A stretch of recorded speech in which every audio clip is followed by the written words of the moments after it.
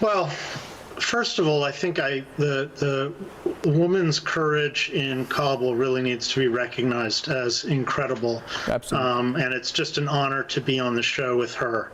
And I really commend her for her courage. And I think you're absolutely right. There is no good exit strategy today for the people of Afghanistan, and our hearts have to go out to them for the tragedies that are happening and the tragedies that will happen. And of course, the U.S. must take responsibility for the mistakes it's made. There's no question about that. And there have been mistakes. I think most importantly, a massive intelligence failure where we simply did not foresee the rapid fall of Kabul in the way that it happened. We would not have done what we did had we known that the fall of Kabul would be so quick. And I think it surprised a lot of people, not just Americans. I think a lot of people got surprised. But ultimately, we have to focus on the real criminals here, which are the Taliban. They're Pakistani enablers, and I would argue they're Chinese enablers. The Chinese have put diplomatic cover on the Taliban for years. The Russians have too, and these are the real roots of the problem. I mean, it's definitely starting with Pakistan, but you've got to look at the enablers of Pakistan. Pakistan has for a long time been a Chinese ally. They're following the Chinese rule book here.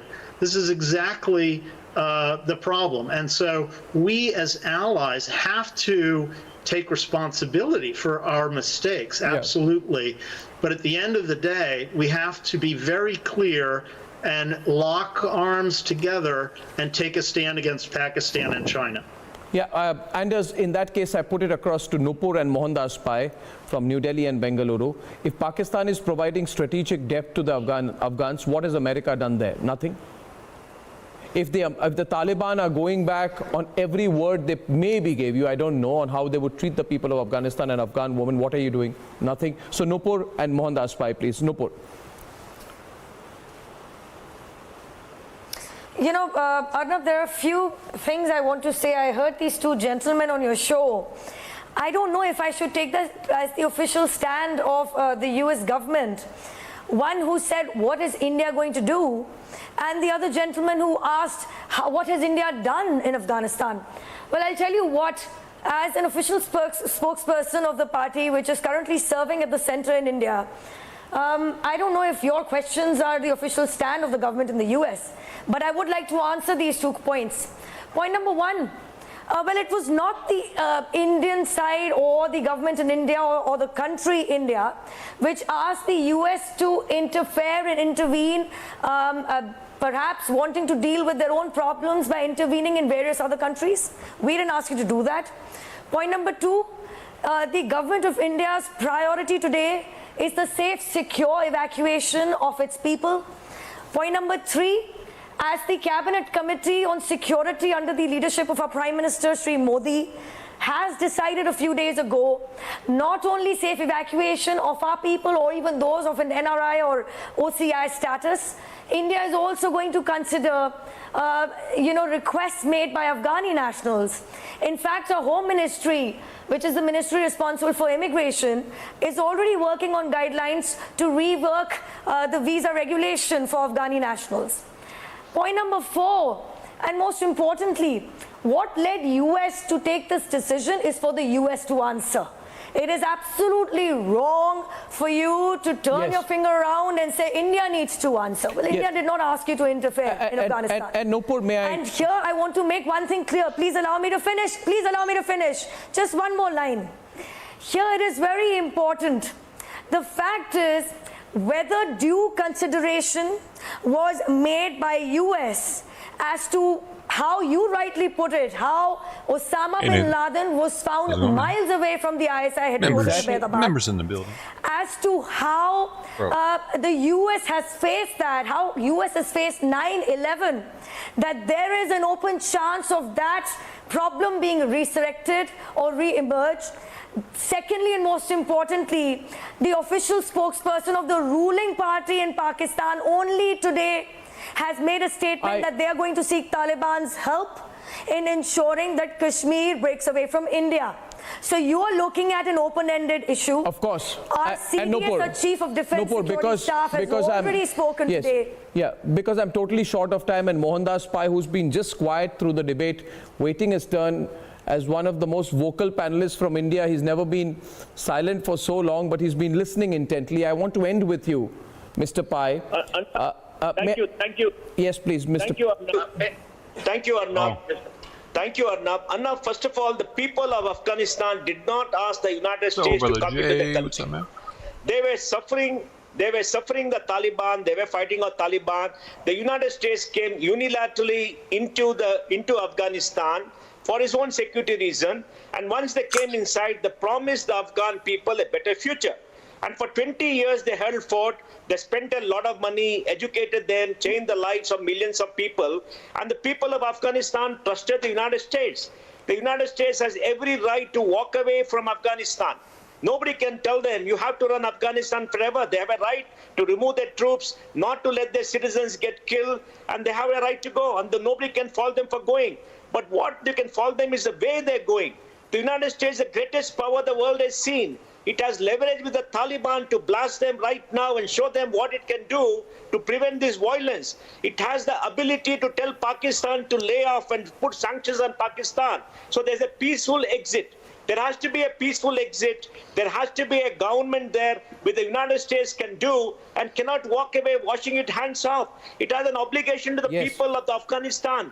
The Afghans respected them, trusted them, and you can't betray that. Yes. Right now, because of this great betrayal of the Afghan people, world over people are asking, can we trust the United States? Can we trust the US? Can we trust the United States? The United States has to discharge the obligation. It's not too late. They must call upon the Taliban to stop this violence, to stop this brutality, and have an orderly way out, and ask the United Nations to intervene and to say, we will extend the deadline. Well, if the Taliban says there are going to be consequences, so be it. So be it. The United States has to act, go against the terrorists, have a way out to get these people out, and ensure that there is no more violence there. They cannot throw the people of Afghanistan to the wolves. We've had a very interesting conversation. I'm only going to have to close down this for want of time, but I wish to take this debate forward because I think we are on to a very important point about the role of India. I'll just say one thing about those who asked about the role of India. I think India's role is great.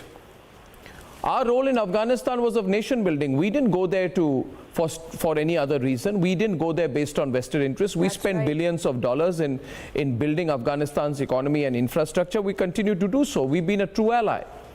I think the entire situation in Afghanistan is going to lead to a rethink on global geostrategy. And it's very important that significant nations like India, we play our part as well. But it's going to be a rethink. It's going to have a colossal impact on America. Americans may not accept it today. It's going to have a colossal impact on American geostrategy also in the future. I thank you all. I'll come back on this debate much more, and I hopefully get a chance to talk to you all again. Thank you very much, ladies and gentlemen. I truly enjoyed this debate. And coming up on the other side tonight, two big debates in a few minutes.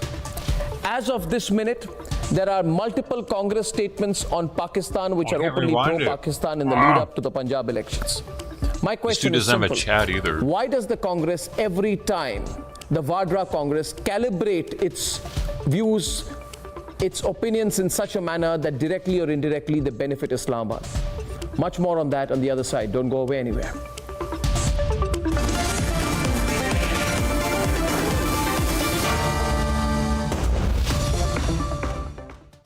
The Amity BBA has been ranked among India's top 2 by India Today, a testimony to Amity BBA's focus on industry-led curriculum, holistic personality enhancement, and extensive industry interaction. To apply for Amity's fully online admission process, visit amity.edu. आग को फैलने से रोकना मुश्किल है, पर नामुमकिन नहीं। अब फायरवॉल टेक्नोलॉजी के साथ सेंचुरी प्लाई आग से बचाए। Enroll Enroll in any of REVA's wide range of courses designed to take on an evolving education and an expanding future. REVA University.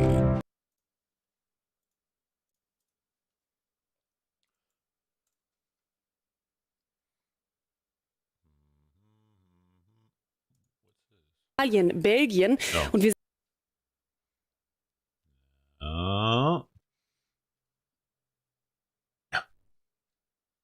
must speak English. Yeah. Give me something fancy. What's this? Why is your title in English? Weird. Joseph Bentley's reactive. Oh yeah. What's going on, man? Oh, Al Jazeera. Bloody revolution. Al Jazeera is going to be live.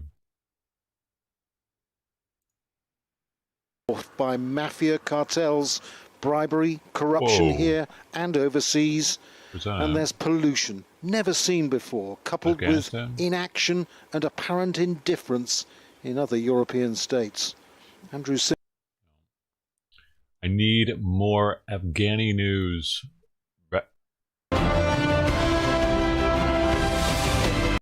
Everyone just went on break. I wanted to rewind that. That was a pretty good panel discussion. This wasn't organized. We have such chaos now. This guy's live. We have to understand there is a danger to this country. Wait a second, you just got there. When should our deadline be? Around that. Now, from some Republicans from the House Foreign Affairs Committee talking about getting Americans home safely. We'll see you on the other side of this 2-minute break. What? You know, I think you really, hit the nail on the head here. Right now, it's about our promise. The promise that we made to those that served alongside me, served alongside a lot of others, including our service members out there. I was a diplomat. Hey, my other channel got a fucking strike, by the way. Guess what for? Guess what for? Donald Trump talking about the fucking voting shit. Yeah. That's my second strike on that channel for it. And y'all, whoever the fuck was in chat saying, nah, whatever, man, he's the pussy YouTuber. Yeah, well, they got me. With so many of our Afghan partners. And what this comes down to right now is what is the worth of the American handshake? What is the value of that? Our promises, our commitments that we make to others. So you're absolutely right. This isn't about Republican or Democrat. It's about America and about the expectation of what the American handshake means to those that were willing to put their lives at risk to be able to help us and our service members and our diplomats on the ground. My office, a little over a week ago, set up an email address specific to trying to help evacuate those that are in need. In just about a week, we've now received over 6,000 evacuation cases just to my office alone. This morning, I've spent several hours this morning just trying to help facilitate several American citizens that are still trying to get to the airport, still trying to get help. And this is something where all of us recognize that that is our duty. That is something that we have a sworn obligation on the Constitution as members of Congress to be able to help our U.S. citizens. So we are going to tirelessly work to do that, but also just stand up and say that the line shouldn't just be drawn there, that we have obligations and responsibilities to others, and that we should make sure that we get the job done and not just think about this as some date at the end of this month, but instead think about this as what does it take to get the mission done, to get our job done and help those in need. That is something that I think all of us here are in agreement on, and something that I think we are trying to press tirelessly on to make sure that the administration gets that message and reconsiders the timeline that they are operating on right now. So with that, again, I'm just grateful for this opportunity to be able to talk and show that we are united in this way to be able to do that. And as I go back to New Jersey, I'll be going back to a community that has a joint military base, McGuire-Dix-Lakehurst, which is now taking in Afghan refugees as of, I think, the last 24 hours. This is something that my community welcomes. My community stands together and says, we welcome you for what you have done for our country and what we can do now for you. And I hope the rest of our nation as well joins us in welcoming our Afghan partners to our country, giving them a warm welcome. They're going to need a lot of help, and I hope that that's something that we can unitedly do again together. So thank you so very much. I heard a Taliban got on one of the planes. It's been confirmed or something. They were talking to the Pentagon this morning about it. He was like, I cannot confirm or deny that, or some shit. Or, hear about that? They didn't give me a list. If they think that one got on board, there's definitely some that got on board and that they don't know about. You little dumb shits. The Taliban in the country now, probably. And folks, we are now going out to Wisconsin here. Senator Johnson at Fort McCoy in Wisconsin talking about where refugees from Afghanistan are being housed. Let's listen. The state representatives, state senators that I'm joined with here today, we have Why didn't we just move all of Afghanistan into America back 20 years ago? Representative Lauren Oldenburg and Representative Nancy Vanderveer. Come on in, Mexico. These are individuals that serve this area, are responsible to their constituents. I think we all want to thank the members, the finest among us, the members of the military, those serving here at Fort McCoy. You know we like tacos. The members of the interagency group, State Department, Department of Homeland Security, who I think we're all very confident that they will fulfill their role with dedication and professionalism. I do want to start out because I think this is pretty important. Again, the understanding the viewpoint of the men and women, again, the finest among us that served in the military, particularly those in Afghanistan. We have certainly heard, and of course, Tony Kurtz served in Afghanistan as well as Iraq. But we have heard, all of us, from those people who this issue is very near and dear to their heart. They served with people from Afghanistan who put their lives at risk to help save American lives. And so they are very vested in having an organized process scratching each other's back over for there. those individuals whose lives are at grave risk now within the chaos of Afghanistan, of helping get those individuals here safely in America and fully integrated successfully in our society. I was on the phone earlier with Jason Church and Derek Van Orden. Soy boys. Talking about the military, again, this is a military base. Military planning always starts at the end point. You know, what is the goal of your mission? What's the goal of your plan? And I think the overall goal is something we all shared. Is first and foremost, make sure that every American citizen in Afghanistan would get out safely before the chaos began. Certainly the goal would have been to get those special immigrant visa holders and others that worked for Americans whose lives are in grave danger now, to get them out ahead of time, fully vetted. Those are the only ones that get out. What do you mean? The other fucking ones stay. If you didn't help us, you fucking stay in, society. Bitch. That would have been, that is the goal. It still is the goal. If you didn't help us help you, it could have been accomplished. Go back to your fucking house. But unfortunately, it wasn't. So, what is happening right now is a travesty. It's a disaster. It's a large enough disaster that there are people working this problem that obviously value their careers, but they are starting to reach out to members of Congress, to their state representatives, and they're talking about the chaos that they are witnessing. The fact that we don't know who a lot of the people are that are being transported out of Afghanistan right now. There are people being transported that don't have any ID whatsoever. Again, I don't know the full extent because I think there is so much chaos. But it was a point that we were making with General Guthrie and the State Department and Department of Homeland Security personnel here, is that puts an even greater burden on their shoulders to evaluate and vet and try to identify those individuals that they are going to be taking care of here. Now, I will also say that it certainly sounds like the first group are people that are just relieved to have been able to escape Afghanistan. I mean, they won the lottery. They're here in America. I truly think the vast majority of the people that will be coming here, and the numbers I'm hearing are probably in the tens of thousands, the vast majority are here wanting what we want. Unfucking believable. Freedom. An opportunity to raise their families in safety and security. They don't even have their IDs on some of them? I know what the the veterans fuck of are we Afghanistan doing? that I've spoken to and spoken with. Imagine if they'd have done this right after 9/11. That is what they want. What's the difference? They know so many of these people. They know they saved their lives. So I want the American public to understand. Yeah, it's all men in that plane. Are you talking about the plane? That's an important responsibility that America holds. Let's not forget that. But Give let's us your also horny not forget women, that we need assholes. to keep this nation safe and secure. And the last point I'll make until I open it up to fucking questions men. is the reality on the ground is ugly.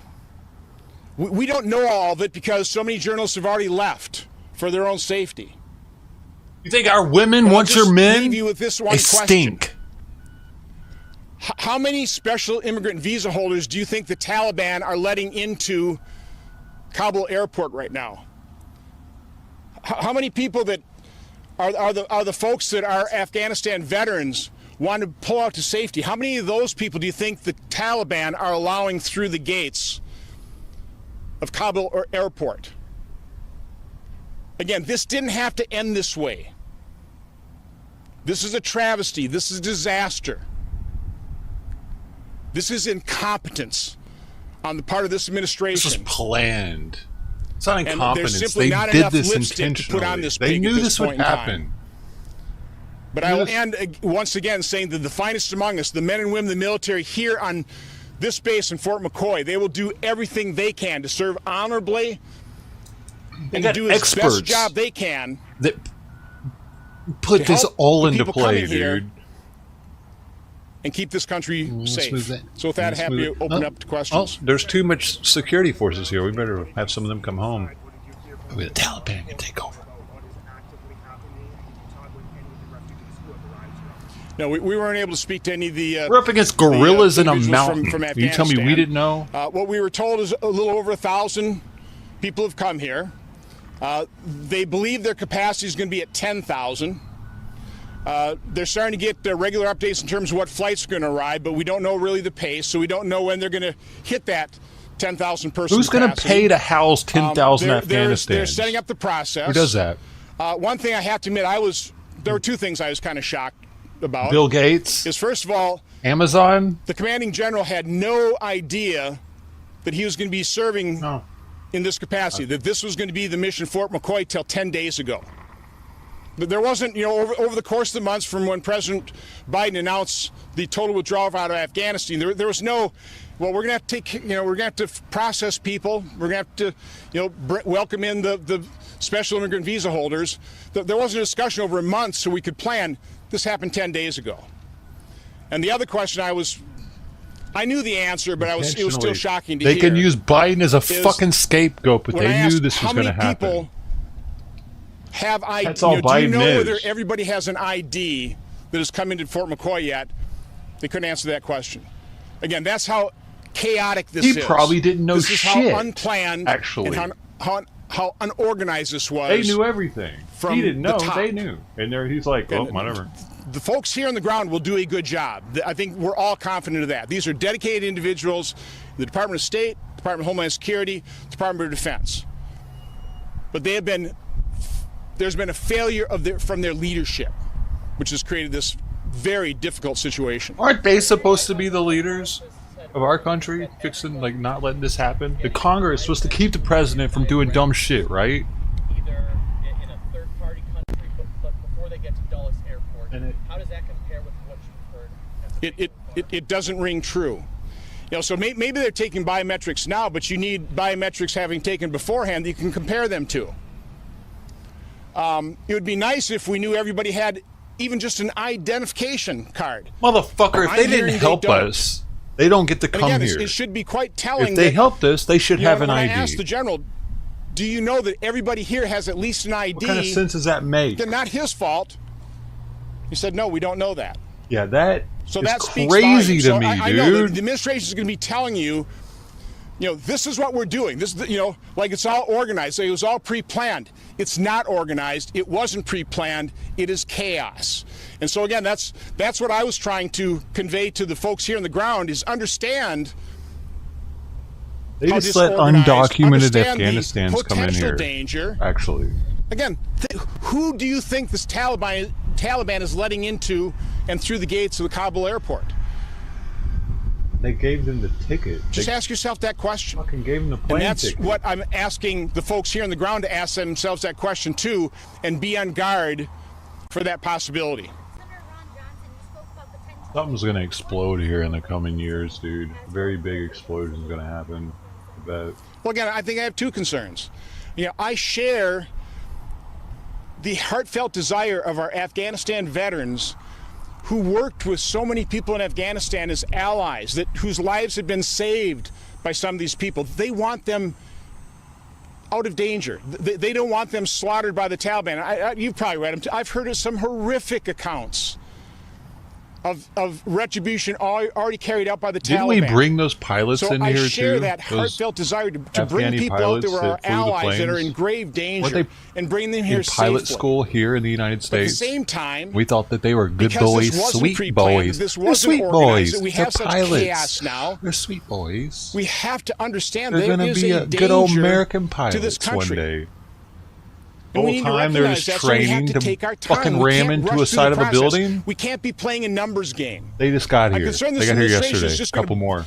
Plus up the numbers. Say, oh, look at how successful it is. We got X number of thousands of people out of here. This is a success. They're going to be EOD for the SWAT team. This isn't a success till we know we have people here and they're successfully integrated in society. But unfortunately, this administration's lack of planning, their incompetence, has not set us up for easy success here. We are getting this from multiple sources, and I'm not going to name individuals because they value their jobs. But this isn't just one person or two people. This is multiple sources that are alarmed by what they're seeing. All the fast food restaurants are going to be full of Afghanis, dude. That's all the farther they I'm going. Can't get unemployment. But trust me, I trust them. I believe COVID what they're telling me is happening. It rings true and it sounds true. Are you worried that the chaos that you spoke of will... Just one at a time, sir. Wherever they're at, they're going to be... that you speak of in Afghanistan will enter into this community, or the impacts will be enduring for the next weeks or months or years? Nobody can really say, my message to the people here is it only takes one failure to destroy this mission. And again, the mission is to bring American citizens back, bring back those people that we want to bring out of danger, that deserve to be brought out of danger, and successfully integrate them into society. Yeah. If we let some people slip through that create acts of terror, that's gonna poison the entire operation, and that would be a travesty. But that could have already happened. Right? I'm concerned long term in terms of what's going to happen now in Afghanistan. We went there to eliminate a base of operations for Al-Qaeda. Now we have Al-Qaeda and ISIS. They'll be roaming fleet free. They're going to be able to plan. Again, I think that also Dude, is a got mistake. somebody I have in no here. idea why we they didn't got leave somebody on one of those special planes. operations contingent. They saw that plane there. Bagram Air Force Base go, or go, go, somebody go, go, else go, to support the Afghanistan You're our security one. forces. You're our dude. Go, go, go, go. The reason that it collapsed so quickly is we never trained the Afghan security forces to be independent of the U.S. completely. 100%. And so when the U.S. announced the fact it was bugging out, and then once they did, it collapsed very quickly.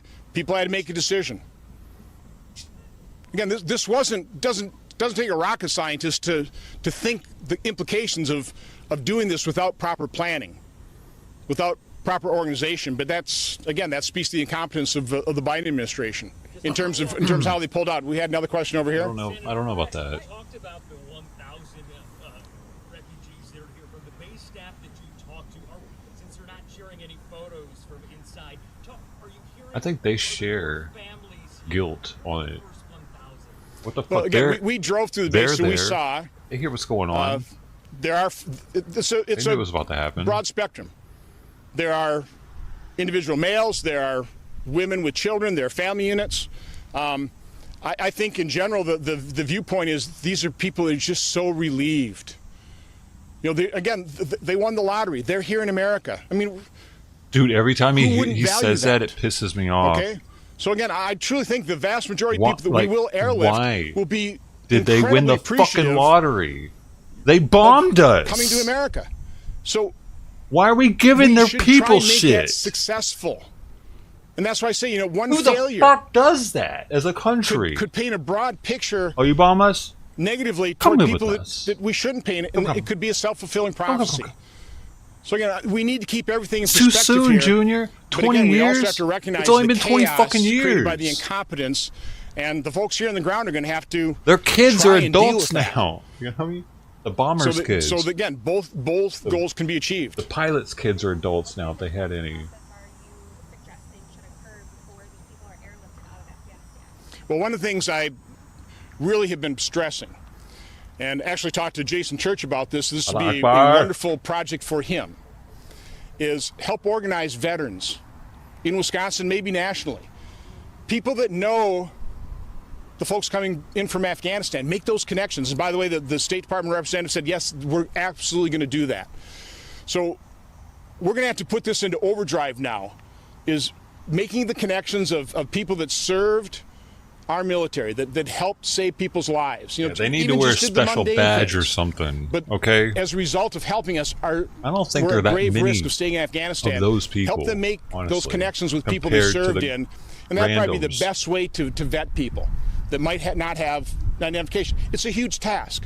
I think that the goal here, there's only a goal, was to kind of kick the process other ones people in out. 14 Be to like, 21 hey, days. Now, how the fuck some how'd you people get you here? may be able to move. You may be able to vet them that quickly. If you're not vetted within a certain amount of time, you're an illegal immigrant, with anybody. and you get kicked the But fuck these out just people, like you know, everybody they're else. here for the That's right how it reason should be. and represent no risks.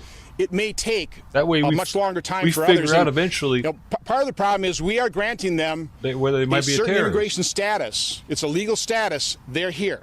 It should be temporary. Which means they are also now, as a result of what this administration is doing, they are entitled by our laws to certain immigration benefits. Just giving these people citizenship? What kind of immigration what happens? Again, the question: what Green happens card? if somebody what is it? Like, comes in this country, for example, on a terror watch list? What do we do with that individual? They've been granted a legal status here. It's not going to be easy to just send them back. This will be a legal fight. This is what this administration, through their competence, has opened us up toward, or to. That's not good, dude. A legal fight. Well, again, I would hope that the Taliban would let some people through, but I don't have a great deal of confidence in the Taliban being humanitarians all of a sudden. This is a brutal regime. Again, I think you've heard some of the accounts. They're so brutal, I can't even talk about them in an interview. There's so many of them that just got in our country, dude, and are going to be citizens. I just don't see the Taliban with rights in their good graces allowing people that helped.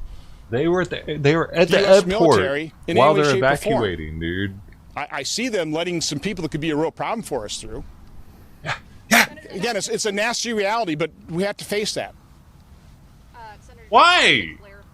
So what we've been told by the White House is that these people who are under the special immigrant visas or under those P2s, those different verifications that are allowing them to come here, that they're going to other bases in other countries first, finishing their process, which typically takes about 2 years, depending on where they're at in that process, and then they're coming to the U.S. Is that not your understanding that that's happening?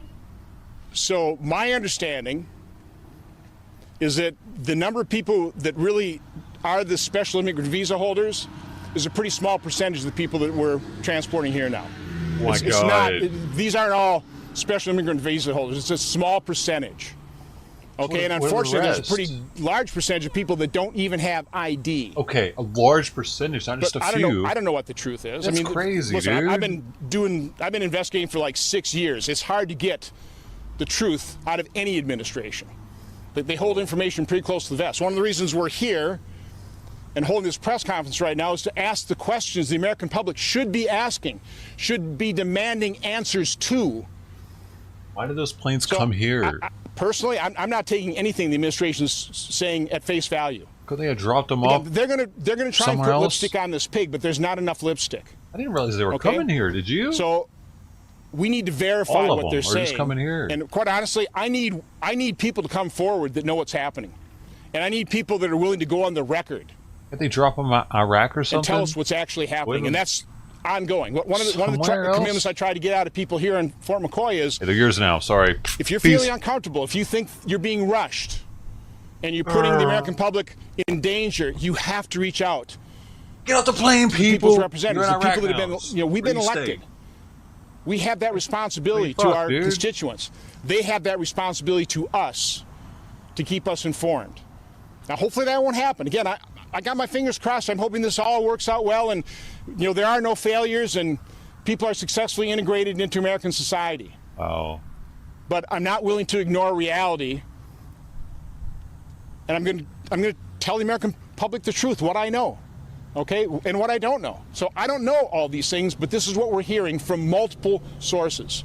At this point, does Fort McCoy have the resources it needs to do this? And if everything else is chaotic, how will it be smooth operation? Well, so General Guthrie assured us that he is getting every bit of support that he needs from the military. They flew in personnel, something like 1,000 people, military police unit to come and, so no, he is getting all the resources he needs. Again, that's why I say I'm confident that the people here on the ground and the United States military here will do their job with dedication and professionalism. So there's no question of resources in terms of being able to do that job. So let's not rush the process, okay?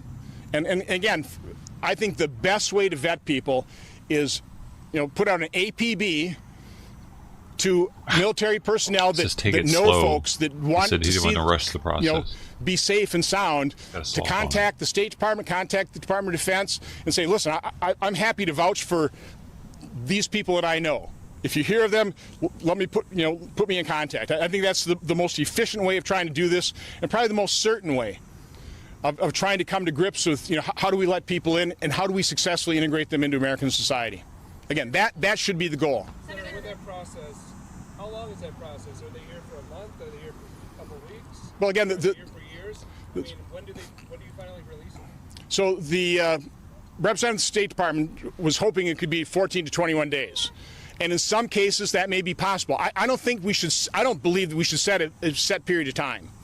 If there's a question, if there's a doubt, I think we're going to have to hold those people. And again, if this is the administration is going to want to try and get you to believe.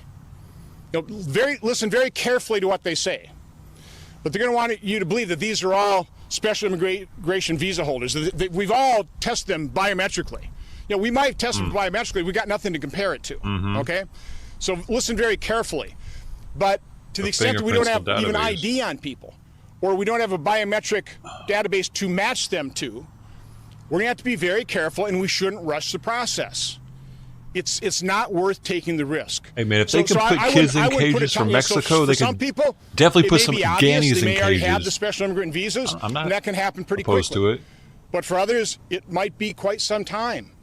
And again, Stronger if anybody cages, slips through though. that, we end up finding out That fence through the bullshit, some biometrics thick bars. that they might be on a terror watch list or something. Old That's going to be a real school problem jailhouse. for us because we've already granted them legal rights here in this country. Let's go in and why can't we put them in a prison somewhere? For a little while. Make sure they're good. Well, I did because I know the State Department representative is know, going to rotate out. fuck, at least the Taliban's I asked not her killing to you. Please make sure that her replacement at least has a phone call with me. Internment camps no, that we got whether all I've over got the to come back country. here and Why just can't we stay put them one of constant those? Communication with people. If you want to that's watch what this we've basically not set up here. the same, it's I live put now. a burden on Look, them it's all to over the keep screen. us informed so we I'm can getting keep the tired of American hearing public him. informed. Dude, what the fuck, man? Live now. Go watch it out. Go check it out, dude. I don't know, Fox News. I'm not watching it live anyway, dude, so go fuck yourself. Fuck, man. This has me irritated. How do you plan to balance the sense of urgency with such a thorough vetting process as the situation in Afghanistan? Go fuck yourself, Junior. Well, again, once people are out of danger, I'd say, what is the urgency? So I would rather err on the side of caution in terms of keeping this nation safe. And again, recognizing hopefully a lot of these people are known to military members that can vouch for them. They're not going to be. Help them integrate into their communities. Barely it does sound like it's not going to be, we're just going to open up the gates and then all of a sudden we're going to have a community here. It sounds like people will be distributed all across America. Right now, an awful lot are going to Sacramento, apparently, as well as back to Virginia. That sounds sweet. To be with some of the military families that they served with. So, I mean, I think that's kind of the reality situation. But again, that's what I wanted. Once people are here in safety, there's no urgency to just get them out the door. September 11th, the urgency is to make sure that we vet everybody and that we are as confident as we possibly can that these are people that helped us, that we have responsibility. He's already admitted that they're not, though. To make sure that they are safe and that also that they can integrate successfully in our society. But we also have responsibility for the safety and security of the American public, which is why we're going to have to take the time if we're going to fulfill that responsibility. Senator, what is your reaction? Concerns that you have, but now what's done is done. It's already happened. What do you see is the best way moving on from here with how things are going to be handled? FEMA camps. We could have put them in FEMA camps. I think the best solution here in terms of identifying, vetting, and integrating is literally utilize the military. And there are other people operating from the U.S. government in Afghanistan as well. Other government agencies. So setting up pretty much, I don't know, call it a hotline or whatever, so that those individuals who served with these people in Afghanistan are known, they're concerned about people, and we can start identifying and make those connections. To me, that's the most certain way. Because, again, it just doesn't sound like there's a whole lot of people that were pre-vetted. This, again, because of the incompetence, the lack of planning, the chaos, again, this didn't have to happen. But here's where we're at, here's the reality situation. So, to me, that's the best way out of this. Where are they housed?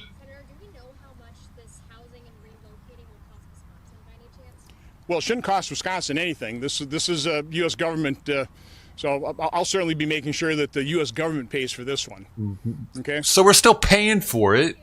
You suck. Fuck you. Stupid ass. U.S. government's paying. Oh, good. I know. I would hope so. Certainly, our council was always conditions-based. Wisconsin's a little slow, dude. Again, I was never in favor of total withdrawal. What's up, Nick? Again, I thought after 20 years, after the sacrifice of the finest among us, if we could provide a stabilizing force to support the Afghanistan military, I thought, and again, keep the terrorists at bay, not give them another haven which they could plot against the U.S., I thought that would have been the right course. So I never agreed with total withdrawal. But a drawdown, limiting it to special operation forces, I thought would have been, had I been sitting in the Oval Office, that's probably the choice I would have made. But I would have hoped that the previous administration would have done a lot better job planning this out. And let's face it, this administration had 7 months plus in office. And it's telling, let me repeat, the fact that the commanding general here didn't even know that this was going to be his mission at Fort McCoy till 10 days ago. I want that sinking in. This is how incompetent, the lack of planning 10 days ago, Fort McCoy got its mission. Not if they weren't talking about this a couple months ago. They should have been talking about this the day that that Biden made the decision to bug out of Afghanistan. They should have been planning this, and they didn't. The American people have to look at that reality. It's not a pleasant reality. I think one last question here. Intentional. Military doesn't not plan unless it's intentional. Somebody. I think it just proves, sadly, tragically, who's really in charge of Afghanistan right now. And really how, and I don't say this with any joy at all, how impotent America is under this administration. It's a very, very sad reality. Impotent, was that the right word? We can't have children? be like a crazy person. Senator Ron Johnson Genovese. not holding back there in that news conference in Wisconsin, talking about how he is hearing reports that unvetted refugees are being flown into the U.S. there, and he was talking all about it right here. Yeah, that right there is extremely concerning for me. Like, how do we go from fighting the war on terror to just like,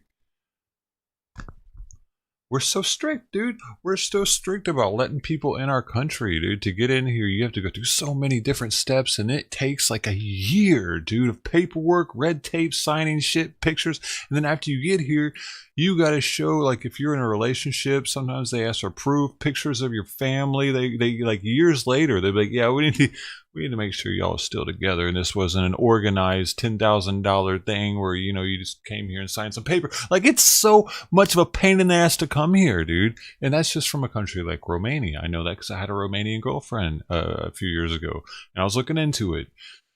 So I looked a lot into it, and it was such a headache, dude. It was like, man, just because they used to be communist, you know, they threw their dictator in the 80s, and they've been working for it ever since and been extremely pro-America. But it's still it's grueling to get over here if you're Romania, especially if you're not already in Western Europe. You know, showing that you're trustworthy, vetted somewhat, being in Western Europe. It seems. The farther east you go, the less vetted you are, almost, because then you're getting into Russia and you're getting into so just the fact that we're just like not even like putting them in some sort of camp or something to where you have to prove who you are somehow. Otherwise, well, you're going to have to go hang out with the Taliban again, bud, because you can't just be coming in and arguing. You look what your people did to us, man. What do you think we're going to do? Like, because what do they really expect us to just to be like, hey, anybody, come on in? Hey, it's cool, man. I'm sorry we fucked your country up. But, I mean, you gotta admit, you kind of fucked us up for a little while, too, by hitting that building. I mean, we know it wasn't you, per se, but we don't really know who the fuck you are, man. Nor who your buddy is here, or him. And, like, you know, and, like, you came here without any kind of paperwork, man. So you gotta understand, you gotta go fucking back. Get the paperwork after you get there, and maybe we'll think about it. But, like, something, not just letting them jump on a plane. I'm just going they to gotta turn it get over put to my dear friend, but before that, I want to also kids in cages, Afghanis in cages, cast and crew from the United States of Al. Normally I'd say all, but it's Al. The great, it's a kind of a situation comedy about a interpreter from Afghanistan, but it also has a deep underlying tone about it, and they are here today to stand up for our Afghan partners, our interpreters, and I want to thank the cast and crew of the United States of AL. Anybody that helped us, they helped us, we helped them. Let's go. Get your ass in here. You know, we have a voice in Congress, but we also need even other one of them voices, could be Taliban. And you're giving us your voice. So with that, I want to turn it over to my dear friend on the Foreign Affairs Committee, Andy Kim from Pennsylvania. Jersey. Why did they put Pennsylvania down there? I didn't think that was right. Jersey. I didn't mean to, you know, he's from Pennsylvania. Jersey. He's Jersey too. Yeah, whatever. I'm from Texas, so that's like another, but anyway. No, but Andy, then all, yes, way. One day. I'm really proud of Andy, not only for his work on the committee. We operate in a very bipartisan way. This gathering is bipartisan. We're not standing here as Republicans or Democrats, but as Americans for a righteous cause, and that's protecting the partners we said we would protect. Andy served as a strategic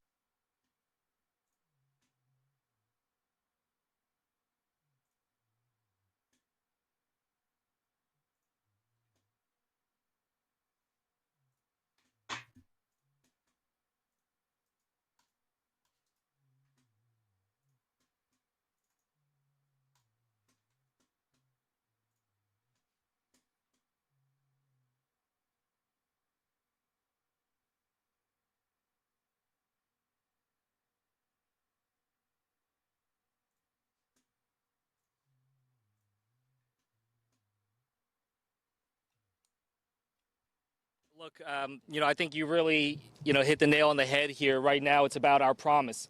The promise that we made to those that served alongside me, served alongside a lot of others, including our service members out there. I was a diplomat, I was on the civilian side, but worked tirelessly hand in hand with so many of our Afghan partners. And what this comes down to right now is what is the worth of the American handshake? What is the value of that? Our promises, our commitments that we make to others. So you're absolutely right. This isn't about Republican or Democrat. It's about America and it's about the expectation of what the American handshake means to those that were willing to put their lives at risk to be able to help us and our service members and our diplomats on the ground. My office, a little over a week ago, set up an email address specific to trying to help evacuate those that are in need. In just about a week, we've now received over 6,000 evacuation cases just to my office alone. This morning, I've spent several hours this morning just trying to help facilitate several American citizens that are still trying to get to the airport, still trying to get help. And this is something where all of us recognize that that is our duty. That is something that we have a sworn obligation on from the Constitution as members of Congress to be able to help our U.S. citizens. So we are going to tirelessly work to do that, but also just stand up and say that the line shouldn't just be drawn there, that we have obligations and responsibilities to others, and that we should make sure that we get the job done and not just think about this as some date at the end of this month, but instead think about this as what does it take to get the mission done, to get our job done and help those in need. That is something that I think all of us here are in agreement on, and something that I think we are trying to press tirelessly on to make sure that the administration gets that message and reconsiders the timeline that they are operating on right now. So with that, again, I'm just grateful for this opportunity to be able to talk and show that we are united in this way to be able to do that. And as I go back to New Jersey, I'll be going back to a community that has a joint military base, McGuire-Dix-Lakehurst, which is now taking in Afghan refugees as of, I think, the last 24 hours. This is something that my community welcomes. My community stands together and says, we welcome you for what you have done for our country and what we can do now for you. And I hope the rest of our nation as well joins us in welcoming our Afghan partners to our country, giving them a warm welcome. They're going to need a lot of help, and I hope that that's something that we can unitedly do again together. So thank you so very much. Thank you. Order. Hey, just being here, man. You were supposed to introduce the next person, right? They didn't give me a list. Oh yeah. What? They were hijacked. Yeah. Is it? Yeah. This was all taken care of. And folks, we are now going out to Wisconsin here. Senator Johnson at Fort McCoy in Wisconsin talking about where refugees from Afghanistan. Is it playing that again? Hold on. What is going on, dude? Did I just play some old shit? Or is this dude playing the same shit over and over? Is this our nation as well? Did this guy joins just say us this? in welcoming our Afghan partners to our country, giving them a warm welcome. They're going to need a lot of help, and I hope that that's something that we can unitedly do again together. So thank you so very much. I don't know, man. Hey, fuck cutting those Wisconsin Bojangle motherfuckers. You're giving them the. Wait a second. They didn't give me a list. Oh yeah. Daddy. Yeah. Is it? Back to DC. Yeah. This was all taken care of. Yeah. So this is Parker. You can tell he's an actor, and he's kind of mesmerized by Washington. But thank you so much. Thank you very much. And I appreciate you standing up for this cause. Hey, thank you. Our pleasure. Thank you very much. Who is this? Hi, guys. I'm Parker Young. And I'm Adir Kalian. We are here today in a personal capacity on behalf of the 5 Afghans and 7 veterans we work with on our show, The United States of Al. Brother, want to come up here? This is Chase Millsap, a colleague of ours. He's a Marine veteran who served 3 tours in Iraq, spent over 7 years trying to get his interpreter to safety. He knows what it feels like to leave somebody behind. For the last 10 days, Chase has been working night and day with Afghans and other veterans to get people safely to the Kabul airport and evacuated. Habib, would you mind taking a step in? Thank you so much, Ukraine's sir. evacuation This plane is hijacked. Habib Zohori, who was born in Afghanistan, who worked as an interpreter and journalist, and is now a writer on our show. Over the last few days, Habib's siblings, who are also interpreters, have experienced for themselves the harrowing journey that thousands of Afghans are currently facing. Fortunately, thanks to efforts by Chase and other veterans and organizations, Habib's siblings are now among those who have been safely evacuated.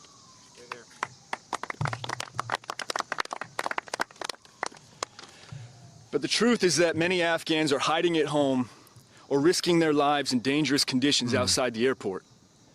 Mr. President, we urge you to stay as long as necessary to evacuate all of our Afghan partners. Oh, yeah, so there was, so far I found one hijacked plane. It was a Ukrainian plane that flew into Afghanistan to get people out, and it got hijacked afterwards.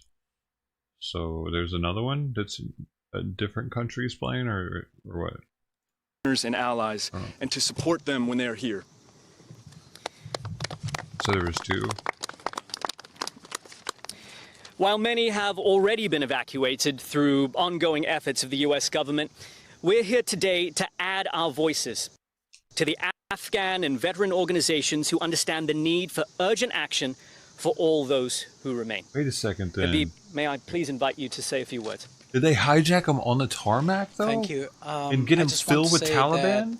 What there are really a lot of happened? people that I know personally who are interpreters, journalists, oh shit, hold lawyers. on. It says our next 3 evacuation attempts were also not successful because our people could not get into the airport.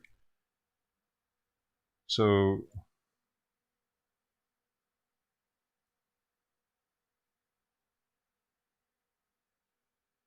what? According to TASS, a military transport plane with 83 people on board.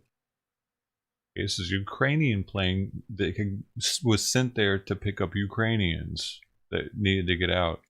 And it had 31 Ukrainians, and the rest of the 83, or the remainder of that 83 people, were non-Ukrainians. Who were those people? They probably were not. Dude, if we're not identifying people here, I don't know. Are the other countries being more strict about it or less strict? They're already closer to Afghanistan. Probably more strict because they know the danger in it. They're like, oh, hell no. Let me see your papers. To the kids and everything. Get in the cage. I don't give a fuck if America cries about this shit. You're not in America. You're in Ukraine. Get in the fucking cage. You know what I'm saying? We're bitches out here. We're like, human rights. PETA. By the way, PETA's bad. At last I heard. Do you want to hear these guys? They're kind of freaking me out. They have documents, they have passports, but they can't get to the airport. They are traveling with elderly people, with children, this dude's alright. with women. It's just very difficult for them to get inside. And just at this moment that I'm talking to you guys, one of my sisters with her husband is stuck at one of the gates at the airport. Okay. And there are women and children and elderly people with them. Let's get to that. And they have traveled hundreds of miles from the north. Yeah. And the last thing that I heard from them was a picture of a baby that was beaten in that crowd. What? So there are a lot of people weird. who need help, and that's why we are here. Beating babies, by the way. Who's beating the babies? The Taliban? He didn't even Chase, say. I know you had some specific action items. You want to share them? Yeah. Thanks, Parker. Yeah. So I'll direct my comments to the president as a couple of steps. I'm one of the many of them are up here today that have been in the position where the end of your boot is the end of U.S. policy. And that's it. And you've been on that line. And just days ago, Habib and I were working to get his family out. And his family was 50 feet from the gate, and we weren't able to get him out. And right now, and I can tell you, I'm getting text every single minute from others that are trying to get through there. And right now, there's a gap between those that are standing out and those trying to get in, and it's being filled by people that want to help, that are standing up and private citizens and trying to help. And I'm asking the president to please help us shorten that gap. So give us 50 feet, give us the opportunity to extend the perimeter and allow the military to process the crowds, get a line, help them process these people so they can get through there, create corridors so that people can get through the city and secure safe passage of Afghans out of Kabul, into the airport and out of Kabul. Civilly, just give us 50 boot steps so we can get people like Habib's family out. Secondly, we've been working the special immigrant visa and other programs for years. I myself have done this. I know what it's like to not have somebody make it through the process. There are a lot of tools, and we just don't have the tools we need right now. And I'm asking the president to expand the existing interpretation of the Afghan Allies Protection Act to ensure SIV eligibility to Afghans who worked for grants, U.S.-funded grants, P1, P2 eligibility, and all the resources they need for resettlement. We're going to have the resources. I remember the days where you could have two suitcases. Those are gone. People are just getting on planes. They need help. And lastly, Mr. President, there's a tool that we've had available to us for years called humanitarian parole. It's been given to Cubans. No bags, It's been buddy. given to Kurdish. It's been given to people all throughout the world who are constantly going to face the threat that those in Afghanistan are going to have with the Taliban for years to come. That tool allows us to continue this process, those of us in private capacity, those of us that work on this every day, to keep working and keep fighting. And I just want to say, Mr. President, thank you for giving us the opportunity to talk to this. And at this point, I just want to say Habib and I have met for the first time yesterday. I don't like his name. We did all of this by the phone. This is possible. Habib. So give us the tools that we need, please. Seems like a scam. Thank you, Chase. Your name's Habib today, okay? So these are some of the urgent actions that we must take now if we are to That's what keep they our told him. promise.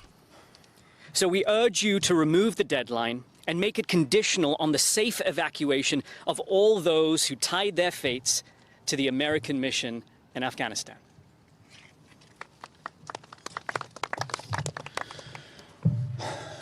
Mr. President, you've often spoken about the soul of our nation.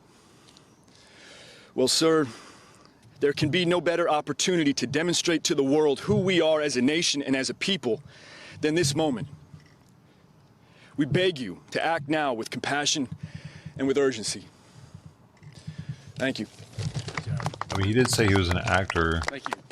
They paid to be there. Let me just say thank you to the United States of Al cast and crew, showing the bravery, the guts to come forward for the right thing. And we're all standing here united as Republicans and Democrats, united for what's right. And that's to save those left behind. And that's what we stand for as a nation.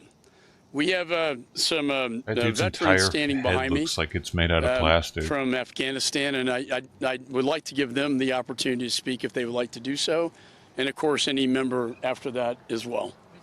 And Michael Waltz, Green Beret, served in Afghanistan. Just point out here, Mike Waltz from Florida, Green Beret that served on the ground. Let me just take a moment to point out a couple of things. We've had to have congressional offices. Why did you have to say Green devote Beret their too? entire staffs now to connecting the dots and doing what needs to be done to get people out. I have members of my staff right now on the phone with people real time as they're traveling to the gates, helping them avoid Taliban checkpoints, connecting the dots with the gate guards, calling the airport managers.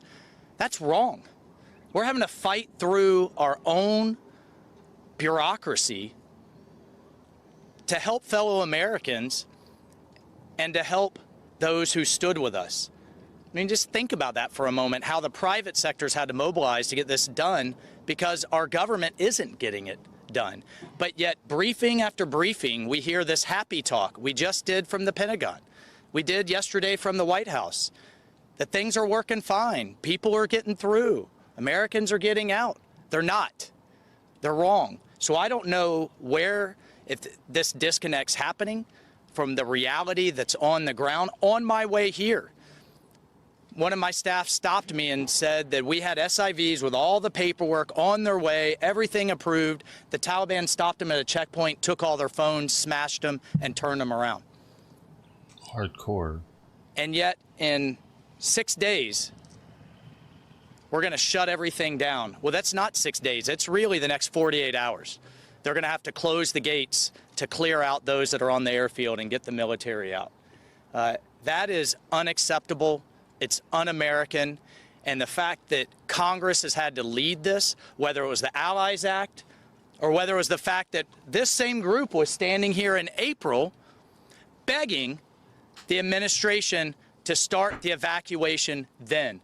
Because those of us who served there knew that once those military assets left, there's no way to get to Kabul, that you are handing these people a death sentence. So I just want to thank you as well, and thank you for your leadership on this, and thank every member that has dropped everything, bipartisan, to help those who helped us. Thank you very much. So it was that general that always talks at the Pentagon with all the big-ass ribbons. It was his fault, right? Bipartisan moment right now. My name is August Pfluger from Texas. I'm an airman. And I want to remind everybody of what happened in January of 2015 when we saw a Jordanian pilot in a cage being burned alive by terrorists. Look at Patton's chest. And Mr. President, what you're hearing from this group of people is a bipartisan outcry to get the job done, not to leave on an arbitrary date, but to leave when the mission is accomplished, to leave when the job is done, that we don't leave any American behind. When our forces are withdrawn, the risk to Americans that are still inside Afghanistan will be enormous. Please listen to the members of Congress, to the American public. Let us know how many people are in Afghanistan right now, how many citizens are still left behind. And whatever it takes to get them out, that's what we should do. We shouldn't leave on an arbitrary date.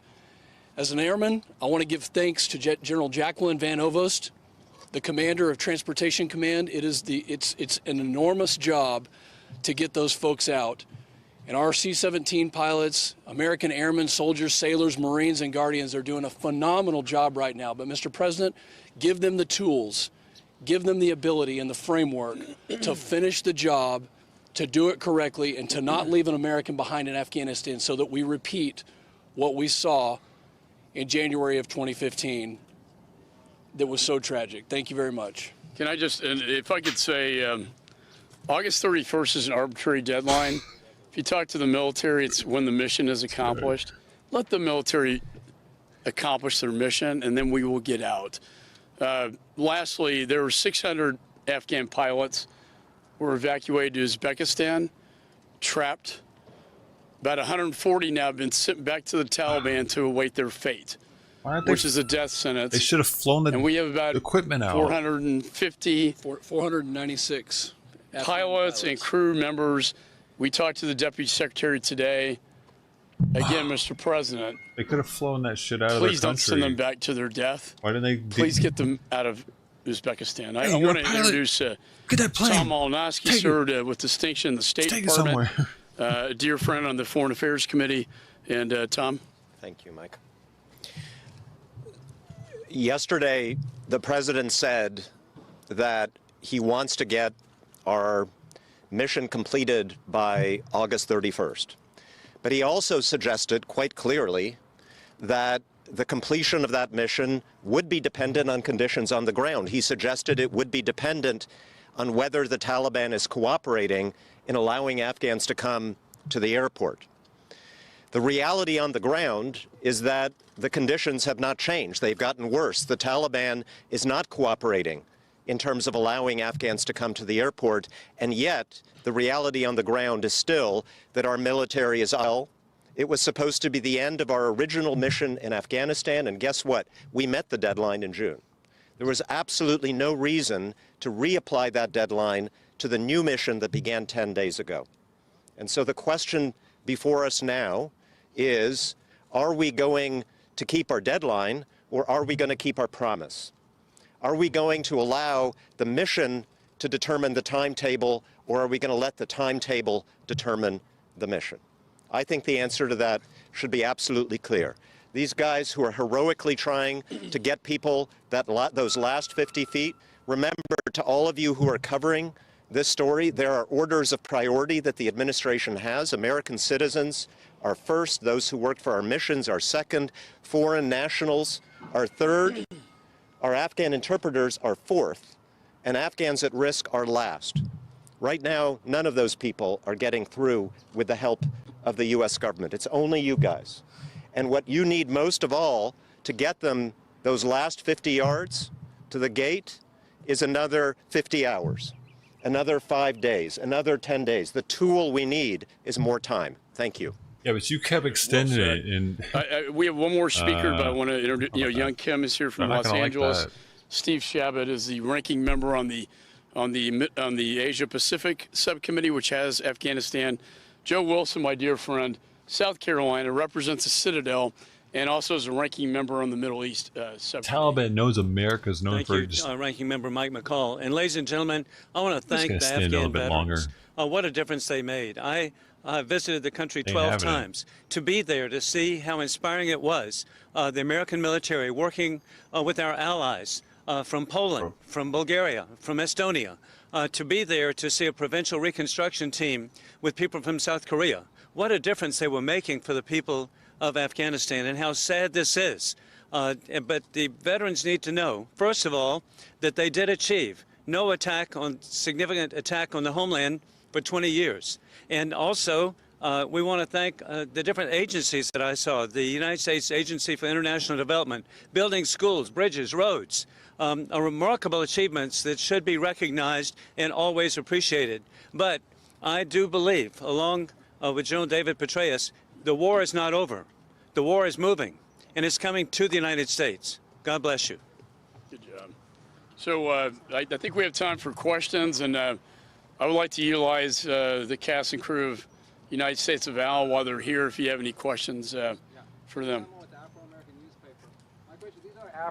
Afghan American veterans. They served with their American soldiers. They served in special forces during 2001 and from then till 2020. My question is it not time that we recognize acting President Salih and Massoud as a legitimate government of Afghanistan?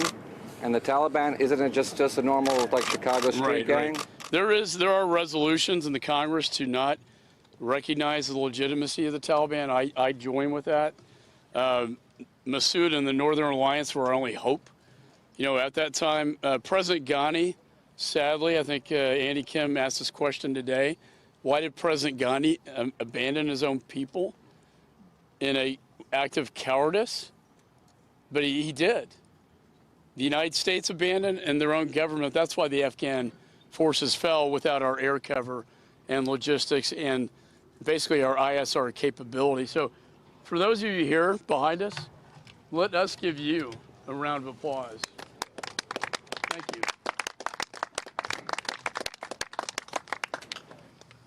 Any other questions? Spectrum News. Members, including yourselves, are urging the president to stay beyond the deadline for August 31st, despite some threats from the Taliban and others, and despite potential growing dangers of U.S. troops staying in the Kabul airport. So my question is, what is your strategy for the administration to stay beyond August 31st? And then on top of that, and if it came to it, would you authorize the use of military force? Yeah, so the conditions at the airport are very severe. ISIS-K is there.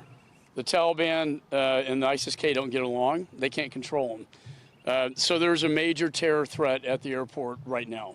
I think that's some of the urgency that the administration is locking into the August 31st deadline.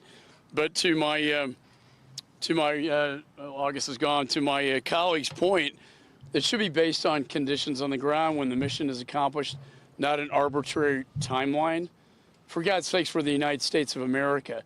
And we're going to let the Taliban dictate how we exit and when we exit from that country. That has weakened us, our standing in the world, when we are bowing down to the Taliban and letting them dictate the terms of our surrender. But that's precisely what's happening right now. If it were me, I would tell them to back off, or we would have a very, very hard attack. We would strike them, and we have that capability to strike them, but that's not the message. That's the only deterrence that they understand. We could clear and make safe that airport, but we're under their timetable now, not ours, and that's sad. lawmakers here could react a little bit to Congressman Meyer and Congressman Moulton taking a trip to Afghanistan.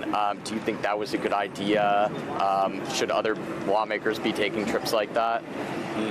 Well, first of all, I'll let them speak for themselves, but I think that's a distraction from our messaging here today, because here we are talking about thousands of Americans and thousands of Afghan interpreters left behind, and now we have to talk about 2 members who went on their own.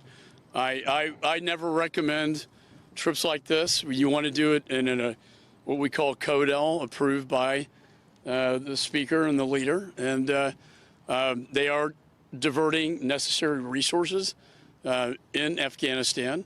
I wouldn't have advised it myself, but I think it's a frustration on the part of Congress to want to do something about this very dire situation. So on one hand, I think it's a distraction. I don't want to be talking about it, but I understand the frustration on behalf of the 2 members, but also the Congress.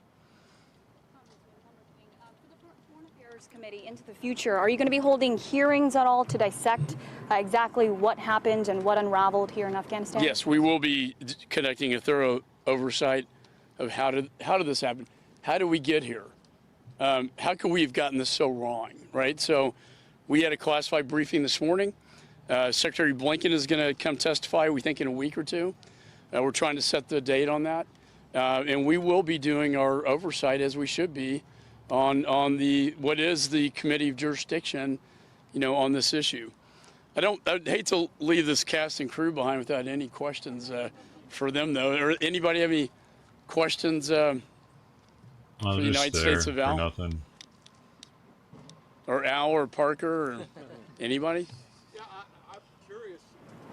If August 31st comes and the president does what he said yesterday that he's going to do you have any idea how many people might be left behind? Well, there is a contingency plan, but I do think they'll get out August 31st. Now, we can't get specific numbers right now, but they will be. And remember, whoever's at the airport has a chance of getting out.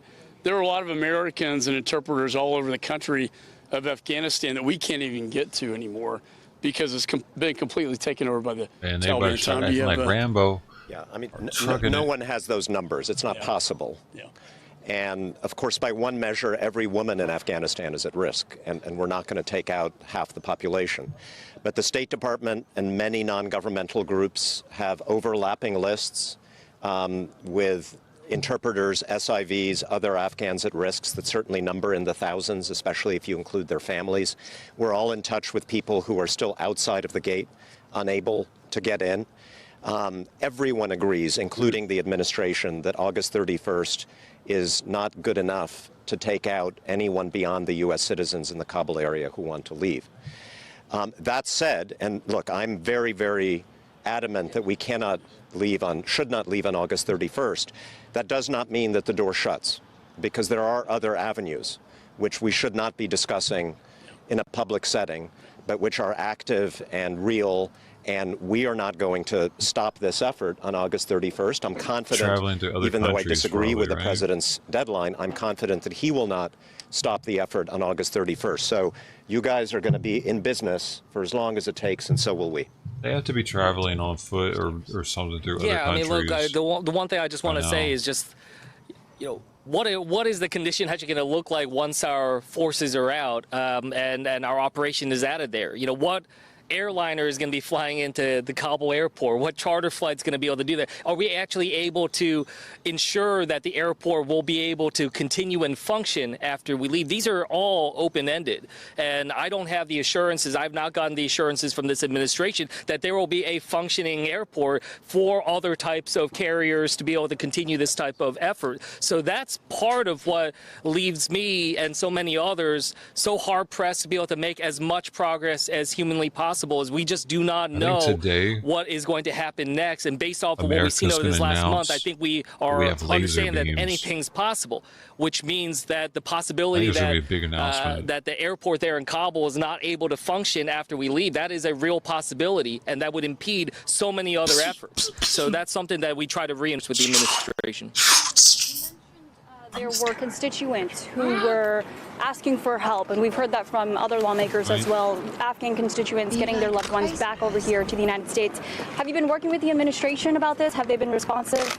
Well, as I mentioned, my office has been dealing with over 6,000 cases. Not all of them from my district. We've tried to really open up, and just anyone in need, we've been trying to be as responsive to. Yes, some in my district, and I'm encouraged by that. Some of them were able to get out, and those are some of the good news stories that help kind of propel us to keep pushing. The administration has been working with us, but there's a lot more that they could be doing and that they should be doing, so we're going to continue to press on that. And I think that gets at some of what was talked about earlier about the Foreign Affairs Committee and oversight and efforts like that. Certainly we will be having hearings and we will be engaged in that type of effort, but I also want people to understand that oversight doesn't just come in the form of hearings. We are conducting oversight today. We are conducting oversight with all these different cases that we're trying to push on. This is a real-time level of congressional oversight and engagement, and that will be things that will be supplemented by hearings and other efforts, but our efforts are continuing on right now. First, don't know. We're going to take a quick 2-minute break right here on Live Now from Fox. When we come back, we're going to take you out to Florida, where moments ago.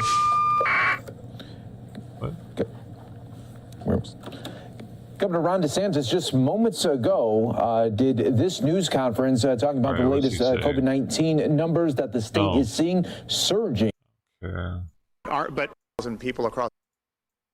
That's what he's talking about now. We gotta leave. Hold on, I gotta go somewhere else. Be about that. And this one. Come on, give me lucky. Give me lucky. No, hold on. This one. No, it's German. This one. حکومت ایجاد کنند که نمایندگی از همه مردم افغانستان کند. شماری از زنان افغان از طالبان Super bendable. Hold on. I gotta find one that's in English at least.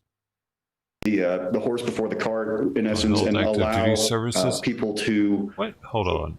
Learn who they are. Remember who they are. That they're not the job, they're not the title they hold, but they're their own person. Okay, dude. Okay. I don't know. The whole transgender thing gets me with that because I see that as a mental illness. So if you're going to tackle mental illness, are you also tackling them wanting to cut their penis off, or is that okay? That's not a mental illness? So I guess why not? Okay, we're finding Afghanistan stuff. We're watching military stuff, unless they're talking about how upset they are about their letting them cut their penises off. Also thinking about how we hold water back in the catch. Nope, I don't know what the hell you're talking about, lady, but I'm not interested. Where is my Ghani talk? Come on, Al Jazeera, save the day. Bad, but it's not good across the EU. Nope, they're throwing away all kinds of nasty shit in the EU. Watch out, don't drink the water. Okay, Afghanistan crisis, here we go. Oh, they're going into it. It's exciting. No, they're leaving, actually. Why is it so fucking exciting? I'm not excited to go watch commercials. Are you trying to amp me up for it? I feel like you're scamming me. Because I'm definitely not going to be amped once I get there. Merkel. Whatever, Germany. Good luck. Pakistani. What are they doing out there? Speaking... No, they're just partying. So they're living a good life out in Pakistan, dude. Don't let them fool you. They're chilling. They're getting the 6G going. They test it out before we do. Make sure it doesn't give them cancer. Hold on, but they're quick. It's quick though. 7G is right around the corner for them. All right, hold on. Where's Afghani at? Where's Afghani at, dude? How is this going on and nobody's talking about it? Alright, I'm about to type in Taliban news in a second. We're going deep.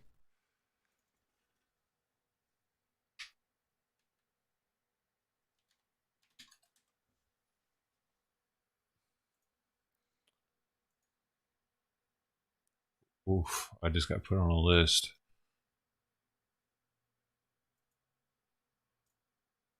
Alright, it's the same people. No one's actually showing anything. Oh, here we go. What's this?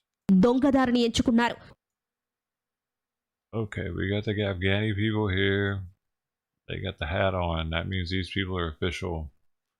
See that hat? Doesn't do shit. Doesn't have a bill or anything. It's just there to hold in heat. That's because they're in the desert. And my dad used to say, "What keeps the cold out keeps the cold in." That's what his old farmhand told him when he came home with a bunch of underjohns. They're like underwear that go all the way to your ankles. I forget what they're called. And then also the shirt. And he was sweating his ass off. My dad was a kid. He was like, "What the hell?" Right? He didn't see, you sound like a country boy. But he asked him about it. And that's when the dude told him what keeps the cold out, keeps the cold in. Something like that, because it makes him sweat so much that it would make him. He would wear that during the summer to get cooked. It's still crazy to me, dude. I still don't really understand it, but the old man John or some shit. That was some. I don't know. That was a slave thing or something, because I was saying they were in the South, and he must have had some relative that taught him that or something. It was a black dude. Was a black dude, man. So I don't know about all that though. Have you heard anybody do anything like that? My dad's the only person I've ever heard tell a story like that, and shit, everything's commercials nowadays, dude. See, the good thing about here, the Doge Show, the commercials are just yapping about nothing. You might go, whoa, look how bright his colors are. He's got his thumbnail here with this bright pink. But then once you get on the stream, everything that's pink is super bright for some reason. What is that? Kind of weird. Whoa, the bearded Afghans, Punjab TV. We got here. नारेबाजी करदियां मांग कीती है कि पिछले लंबे समय तो लटकदियां मंगां. Yeah, I don't think they have anything to do with the Afghani people. Ganga. Afghanga? No. It's different. Today's. Wait, where are they? I was baited, dude. Newsmax, what are they talking about? Everything is a commercial. Everything. Oh my god, hold on. This is horrible. Except for stupid shit. Like, look, Merkel. Who wants to listen to Merkel talk? See what I mean? They're always clapping. Every time I click on them, they're just clapping. I'm pretty sure that's all they do in there. It's a competition. Alright, so Taliban news didn't work. What about Taliban news in Afghanistan? What about that? I don't want any Taliban news. I don't want just, it's the same people again. I'm not even making the list. Feels bad.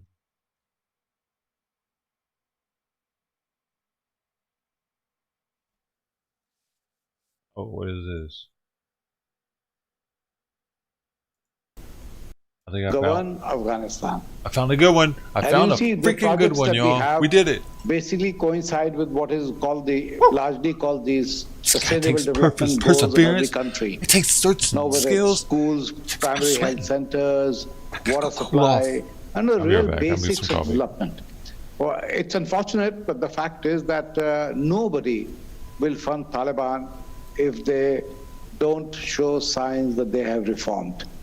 And all this talk about Taliban too is a lot of hogwash. New York Times give them front page, etc. But as somebody I heard said that they have to be judged by the actions, not the words. They have obviously they have good PR teams who are telling the world what they want to hear, but we have to see what they are doing on the ground. Over to you. Indeed, and that's in fact, Ambassador Sinha, what we were just talking with Professor Sidhu a little earlier. Their actions don't seem to be, saying that they have changed at all. They are appointing people who are hardliners, who are basically half of them are terrorists. And the point is that they have already told women to stay at home, and they've stuck with their deadline of 31st, which means that, and also after the 31st, people who want to leave Afghanistan can't leave. So it's clear, if we're reading the tea leaves right, they're definitely as menacing as they were the first time round. Obviously, you have to understand that they can only rule with coercion and violence. Now, having said that, I would not demonize them. I know some of the statements that they have said, we have to take it with a pinch of salt, but we still have to try. Okay. I know the women, who have they asked to stay back, and they have been very honest in saying that we are asking this for the security of the women, because our own cadres and guys who are on the street don't know how to handle women. Okay. I thought there was a great candor and in accepting this, that they have got people who are fighters, who are brought up in madrasas, but they have never dealt with women. So that is true, but ultimately the test really is that how inclusive government they can form. Do you think that they are interested in governing at all, as a modern nation state, or even as a not necessarily modern, but not a primitive state, or do they want to drag Afghanistan as into a state of absolute pariah status? Indeed. Professor Sidhu, how much time would you give, a time frame to assess whether the Taliban is conforming to international obligations? Well, I think we've recognized that timelines and timeframes can be very dangerous and self-fulfilling prophecies. Dude, so look at I the think buildings because if you set any particular time, you may well see sort of acceptable behavior until then, and then a dramatic change. I think this is going to have to be an open-ended perspective. But I think at the same time there are two elements which we need to keep in mind going forward. And Ambassador Sinha has very rightly referred to both of them. One, the Taliban are the reality. And we need to figure out, how best to deal with them in terms of the, holding them accountable to what Afghanistan as a country has signed up to the international norms and other, agreements. The second aspect is also to be very realistic about what are the leverages that we have. And here, although it's absolutely correct, as your report rightly pointed out, you pointed out, the IMF and World Bank have pulled back from supporting it. But let's look at what China is doing. And I don't mean through the New Development Bank, which is the BRICS Bank, or even the Asia Infrastructure Investment Bank, but their own Belt and Road Initiative. Yes. So I think the Taliban may well still be able to leverage some amount of funding from organizations and countries that we have not really kept in mind. So we need to be very clear about what exactly are the leverages that we have, and whether those leverages are possible outside of the US being involved. Indeed, Ambassador Sinha, so as Professor Sidhu was saying, there are leverages that have already been used, actually, which is that the IMF and the World Bank have cut down on. In fact, there are no SDRs for Afghanistan because it's not recognized currently. There is no government in place. And also the other aid that Afghanistan was dependent on is all dried up. And so, I mean, the question is about China. China has deep pockets. China gives basically loans for their Belt and Road Initiative, and they're building up a big project which is expansionist in design. So it feeds into their narrative, would you say, the situation in Afghanistan? Yes, it actually helps in building the narrative that they are the new saviors of Afghanistan. But let's look at it, break down the arguments in terms of what Afghanistan needs and what China has to offer. China can build infrastructure, but it brings in a huge army of Chinese workers, so it doesn't create jobs. And army. Afghanistan today needs jobs. It needs on-budget support. which the West would be taking away, or which the IMF has stopped. Afghanistan needs access to its own reserves of $9 billion, which have been frozen by the Americans. So Chinese don't give governments money to spend for domestic purposes. What they do is help you build infrastructure on which they calculate a certain rate of return, and also they do it themselves. Whatever type of people they bring, there are reports that they bring in prisoners, or there are huge human rights violations. Now, will that sit well with Taliban? The 10,000 Chinese are coming to build roads? I don't think so, because ultimately you need jobs, you need opportunities within Afghanistan, and I don't think China can provide the Chinese investments not creating that. Okay. Yes, that's something that maybe the Taliban will have to look at. But Professor Sidhu, you know, Prime Minister Narendra Modi spoke to President Putin of Russia, and reports suggest that, you know, the conversation were focused on terrorism and also the problem of drugs that could emerge from that region, which again is basically, I mean, if this is monetized in a sense, it can be have financial consequences that could finance the Taliban.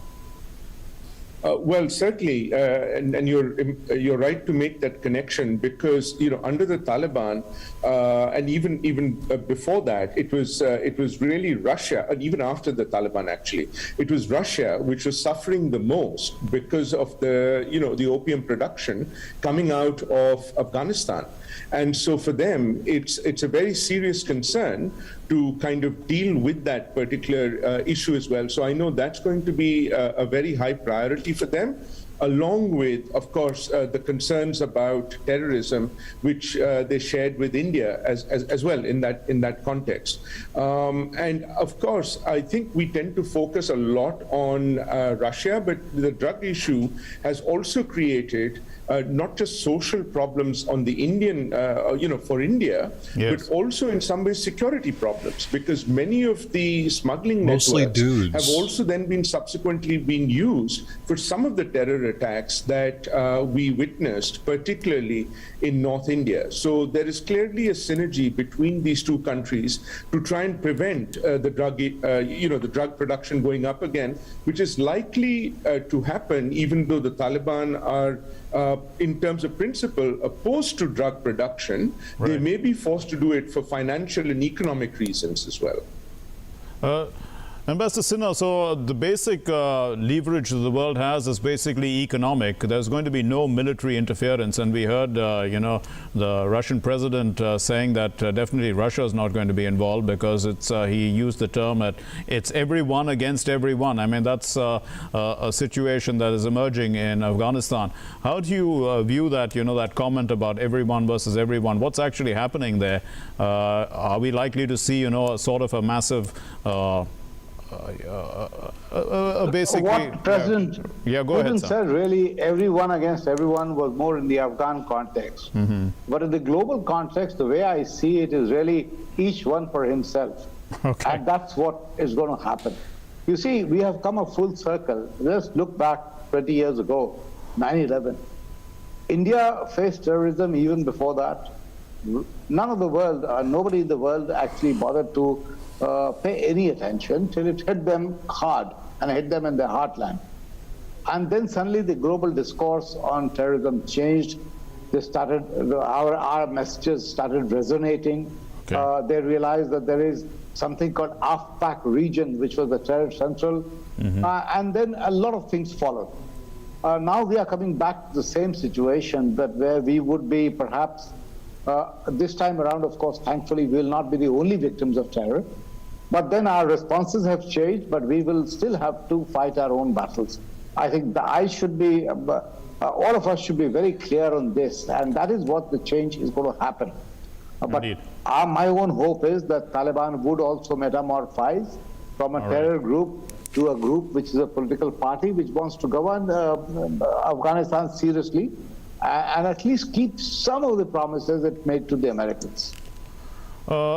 Professor Sidhu, the other analysis or reasoning that has gone into the Afghan situation is that Pakistan is basically completely supported the Taliban in its efforts, and that is why they have, come to power with or taken over with such wicked speed.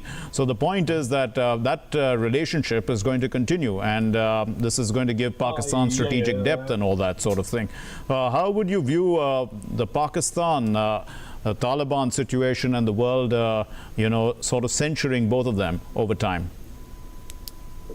And again, that's an important component in this equation because, while you actually have some Pakistani commentators saying that, the Taliban coming to power is really a freedom day, it's the beginning of peace, et cetera, et cetera. But, other more seasoned, diplomats and politicians are equally concerned that there may well be a blowback.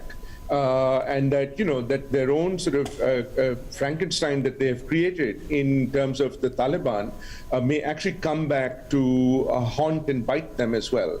So there is, there is that aspect of it as well. In terms of the international community, clearly, I think, as Ambassador Sinha pointed out, while AFPAC was certainly something which was recognized in the past, it remains to be seen whether that connection will remain in the future as well, or whether Afghanistan will be bifurcated and looked at by itself, which I think is going to be problematic. Okay. And so I think from that point of view, while the G7 statement talks about, sort of judging the Taliban in terms of their actions, not their words, I think the same would also have to be said about Pakistan, but also on the part of the G7 and the international community, that they are also going to judge, or they will also be judged in terms of their action or inaction rather than their words related to the kind of support that Pakistan may provide, or indeed other countries may provide to the Taliban to carry out their more nefarious activities. We leave it there. Thank you very much, Professor Sidhu and Ambassador Amar Sinha, for enlightening us on the current situation in Afghanistan and putting it into context for us. Moving on then to our next story. The U.S. Vice President Kamala Harris has called on the Vietnamese to join the U.S. in challenging China's bullying in the South China Sea. And she says that there is a need to put pressure on Beijing and its actions in the South China Sea. This is the second leg of her visit to Southeast Asia, and Harris's comment follows her speech in Singapore on Tuesday, when she said that Beijing had continued to coerce and intimidate to make claims to the vast majority of the South China Sea. It looks sick. It's got the 3D look to it. Oh, yeah, it's raised like that. The Israeli Prime Minister Naftali Bennett arrived in Washington, D.C. on Tuesday. The Israeli Prime Minister said that he would urge the U.S. President Joe Biden not to revive the 2015 nuclear deal with Tehran. In his first state visit since taking office in June, the Prime Minister will meet Biden on Thursday and attempt to mend ties which were strained under former Premier Benjamin Netanyahu, as he accused openly of favoring the Republican Party. .com. Health systems of some Western Pacific countries dangerously close to a red line. The WHO's regional director... Yahoo.com, dude. Do you have that one locked down? Did you get that one locked down, dude? Let's follow this guy. You gotta get that. Whoa, what the fuck? I'm being invaded, bro. What is all this? Oh my god. What is that? It's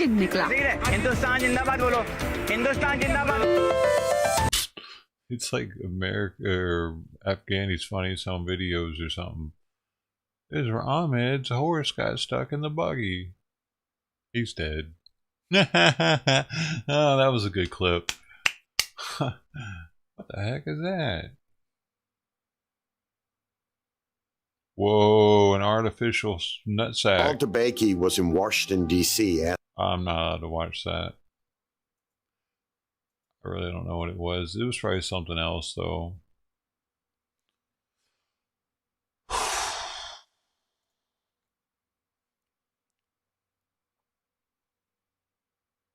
So, what's going on?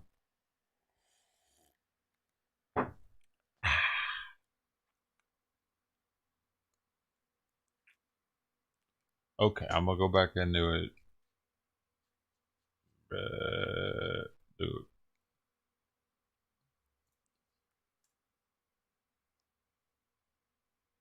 Okay, is this something English? Oh.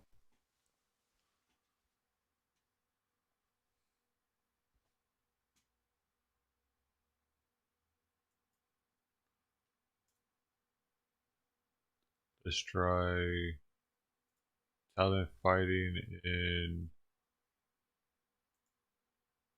all kinds of same ones.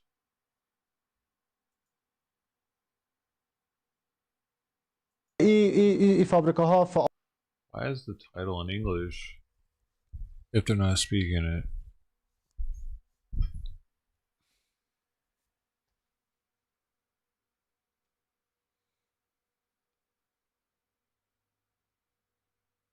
News in English. Case fatality rate remains one of the lowest in the country at 0.5%. Oh, dude, that's like almost English. That's almost, dude. You still gotta like you gotta be very proficient. This is English. What happened has happened, and we need to deal with the situation. And with remaining evacuations now numbered, international efforts must focus on helping the people left behind. Sally Lockwood, Sky News, Doha. Well, with the attention on evacuating thousands more people from Afghanistan, a senior British source has told Sky News that there is a very high risk of a terror attack against the evacuation operation by Islamic State. Sky's Foreign Affairs editor Deborah Haynes reports. Stay there! Stay there! While they've spent the last 11 days focused on evacuating those in need, very soon British troops will need to start extracting themselves. She needs to explain all this to the They've already reduced their footprint to a minimum to maximise the time spent helping families like these. But with a US deadline of next Tuesday to exit, British forces are set to go even sooner. A perilous manoeuvre in an already dangerous operation. There is going to be a moment of profound risk where the military force that's holding the airport has to reduce until you get down to the last flights out. And at that stage, you are absolutely relying on the Taliban to hold the ring outside the airport so that there is a gap between the last military boot leaving the ground and the Taliban taking charge of their airport. Added to all this, a senior source has warned of a very high risk of a terrorist attack against them. The biggest threat is from an affiliate of Islamic State. Those dudes are chilling with their Islamic boots State off? Khorasan, or ISIS-K, emerged in around 2015 as part of an expansion of the group's reach outside Iraq and Syria. The Khorasan region historically covers Afghanistan, Pakistan, Central Asia and parts of Iran. ISIS-K fighters are thought to number up to 2,200, though this figure could well be rising given the security vacuum left by departing foreign troops. They're mainly based in Kunar and Nangarhar provinces and are responsible for some of the worst attacks in Afghanistan. One at a maternity hospital in Kabul last year killed 24 people, including mothers and newborns. The group's led by a militant called Shahab al-Muhajir.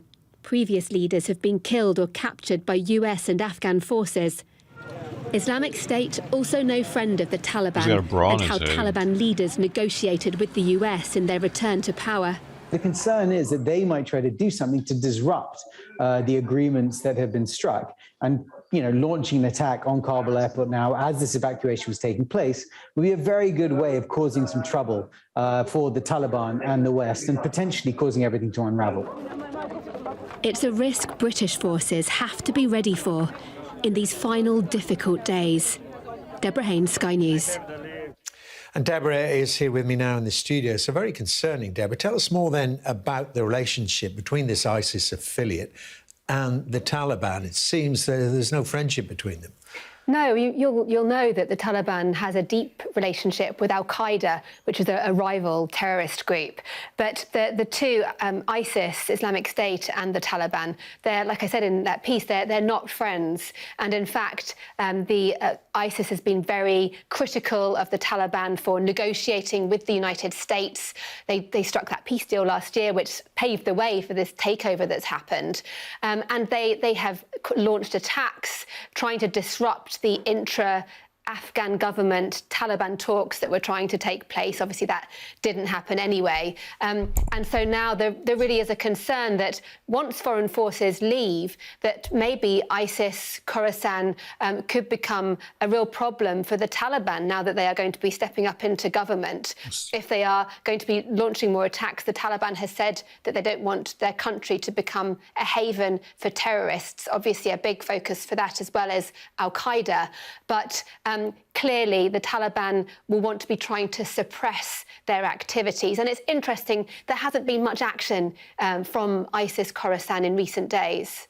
This is making some very strange bedfellows. So could we see in the future, you know, the Americans reserving the right to intervene again in Afghanistan should those terror groups set up there from the air, of course, but could we see them perhaps acting on behalf of the Taliban to deal with ISIS? That's an interesting question, isn't it? I mean, potentially, isn't it? Your enemy's enemy is, you know, your enemy's friend, whatever the saying is. But yes, potentially who knows? It's such a confusing situation. And also the fact that you've got this historic, it's like, you know, the Foreign Secretary said that the evacuation effort is the largest in living memory. So this massive, vital evacuation effort for people, they're not going to be able to get everybody, so people being left behind, then the troops having to get themselves out in a dangerous country anyway, and on top of that, this terrorist risk, plus the risk of ISIS militants infiltrating the evacuees. It's a really, really difficult dilemma.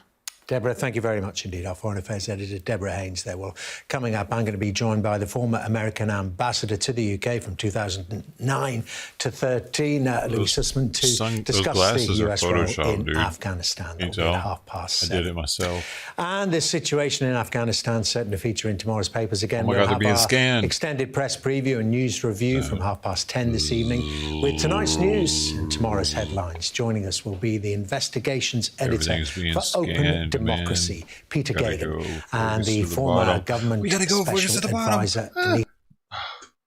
Look, it's halfway in the scan there. You can see it. I think we made it. People in the families, they live their life there. And they are, of course, they're waiting for a good time to come in future. Right. So it sounds from what you're saying that aid workers, for example, NGOs are all doing a good job at administering. Those people lived in huts, dude, made out of, what is that material? Tarp. Tarp and bamboo, it seemed. That'd be so loud when it rains. Hey, is Biden about to go live? Cybersecurity technology that are extending that initiative. Motherfucker.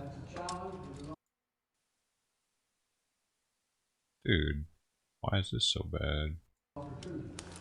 And I've made this a priority for my administration from the outset. And in May, I issued an executive order to modernize our defenses and improve our federal government's cybersecurity. Because of that order, government will only buy tech products that meet certain cybersecurity standards, which will have a ripple effect across the software industry, in our view, ultimately improving security for all Americans. We've launched a 100-day initiative to improve cybersecurity across the electric sector.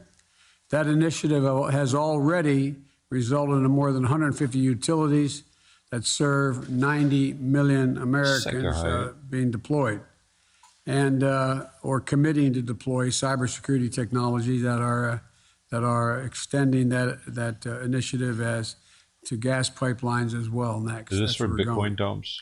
And because the cybersecurity is a global issue, we've also rallied G7 countries to hold nations who harbor ransomware criminals accountable. And I might add, I had a summit with Vladimir Putin and made it clear to him that we expected him to hold them accountable as well, because they know where they are and who they are. But that's another issue we will not be discussing so much today. We updated NATO's cyber policy for the first time in 7 years. And today my team is hosting a meeting bringing together 30 of the nations. Watch out. Putin's going to come after his ass. 30 nations to step up in their fight shit about Putin, against bro. ransomware. But the reality is, most of our critical infrastructure is owned and operated by the private sector, and the federal government can't meet this challenge alone. So I've invited you all here today because you have the power, the capacity, and the responsibility, I believe, to raise the bar on cybersecurity. And so ultimately, we've got a lot of work to do, and thank you all very much, and thank the press for being here. We're going to go private now. Mr. President, if Americans are still in Afghanistan now, We're going to go private? What's that mean? What's happening right now? We're gonna go private. Are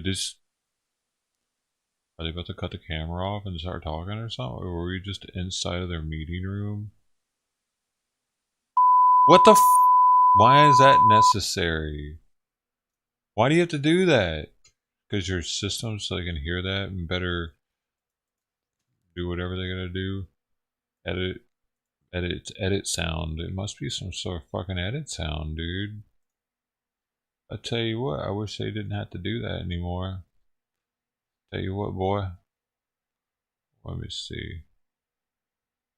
That was a very weird meeting thing.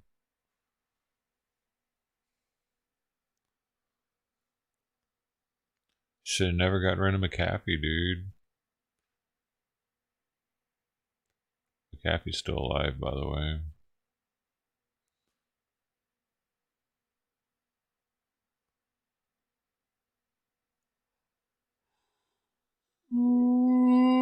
Whoa! Is there anything here? Ethiopia. Yo, bro, come on, man. Why am I getting all these, dude? This is so annoying. All these dumbass fucking things. Like, all these, if you click on them, it'll show you, like, enter to win. See over here, and it's got some restream of an old stream over here going. And then a giveaway going over here with no chat. And they bought the views and the likes. So it looks believable to dumbasses. And then dumbasses give their coin to them. And don't get shit in return. They don't even make this rewindable. I don't know. It's just fucking weird, dude. It's all a scam. And look, they title it. They make their channel name to look like it's official or something. And they don't show the amount of subs they have because it's hardly any, like none. But all they have to do is get like 1% of the dumbasses to do this, and it's just free money every day, pretty much. So, I mean, keep this up long enough. Started streaming 2 hours ago, but there's multiple of these channels doing this. It's been around since 2007. Damn, this is an old school channel. They probably bought the channel too, honestly. Like anybody's got a channel that old and just wastes it is kind of ridiculous. Yeah, they don't have any videos. Just this one.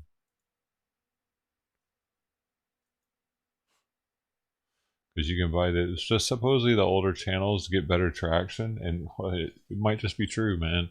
Because this one hit my recommends, and they're nobody. They probably don't have hardly any subs. And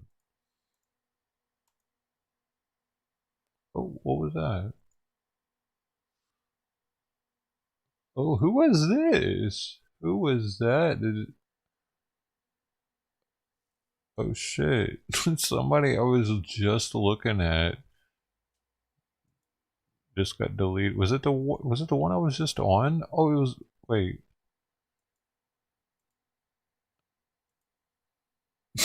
I think it was the one I was just looking at saying was a scam. Wow, well, there you go. That was fast. Yeah, I'm pretty sure it's not here anymore.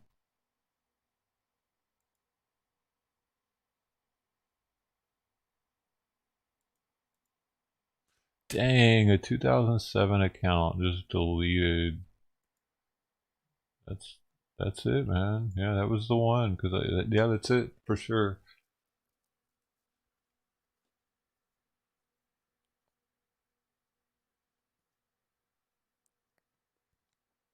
Where's sound error? Hey, new booty hype.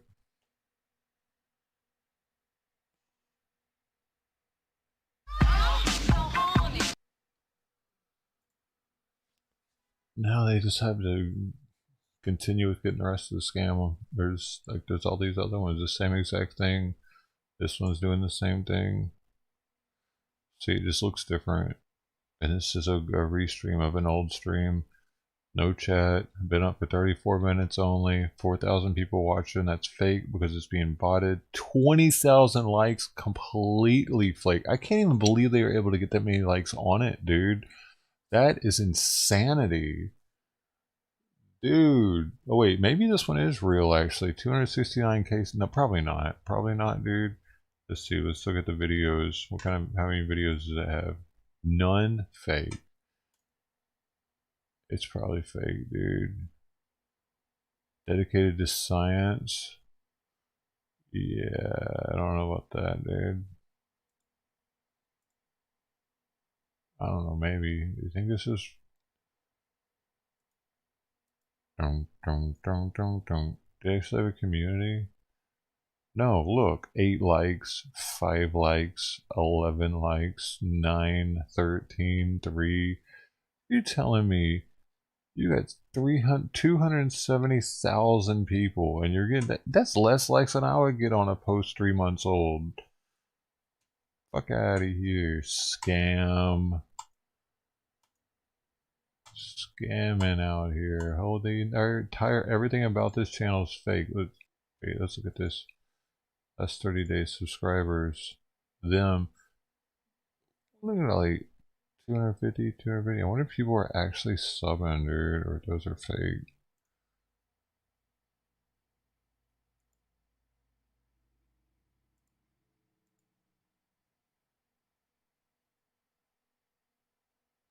No telling, man. Probably fake, though, if they're scamming the way they are. Put this on the left. They're saying this dude, the creator of Ethereum, has announced an Ethereum event to be distributed to all holders. Participation is open for everyone on the official portal. All you have to do is send 2 to 500. Yeah, this is definitely a scam, dude. You don't get anything for sending them anything. You're just gonna lose money. So all them should be taken out. Like, why is it taking them so long? There's one here. This one's doing it. See, this one doesn't even look like it's doing it, right? It just looks like a normal Cardano from the thumbnail. And you click to it, and of course it has that on the right. See another one. This one right here, it just says Cardano, big news. I bet $10 it's got it on it. Let's go. There it is. Boom. Looks different though. Different little restream he's got going on over here. Who else we got? Oh, this one right here. No, there's not enough people watching. But let's just see just in case. Okay, so now this one's real. This one, fake. Oh, I can't rewind it to look at the scam.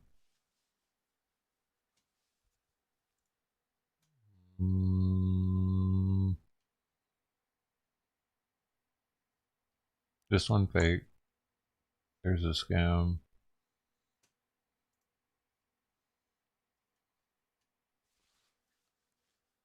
They know what colors to use, dude. Apparently purple's a color that really pops on the thumbnails. I guess people would click it. Gastronaut. Welcome, man. This one. Real or fake? Real or fake? These two are fake for sure. Like they have the scam on them. This one's probably real. Because it doesn't talk about any kind of crypto. These definitely have the scam on them. Yep.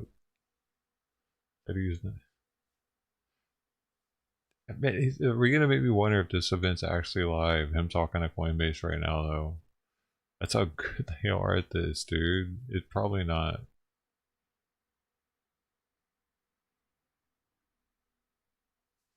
When did he talk? Did anybody into crypto know when he talked to Coinbase?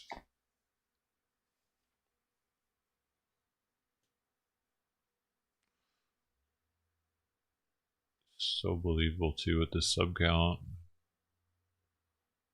US Department of State. Hey, this is official.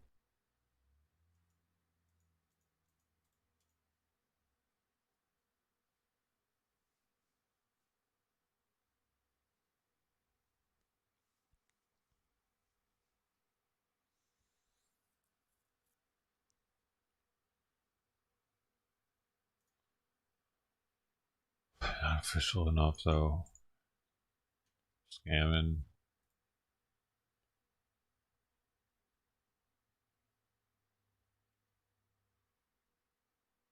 Who cares about any of it? Like, how does this have 87 people that care about other people's sub counts?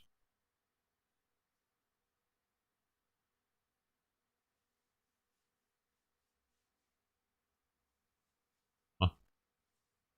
946,000 likes on this.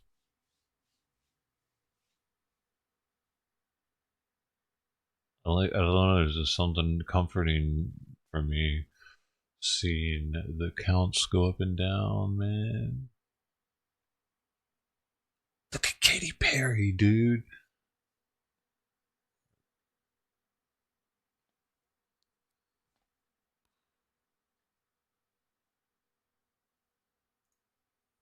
First. What you doing? You don't have that kind of money.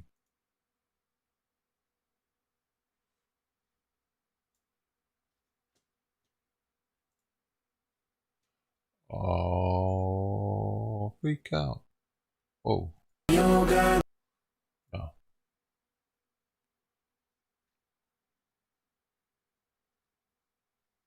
Where's the Ganny news, dude?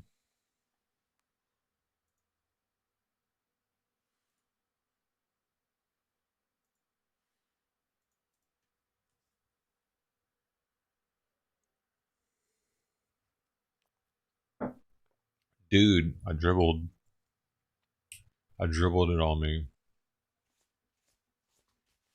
Just gotta rub it in. Just go for it.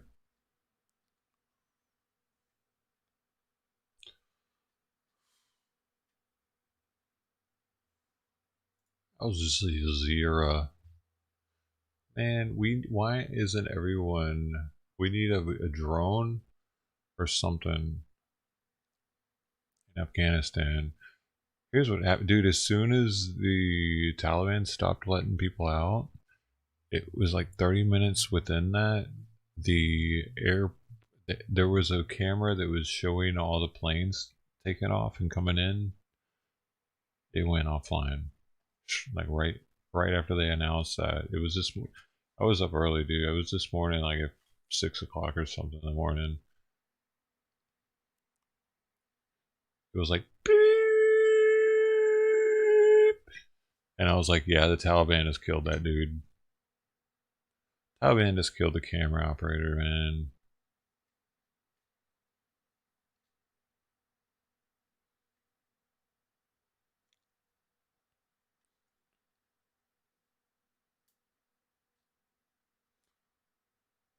They're not gonna let anybody film in there. There was this though. I got these little clips from, I guess, yesterday.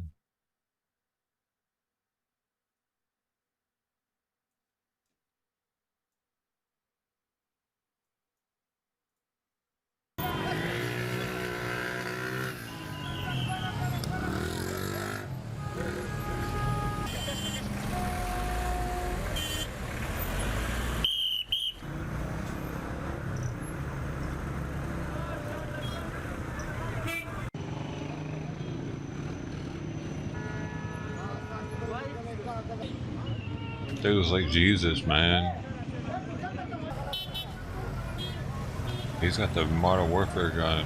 دلته سمو خاریات راغلي ترافیک سره کومک او همکاري ورسره کوو چې څوک مزاحمت په جوړ نه کې He's got that Rasta shit, dude. سره خدمت کوو کومک ورته کوو خلکو ته مې دا ډاډګرانه ده زیات څوک راځي بازار ته خاصات خپل تجارت دي کوي خپل کار دي کوي هیڅ مشکل نشته اسلامي امارات هر تنظیمات نیولې Look at this little microphone, dude.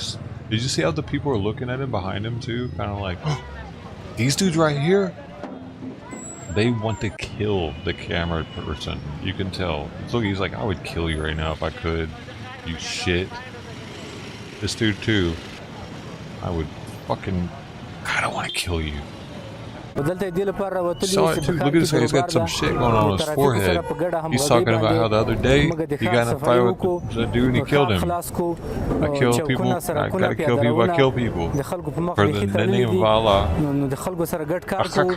got something in my throat. I cough it and I spit on the person I killed. Look at that dude. Super happy. Look at the flag. Taliban flag. Waving large and shit. Look at the melons. Yeah, those are Taliban melons now. This guy, he's like, you're Taliban? Free fruit for you, my friend. They're flying the Taliban flags now.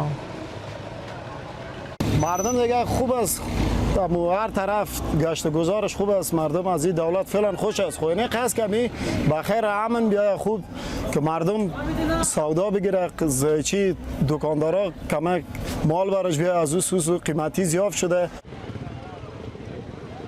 It says as long as the Taliban lets us sell his melons, he doesn't give a fuck.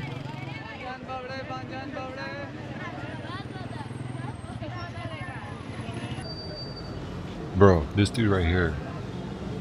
He's so white. Taliban راغلي دي ورته د ما یو غوم کوم تر اوسه پورې کوم نرخ موږ ته نه دا کړی تعین کړی Look at that dude's looking at him in the background. Dude's looking at him like, I don't know what this old dude.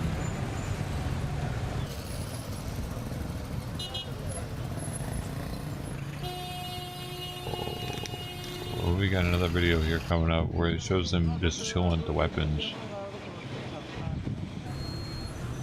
The kid's playing soccer in the middle of the street or what?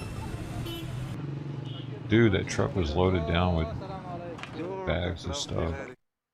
You saw that? Okay, we got this one here. Oh yeah, this Humvee, dude. What happened to it? I don't know, dude. If they took it by shooting at it or what, but this Hummer there by the show got trashed.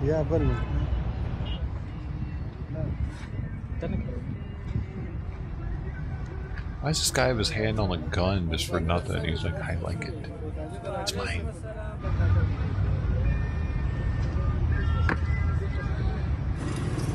This one.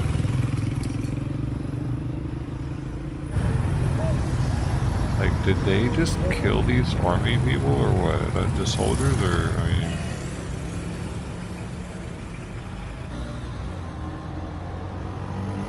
that's what it looks like to me. Like some soldiers died.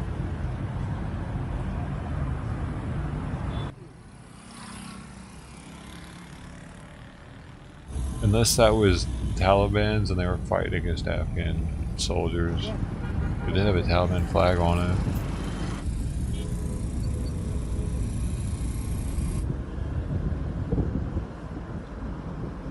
That's kind of pretty, man. That shot. Joe Mama with the floor with all y'all, dude. Afghan refugees kept in deplorable conditions at US facilities in Qatar. They want to go back. Apparently, they're saying. According to diplomatic cable obtained by MEE, refugees are refraining from eating and drinking in order to avoid using facilities at U.S. Air Base in Qatar. Do you believe this? This news is Middle East Eye, so I don't know. I don't know what the fuck. I don't know who wrote it. Scathing attack over the treatment of Afghan refugees at American-run facilities in Qatar. prisoners are treated 100 times better than us, they say.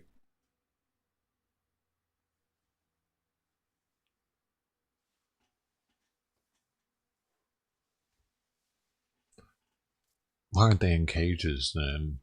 We need to put them in cages so we get them vetted first. So then when you can get out of the cage when we verify who you are. Otherwise, you have to go back to Afghanistan via border country. We give them to the border country, and then it's up to them. Give them to Pakistan. What are you gonna do, Pakistan? What are you gonna do about it? Well, shit. You do shit about it. You take these Afghanis, and you're gonna figure it out.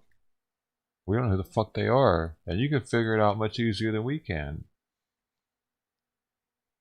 And if you don't feel like doing that, whatever. Do with them what you will. You know what I mean? Because you can't just expect to jump on a plane without any kind of information on you. In America, we have a law here where you have to have ID everywhere you go. Like, we wouldn't expect to be able to just jump on a fucking plane and fly out of the country. We gotta have a passport. You have a passport. They know that more than we do. Americans are idiots. Most Americans, 60% of Americans do not have a passport. So, like, Americans are just stupid. But they know better. They know how, like, because their country is like the size of one of our states. Not even the biggest one. So they definitely know the importance of having documents before you leave. And they knew this was coming. They probably knew it was coming more than we knew it was coming because they lived there. Word of mouth, dude. Like, there had to have been a rumor like, hey man, a couple of the Americans I used to work with have left. Or, I don't know, man, they're kind of acting kind of weird lately, dude.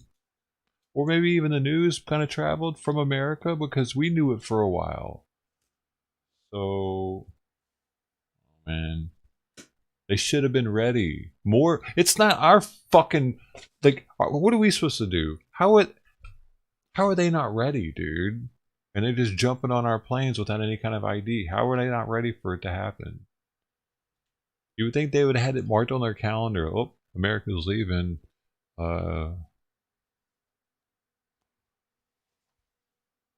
Gotta be ready for that. Honey, do you have your paperwork? Do you have a birth certificate?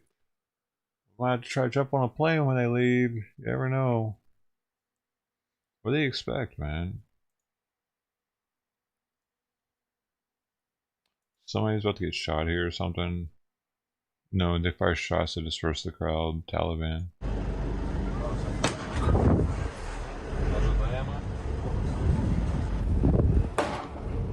It's one of our guns. Oh, what the fuck? Did this dude really just shoot it behind his back?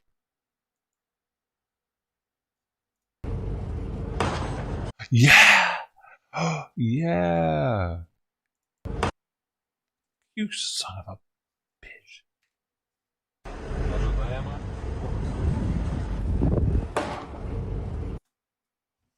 Let's slow that down, Bob.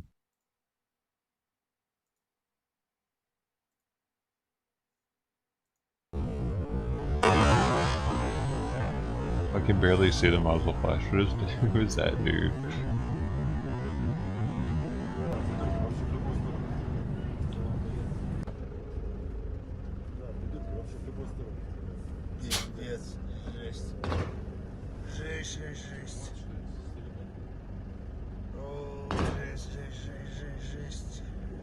Dang man, they're still shooting this stuff.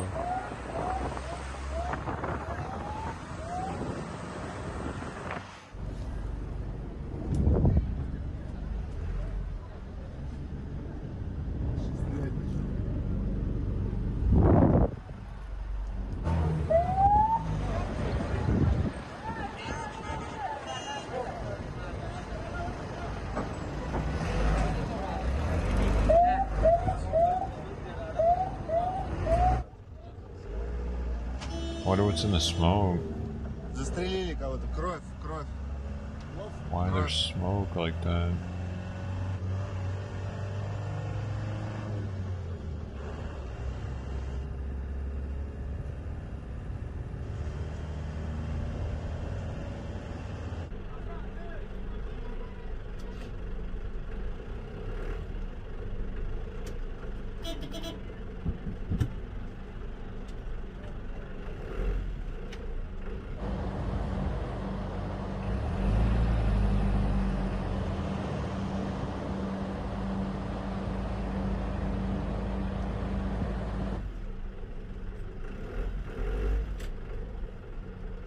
I'm just turning Rob off. Leave it alone. I don't know why it's not working. It never works. You're always complaining about it, Bill. So we're turning it off.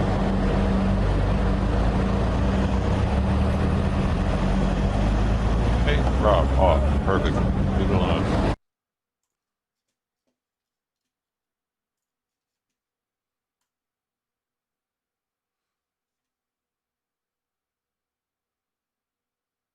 Because the bot's not off, man. If it was off, it wouldn't dish out dough.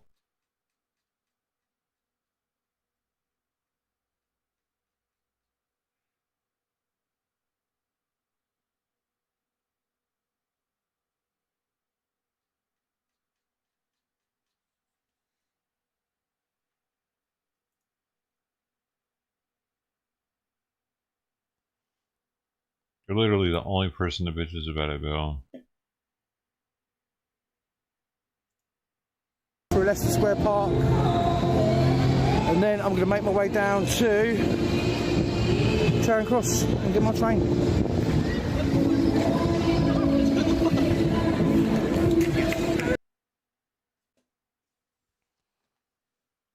Yeah, really.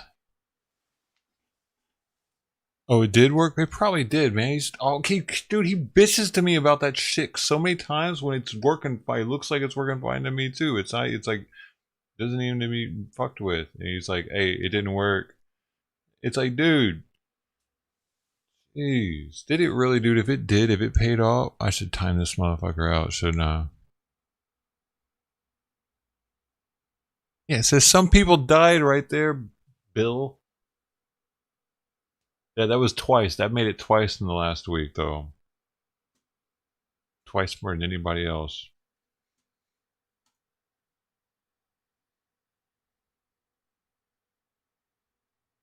It says it right there in chat, like it actually did it. That's what's a little upsetting about it, Bill. It's in bright yellow. It's like it's hard to miss it, kind of thing. You don't even have to have it in live chat. Top chat picks that one up because it's the channel saying it. What? Etris says some people died.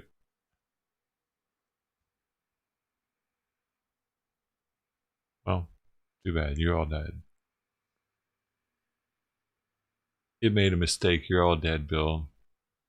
Forever. You can no longer do Rob ever again now. Dead forever. That's normally how it works, though.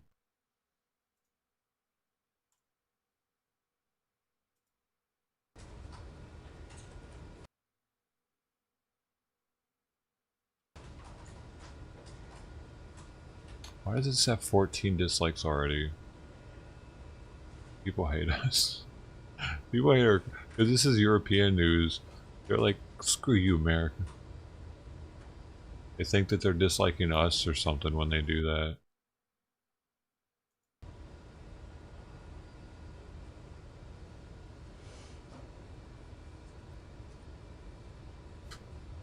Oh yeah, well I'm liking it. And subscribing. Guess what? America wins.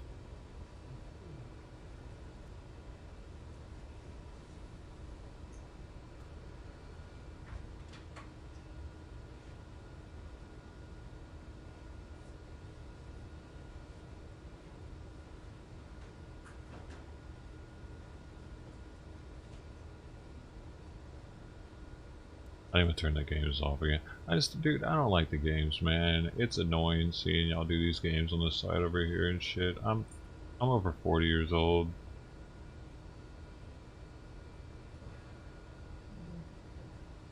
Duel, free for all this shit, boss battle. I'm good. I'll leave the scripts on for now, but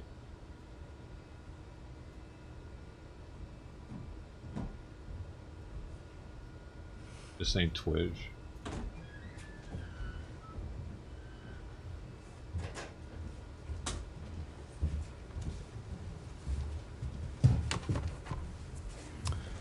Good afternoon.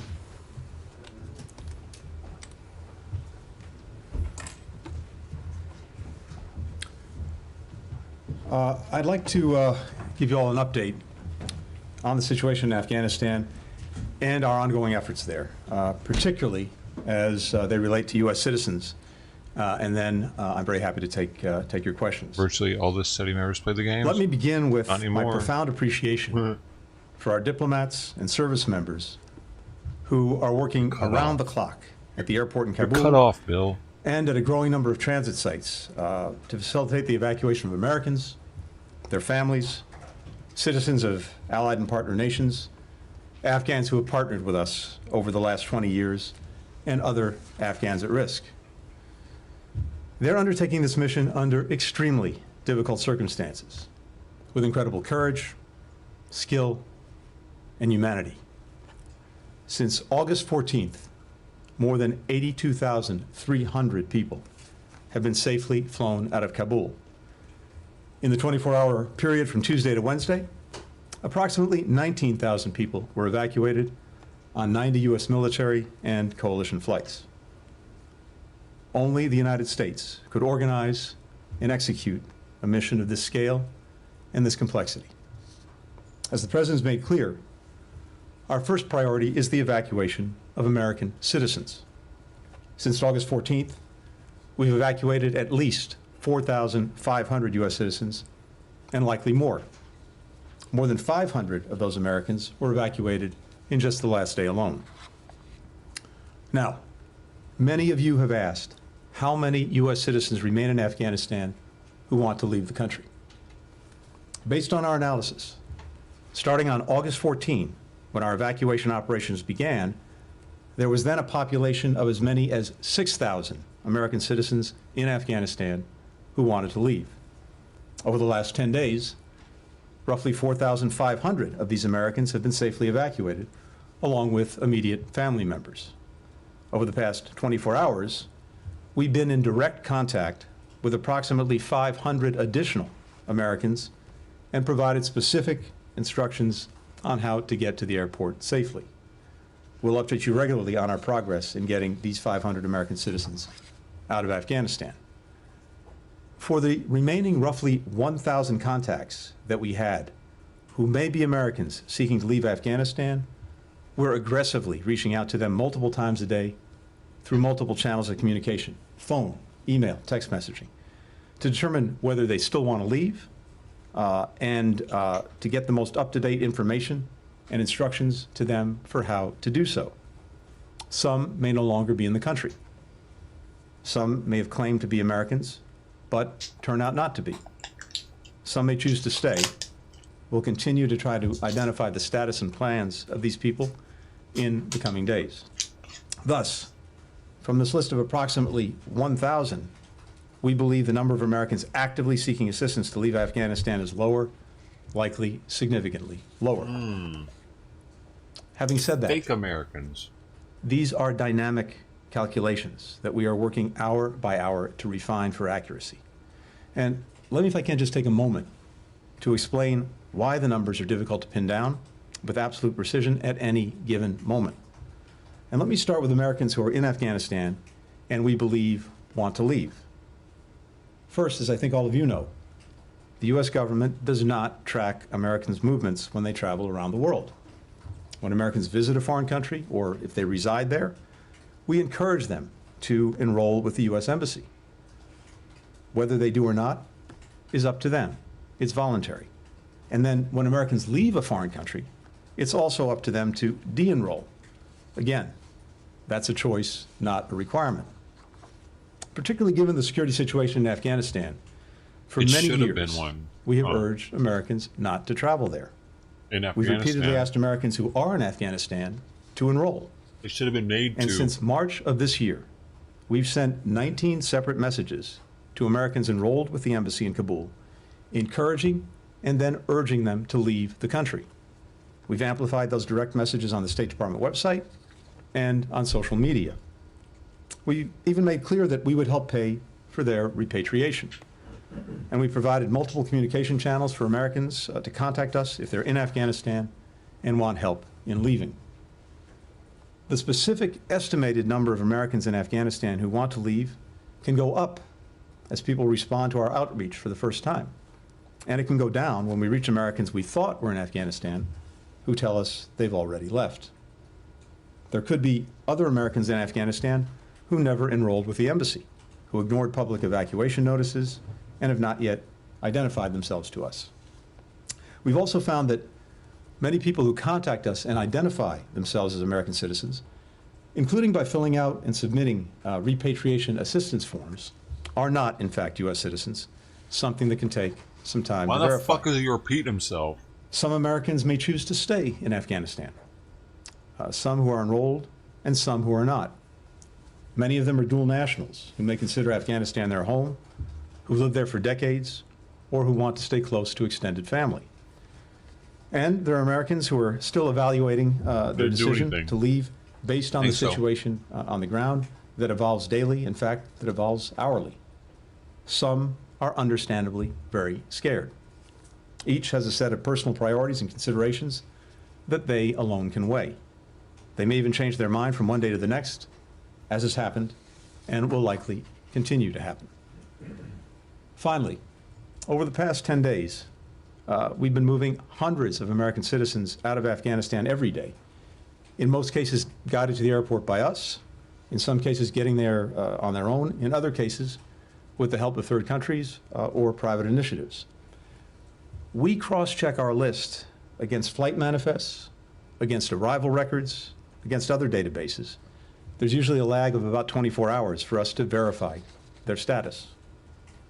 So when you take into account all of these inputs that we use to arrive at our assessment of the number of Americans still in Afghanistan and who want to leave, you start to understand why this is a hard number to pin down at any given moment and why we're constantly refining it. And that's also why we continue to be relentless in our outreach. Since August 14th, we've reached out directly to every American enrolled with us in Afghanistan, often multiple times. Hundreds of consular officers, locally employed staff, here in Washington, at dozens of embassies and consulates around the world, are part of what has been an unprecedented operation.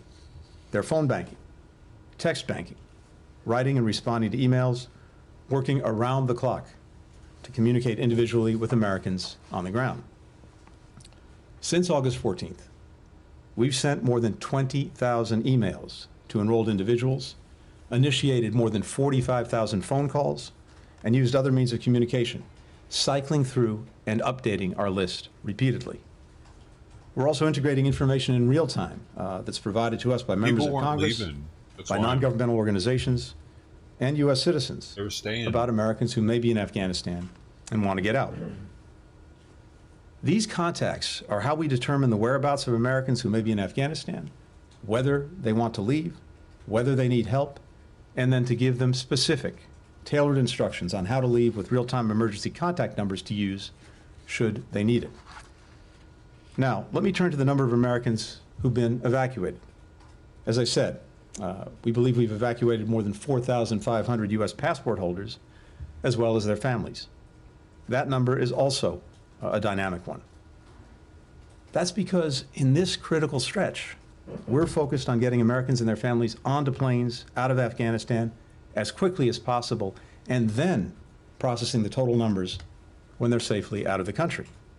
We also verify our numbers to make sure that we aren't inadvertently undercounting or double counting.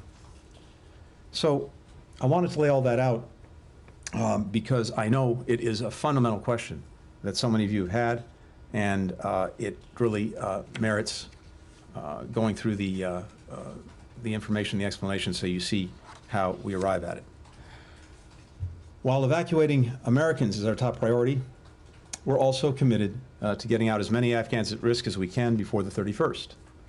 That starts with our locally employed staff, the folks who've been working side by side in our embassy with our diplomatic team. And it includes special immigrant visa program participants and also other Afghans at risk. It's hard to overstate the complexity and the danger of this effort. We're operating in a hostile environment in a city and country now controlled by the Taliban, with the very real possibility of an ISIS-K attack. We're taking every precaution, but this is very high risk. As the President said yesterday, we're on track to complete our mission by August 31st, provided the Taliban continue to cooperate and there are no disruptions to this effort. The President has also asked for contingency plans in case he determines that we must remain in the country past that date. But let me be crystal clear about this. There is no deadline on our work to help any remaining American citizens who decide they want to leave to do so, along with the many Afghans who have stood by us over these many years and want to leave and have been unable to do so. That effort will continue every day past August 31st.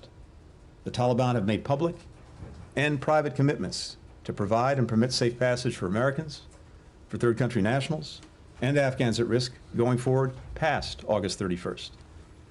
The United States, our allies and partners, and more than half of the world's countries, 114 in all, issued a statement making it clear to the Taliban that they have a responsibility to hold to that commitment and provide safe passage for anyone who wishes to leave the country, not just for the duration of our evacuation and relocation mission, but for every day thereafter.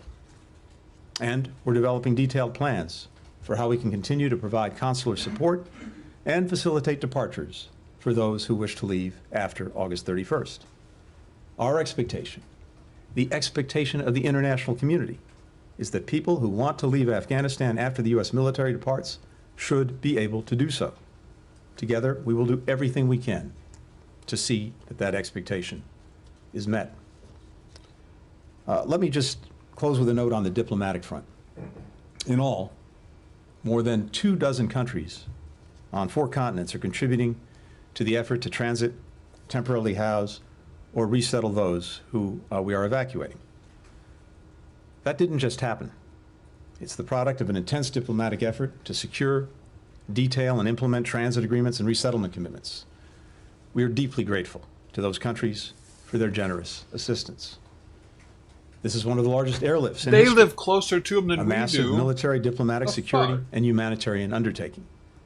It's a testament both to U.S. leadership and to the strength of our alliances and partnerships. They're going to have to deal with them anyway. They're right there. We'll be relying and building upon that strength moving forward as we work with our allies and partners to forge a unified diplomatic approach to Afghanistan. That was a point the President underscored in yesterday's G7 leaders meeting on Afghanistan. And it's one that I and other senior members of the State Department have made in our constant communication with allies and partners in recent days to ensure that we're aligned and united as we move forward. Not only when it comes to the immediate mission, but also on what happens after August 31st, on counterterrorism, on humanitarian assistance, on our expectations of a future Afghan government. That intense diplomatic work is ongoing as we speak, and it will continue in the days and weeks ahead. So, I talked a lot about numbers this afternoon, but even as we're laser focused on the mission, we know that this is about real people. Many scared, many desperate.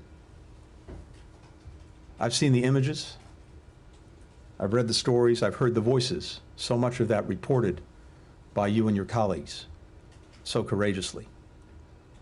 Like many of you, I read the report of the Afghan translator whose 2-year-old daughter was trampled to death on Saturday while waiting outside the airport.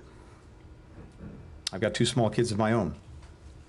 Reading that story and others was like getting punched in the gut. All of us at the State Department and across the U.S. government feel that way. We know that lives and futures, starting with our fellow citizens, including the lives of children, hang in the balance during these critical days. And that's why everyone on our team is putting everything they have into this effort. Thanks very much, and happy to take questions. Matt. Thanks. Thanks, Mr. Secretary, for coming down and doing this. On your two things, really briefly, I'll try to be as brief as possible. Two things on your numbers of the American citizens. Does that include green card holders, LPRs? And if it doesn't, or it does? Okay. No, it does not. Oh, it does not. Okay. Is there a way to get These the are number? blue passport holders. Okay, but have LPRs also been contacted? Yep. And what about SIV applicants, people who are eligible? We are in contact So with can we get numbers all for of the those, different even if you don't? And then, Go ahead. I'm sorry, Matt. it's okay. I don't expect you to have all of the numbers. But then, you know, since this whole thing began, there's been a lot of criticism of the administration over how it handled it. And there's been a lot of pushback from people within the administration about the hand that you were basically dealt, or what you say you were dealt by the previous administration in terms of the deal with the Taliban, in terms of the SIV program, in terms of the broader refugee program. But you guys have been in office for almost 8 months. It's been 5 months since the president's decision was made. Is there anything about the shortcomings that have been so readily identified by all sorts of people that you guys are actually willing to take responsibility for yourselves? Thanks, Matt. Let me say two things. First, with regard to the numbers in these different categories, as you've seen by how I've laid out how we get to the numbers of Americans, this is both incredibly complicated and incredibly fluid. Any number I give you right now is likely to be out of date by the time we leave this briefing room. So what we're doing is very carefully tabulating everything we have, cross-checking it, referencing it, using different databases. We will have numbers for all those different categories in the days ahead and after this initial phase of efforts to bring people out of Afghanistan ends. And with regard to the second part of your question about taking responsibility, I take responsibility. I know the president has said he takes responsibility. And I know all of my colleagues across government feel the same way. And I can tell you that there will be plenty of time to look back at the last 6 or 7 months, to look back at the last 20 years, and to look to see what we might have done differently, what we might have done sooner, what we might have done more effectively.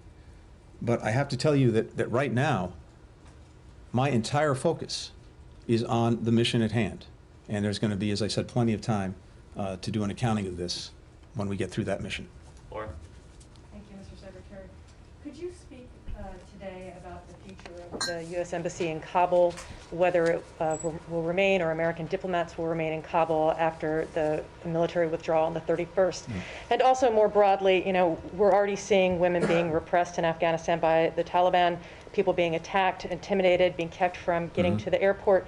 You know, I'm wondering if you can give us any concrete examples of steps that the United States is going to take to assure SIV applicants and other high-value, or I'm sorry, high-target, high-risk Afghans, that they're not going to be forgotten when the United States military leaves.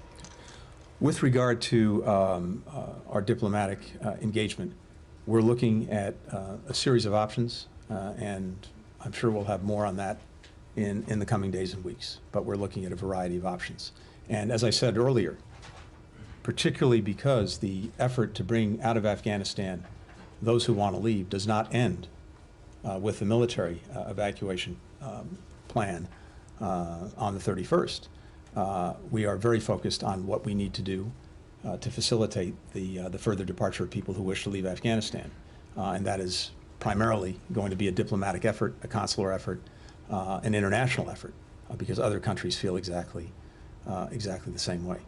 And I'm sorry, the second part of your question? If there are any concrete steps yes, I'm sorry. that you can give to people who are very worried right now, understandably, about whether they're just going to be forgotten, left behind, disappeared once the United States withdraws its military and can no longer protect their safe passage to the airport, or, you know, there are other Those livelihoods. people were warned, man.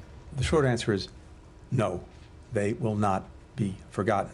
And as I said, we will use every diplomatic, economic assistance tool at our disposal. working hand in hand with the international community, first and foremost to ensure that those who want to leave Afghanistan after the 31st are able to do so, as well as to deal with other issues that we need to be focused on, including counterterrorism and humanitarian assistance, and expectations of a future Afghan government. I mentioned a few moments ago that we got 114 countries around the world to make clear to the Taliban the international expectation that people will continue to be able to leave the country after the military evacuation effort ends. And we certainly have points of incentive and points of leverage with a future Afghan government to help make sure that that happens. But I can tell you, again, from my perspective, from the President's perspective, this effort does not end on August 31st. It will continue for as long as it takes to help get people out of Afghanistan. So we're not going to get them out. What's your level of confidence today that the Taliban will actually abide by some of these requirements and expectations that the international community has put on it? I'm not going to put a percentage on it. I can just tell you again that the Taliban has made their own commitments. They've made them publicly. They've made them privately. And again, I think they have a very strong self-interest in acting with a modicum of responsibility going forward. But why? They will make their own Why? They'll just go hide in the fucking mountains again. Thank you. If they have to. But the Taliban right now, focusing on the mission right now, are not living up to their commitments. People are being stopped trying to get into the airport. I'm talking about, women, SIVs, others, Afghans, people with papers, and they're being stopped outside the airport now. There are total bottlenecks, which seem to rise to the level of what the President said were the contingencies if the Taliban is not complying, if the flow can't continue. We're loading planes, but some planes are leaving without, and some people are people who have private planes waiting for them with landing rights, but can't get into the airport, as well as beyond the SIVs, there are lawyers, there are judges, women, lawyers, judges, educators. We've told them for 20 years, you can live up to your potential. And now they feel abandoned. And I'd finally like to ask you about the local hires. We evacuated our embassy, and there have been cables back that I know you must be familiar with, or your teams are, of people who feel completely betrayed. And these are thousands of people that we rely on in embassies around the world. The message is going forward that we will not be loyal. They were not told about the evacuation. They were not put on those choppers with our American staff. And they were forced, many of them, to find their own way through the Taliban checkpoints and then get turned away at the airport. And some even got turned away once they were inside. So, what is the message to people working for the U.S. government? Veterans groups are angry about the SIVs, and then there are all the millions of Afghan women who have told their daughters and been raised under this promise of a future which the Taliban are already, according to Ambassador Verveer today, are denying. There are horrifying examples from provinces and from inside Kabul of people being targeted door to door, people in safe houses being sought out. And all this promise of you will be safe, the Taliban spokesman said, stay in your homes because we haven't told all of our people how to treat women, how to respect women. They also say you can go to school, you can work as long as you comply with Sharia law, which under their interpretation is the most extreme example of the Islamic code that is seen anywhere in the world. Andrew, a few things. First, of the 82,000 plus people who have so far been evacuated, about 45–46% have been women and children. And we've been intensely focused, particularly on making sure that we can get women at risk out of harm's way. Second, with regard to women and other Afghans at risk going forward, I will use every diplomatic, economic, political, and assistance tool at my disposal, working closely with allies and partners who feel very much the same way, to do everything possible to uphold their basic rights. and that's going to be a relentless focus of our actions going forward. Locally employed staff. Along with American citizens, nothing is more important to me as Secretary of State than to do right by the people who have been working side by side with American diplomats in our embassy. And I can tell you, Andrea, that we are relentlessly focused on getting the locally employed staff out of Afghanistan and out of harm's way. And let me leave it at that for now. Roslyn. Mr. Secretary, thank you. I wanted to ask a more fundamental question about the Taliban. Your spokesperson indicated in recent days that de facto the Taliban are in charge in Kabul, but there is no legal recognized government by the United States at this moment. And it kind of begs the question, why does the United States even have to pay attention to what the Taliban wants?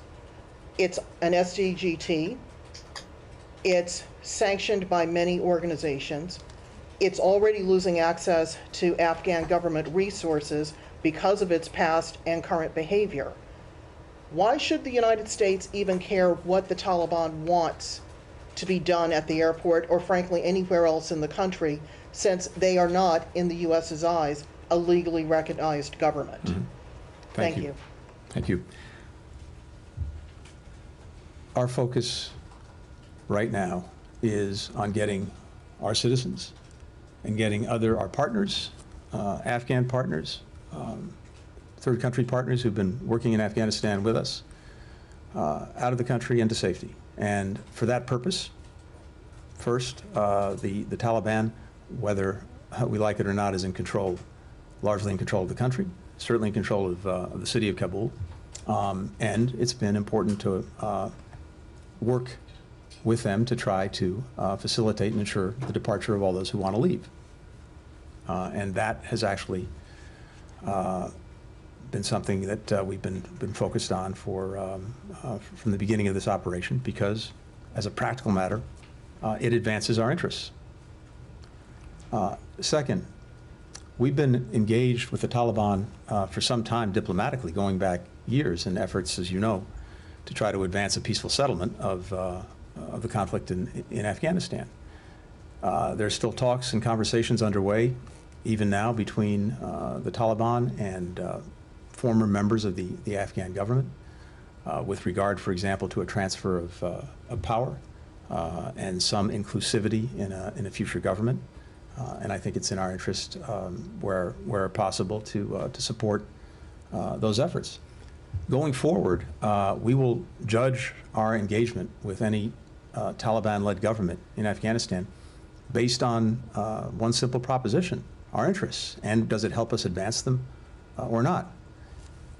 If engagement with the government can advance the enduring interests we will have in counterterrorism, the enduring interest we'll have in trying to help the Afghan people who need humanitarian assistance, and the enduring interest we have in seeing that the rights of all Afghans, especially women and girls, are upheld, then we'll do it. But fundamentally, the nature of that engagement and the nature of any relationship depends entirely on the actions and conduct of the Taliban. If a future government upholds the basic rights of the Afghan people, if it makes good on its commitments to ensure that Afghanistan cannot be used as a launching pad for terrorist attacks directed against us and our allies and partners, and in the first instance, as far back as I can remember, I always wanted to be a gangster. To allow people who want to leave Afghanistan to leave, that's a government we can work with. If it doesn't, Black Cat, we will make sure that we use every appropriate tool at our disposal to isolate that government. And as I said before, Afghanistan will be a pariah. Francesca. What will happen on September 1st? Will the U.S. keep any diplomatic and or any other kind of presence in Kabul at all? And who will run the airport? Is there any progress in the discussions with the Turks who announced the withdrawal, the military withdrawal, with the Qataris and with the Taliban on the airport? Thanks.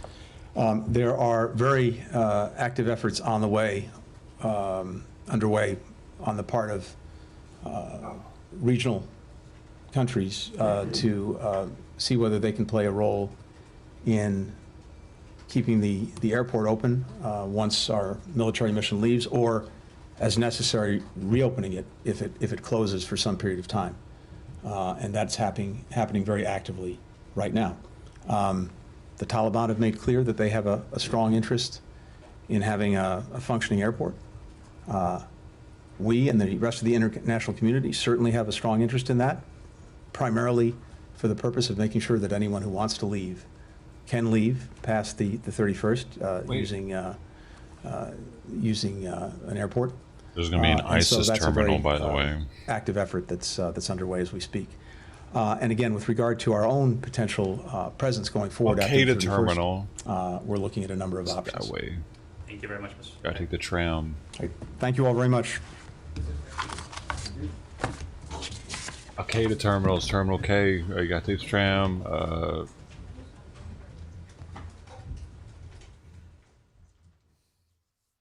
And they go through like the opposite of TSA to make sure that they're strapped up. Beep beep beep beep beep beep beep beep beep. Allah Akbar, Allah Akbar. Burr burr. Burr burr burr burr burr burr burr is the word. Hey. Whoa, bro. 44 dislikes. That ain't cool, man. People do not like us. The world. How many dislikes did this one get? Oh, they have them heading. It was pretty much European, roughly, and that other one, Reuters. Reuters. Fucking Reuters, dude. Doesn't it sound like that? Roughly sounds more official. Reuters sounds more like a bunch of hippies.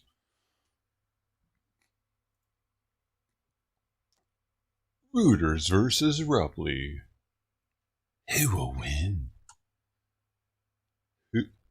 Dude, Big Rig Travels, where's this guy at? America. We need to cleanse the palate with some trucker time. Wait. America. Prohibited pedestrians. Get the fuck out. Especially if you're an undocumented Afghani. Oh, he's in South Carolina. Alright, come on, he's glitching out. We can't stay there. He's got his signal's no good where he's at. This is Redondo Beach. I'm pretty close to this. Actually, I could be here in 30 minutes drive. Beautiful. It's beautiful. Okay. That's what that looks like right now. Yep. What was that other one? Wait. Never mind. This one. Hello, we are in Redondo Beach, one of LA's more... Or what? Or what? What are you gonna say, buddy? See what we got here, guys. I gotta find another one. Sky News. They talk. Oh, wait, really quite. She's talking. Not yet. Soon though. I moved all the crap out of the way. Thank you. I will try not to knock. That's her. She's already there. For 10 hours. Yeah, don't like turn it. Just and it was a hospital? Ah, sounds like her. Maybe not. And Bitcoin needs to make up his damn mind. I'm thinking about doing something, but it's like, I don't know. Yeah, it's like above 48, below 48.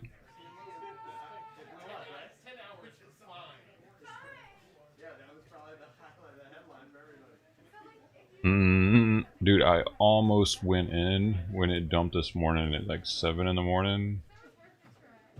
When it dumped down to the 47.3 something. I was looking at it actually. I was like, it feels like I should go in right now maybe. And if I would have, it's that same 3 BTC bet. I wouldn't have waited till now to get out probably. But I could have made some. That was it, dude. That's when it's the scariest, though. When it's at those spots where like it's about to either dump hard or start going back up. Heart starts racing just thinking about going into a trade right then, because it's like, oh my god, oh my god, oh my god, what's it gonna do? I'm either gonna go broke right now or get rich.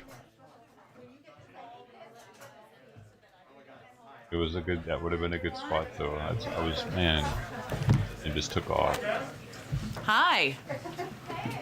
Okay, sorry again for the brief delay. I was. And ladies and Secretary gentlemen, of State had to say. No.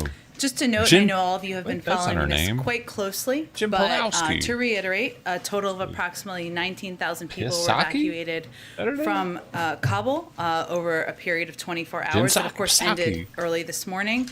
This is the result of 42 U.S. military flights, which carried approximately 11,200 evacuees, and 48 coalition flights, which carried 7,800 people, for a total of 90 flights out of Kabul, which, if I get my math right, that's approximately a flight every 39 minutes. I believe the Department of Defense gave that statistic. And just to reiterate, since August 14th, we've evacuated, the United States has evacuated and facilitated the evacuation of approximately 82,300 people on U.S. military and coalition flights as part of one of the largest airlifts in world history. Since the end of July, we have relocated approximately 88,000 people on U.S. military and coalition flights.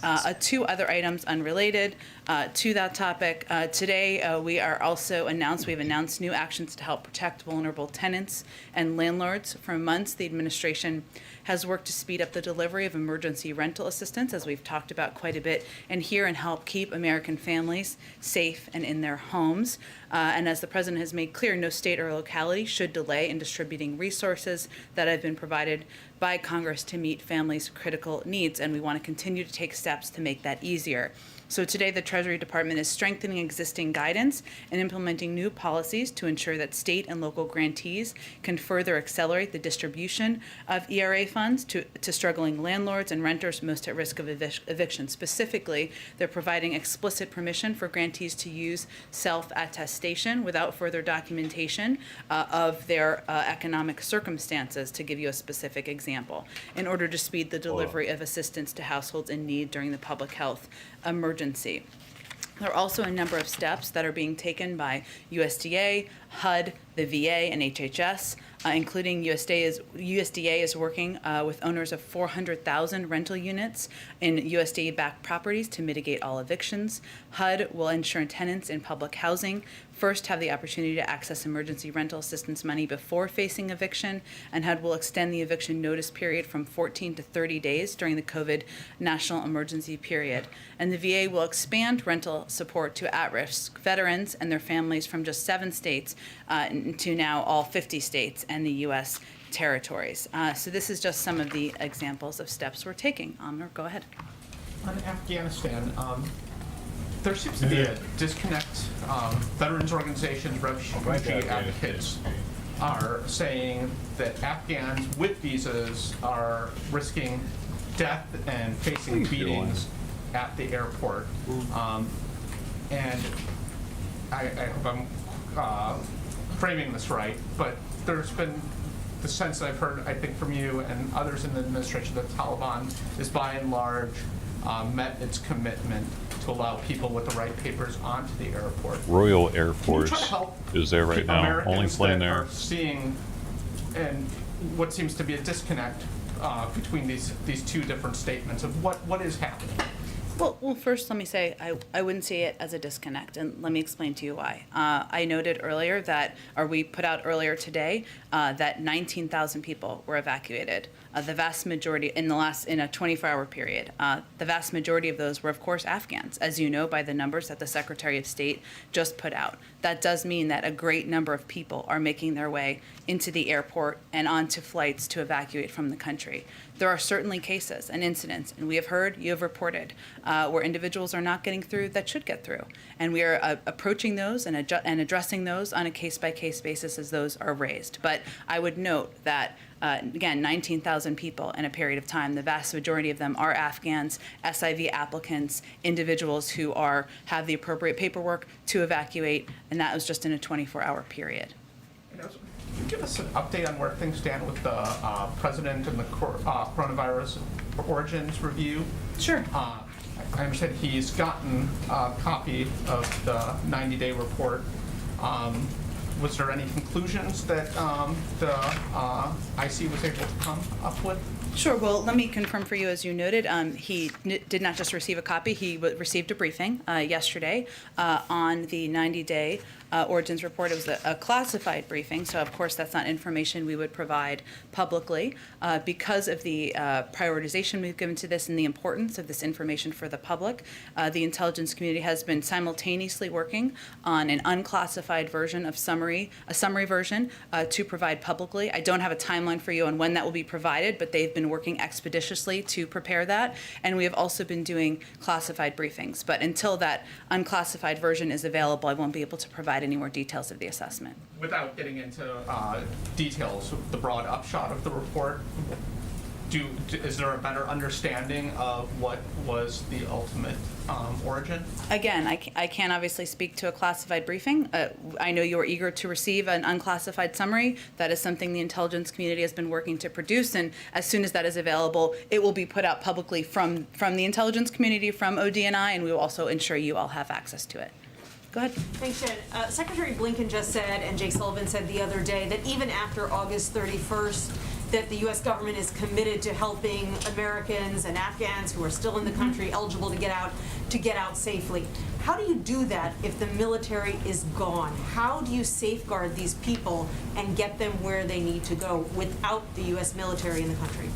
Well, I know, Nancy, as you mentioned, that the Secretary was asked that. He didn't go into detail for a reason, because we are currently having those discussions through diplomatic channels. But what he assured, I think, the public of, and I can reiterate from here, is that we are looking at a range of options for how we can continue to provide consular support, facilitate departures for those who wish to leave after August 31st. And our expectation, and the expectation of the international community, is that people who want to leave Afghanistan after the U.S. military depart should be able to do so. We're working on that. As soon as we have more to provide to all of you, more information, we will do exactly that. And then based on the numbers that you've provided of Americans who have been evacuated, it sounds like there are at least 70,000 Afghans who have been evacuated. How do you possibly vet all of those people in a timely fashion when clearly the Customs and Border Patrol and the relevant officials must be completely overloaded? They are. And I will say this is a reflection of the fact that we have hundreds of employees of our intelligence community working 24 hours a day to do the vetting necessary and reviews necessary to move people into the United States. Now, I would remind you that there are a number of people, tens of thousands of people who are departing Afghanistan, who are going to third countries, lily pads as we've been calling them, and where additional vetting can take place, either because they've only proceeded through certain steps of the immigrant visa process, or because their vetting process has not yet been completed. I can give you a little bit more detail too on the vetting process if that is helpful. So the screening and security vetting is conducted by a combination of the intelligence, law enforcement, and counterterrorism professionals from across government. So the Department of Homeland Security, Department of Defense, the FBI, the State Department, the NCTC, the National Counterterrorism Center, and additional intelligence community partners. What they are doing are they're conducting screening and security vetting for all SIV applicants and other vulnerable Afghans before they are allowed into the United States. This includes reviews of both biographic and biometric data. And if an individual is not through that vetting process, they're not coming into the United States. And are there any estimates for how long it'll take to work through that backlog? They said they would lie about this. Through the this. system for months or years? You mean people who are in third countries? Well, what I will tell you is that because there is no biometric data for these people. Process, and what this is a signal of it doesn't matter. Is the fact that this is a top priority for the president and the intelligence community and the individuals who oversee this vetting process, who have massively expedited the process in order to move through the necessary steps, thorough steps, in order to process individuals and get them moving through the system. Go ahead. Thank you, Jen. At the tail end of the president's remarks today about cybersecurity, he was asked about Afghanistan, and he made a joke. I think Peter asked him that question. The other Peter did, and he made a joke. So what's so funny? Well, I think the question he was asked, if I remember correctly, was about when he will provide information about a decision on August 31st. I don't want to paraphrase the question if that was an inaccurate description of the question. To a lot of people watching. Of course, it's a very important question. And I think what he conveyed is that he has not, well, what I can convey from here, I should say, is that as he stated yesterday, and as the Secretary of State just stated, we're on track to complete our mission by August 31st. Obviously, there are discussions, and the president received a briefing just this morning. As I noted, he asked yesterday for contingency plans, and he received a briefing on them this morning. These are incredibly serious issues, and there are discussions that are happening internally. And I'd note that in addition to the contingency plans that he requested, he also, I will reiterate, as we stated yesterday, that this is all contingent on us achieving our objectives and the continued coordination with the Taliban. And the president has spoken, I would say, to this issue. Peter, as you know, you've attended a number of these multiple times over the last several days. And he has also highlighted the fact that we are closely watching, closely following the threats from ISIS-K, which he also received a briefing on this morning. My appeal got rejected. He gave a lot of time to the domestic agenda. Does he think that the Build Back Better plan is as urgent and as time sensitive as this evacuation of Americans and Afghan friendlies from Kabul?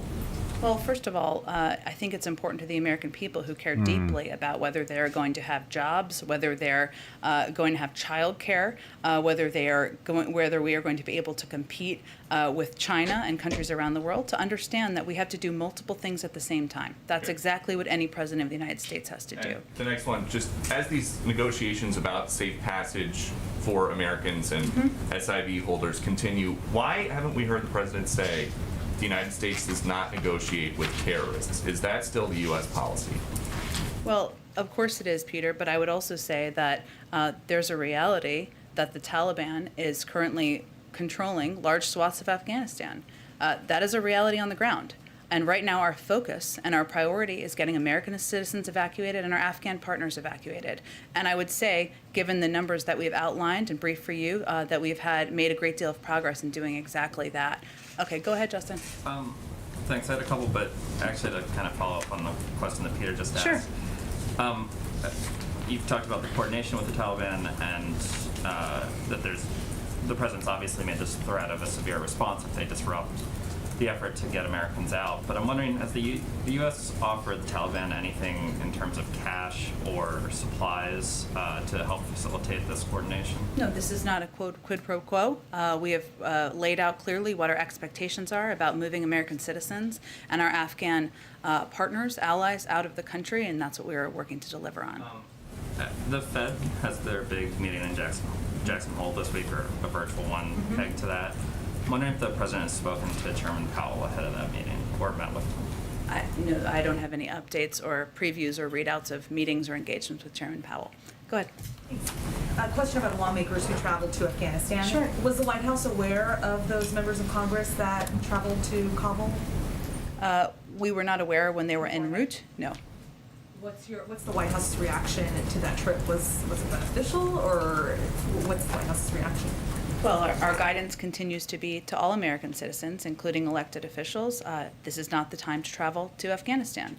And our focus, our objectives, our resources need to be laser focused on evacuating Afghan partners, evacuating American citizens, and that's best done in the hands of the Department of Defense and State Department professionals who are on the ground. One more. The 31st, of course, is the deadline for the drawdown, but when do the gears shift from evacuation mission to withdrawing troops?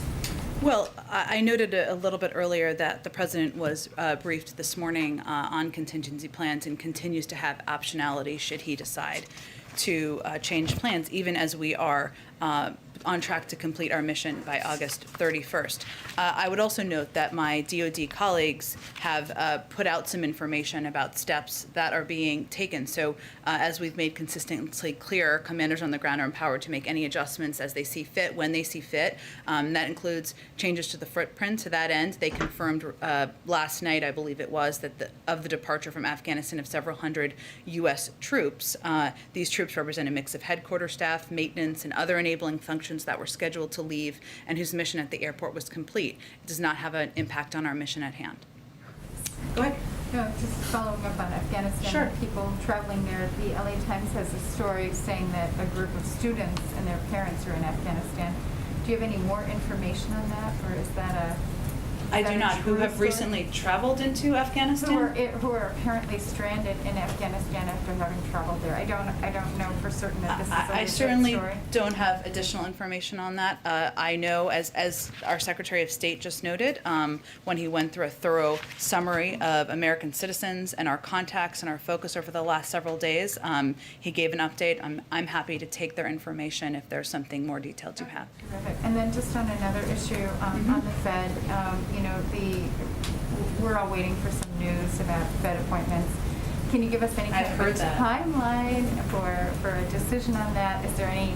Can you give us any guidance on? I don't have any guidance for you on the timeline. Okay. Go ahead. Oh, go ahead. Just yeah, quick. I'm so sorry. Sure, go ahead. So, on Afghanistan, and we just heard from Anthony Blinken that 45 to 46% of those evacuated have been women. Yeah.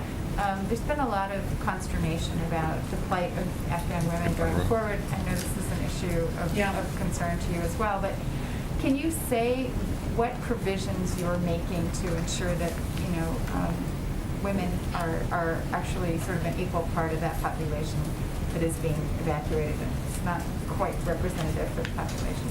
Sure. Well, I know that our Secretary of State spoke to this just a few minutes ago. But what I can reiterate or add to, I suppose, is one, we are going to continue to work with the United Nations and our allies and partners around the world to continue to provide humanitarian assistance and a range of assistance to Afghanistan, even when we don't have a presence on the ground.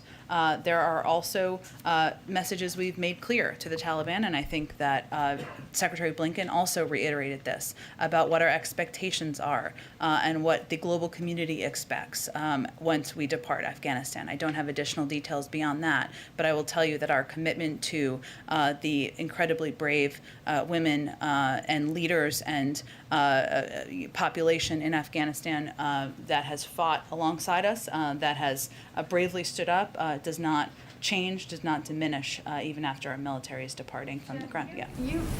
Anthony Blinken today gave us numbers for the numbers of Americans that are believed to still be in Afghanistan. But yesterday, during a briefing, we asked questions about how many Afghans. I'm getting sick of hearing about how fucking brave they are for taking up for themselves. And I provided They're details so on brave. yesterday. Afghanistan. But not on the number of Afghans who arrived at these military bases. Do you have a specific breakdown on the numbers of people that first are I coming in? confirmed, You're so brave, stay in your country. That, it was 4,000 Americans who'd been evacuated. Obviously, that number increased, and the Secretary of State gave an updated number this morning. I would remind you that the U.S. military is overseeing the evacuation of individuals out of Afghanistan, and the State Department oversees the visa processing. Hence, the update was provided by the Secretary of State. During his briefing that he just gave, he also noted that he would work to provide additional numbers of Afghans. But I would note, since we provided a detailed number of Americans, and we have also provided on a day-to-day basis, twice a day, the numbers of people coming out, the vast majority of those are Afghans, by numbers. Go ahead.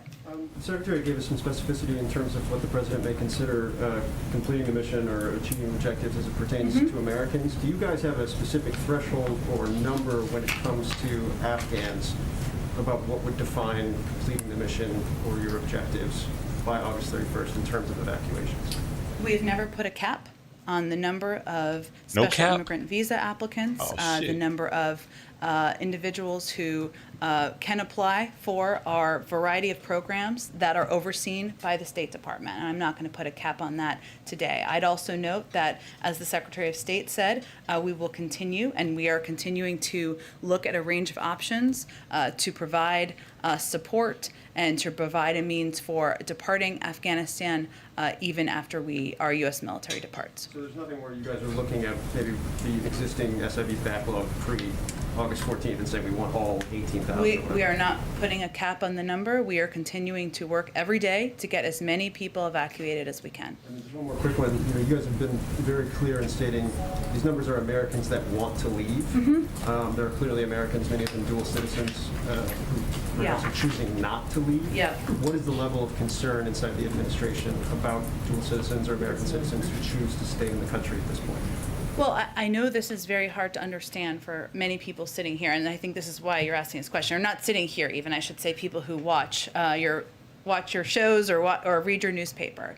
But many of the people, we suspect, many of the people of these 1,000 contacts are dual citizens. Some, as Secretary Blinken noted, are people who may not be ready to leave for a variety of reasons. Maybe they have an extended family there. Maybe they've spent their entire lives in Afghanistan and they have not yet made the decision to depart. Maybe they're working on a range of projects. They're not ready to leave. I know that is hard for us to understand as we're looking at the images, but for many of these Afghans, this is their home. And yes, they are dual citizens. Yes, it is absolutely our responsibility to make sure we are reaching out to them multiple times. We are providing opportunity. We are finding ways to get them to the airport and evacuate them. But it is also their personal decision on whether they want to depart. Go ahead. Could I just follow up a little bit on some of Nancy's questions about refugees?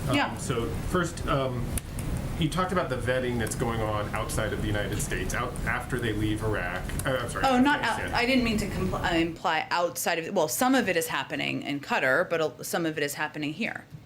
Okay, but I mean, it's before the people come to the United States, right? It's happening before they arrive. Yes. So a lot of that vetting, some of the pace of that vetting is within your control. You can add more people, you can add more interviewers. Not all and we have done that. Vetted. But a lot of it is not in your control, right? Like somebody comes Why are they to you lying with to us, no dude? documents.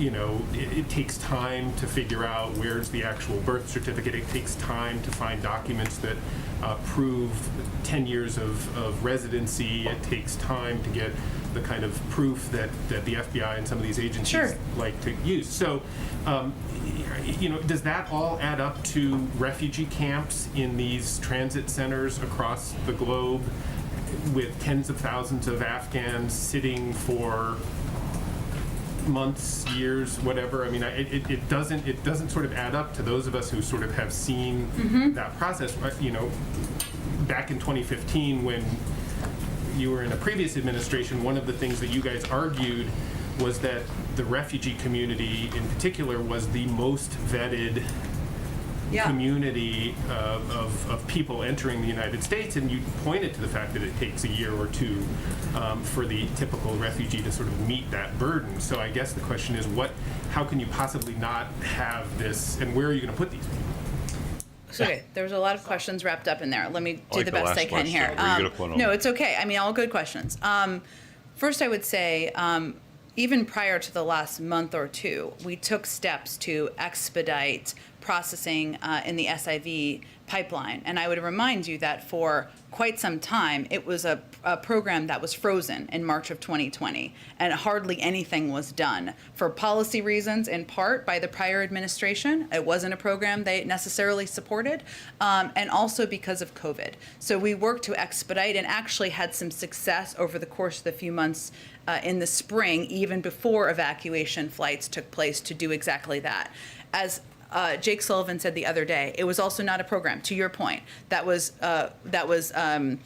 planned for speed because of all of the requirements, because what Americans should also be assured of is that there is no one coming in through any of these programs who has not gone through a background check process and has been vetted. That is our responsibility to the American people, and one we will abide by. But they haven't Hence, been we are doing incredibly that. grateful They've already to screwed these up. third countries That's what the Pentagon who are said. providing a place for a number of many Is the tens of Pentagon thousands wrong? of people to be for this period of time. And we have put a wide range of staff, personnel, and others on the vetting process from a range of agencies to ensure that we can take steps to expedite as quickly as possible. You're right that some of this is dependent on documents and is dependent on information being available. But I will just close with, and then I may have missed some of your questions, but this is incredibly difficult. We're very clear-eyed about that. And these Afghans, many of them who are departing, who are still in process, made the decision, and we made this decision too, that evacuating them because they are vulnerable, because their lives are at risk,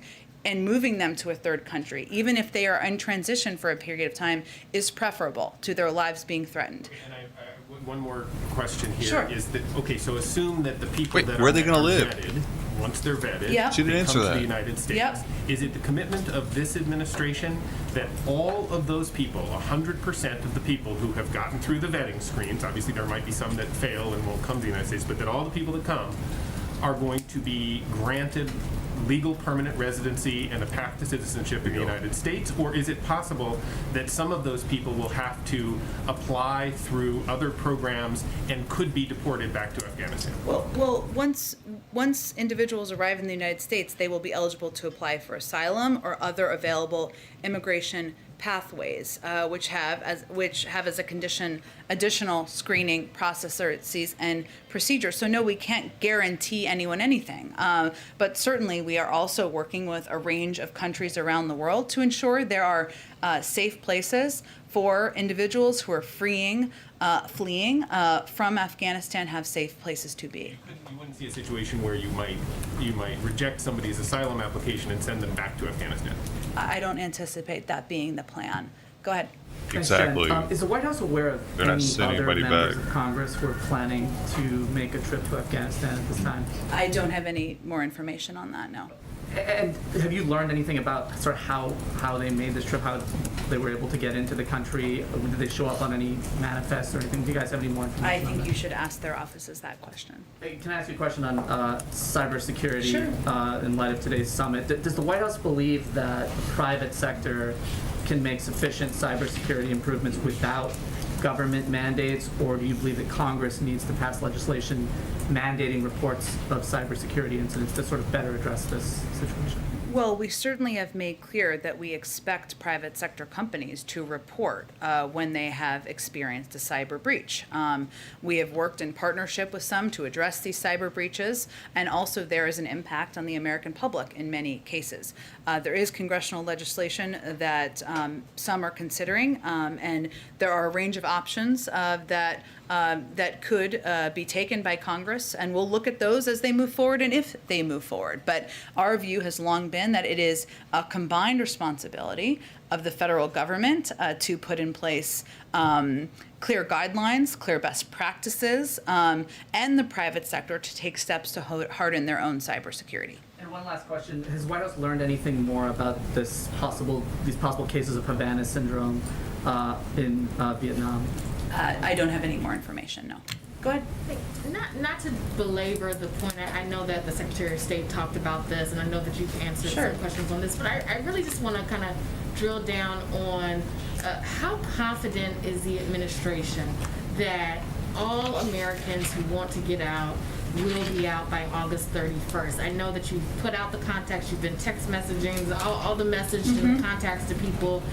Is there any concern that there could be people who have somehow fallen through the cracks, haven't been able to get in contact, and they want to get out? Like, how will the administration determine on August 31st or whatever day the military pulls out that all of the Americans who wanted to get out have been able to get out? Well, first, I think the reason the Secretary of State gave such a detailed overview is because it's not as simple as you've just laid it out. Certainly, there could be American citizens, dual citizens, individuals who may want to depart, who have not yet decided to depart by August 31st. We know that is a potential, and therefore we want to ensure we are looking at a range of options for how we can allow them to depart and enable them to depart after that date and time. It is also true that there may be individuals who we're not yet in contact with. They have not contacted us, and we want to leave optionality for that as well. But he also provided the specific information on the numbers to give you an understanding, all of you, everybody, an understanding that while we started with as many as 6,000 population of as many as 6,000 Americans in Afghanistan, over the last 10 days alone, 4,500 of those Americans have been safely evacuated. In the last 24 hours, we've been in contact with approximately 500. So we're looking at a relatively small population. We all left, right? We also believe that there are individuals in that set of 1,000 who may not want to depart for a range of reasons, as we've also outlined. I would also note that a big factor on the President's mind, and the Secretary of State noted this as well, is the real threat of ISIS-K, which is the reason why, and the President again received a briefing on that, as he does regularly from his national security team. That is why we are concerned about numbers around the airport. That is why we are in direct contact through a range of means with individuals about how and when to come to the airport. And that is something we have to evaluate each day as well, because putting our servicemen and women at risk is something that weighs heavily on the President's mind. And a question on the Supreme Court decision. Well, the Supreme Court basically kicking back on the remain in Mexico. Mm-hmm. What is the White House response to that? Well, I know the Department of Homeland Security put out a statement on this last evening, so let me reiterate some of those points. We respectfully disagree with the district court's decision, and we regret that the Supreme Court has declined to issue this stay. DHS has appealed the district court's order and will continue to vigorously challenge it. We are also, though, in the same vein, compelled by law to now proceed with means by which we abide by the ruling. Go ahead. Does that then mean that negotiations are now underway between the U.S. and Mexico on returning to the Migrant Protection Protocol?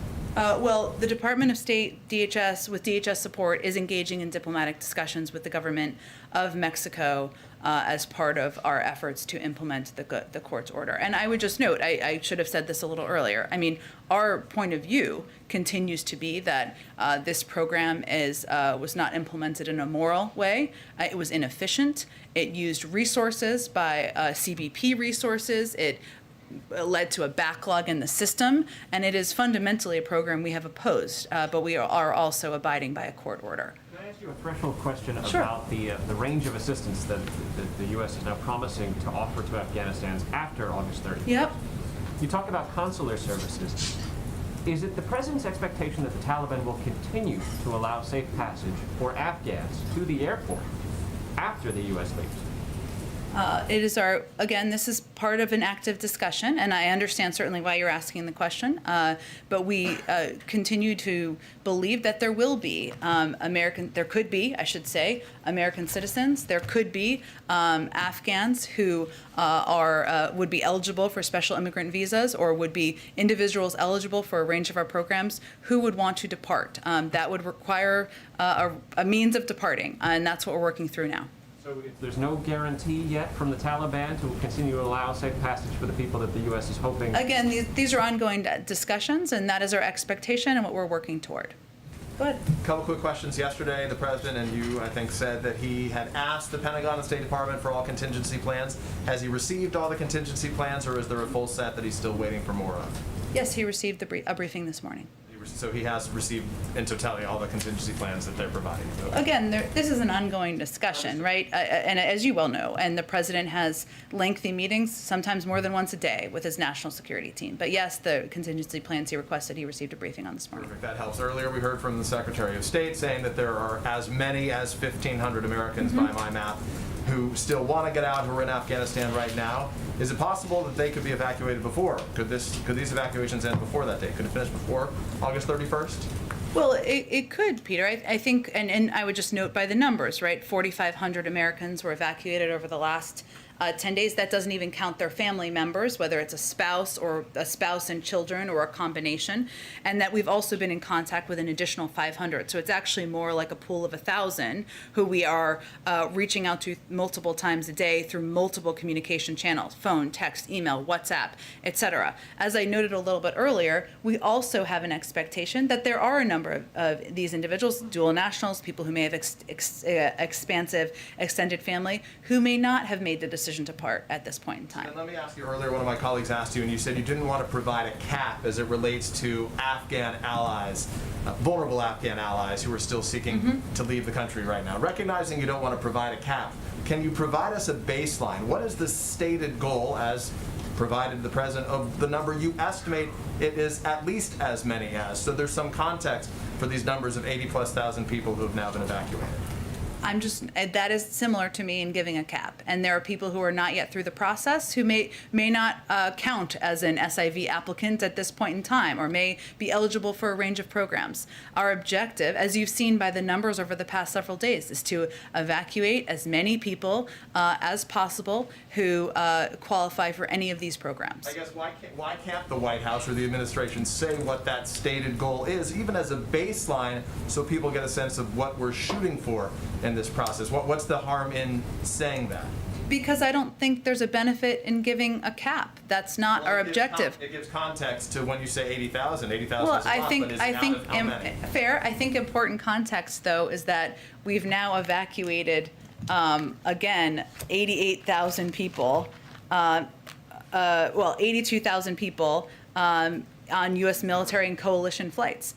Just a week ago, some people were saying we couldn't do 50,000. We've done 82,000. And so just to put into context, again, that's a flight yesterday, every 39 minutes. That is thousands and thousands of people coming through the airport every single day. 19,000 people yesterday. I think these numbers do provide context, and we're going to continue to press every single day to get more people who are eligible out of the country. Of course, we don't know of those 80,000 how many are SIV eligible applicants, right? Some may just be those who wanted to evacuate the country, which is part of why I ask. Well, I think that what's important to note here is that the people who we are prioritizing are American citizens, are SIV applicants, and others who might be eligible for a variety of programs. And in order to prevent a mass crowding at the airport, those are the people we are in direct contact with.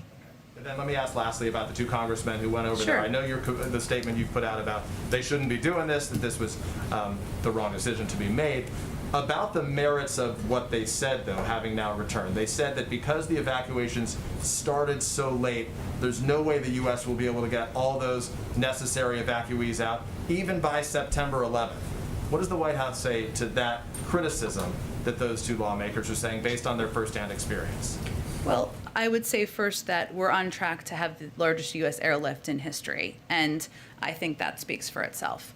Go ahead. Hi, can you speak to what a colleague is reporting that the administration plans to recommend vaccine boosters at 6 months, not 8? I have not seen that report, but I would note we just put out the guidance. The CDC just put out the guidance a couple of weeks ago or last week. It's all running together 2 weeks ago on 8 months. And if they update that guidance, it would certainly come directly from them. Do you know if that's is that under consideration? I would point you to the CDC. And then secondly, what is President Biden prepared to do to push the Chinese on the Wuhan lab investigation? There's been reporting that the Chinese are not being cooperative. They're pushing back at the U.S. on that. What is he prepared to do to free up more information on that? Well, I think it's well known they haven't been cooperative, right? Through your reporting, other reporting, and just the fact that they obviously have not, in a publicly available way, provided the data and the information that we have been requesting. In terms of an assessment of what steps we might take, I don't have anything to preview for you on that front. Go ahead. Thanks, Jen. I know you don't want to get into the details of the COVID origins report assessment. Yeah. I will be happy to when there is an unclassified summary for all of you. Right. But of course, the purpose of the 90-day review was to put a focus on this question. So if at the end of the question we don't have clarity or a smoking gun or high confidence, what's the next step? We'll talk about that once the summary is out in public. Just, go ahead. Just if you can update us on the White House role in responding to the crisis in Haiti. I know USAID and SEVCOM have given us updates, but what has the White House been doing? Yeah, this is something I think, as you know, and you've been following closely, we've been deeply engaged with and involved with under the leadership of our of Samantha Power, who is the director of USAID. In terms of, are you looking for specific assistance and specific what we're getting to the ground? Let me get you updated numbers that we have provided as of today. I think the last information I have is about a day old, but it's an ongoing process. Go ahead. Thanks, Jen. I just wondered if you could give us a preview of the president's upcoming meeting with the Israeli Prime Minister, and if we can expect any announcements on the reopening of the Palestinian offices in Washington and the consulate in Jerusalem, and if not, what's the status of those projects? Sure. I know we did a briefing call to provide a preview of that last night, or I believe yesterday at some point in time.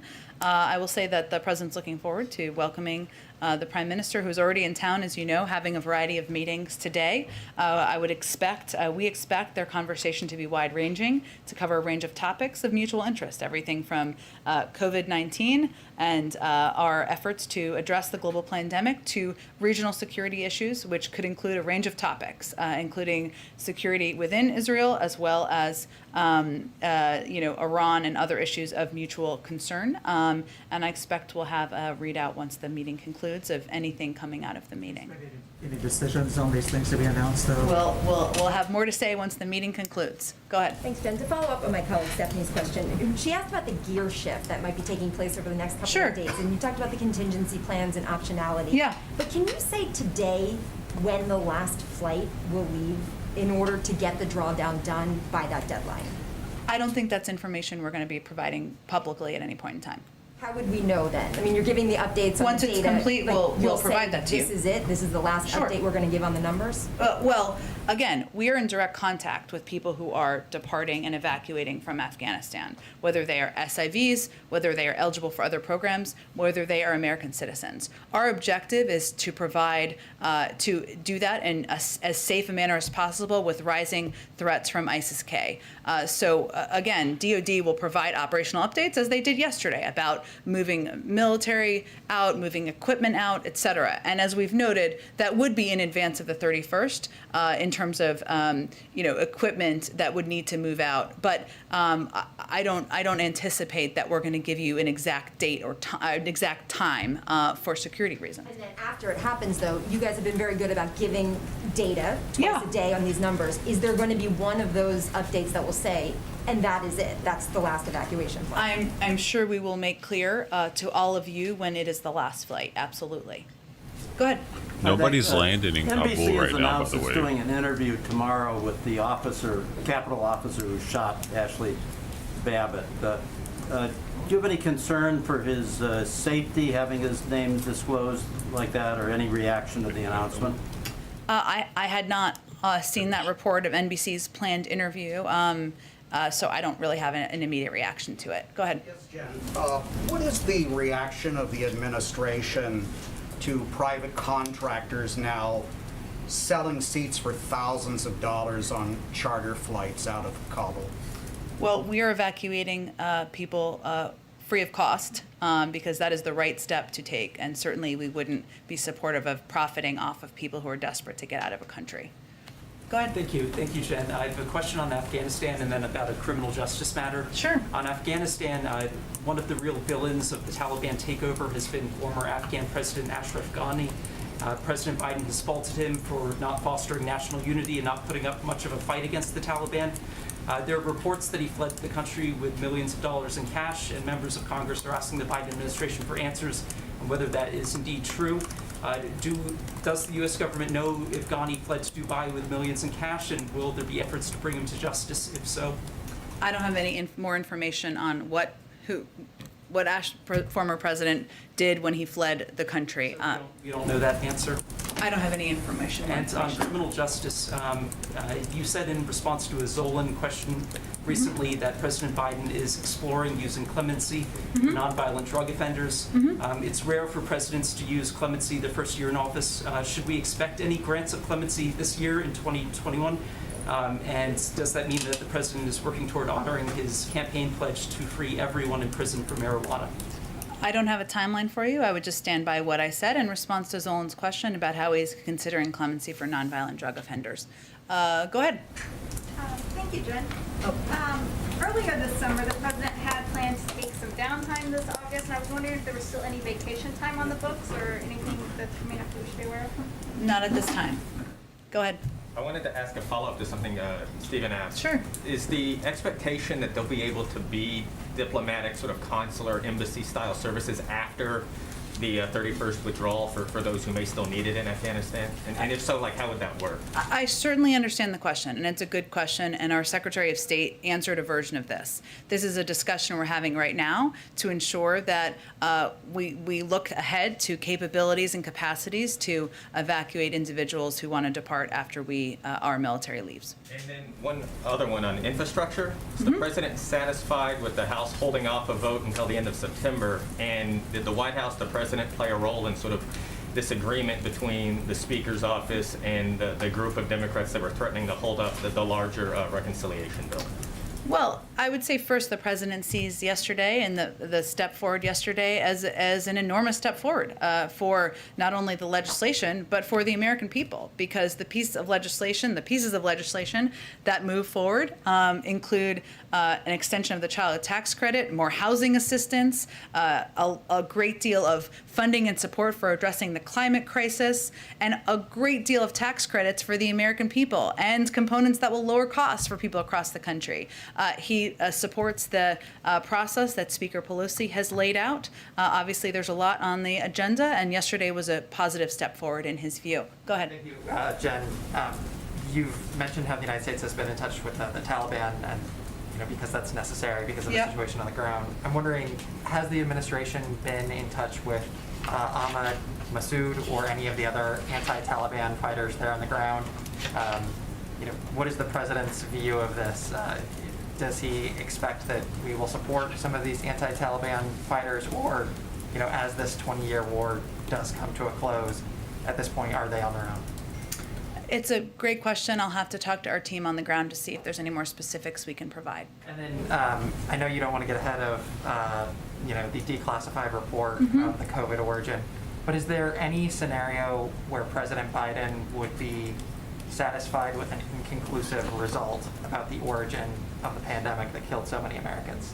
I can assure you the president wants to get to the bottom of the root causes of COVID-19 that has, as you noted, has killed hundreds of thousands of Americans, and wishes that there had been more done earlier on to get to the bottom of it and to, of course, save more lives. Go ahead. Jen, I just wanted to follow up on Steve's question about the sort of for-profit effort. Yeah. What is the administration doing to kind of protect people from exploitation? Given the desperation, there are reports that the defense contractor, Eric Prince, is offering seats on a plane, evacuation plane, out for $6,500. And some people in desperation are taking that, not knowing there might be an NGO option. Nobody's landing in Afghanistan.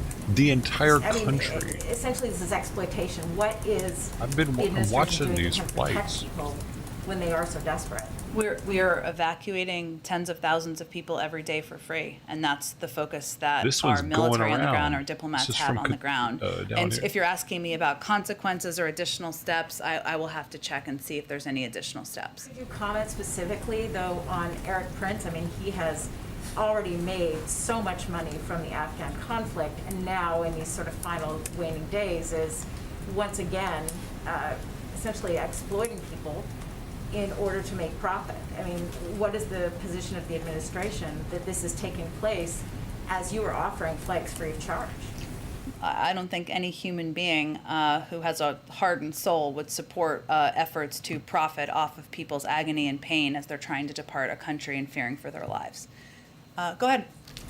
Jen, just to follow up on the rental assistance. Sure. What is the White House or what is the administration's understanding for the delay of these billions of dollars not getting out? Is it at the state and local level, or is there red tape at the federal level, or is it a combination of that? Well, a great deal of it is at the state and local level. It is, though, one, I think a couple things that may be misunderstood, maybe not by you, but about the program, which is that the program is designed to be distributed over the course of 3 years. So we didn't anticipate that all of the funding would be out in the course of 9 months. It's not. We still think it should be faster. We also have a responsibility from the federal government, of course, to make this easier. There is not a system that has been set up to distribute this type of funding on a federal level. So even very well-meaning leaders in states and localities are figuring out how to break through the bureaucracy and get this money out. Some states need to do a better job of that. I will note that in the data that was released today, there are some interesting statistics, and this just shows you state to state where the differences are, right? So in Kentucky, the program has shown consistent growth, most recently assisting 65% more households in July than in June. That's a dramatic improvement, of course, in that state. And program administrators attribute the recent growth to Treasury guidance that allows for self-attestation for the application process. So we're going to continue to try to cut red tape from here, too, if it makes it easier for states. Texas attributes their leveling off to having fully addressed existing application backlogs. They've done a very good job at getting this money out to people who need it. And North Carolina, which was a state to slower to distribute assistance in prior months, saw notable increases this month as the investments they made in developing the program's infrastructure paid off. So point is, it's really different state to state. Certainly, as we've said, states and localities should not hesitate, should not delay in getting this money out, because this is how we can keep people in their homes. But we're also going to work from a federal level to cut red tape wherever we can. Go ahead. Going to be the one out of left field today, but okay. The vice president is going to be campaigning for Governor Newsom on her way back from Asia. Previously, President Biden expressed at least an interest in campaigning for him. Yeah. You know, with everything going on, I'm wondering if that's still on the table. And secondly, campaigning for him. You all feel any sense that why does he need a this cheerleader? recall is in some ways a referendum on Democratic policies, including handling of coronavirus amid this Delta surge? Well, I would say first I can confirm the president does still plan to go and campaign for Governor Newsom in California. I don't have a date for you at this point in time, but that is still certainly his plan, and I will leave the analysis on the roots of the recall to others. Go ahead. Go ahead, Shelby. Thanks. I have one question and then a quick clarification on something. Okay. So first, Blinken was really specific in giving numbers for Americans that actively want to get out of Afghanistan. Has the State Department made direct contact and confirmed with all American citizens that they want to stay, that they might want to stay in Afghanistan, or is the assumption that if they haven't contacted the embassy or the State Department that they must not want to leave? Well, I would say first we've sent out, as Secretary Blinken noted, 19 messages to American citizens over the course of the last few months. We've also done a great deal of outreach and advertising, providing information for anyone who wants to leave, including the offering of financial assistance in recent weeks for people who want to leave Afghanistan. But what I also would note, and this is an important caveat, it is possible there could be Americans who have not yet contacted us who we don't know about. And that's why we want to leave optionality, because of our responsibility to help these Americans depart. And then this is sort of my clarification. So earlier you said that the administration is looking at a range of options to get Americans out after the 31st. And then I believe you said that the president did receive the contingencies he had asked for. So I would put those in two different categories, because the contingency plans he requested would be should for optionality to stay longer than the 31st. That was something he asked for. I'm talking about beyond when the military leaves, for the option of allowing Americans to depart, or others who are eligible for programs. So is there currently a set contingency specifically for Americans left in the country after August 31st, or is that still being worked out? Okay, so I want to make sure I'm not confusing anyone. So the contingency plans the president requested was to have maximum optionality, given there are a range of factors, including the threat of ISIS-K, which is very much on his mind, and a threat to our U.S. men and women who are serving, including the need for the Taliban to continue to coordinate. That is about staying longer than the 31st. Those are the contingency plans. I also spoke to, and Secretary Blinken also spoke to, the fact that we are also looking for options post the departure of our military presence to allow for Americans and others who are eligible for programs to evacuate. That is something we're working through and having discussions about, and as we have more to update, we will provide that to you. But I would look at them as two separate things. Go ahead. Yeah, Jen, just one on coronavirus. Thanks. Sure. The EU, is voting tomorrow to reimpose sanctions on incoming U.S. citizens. Is the president in contact with his contemporaries about that decision? And what does this mean for our own timeline for lifting travel restrictions on imposing sanctions? Imposing coronavirus travel I was like, restrictions. that's concerning. Okay. 400 cases per 100,000 over their threshold for foreign travel. I would say we are in touch through working groups and through a range of channels at the diplomatic level and through our health team with Europeans and others about travel restrictions. We have no updates on the timeline? I don't have any updates on the timeline, no. Okay, thanks everyone. Have a great day. The green juice. That's such a red shirt. Did she decide to put that on today, or did somebody tell her, like, hey, put this outfit on, it's super red? Does she get to decide what she wants to wear before she goes out there? Or is it not up to her? Okay, I found this one. This is the only person I found, or the only plane I found in Afghanistan airspace. There's one plane in Afghanistan airspace. This is Afghanistan. And you can see this plane over here is going to, what is that, Pakistan, I believe. I can't see the line here, but it's somewhere in here, I think. I don't know. Where actually is it? Right here.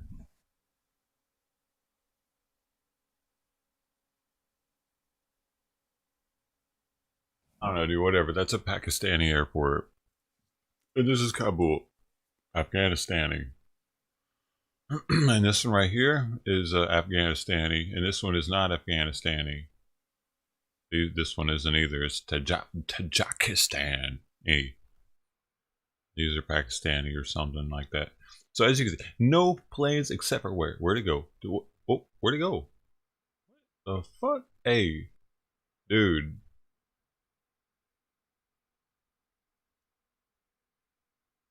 Is that it? That's not it, dude. It was a royal. It was a fuck. Dude. It disappeared. That's not supposed to happen.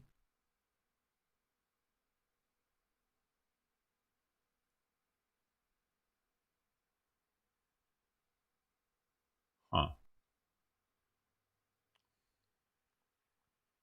They turned off their thing? Transponder or? Weird. Maybe they're, when did, I don't know, this was working before, but either they're blowing planes up or the planes are turning off their equipment.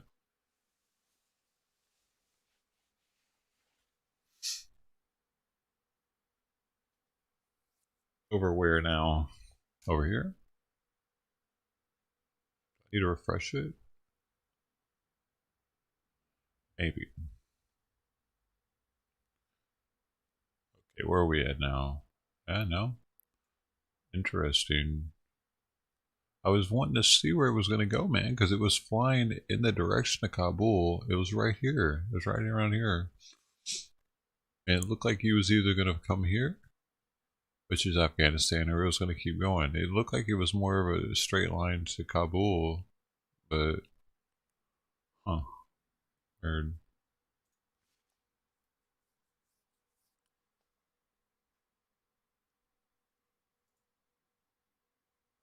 This one does have one coming in from Dubai.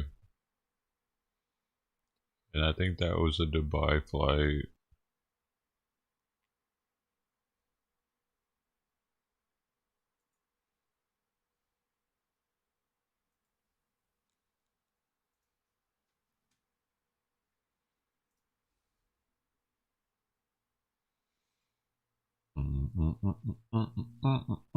Maybe if they're coming, well, there's a supply fight there too, though. No, that's too far away. Maybe if they're coming or they're landing, they I don't know, dude. It's kind of weird. They just went off the radar or went off the map.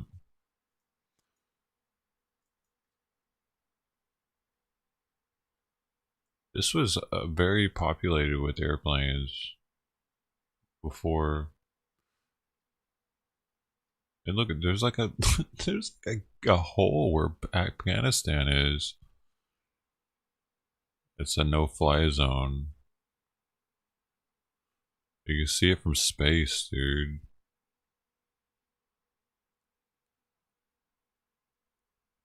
America, dude, America. Oh my gosh, y'all stop flying. Y'all gonna hurt yourselves. There's too many planes in the air. And Europe, y'all ain't playing either, dude. Jeez, that's crazy, dude. Imagine being like an alien, like coming in with a UFO and just like, if they have the capability to like see all that, they'd just be like,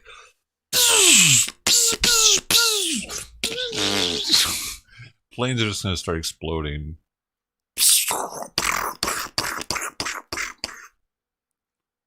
Why wouldn't they start there? You know, I mean, they'd see that and they'd be like, oh, what the hell? This wasn't here when we left. Get rid of them.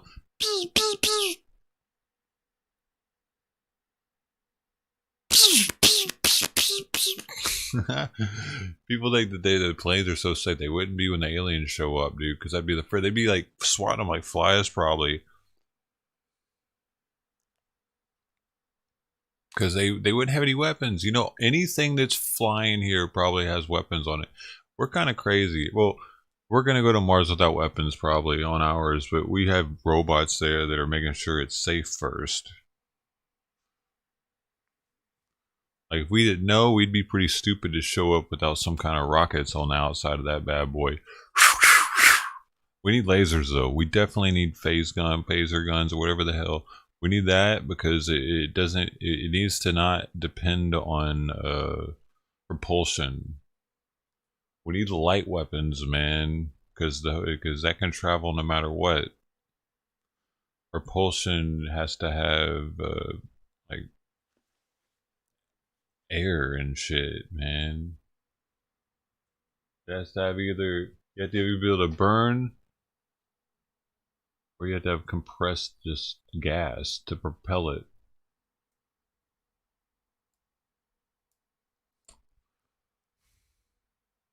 So we need to like, pew, pew, pew, pew, pew. When are they going to tell us about those?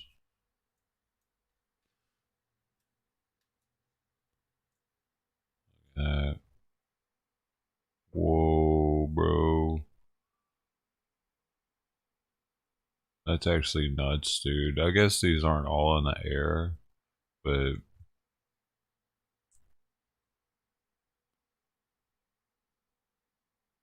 what is that? Is it a blimp? Balloon. Whoa. It's tracking a balloon, dude. Oh, that thing went some distance. Did it blow around all over the place? Look at that. It started there, and it blew over here. Where is it now? What's right here?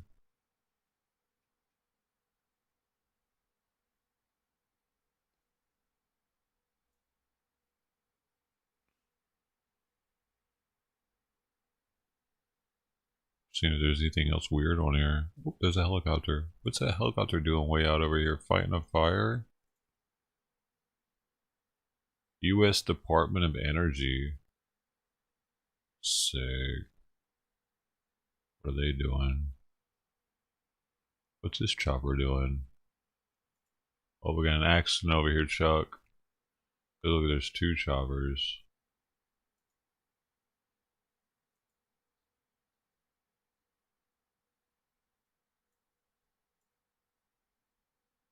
Bear Lake Campground. Whoa!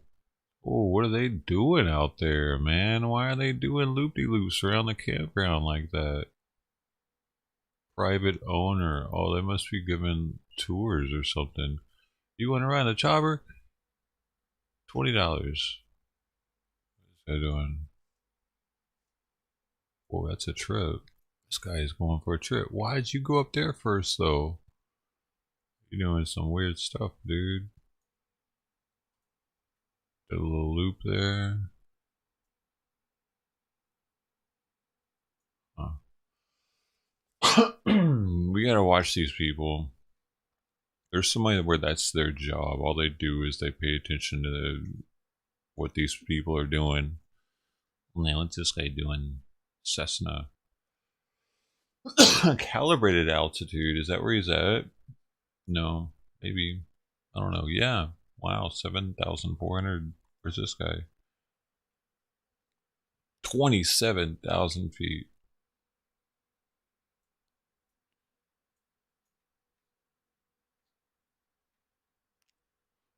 Well, that's a long flight. Atlanta.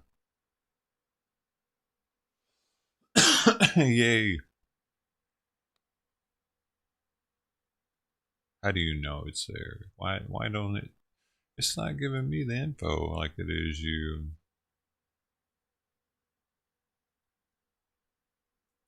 See, what is that? Is it?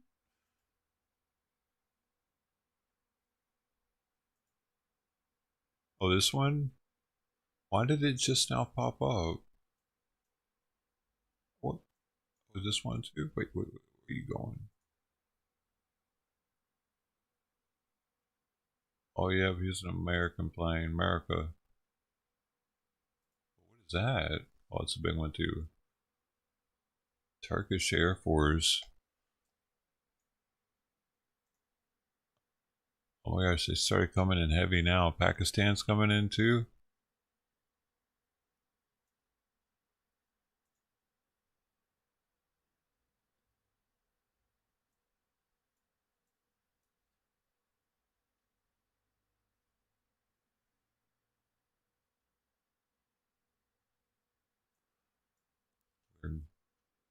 I don't know why they weren't there a second ago.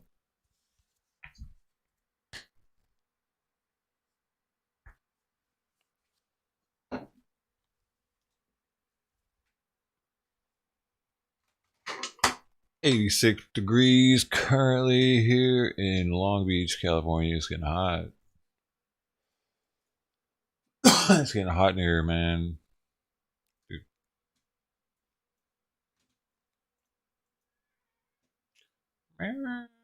What is this? Ancestors. No. This is called the time of the seventh fire. Go away. Simon, get away. You too. Get away too. Stop! Dude. Can't you tell I don't want you to look at my shit? I'm like sitting here pushing him away with my foot and he keeps licking it.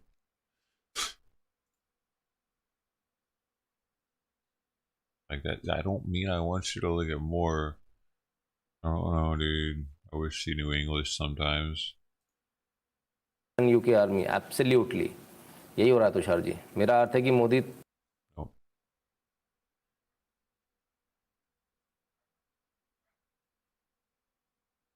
African news. Borders. Of course, they have to comply with the fundamental rights and our keys, but as long as they do that, I can also see that sometimes it's necessary with fences, and it's for the member state to decide.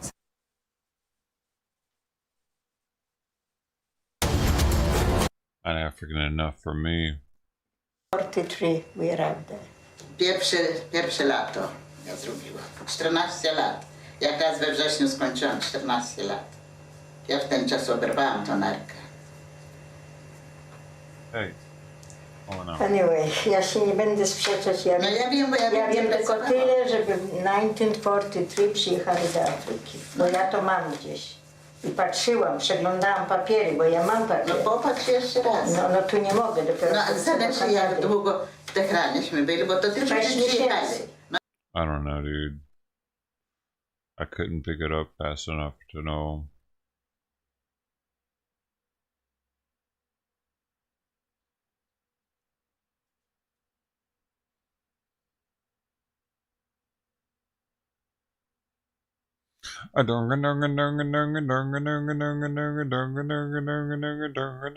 What?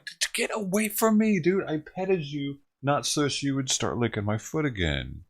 Like, I felt bad because I was like, oh, that was kind of mean. So I petted him, and next thing I know, he's...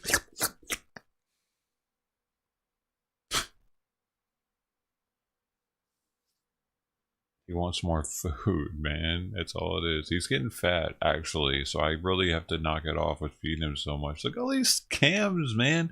All these are scam streams, dude. Stop! What are you doing? Are you fucking retarded? Jesus, dude. He came back again and licked my damn foot.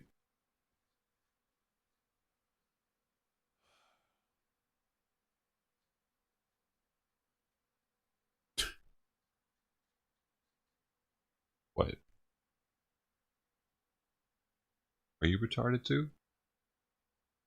You might be retarded.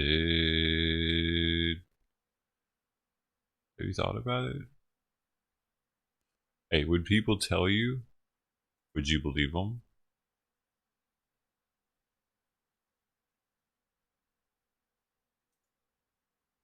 Those polls look pretty good for the social.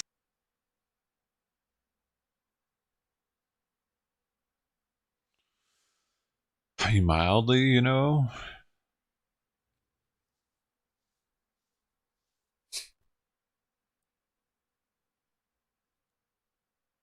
Something to think about. It's definitely something you could think about. Don't just discount it. We met for a reason. It might be to figure out that you're retarded.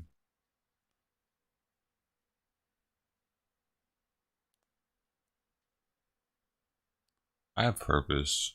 Hell yeah. Lake Tahoe surrounded by a thick, ominous smoke. They're going to hell. Why do they have a riverboat? I'm a riverboat queen. I'm a riverboat king. Or some shit, you know what I'm saying? Look at that. It's like the Mississippi River or something. Why? What are they doing out there? They're getting weird out there on Tahoe. In Tahoe. That was Lake Tahoe, right? What is this? Mea și a familiei și am văzut că e o dată apreciere la ăla și când m-am Libra sau Lira, nu mai știu cum o cheamă. Și când am văzut, am blocat-o. Am blocat-o. Înțelegi? No. Pe cum adică? Tu zici, Nelson, așa poftă mi-ai făcut, trimitem niște brânză, trimitem niște slănină și cărnațo cu...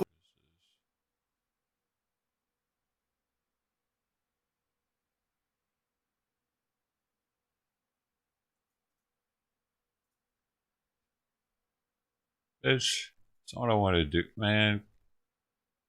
I forget about it. I was trying to figure out where he was, but I'm not that. I don't care that much.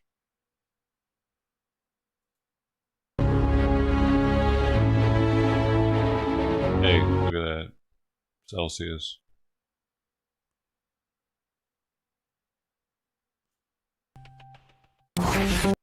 Where are all the Indian people talking?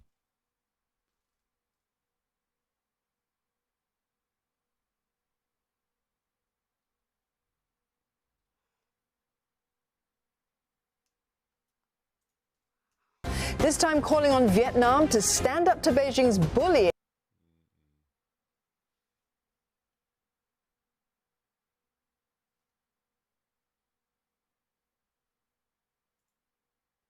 जी को promote करना है अरे sir कमला जी को तो खुद out of my shit, dude. No, don't add him. Get him out of here. I hate YouTube sometimes, dude. Don't recommend channel. Not interested. Don't recommend channel ever. Get out of here. Ever. You confuse me with that one.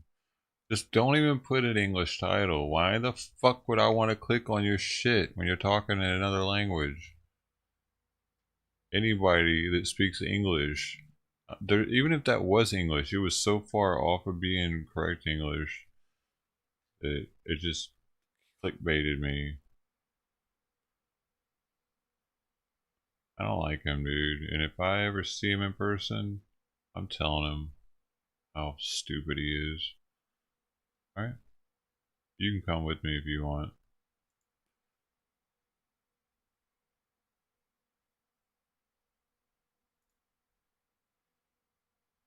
Dude, I'm starting to wish you would turn off a lot of these and just give me some random person talking.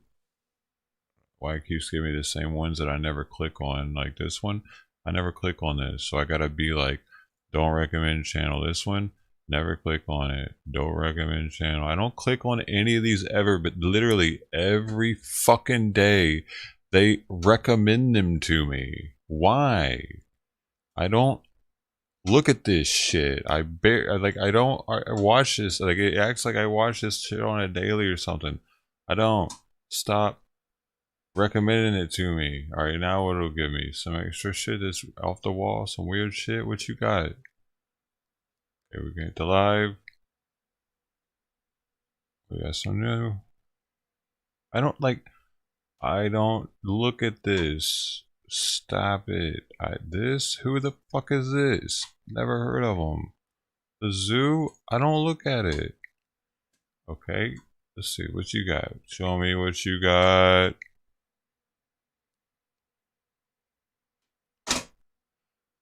Is YouTube really this shit, dude? This is the top recommendations for stuff that's live right now?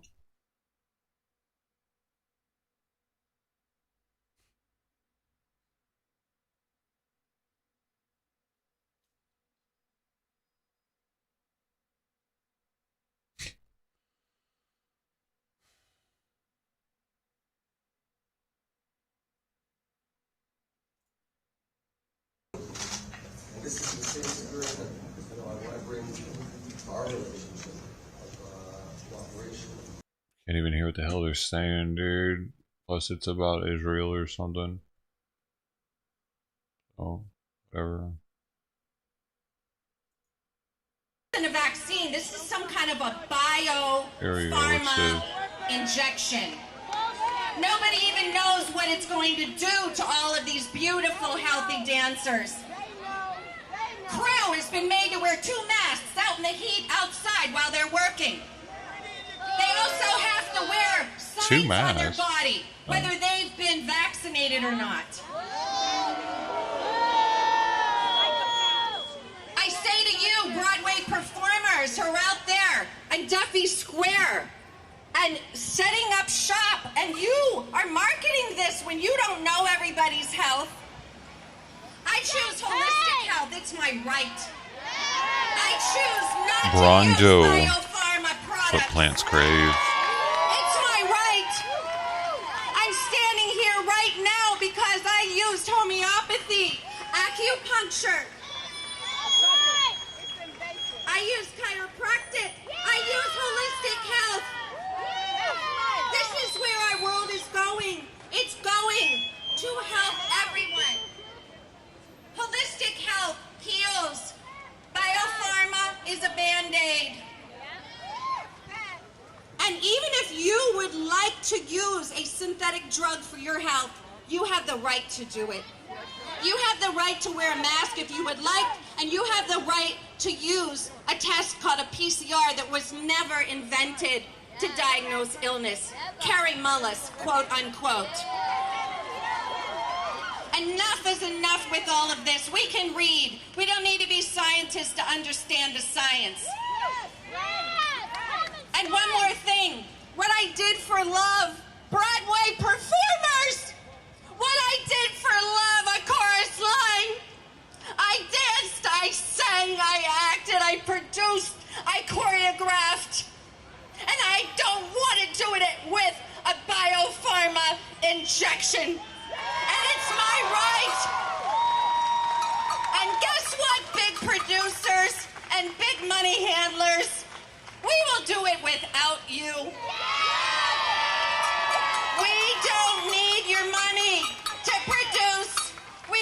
need your money to do a show. We don't need your money to do our art. We can do it without you. And we will step out of the unions and do our own thing.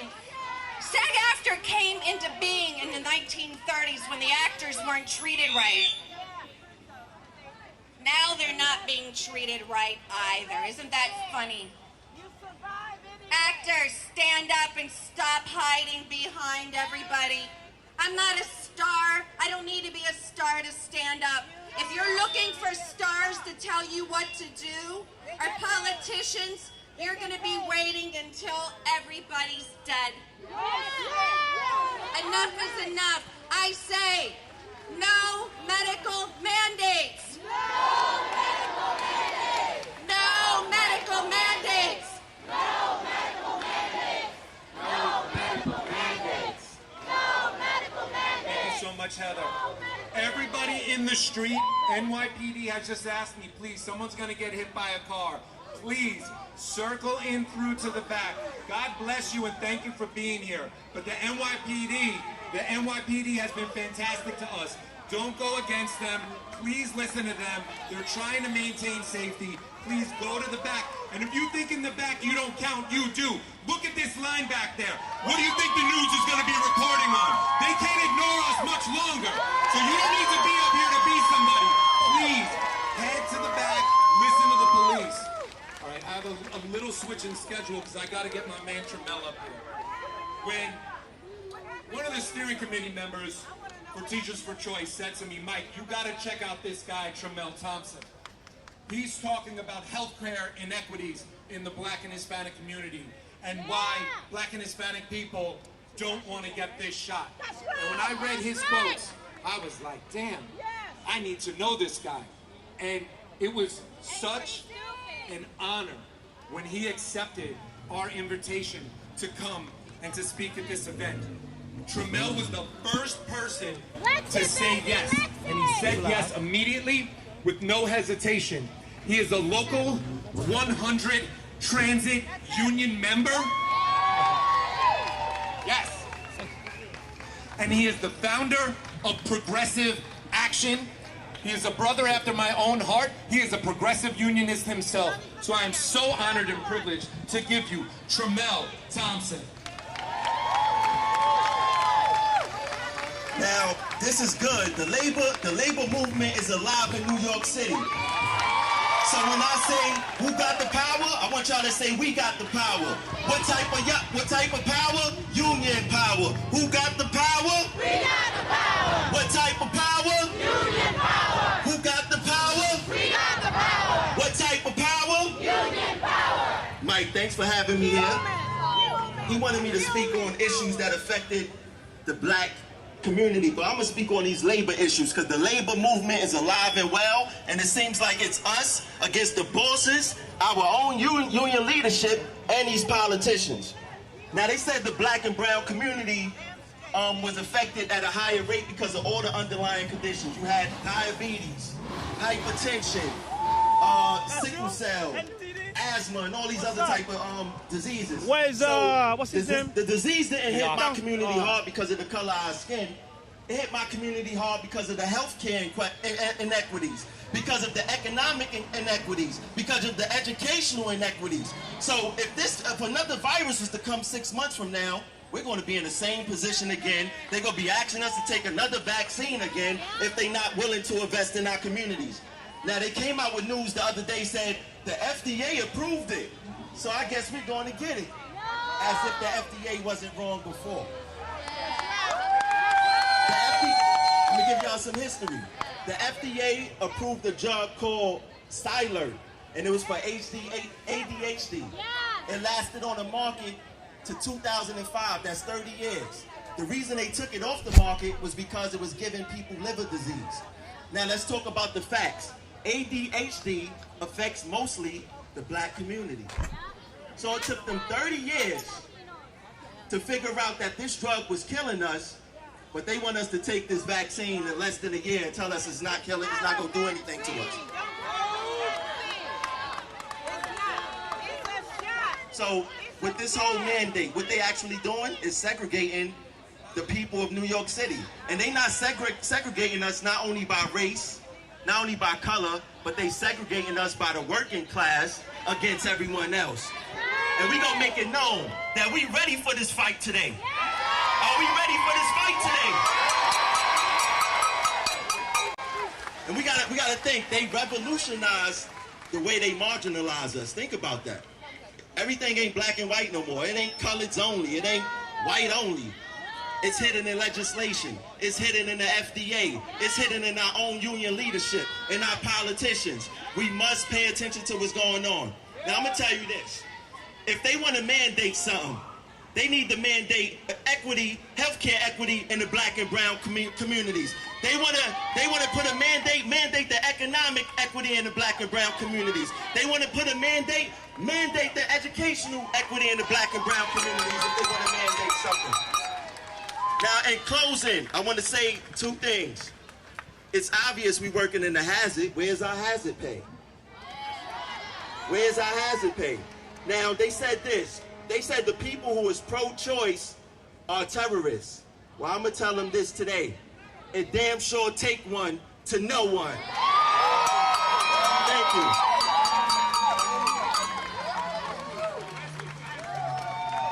Wait, Tramel, where can people check you out online? What's your URL? You can go to Facebook, Progressive Action TV. We got the biggest labor movement on Facebook. Look, they think the labor movement is dead. They think the labor movement is dead. That's why they're making these moves on us. We must stand in solidarity no matter if you're a teacher, a sanitation worker, a transit worker. I don't care who you are. We must stand in solidarity with each other. The people united will not be defeated. Yes, Tramel Thompson, Local 100, Progressive Action.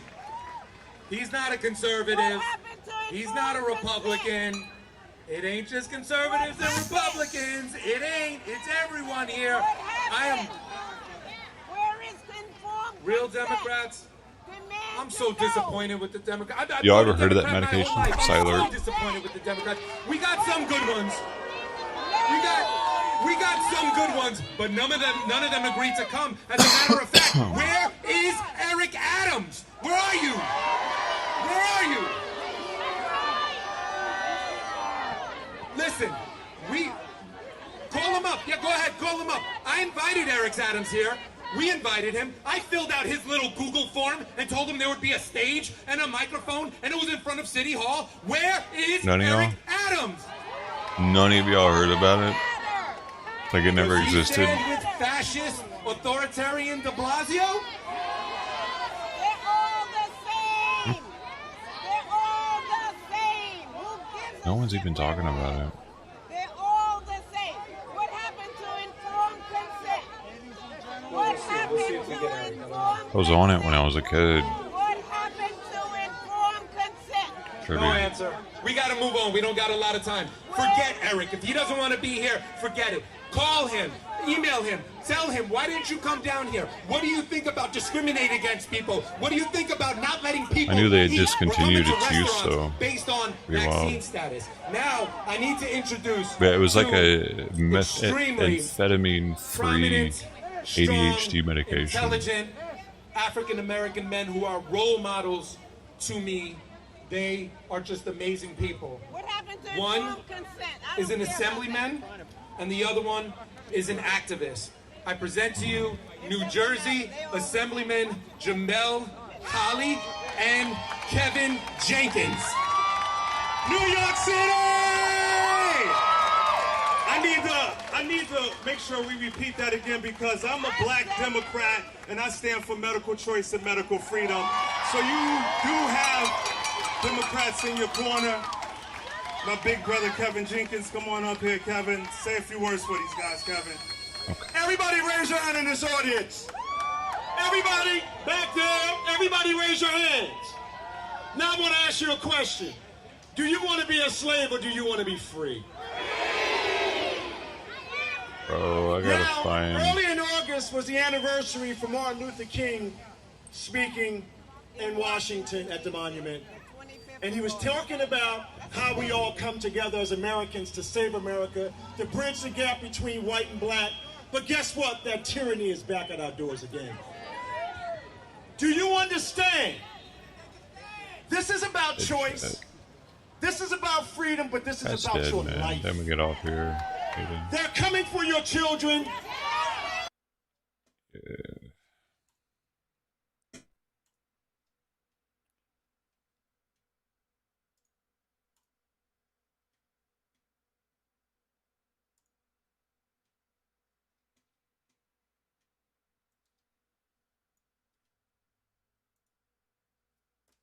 I don't need to watch that. Don't want to watch it. Don't want to hear it. Don't care.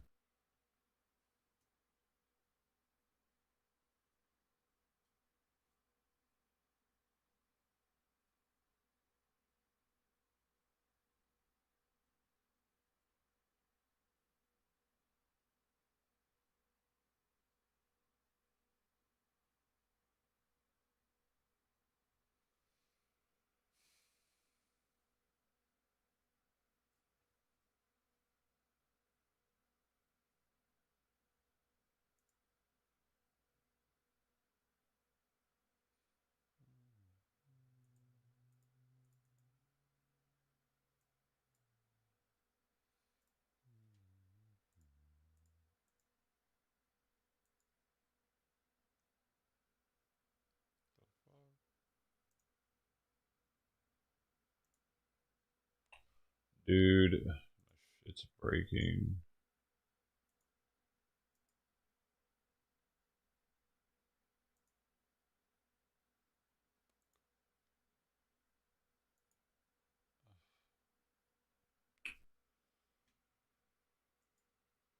Just having this shit on the screen is so fucking finicky, dude. The tickers, especially having 3 of them, it's really a pain in the ass to do it. Like for whatever reason, I didn't do it in the correct order, and it didn't show up on this other scene correctly. The big screen scene. So I have to shut all the tabs up and redo it. It's the only way to get them to work right.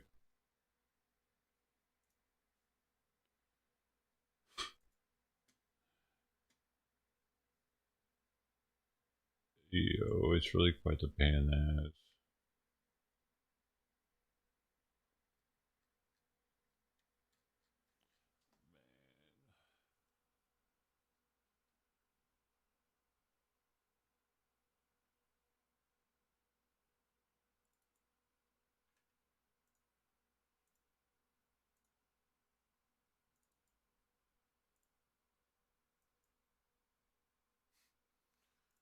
See, just because of that, because I didn't do that in the right order, I gotta shut that one down. Boom, they reset. Now, okay, now I can do it. Now I have to go and actually go into OBS and click on everything individually. And now I pick that. Boom, that's locked in. BTC's blocked in. Now I gotta open another tab up. I gotta separate it from that tab, full screen it, bring up the chart for ETH. Since I've already set for it to do this, it recognizes that, but it doesn't lock it in. Like, see, it's not there now. I have to go open OBS, lock it in. Now it's there, and I can do it for the third one. And if I don't check this before going live, oftentimes it does what it did. And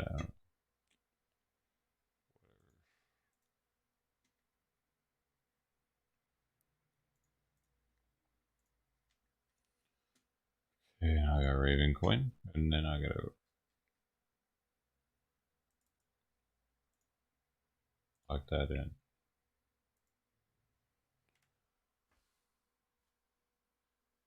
It's somehow this resized. I didn't touch that. Now it's hanging off the edge. OBS just does it on its own. It's pretty annoying. It has something to do with the computer shutting off, probably. It changed the font somehow, or now this is hanging off the side. The end's hanging off. I'm back. I'm not back. What do you mean? I didn't go live yesterday.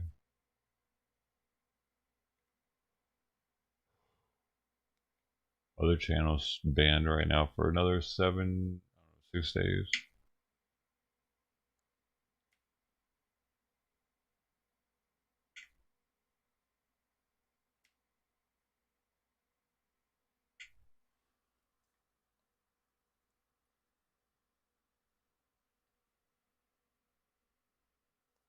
Yeah, because I played Trump talking about the election. You know, it only has 2 strikes, and both of them for that. Both of them are for that, dude.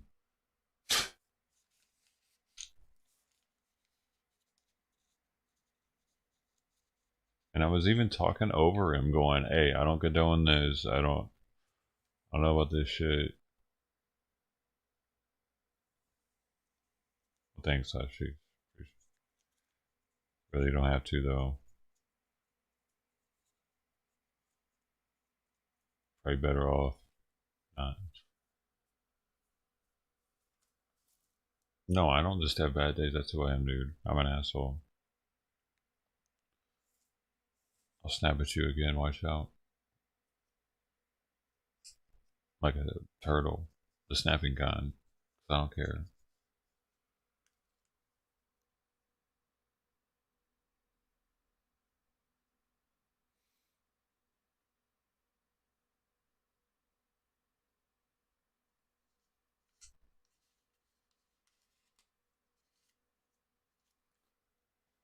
Starting a flare up too, that makes me care less.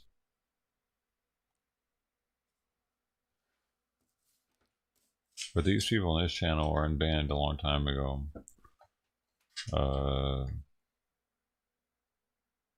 Thanks, man. I don't know.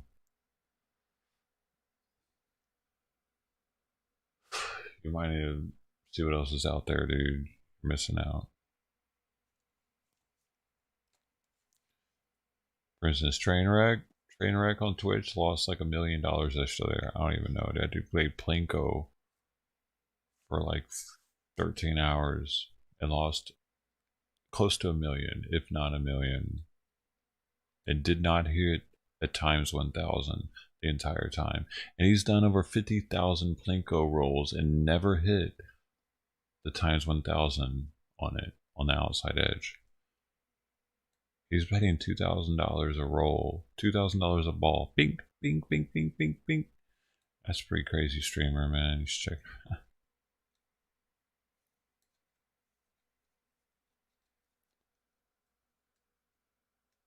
He's looking right now. He might be live now. Look, check it. Let's see. He might be licking his wounds. Like yesterday was a rough one.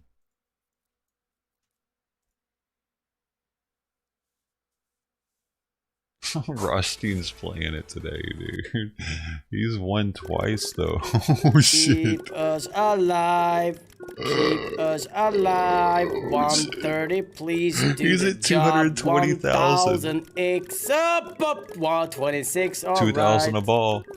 Keep 2,000. us Hey, we got alive. here at a good time, dude. Oh, shit. Come on, 130, back to back, and then 1,000 to top it off.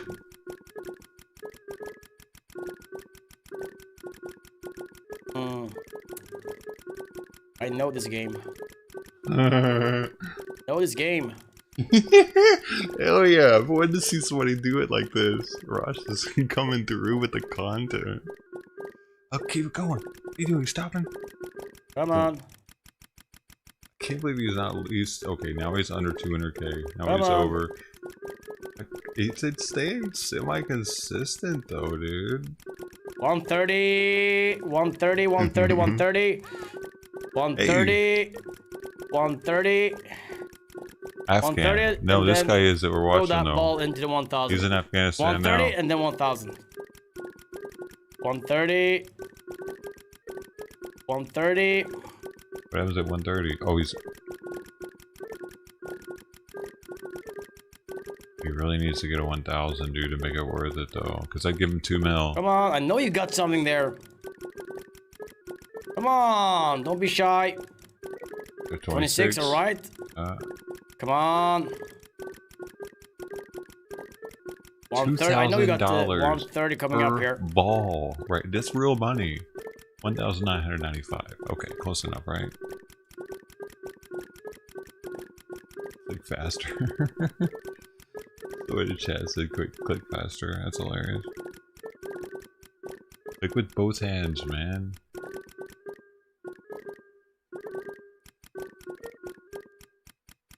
You're from Taliban.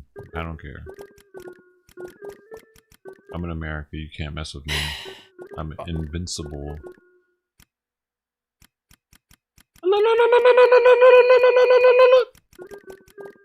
That's your kryptonite. I know you're buckling at your knees.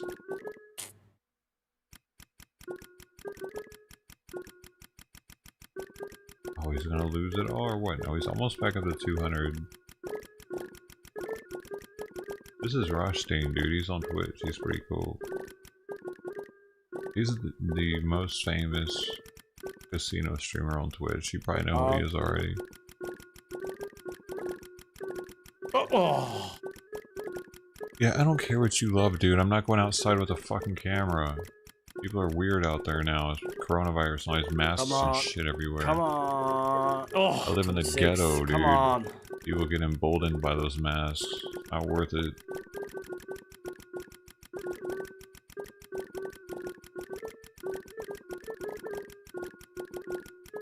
All they gotta do is pinpoint where I'm at on the camera and sneak up and bop me in the back of the head. Nobody will know who the fuck they were as long as they get away quickly enough. And if they've been watching long enough, they'll be like, hell yeah, he's outside now.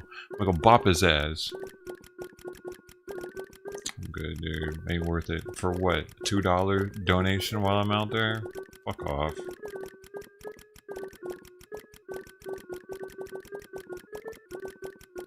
Oh, we're gonna... Well, we have to get to 1000X now. I was asking politely for the 130X, but now we have to ask for the 1000X. Oh, man. You get it. I don't care if you don't. I don't care if any of y'all can get it or not get it at this point. After losing all the money I've lost, I can give a fuck less what you guys think, dude. Come on! Come on! If I cared, I would have told you about losing it. 226 there. We need a 130X just to survive this wave of dry balls. I left.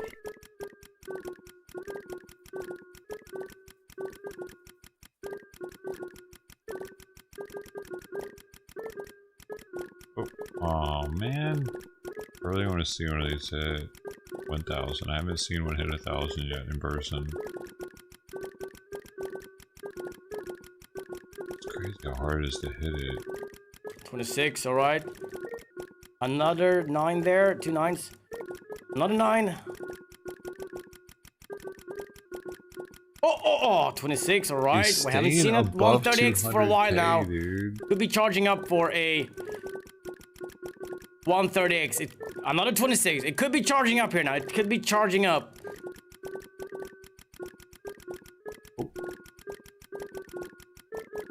Oh, jumper.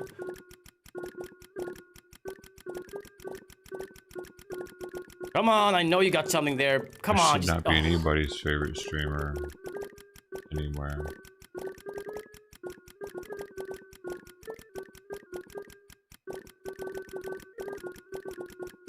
Every streamer, anybody can do this.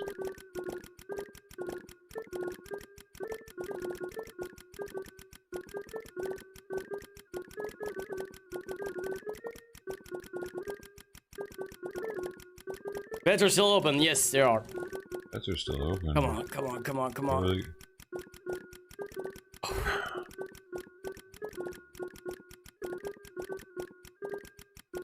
Now it's draining.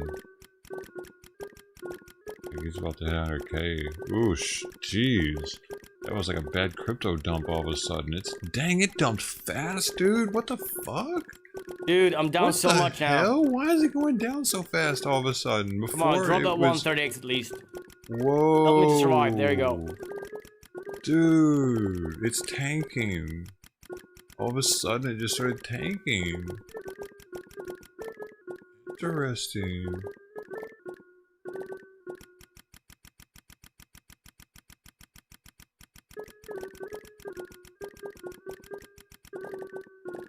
Oh man. 200k down. I gotta take some money from my vault.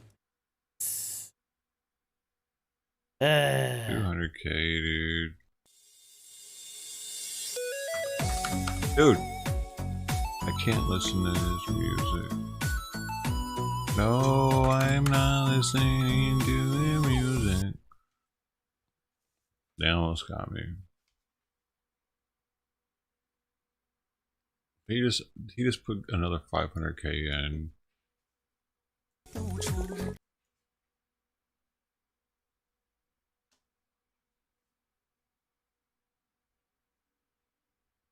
Jeez.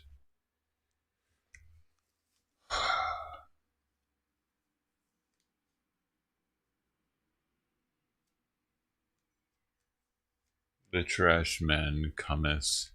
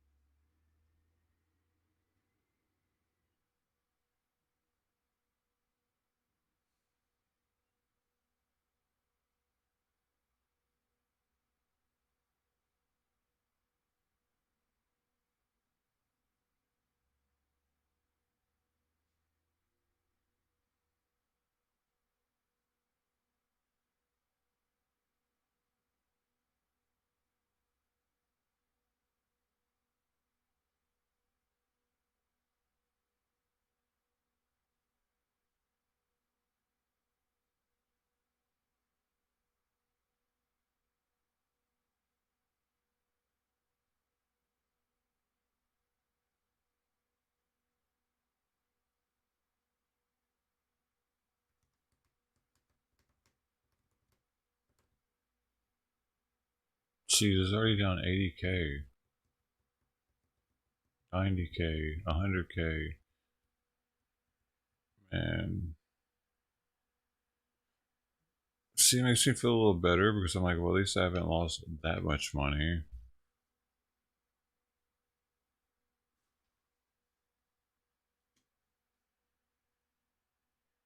Y'all can just get that feeling from me. I gotta go somewhere higher up, you know? Back.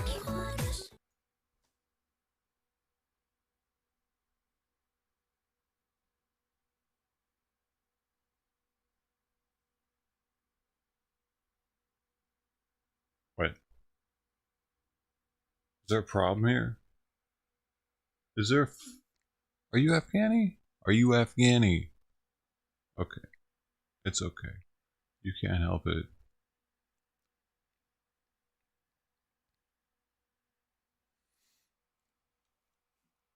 Can't help it.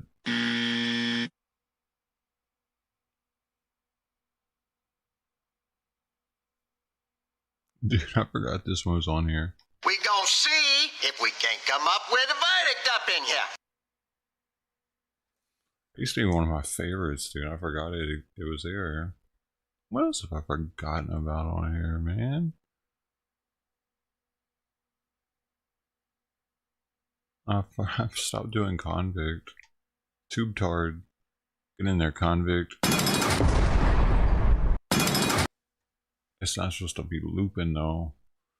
That's from when I used to make music with him, because I'm professional. Dude, he just hit hard. He just hit a 126. Because it pops up pretty high over 500k. Hey! We hit a 130, I mean, sweet.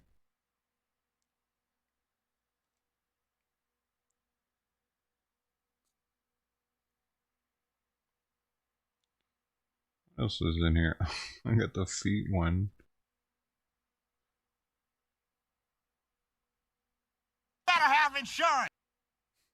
Ass whooping insurance. Bruh. There's a lot of these I forgot about, Aaron. I'm sorry, I wasn't listening.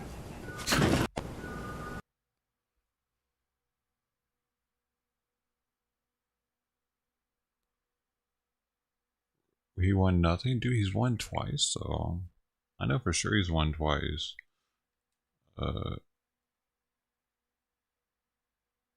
in the same day with B1 Millions. So that's why he's putting on so much on it. But I only know like because Trainwrecks kept talking about it. It's probably on here. Let me see. It's probably on his clips. Wait, is it right here? No. Did somebody just post it maybe? What is this? What is this clip?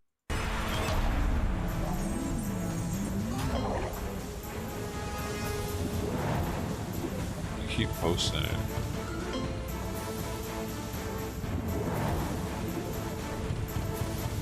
Oh wow! Oh wow!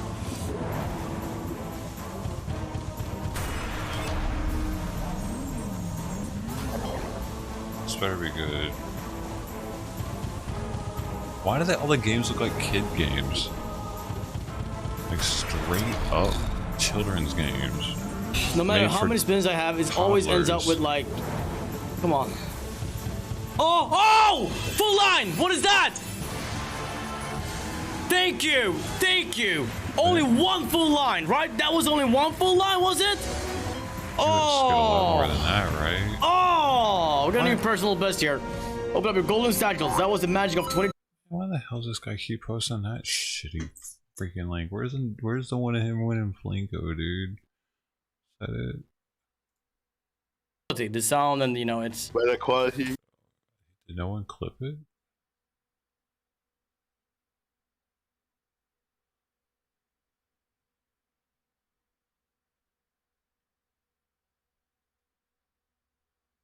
I don't understand Twitch, dude.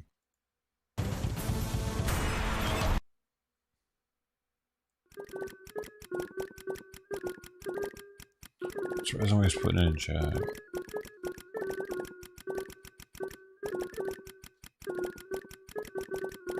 Come on. Somebody posted bleep beep beep boop boop bop.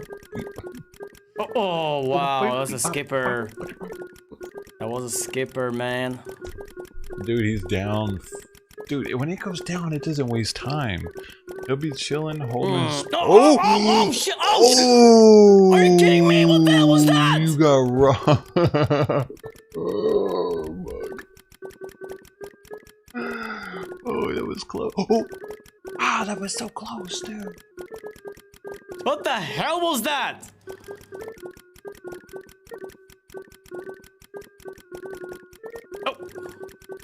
Man. What the hell was that? It was like, nope. That could have been pretty cool. Oh, man. with a jumper. Oh wow, I mean, it was a jumper, lot, and though, it jumped dude. 2 times. Well, oh wow. You got 260k for that. So it's a juicer. It's a juice. Got a little juice.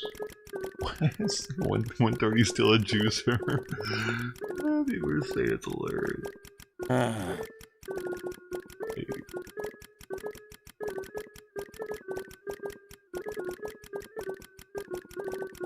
It's fake cash. Why do you call it fake cash, though?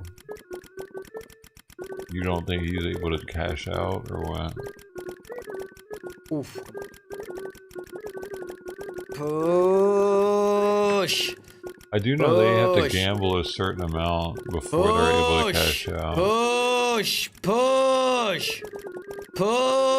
Even the people that get the small amounts, like $1,000, they have to gamble up to like 10k or something. Push. Or whatever. That's what Gary was talking about. Gary, the producer. Because he got it, he started getting it. And he was like, man, I can't even cash this out, dude. Come on, I know you got it there. Come on. I know you have something there. Come on. It is interesting, though, regardless, to see, like, you would think that if it were that fake of cash, then he would be hitting a lot more, because then they would be convincing more Twitchers.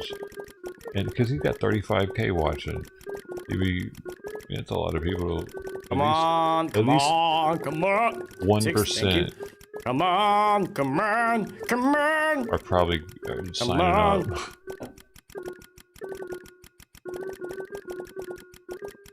every hour. I don't know, every 2 hours.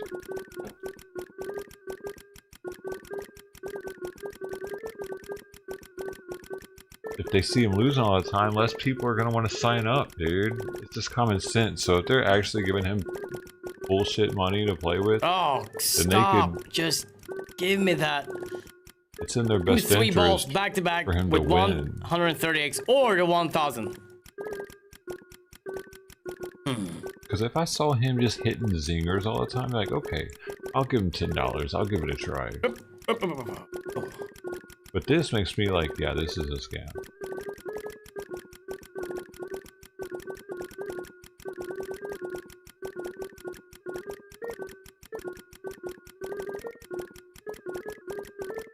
I like the sound of them bouncing around. Come be nice. It's like the sound of, what is it? Minecraft. It's pleasant when they're hitting stuff. Can't do it. You know it. Oh, time to drop something now. The randomness on it's Time nice to drop too. something.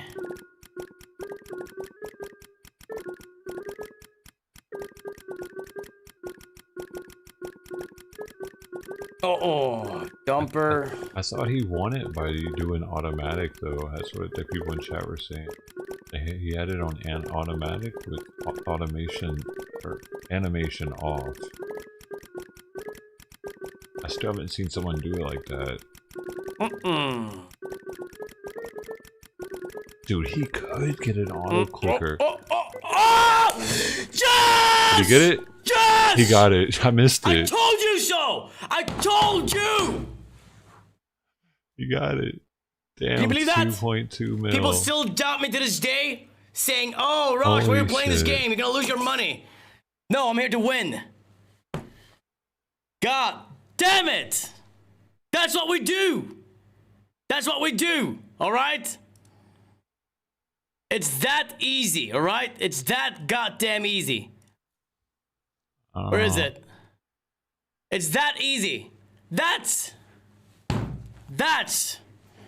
what I came here to do, alright? I came here to repair the damage released the Kraken did. Oh! Open up your golden satchels. I love it when people say that in other How many people's balls chats. was wasted here? I don't know. Say that I think I wasted maybe 12,000 or something. I have no idea. He's doing really bad. 12,000 balls? He's losing a bunch. And they'll be like, open your gold satchels. Oh, man. Rush gold. Damn, no. Got $2 million.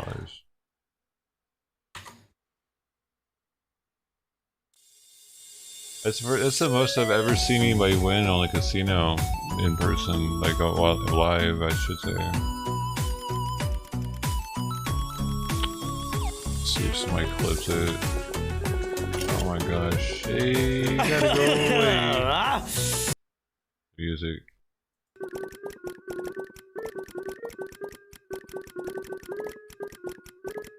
What happened?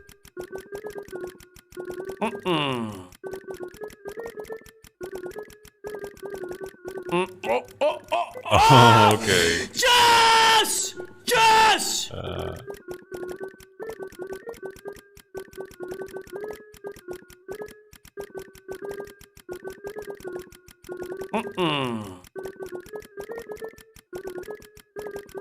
Oh, it was a jumper. Yeah. Man, that's pretty wild, dude. Pretty wild seeing that. $2 million. Sweet, bro. Hey. Happening.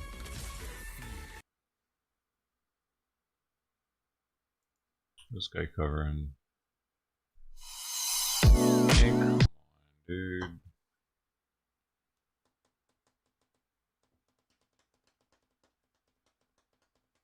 Try it? Yeah, I've tried it.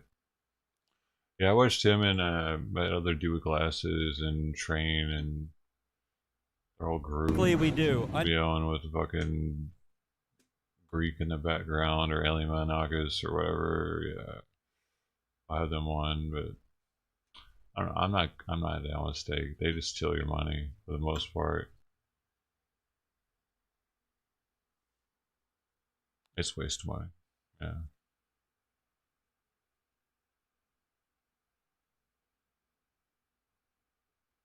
This guy's got 4 screens up. Are you kidding right now?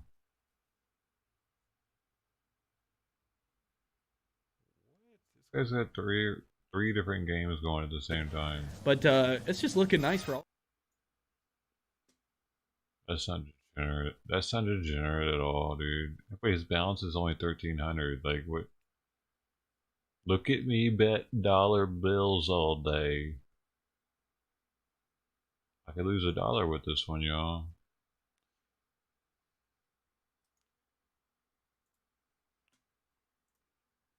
Okay. Nothing there. Is anything on? Except this guy.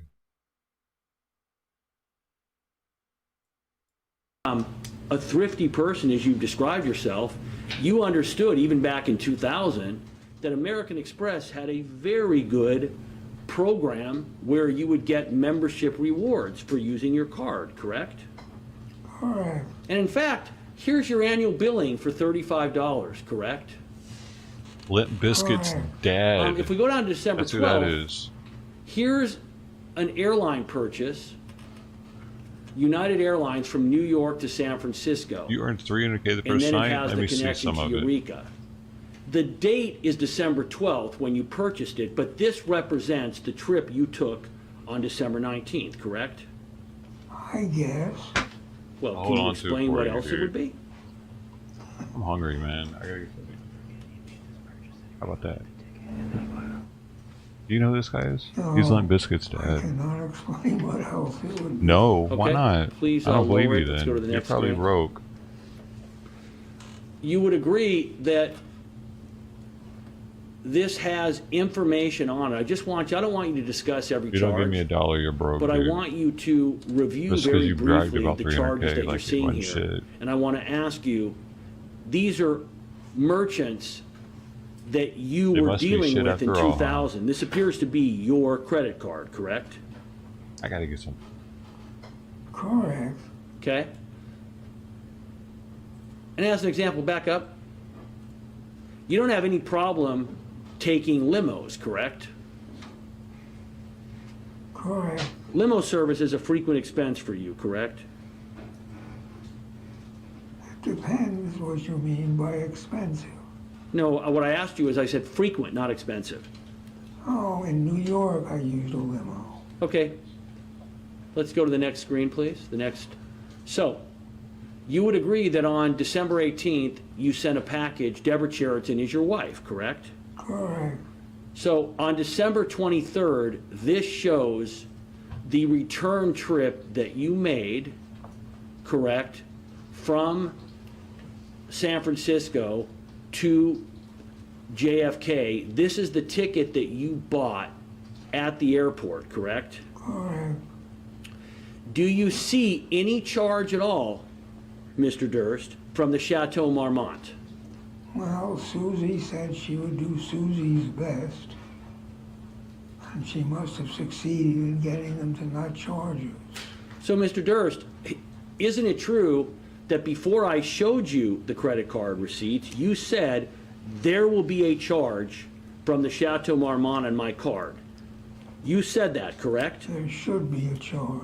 You didn't say at the time, you know what, I don't know if there's going to be a charge because maybe Susie did not get you charged. You would agree that the earliest that she could have called the Chateau Marmont would have been, depending on your various versions, 11 p.m., 11:30 p.m., or midnight, correct? What she said on the call was, I'll do my Susie's best. Whether it was at 11 or 11:30 or 12 o'clock, I think is at the height of irrelevance. Well, Mr. Durst, so you're going to end up finding her body we're going to get there in a moment, the next morning, is that correct? Correct. And it's your position that the killer was very likely the person who was in the house when you made the call, correct? No. Oh, okay. Who was the person that was in the house that Susie was talking to? I have no idea. Well, Mr. Durst, when do you think Susie was murdered? I think the forensics said sometime between 6 p.m. on the 22nd and 12 p.m., 12 a.m. on the 23rd. You would agree, though, Mr. Durst, that by the time you get to the house, her body or her breath, depending on your statement, is cold, correct? Dad, dude. So would you agree? Wait a minute, I'm back at that again. I put my hand over Susie's face, and it was cold. When I lifted her by her arm, Cheers, helium I don't farming. remember feeling any particular hot or cold sensation. But you would agree, Mr. Durst, that for her face to be cold, that it would appear that she's been dead for some period of time, correct? I'm not a medical examiner, I don't agree. Well, you have done what was basically an autopsy, correct? Is that correct? No. Well, when you carved up Morris Black, was his body warm or cold? Cold. And you would agree, Mr. Durst, that for the body to get cold, it takes some time, correct? Some time. I don't know how long it takes for a body to get cold. Do you know what body stiffening is, Mr. Durst? We had the coroner testify about it. Have you ever been banned here before, man? Because your comments are annoying the shit out of me. And at some point in time, I would assume that you observed Morris's body to go into a rigor mortis state, correct? No. Well, Mr. Durst, he dies, you're with the body. You come back after your walk, you're with the body. You come back the next day to dismember him, you're with the body. So you're saying his body never stiffened? I don't know. Body. Nobody caring, bro. That is Limp Bizkit's dad. Going out with him.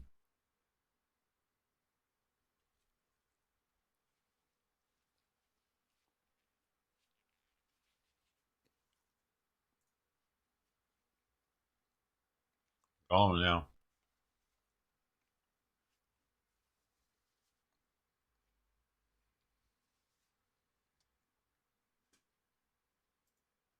Who you talk about fine. A little wine. Oh, I'm gonna have me some wine too. A little eggplant casserole. Who you kid. My dad used to watch this dude. A little bit of this good old, how you call Brussels sprout casserole, if I don't spill it, which I may do, it's all right. My casserole.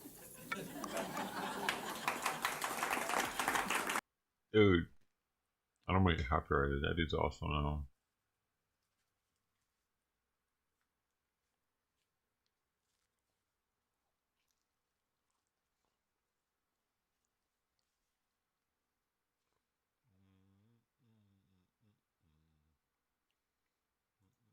On the front lines with us, you know what, here's another thing. I call now people are clicktivists, they'll see something and they'll go, they like it, oh, I like that, oh, that makes me mad, oh, no, just emojis. That's not activism, people, you have to actually look at what people will click, oh, I love that, and if you read the article, it's something, and so I call that clicktivism, and that's doing nothing. That's exactly what they want you to do, and just keep going on from the next one.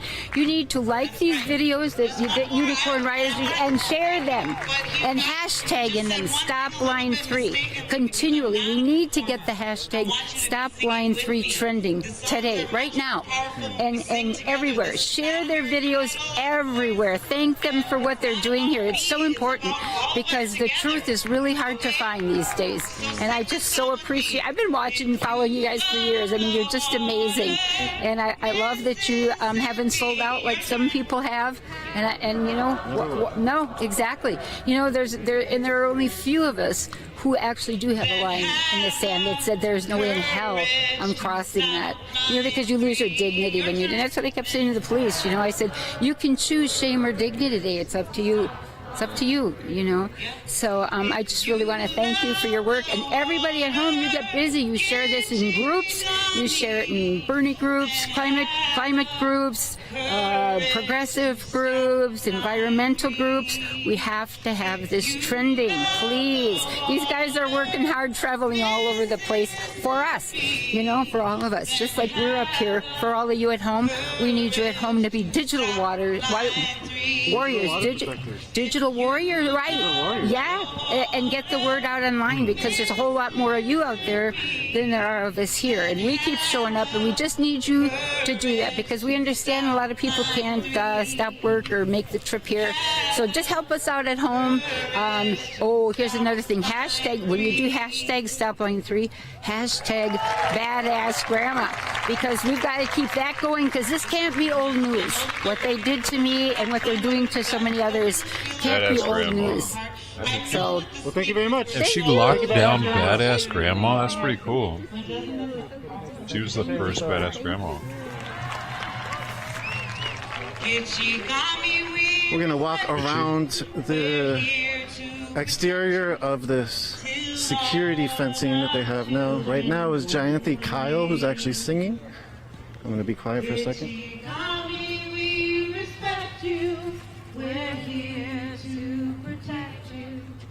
So what you see is fencing on the right side. We're going to walk up there a little bit to show you all. This is sort of a new security fencing that they've sent up. And there's probably about 30 state troopers inside this fencing area right here.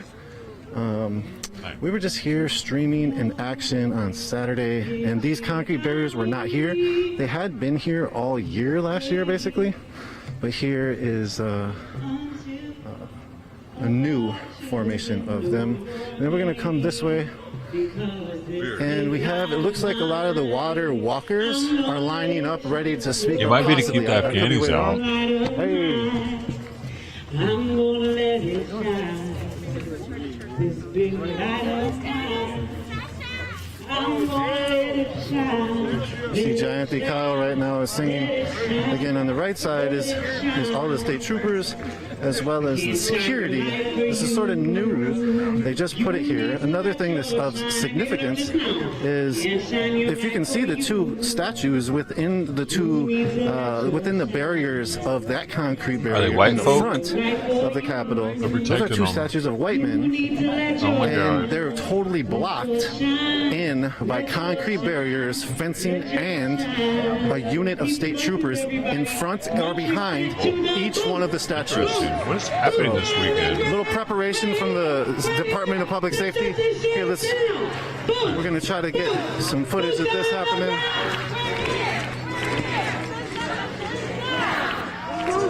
It is weird.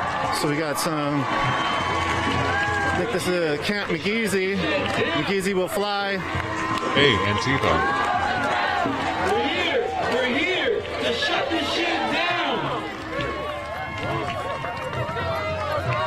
It's a group of at least 50, possibly up to 75 water protectors here. We just marched through this little aisle area. Down. And I believe that shit.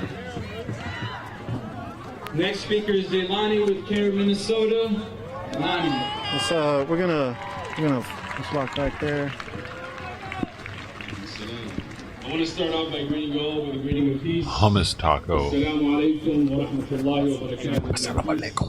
I'm eating their food. Upon you all today. I want to take this opportunity. So you see a lot of the troopers here. All of you for coming out. Good to see you. And standing for each other. So as we walk by the troopers, we got the state capitol in the background. Then we have here is the statues, and these statues are covered surrounded by concrete barriers and fencing, as well as police inside of that concrete barrier and fencing. And so this is how the police and Department of Public Safety, the state troopers, we can pan over all the way to the right too, this is how they're greeting the water protectors here. They started to put this up a couple days ago in preparation of this gathering, because this gathering was promoted online, and therefore they then gathered their troops, they being the Department of Public Safety. These are state troopers here that are protecting this state capital. Let's walk around this way. I'm going to bring you, swing you around the other side of this concrete barricade for these. It does seem like a waste of money. Like, they really thought these people were going to do something. Live in St. Paul at a Stop Line 3 action, where water walkers have gathered here in the Capitol grounds after marching from the Mississippi headwaters down to the Capitol. So as you can see right here is how they've put this fencing around this area.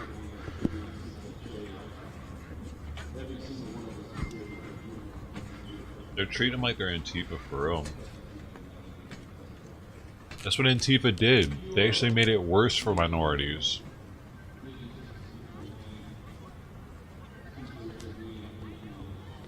So this is, it's raised back, some conversation back and forth between different groups saying that they want to make sure and ensure safety, and other groups saying that this is suppressing the voice. There's really nowhere to park in the vicinity because they block a lot of streets off, make it hard to access. So as you can see, the fence wraps around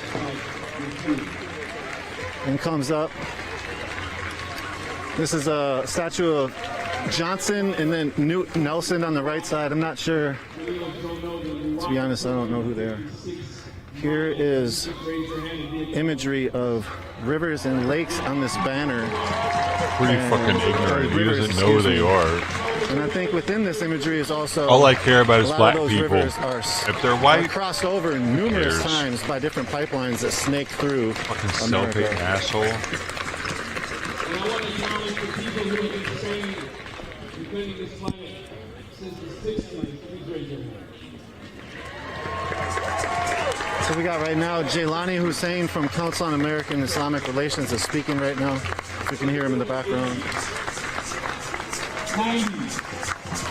Like if you weren't to see his face, you'd probably think he was black. To signify when they were born, to see all the generations that are represented out here. If this is your first time, educated black man, standing with people like this, raise your hand because we want to acknowledge you as well. We want to welcome you to this space. We want to welcome you to this space. That dude. For those who are comfortable sitting, you can sit down now. And I want to just be brief. I know many of you have heard this wonderful speech. You've heard people speak from their hearts. You hear so many people in our community, leaders who came in front of you, who said, we need to stop line 3. We need to stop all these lines. And what we really need is for Minnesotans to look at the window, look at the mirror, and look at ourselves. We are a state that puts on our license plates that we have 10,000 lakes, but do not care about the water that is in those lakes. We are a state that tells the rest of the country that we grow corn, a native plant, but we do not take care of the native people that taught us how to grow that damn corn. And we are a state that claims that we have the boundary waters, that we have protected it, but we don't protect it from the mining that is destroying it and the pipelines that are destroying it. The passive-aggressive Minnesota nice, the Norwegian smile that doesn't mean much, and all of that fake smiles that we have seen for far too long is killing our planet. This land and this state has had many leaders who fought for this beautiful water, for this land. And we need to carry that torch. We need to carry that fight. And it's a shameful day today to stand in front of this building, the People's Building, and we're barricaded out. It's a shameful day to be here. This is the people's building. We pay for the taxes of this building. As you can see, there's a large police But there's presence so here. much corruption in there, but it's probably better for us to be out here today. Along the concrete barricades that we just walked by. So much corruption, so much profits over people and land, but those days are over. Those days are over.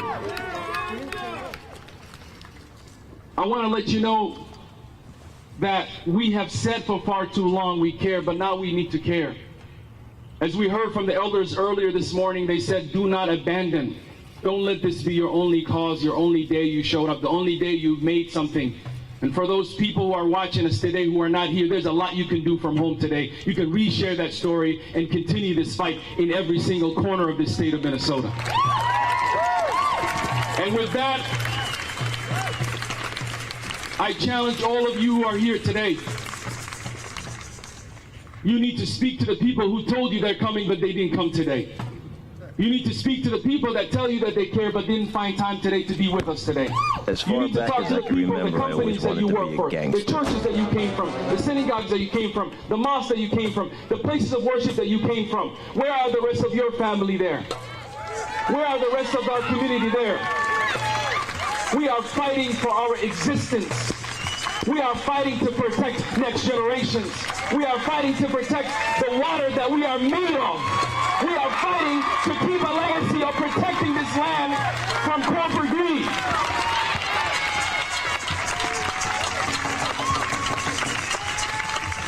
You know, this state is not known for the water anymore. This state is known for state-sanctioned violence. Whether the hanging that happened, the mass hanging, federal plan to hang Native Americans in Mankato, or the African-American men who were hanged in Duluth, or the modern-day lynching of George Floyd on 38th in Chicago, and the continuous killing of Native people in the reservation, and the missing young and beautiful Native women who we've lost because we have been too silent. The days that we got banned on other channel for a week.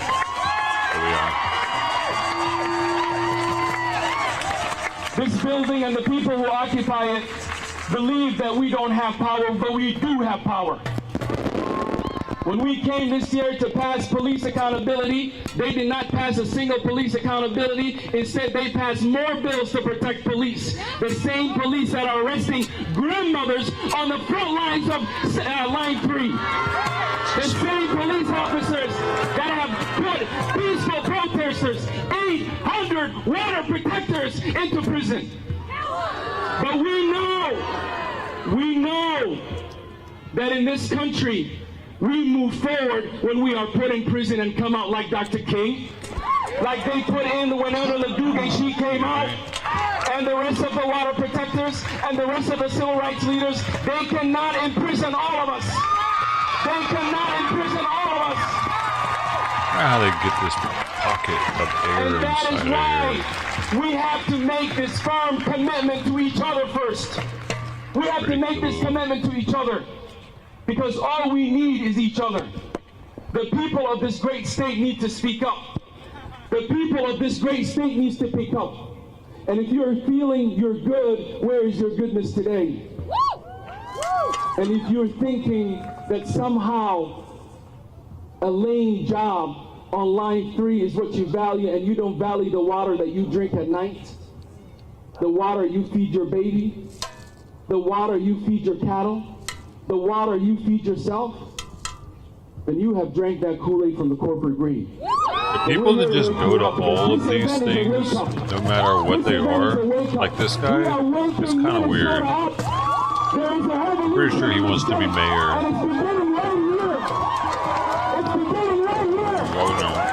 Governor.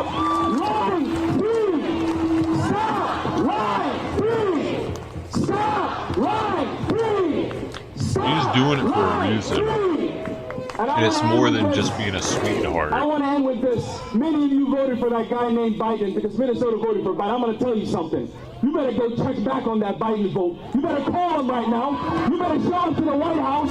You better tell him that you need to stop line 3. And for all the elected officials who came here today, I'm going to ask you, I'm going to challenge you with a Texas 2 Dance Challenge.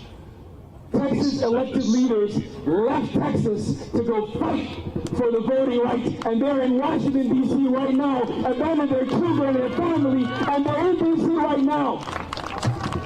If you care about line 3, go to the White House and stand in front of it like the many people who've been standing on the front lines of line 3 and show that you care. Show that you care. If Congresswoman Cori Bush can stay outside on the White House, on the Capitol steps, demanding an end for eviction, we can have our elected leaders stay outside of the Capitol until we stop line 3.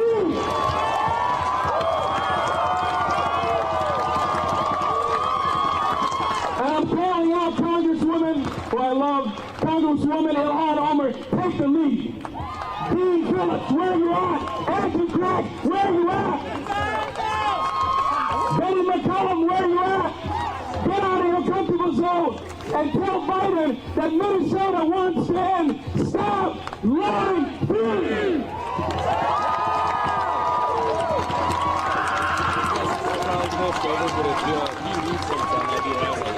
What a time to be alive. What a time to be alive. The revolution has come. What a time to be alive. What a time to be alive. When we stand up, we've already won. What a time to be alive. What a time to be alive.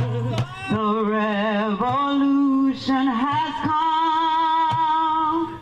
What a time to be alive. What a time to be alive. When we stand up, we've already won. You know it now. What a time to be alive. What a time to be alive. The what? The revolution has come. What a time. What a time to be alive. What a time to be alive. When we stand up, we've already won. You know it now. What a time to be alive. What a time to be alive. The revolution has come. What a time to be alive. What a time to be alive. When we stand up, we've already won. We've won. We've won. We've won. We've won. When we stand up, we've already won. We've won. We've won. We've won. We've won. When we stand up, we've already won. We've won. We've won. We've won. We've won. When we stand up, we've already won.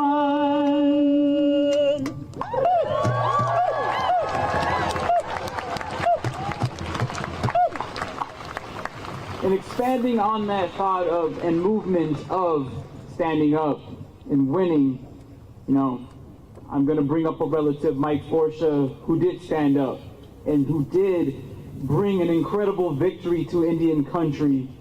You know, the revolution begins with unlearning a lot of the lies that we've been taught. You know, why is this like this? It's about maintaining control. Why does the state need to maintain control? Power. And Mike Forsha is going to talk about what it means to derail and unmask that power. Mike Forsha, everybody.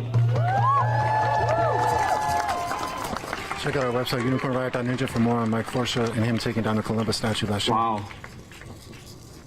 Rich. You know, I was accused of being a radical. I was called American Taliban. Well, if I was radicalized in the American Indian movement. Yes, and I stand on the shoulder of so many people, When we took the statue down last year,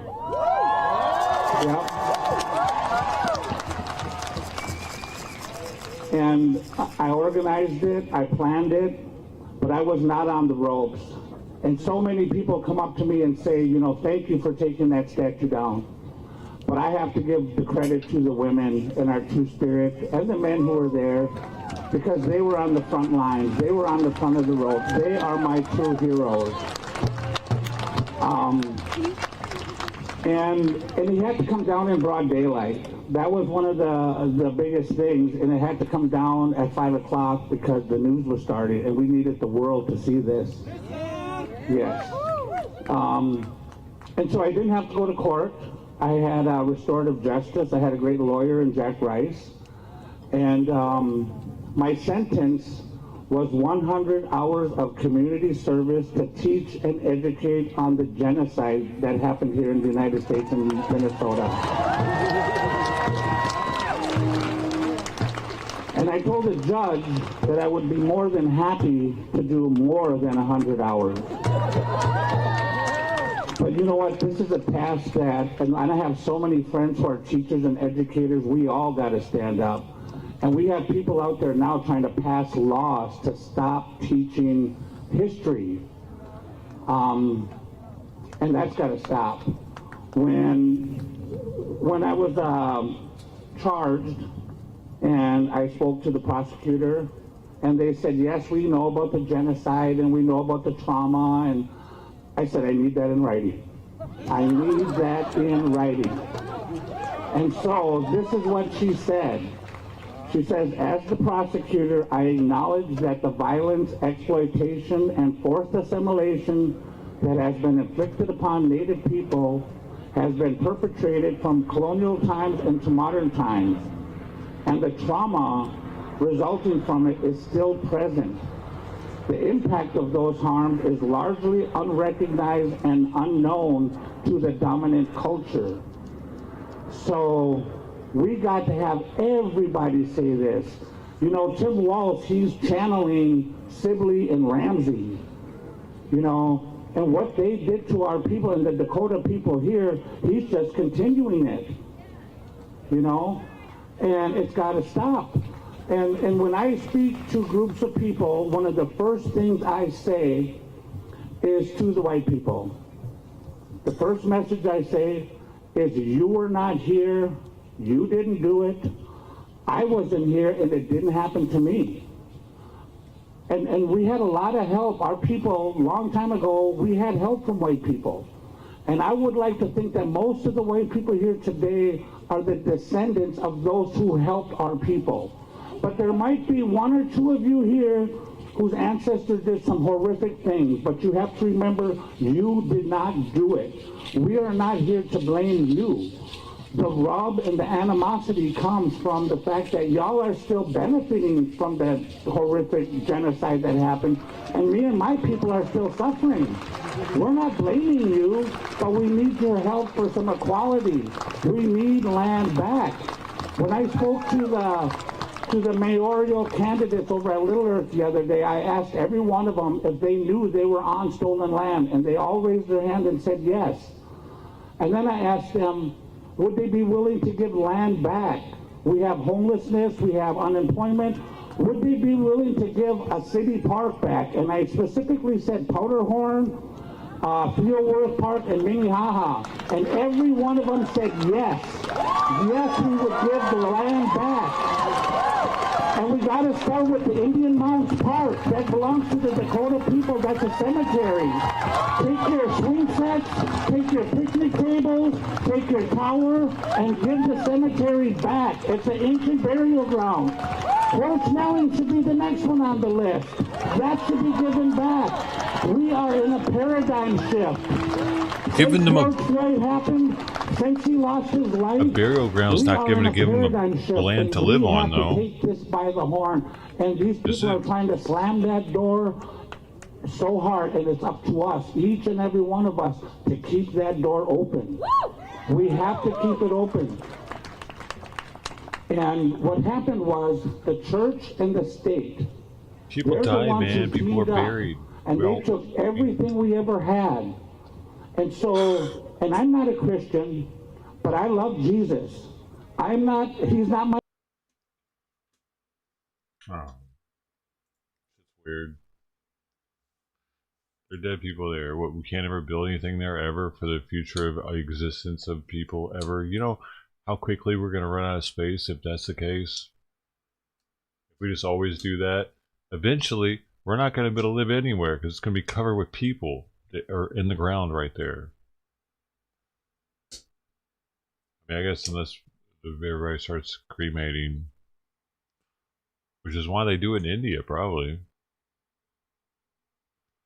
And to deal with all the people everywhere. What's China do with all the people? Eat them? They put them in cat food or something, don't they? I bet they do.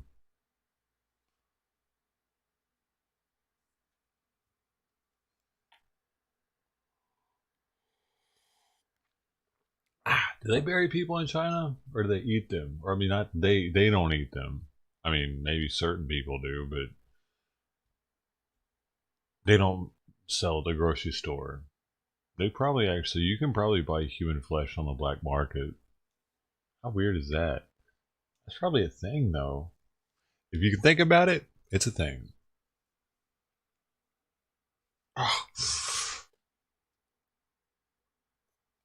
That's crazy. I bet it's out there somewhere, though. I wonder how much it costs, though. Like, I wonder what, like, if it's a if it's made to order type thing, you know what I mean, or if they already have it in the fridge. I know this is crazy talk, but that's probably the craziest thing you can buy on the internet. It wouldn't be a human baby. Because they can buy those too. We ran into that already. Like, there's a market for human babies. But it would be human flesh. That would be the trippiest thing on the internet, I think.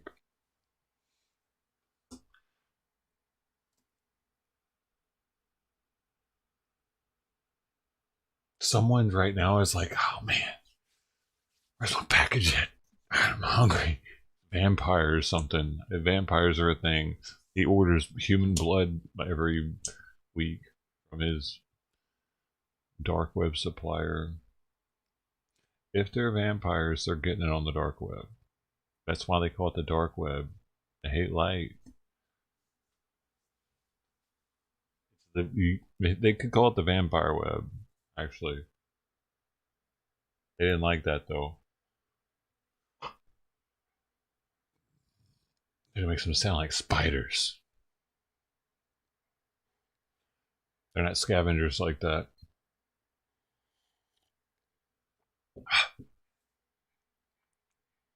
They consider themselves connoisseurs. The spider's just lucky to get whatever hits his web, you know. Unless it's a tarantula. Then he's going out and hunting, but man, when I see a spider in my bathroom, I'm always like, damn, dude. There's no food in here. I'm thinking, damn, man. Am I gonna see you die over the next couple of days? I'm like thinking maybe you should should I put him outside? Maybe I think that the last one disappeared. I think it went back in the side of the wall. There's bugs in the wall, I guess. Maybe, hopefully for his sake. Because what are those little bitty spiders to eat? He was like this, dude. He was like smaller than that. You know what I mean?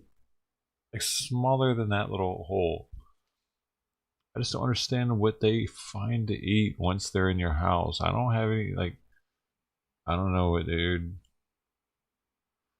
Gnats? My place would have to be full of gnats. The chances of that hitting one of his webs.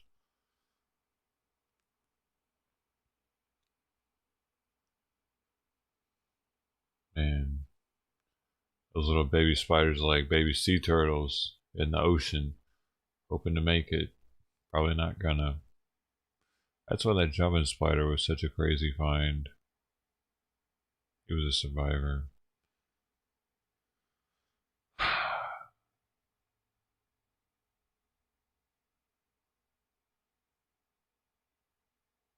Well, now we got the silverfish. 3 of them. They're not mating yet. Human tastes like pork. Yeah, I've heard that too. I mean, it makes sense. Our skin is alike.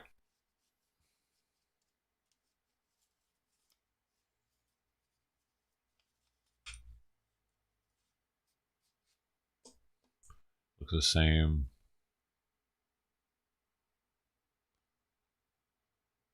I've never touched a pig. Does it feel the same? It's probably hairier. Coarser hair, maybe.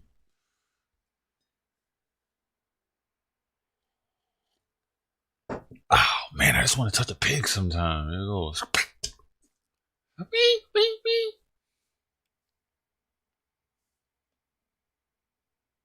this is a slap, a little slap, not a hard one. So, I want to see how firm it is. I bet it's super firm. Those things are like 300 pounds more, and they don't even look like it. They're like little mini hippos. There's so many different animals on the planet.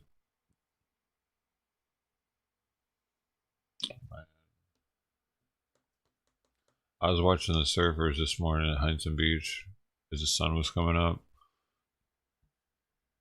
Thinking about how wild it is. Like they're like not leaving the house. You forget how random the world actually is. Like each one of those waves is totally random. Don't know when it's gonna come, if they're gonna get a good one or not. Chilling and waiting.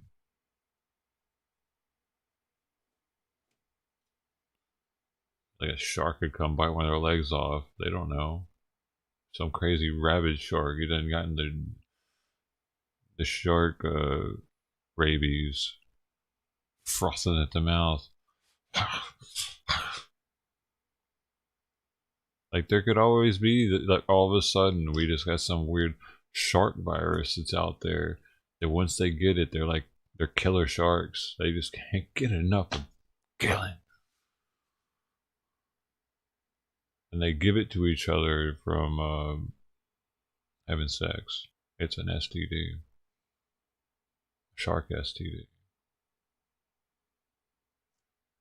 Why are we the only ones getting fucked up as viruses? Because we're making them.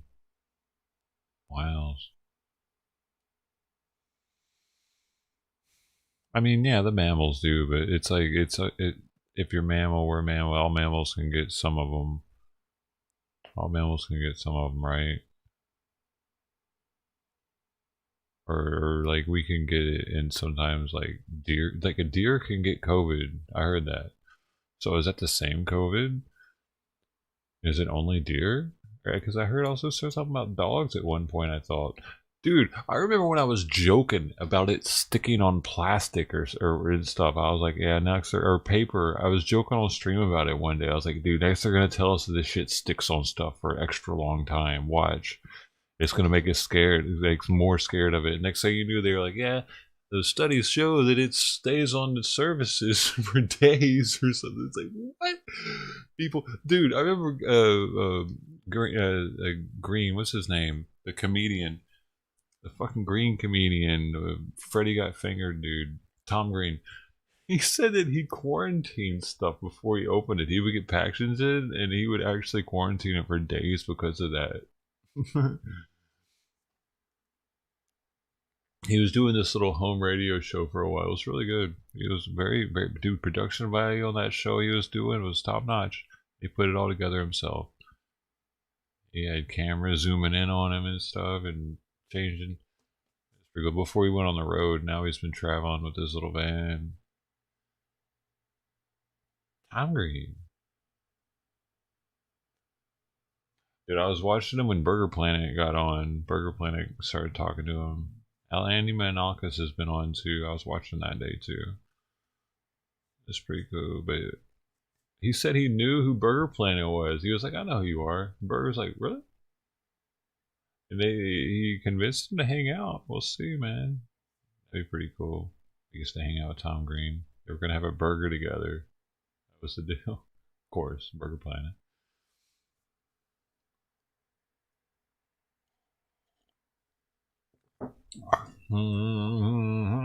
Dude, so I'm started doing the K-Pods lately. These K-Pod things, because I'd been doing the Starbucks Instant Colombian from Costco because it was always on sale, or it was alright price for how like flavorful. That's some really flavorful instant. But this K-Cup stuff is pretty crazy flavorful too, and it doesn't have all the remnants in the bottom of the. It's like cleaner or stronger, maybe. I think there's more caffeine in it.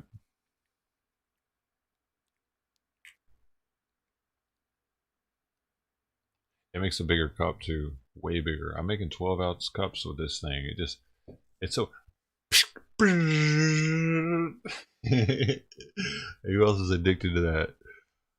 I don't know. It also makes regular coffee too. I have a bunch of Dunkin' Donuts coffee. I had never tried it before. I want to try it. See what it tastes like. Dude, I didn't drink coffee until now, so well, like I haven't ever had a coffee maker. Trying the Dunkin' Donuts. Do you like the Dunkin' Donuts one? You like that one? Do you like that one? Well, let me know what you like. Oh, by the way, I got them MREs on the way, and I'm trying to make a deal with this dude to get a ton of MREs, but he's not budging. I'm trying to get him for like, what I offer him? I offered him $650 for 10 cases, and he didn't take that one. He didn't take that offer. I'd have been $65 a piece. They got a good expiration, but then I can do like a really cool thing with the stream to where I give out more of them, more than just one. Have those people be on the stream if they want while they eat it. I don't know if I like it. I never had German coffee. I didn't have any coffee in Europe the whole time I was there. Half a year, no coffee.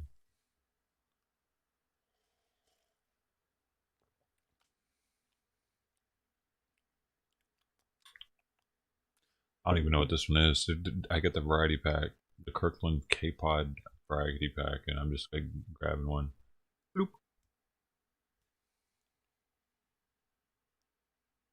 Do you like German coffee? Are you a German coffee? You shop with the commissary? Oh no, very rare. Very rarely. I don't leave the house enough for that.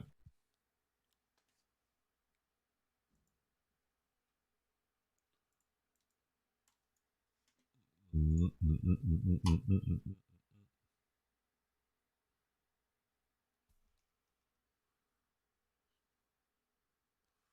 do we got here?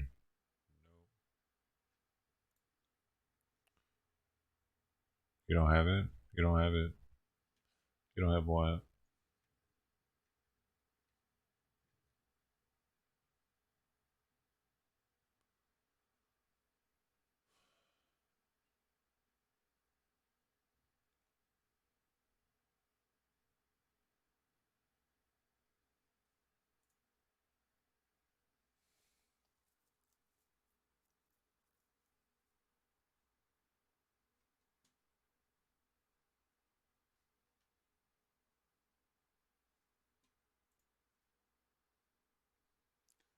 $87.6.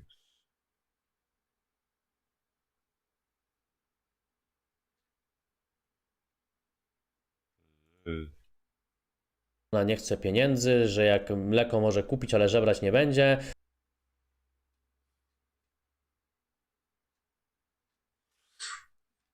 Was retired army and would buy it at a commissary. Oh, it was better. What was different about it though? Oh me, bro. What? Boom. Oh, boom. Why are these people waiting over here? And the first thing you said was her breath was cold, correct? Well, that's clearly not right. She wasn't. This guy is so guilty.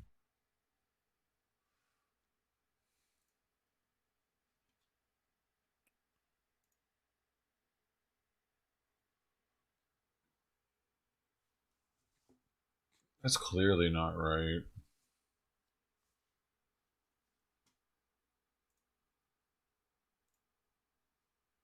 Four 8932 4914 48915 48917 8 27 40.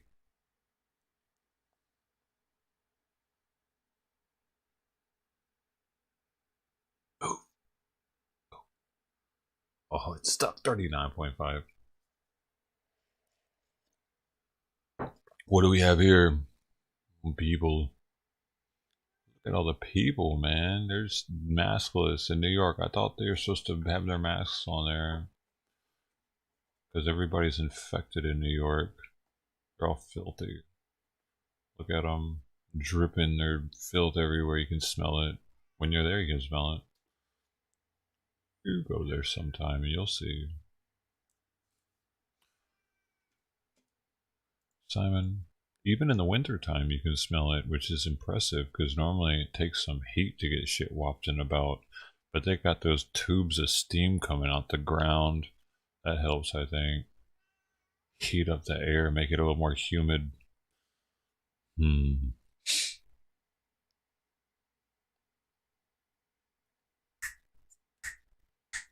This is a trip though. This is a better camera than the other one. I like how it moves around and looks at the different signs. That's literally all it does. I'll show you the signs. Dude, they made the side of that building, the edge corner of it, into like. I'm surprised all cities aren't like this actually by now. You can't see it. I forget, dude. I need a button for that. I need to do that.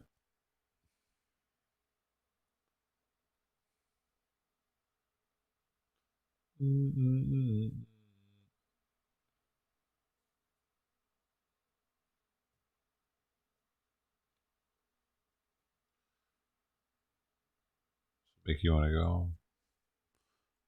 The best you've tasted. Better than Starbucks? I don't know, man. Starbucks is everywhere. I remember I was in Prague. When I was in Prague, I should say, there was like a makeshift Starbucks at the bottom of the Charles Bridge where this lady had a bunch of falcons chained up to logs, and she was the falcon lady showing off her birds. Are they birds? Yeah, they're birds. Badass birds. And she had like an owl or two, but there was like, it was just literally a tarp that said Starbucks on it and a barista at it, and they're just literally everywhere. They're probably Starbucks in Africa now. They gotta be the best.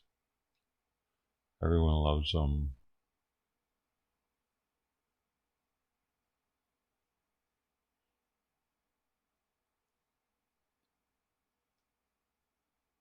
Simon, what are you doing? He was letting me pet him with my foot. I'm just rocking my foot back and forth, and he's staying there as I do it. He's like, oh, now he moved. He's like, you're rubbing me raw, human. Come here.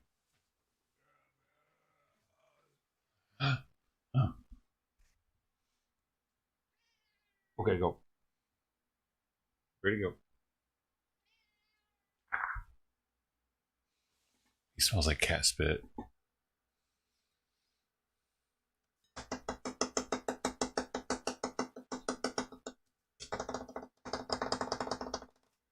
Huh? Not bad, huh? Don't be jealous. I got my pro tapper.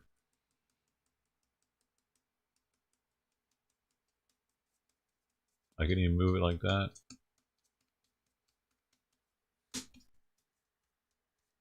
We could have tap wars. on, motherfucker.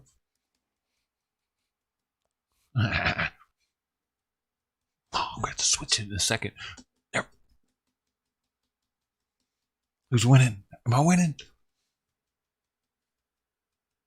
There's no way you're winning. I'm just a fast tapper, dude. No way. Go. I feel like double tapping. Overdrive. Okay, game over. I'm pretty sure I won though. I'm on the coffee. The left side though is retarded, look.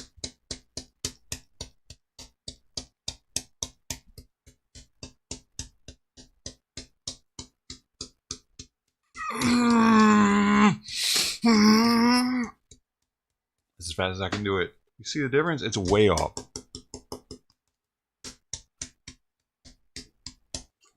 That's real talk. That's how much slower my left side is than my right. Is yours that much slower? Probably not. I'm not kidding when I say my left side is retarded. It actually is. I had to do this during my neuropsychological exam. It was an IQ test actually. It lasted a day and a half. And one of the things they had me do was that. I know my right side's pretty fucking fast, man, because I was tested. So they do all other fingers have to remain flat, and you get to move just one, and you hit this thing, bing, bing, bing, and it times it, or it counts it. Come on, faster. Wait, this is faster. Go. Motherfucker. That's as fast as I can go with that one. Woo! Motherfucker. I'm off to the races. Fuck with me.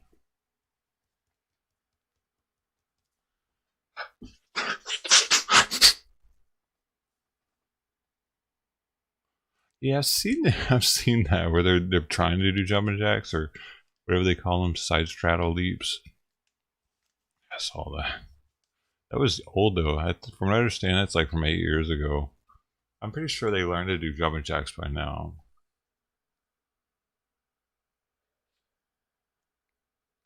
They had to have.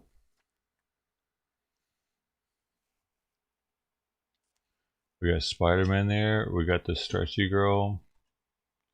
New York's looking normal again, man. Yeah.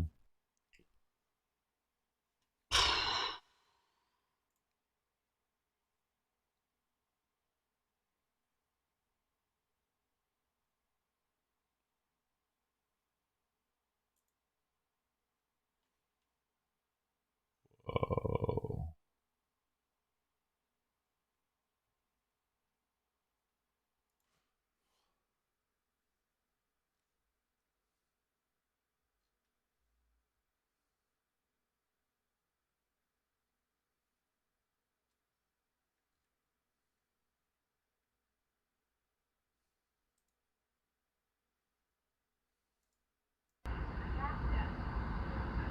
Orangeburg, South Carolina. Orangeburg. There's like a bunch of Germans there that sold oranges, probably.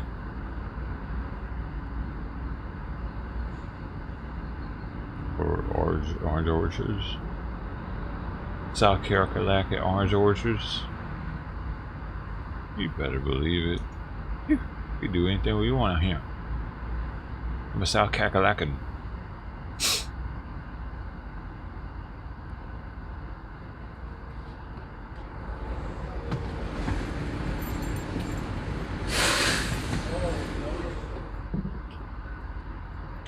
Towards Jacksonville, Florida. Oh, he's going into orange country.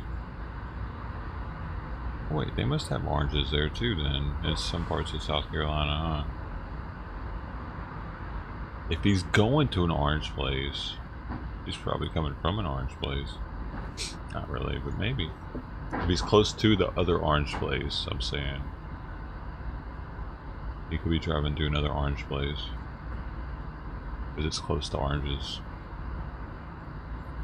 You can't simply name your city Orangeburg, can you, if it's not orange related? I've never had a German orange.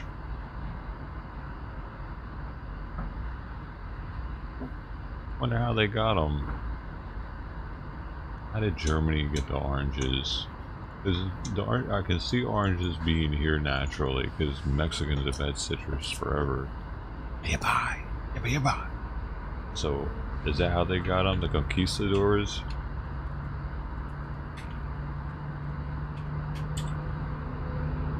Oranges in Germany. Germany is too cold to grow oranges. There you go. They have them. Let's see. Well, orange eating asses taking all our oranges. This way. I don't know. I don't know how to see that. German orange history. It was the national fruit of Germany. It's the apple, that's what it is. India is the mango. Afghanistan, you ask? That's the pomegranate.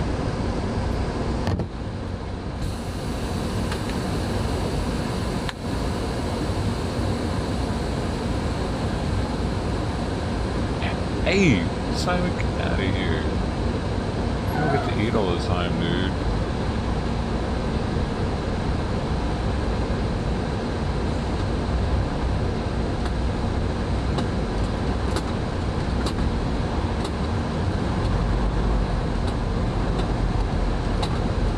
Interesting.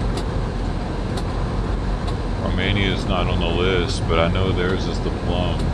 And it's because the plum is used to make moonshine there by all the families. They have a family recipe for it. I just noticed Serbia is also is the plum.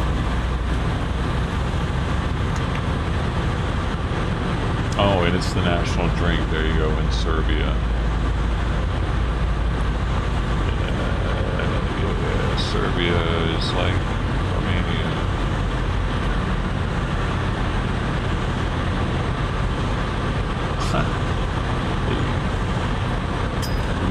You hush up, trucker guy. God bless the truckers. Alright, we went up to 49.2 for a second there in the past 30 minutes. Okay, then pop down. Alright.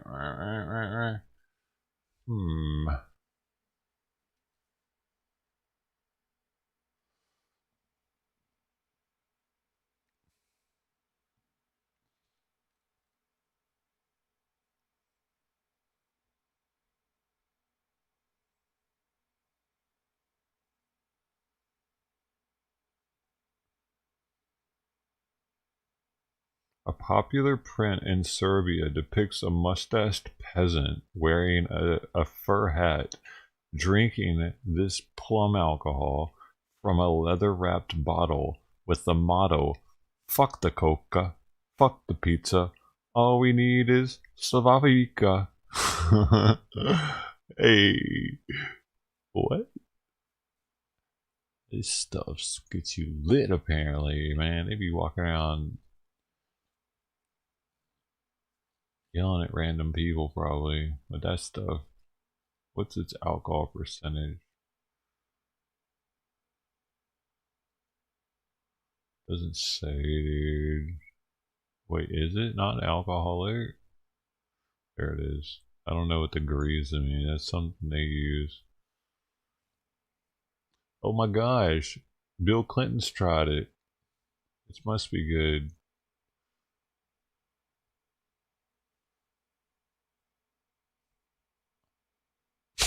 Why is that on here? Bill Clinton's tried it, dude. How's all?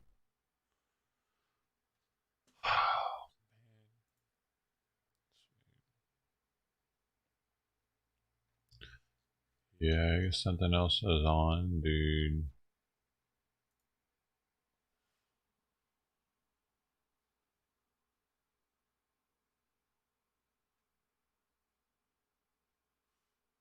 Where's she going? Somewhere? No.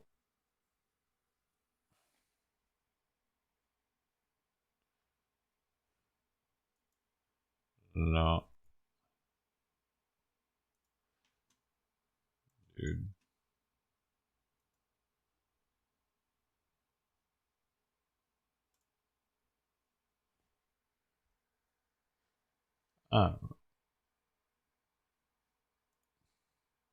Bronze medal.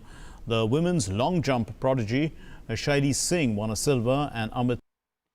No.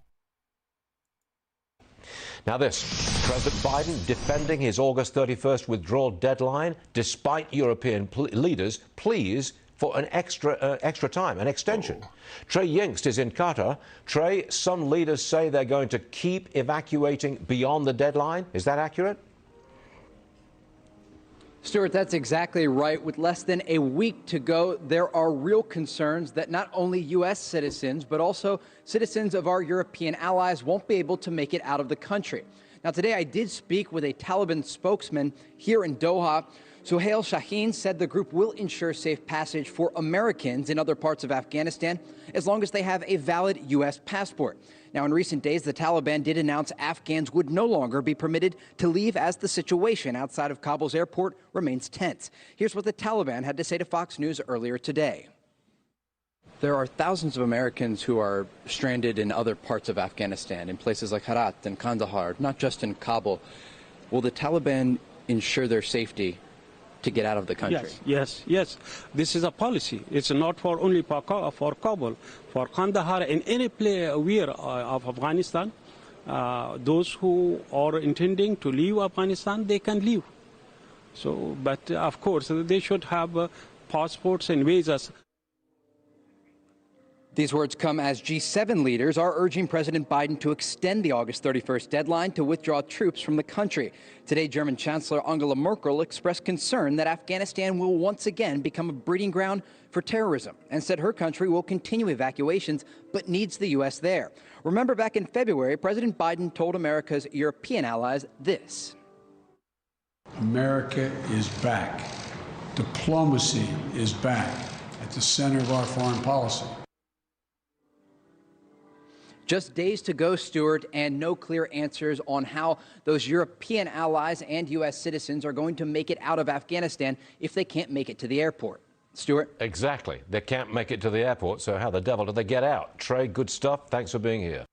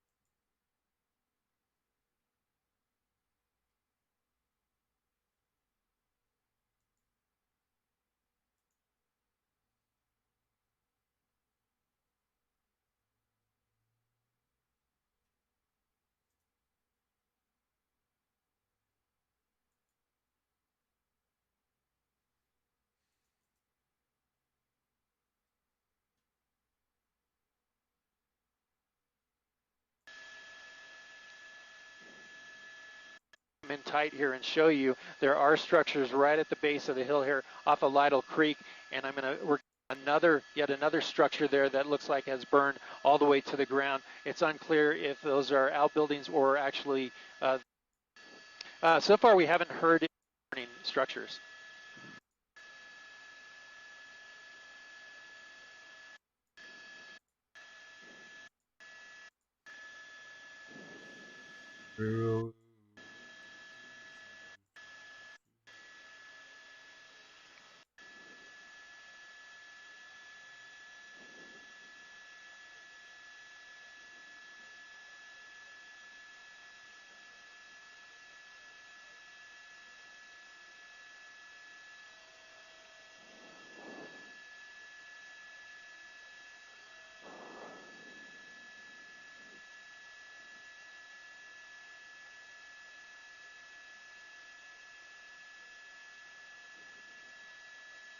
Structures.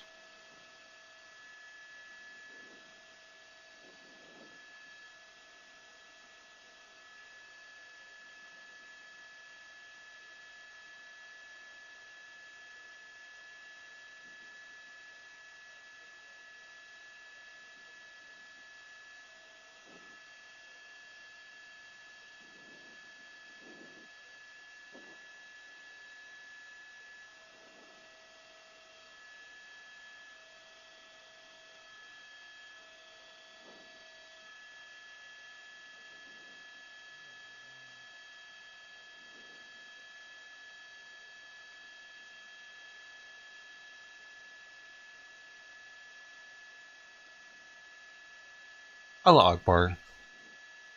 You know, I bet one of them Afghani immigrants did this. Yo, that or Antifa. Hopefully they're getting to the bottom of it. Remember when Antifa was starting all those fires, though? That was getting out of hand, dude. Couldn't tell if it was Antifa or not, but they were getting caught with stuff to make fires along the interstate.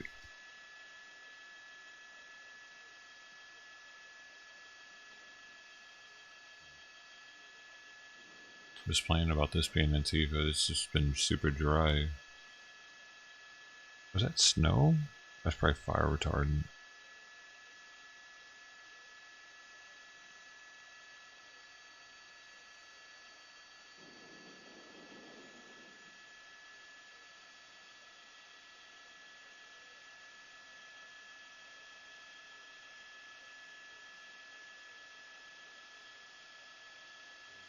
I don't know what that is, man. Jesuit. Why Jesuits? It's too big for me. You know what I need? I need a Crown and Coke.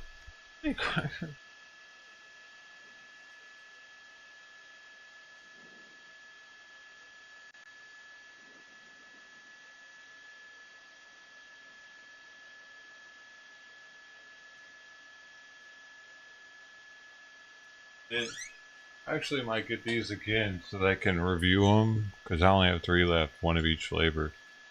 But I kind of like them because it's a variety, but it's like so different because this one's Coke and one of them's not even carbonated, you know, because it's what is that one? It's not carbonated though, but this one's like a Coke and Crown and Coke.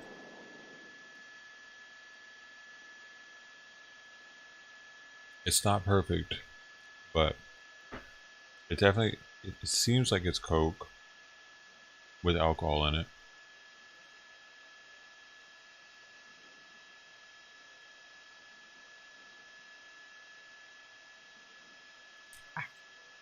%7 alcohol in these bad boys. They're not playing, dude. They had to go above and beyond a can of beer. This is like a cold ice.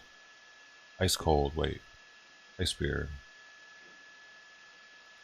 Ice beer.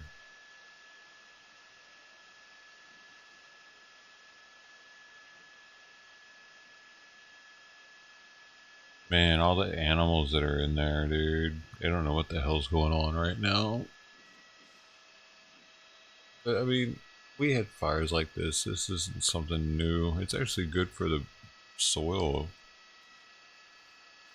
Because it gives it a break. All this stuff decomposes or whatever. Like, not all of it burns. Some of it does. But like, the ashes, too, I think, are good for the soil, even. But the animals are freaking out. A lot of them are dying right now.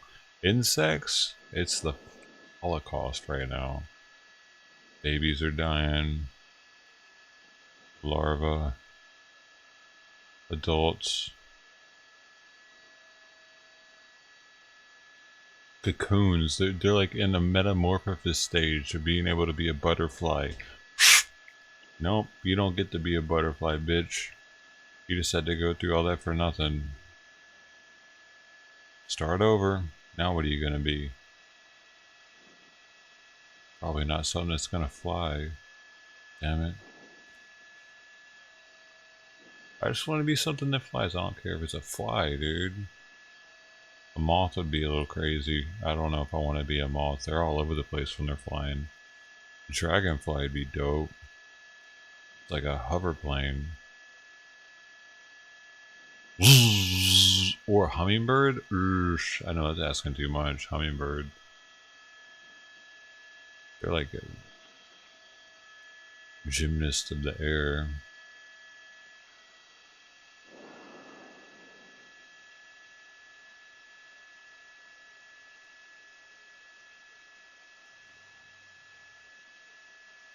Bald eagle? That's too much pressure though, dude. You gotta be like the bald eagle.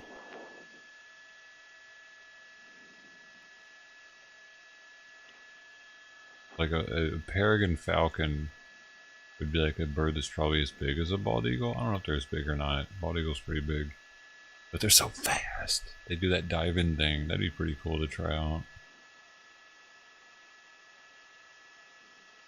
Bald eagle would pretty dope though. You have like the perfect sight.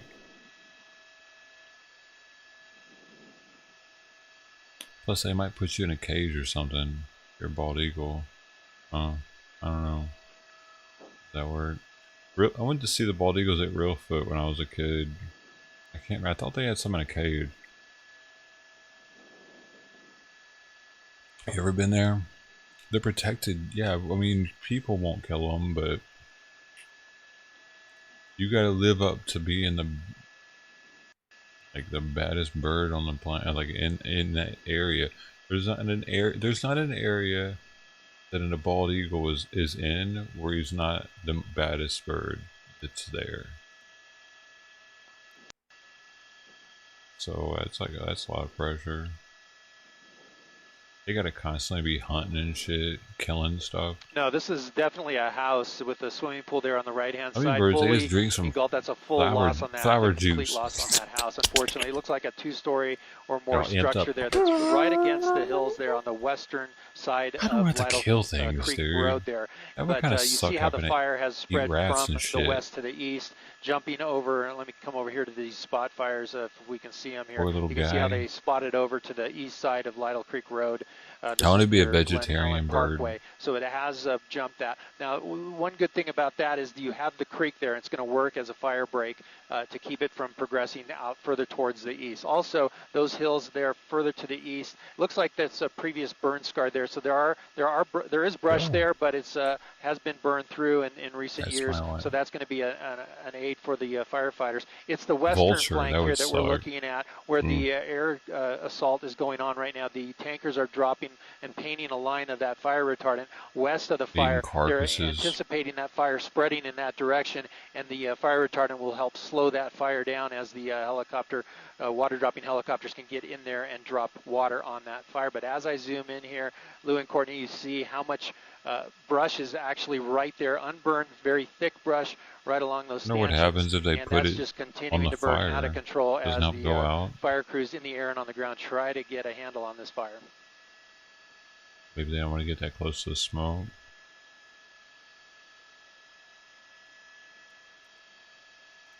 There's a movie about plane firefighter people with Richard Dreyfuss.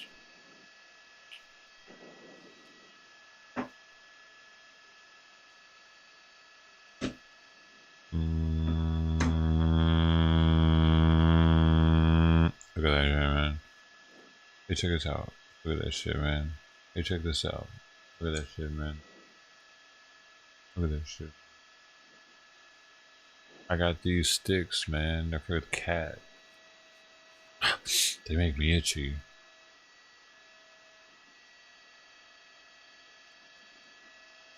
$1,000 people! Ladies and gentlemen, 1,100 people. How many more people can we get watching this with us? See what I'm doing? I did that. I did that. It's because I promoted them. Everybody's going over there from here.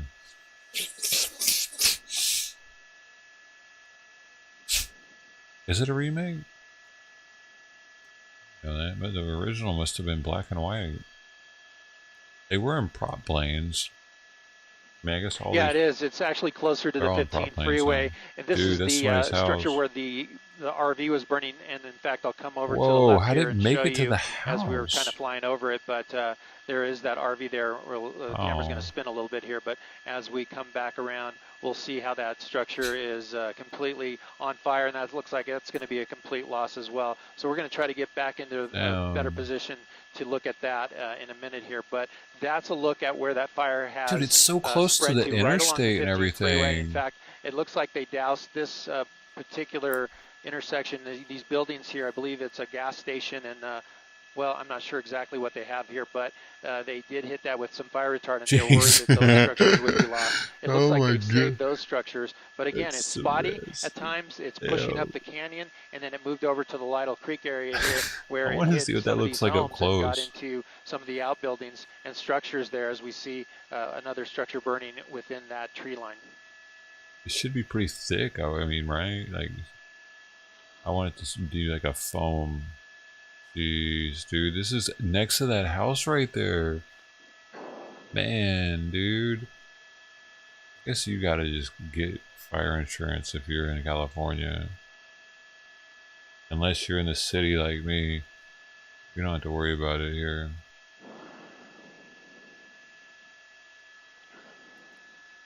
Yeah, the helicopters are moving in and out of the smoke. A little difficult to see them, but they're definitely trying to hit this eastern flank of the fire, right where those homes are along Lytle Creek Road. Looking up further up Lytle Creek, up the canyon, you see more active flame on the hillside. It's a little harder to see that because of the smoke that's coming over the area, but there are homes scattered along Lytle Creek Road. I think you said 100 or so homes that are threatened right now, but you see them coming in and out of the smoke there. Once again, here's another look at that one with the swimming pool. That's a complete loss. But downhill a little bit, there's another structure there that is untouched, it looks like at this point. And fire crews trying to get in there for structure protection and do what they can as this fire progresses. How is the entire north city on fire?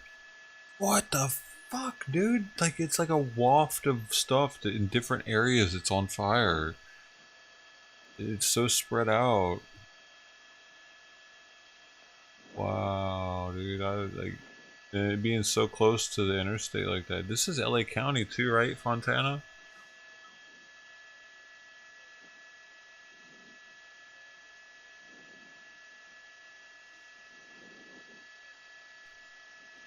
Hey, Michael.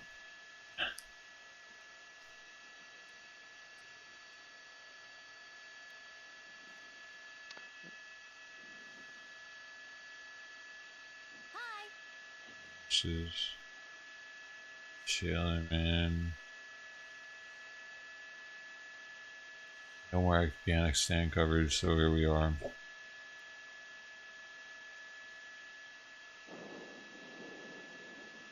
Trying to cope with the fire.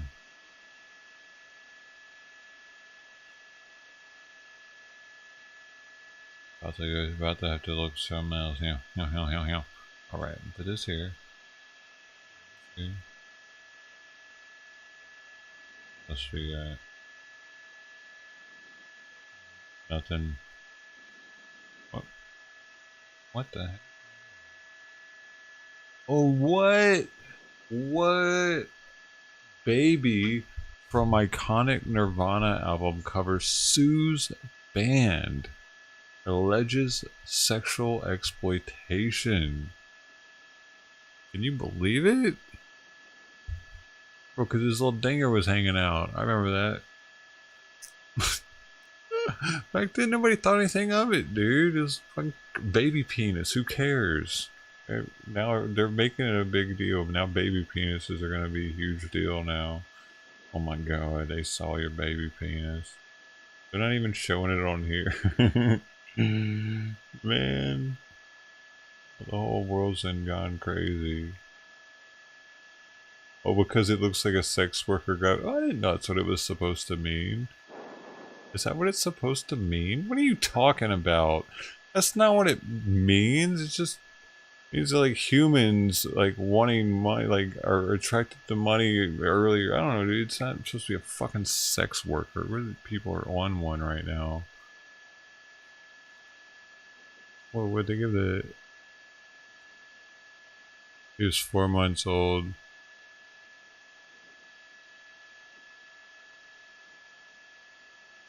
Lifelong damage.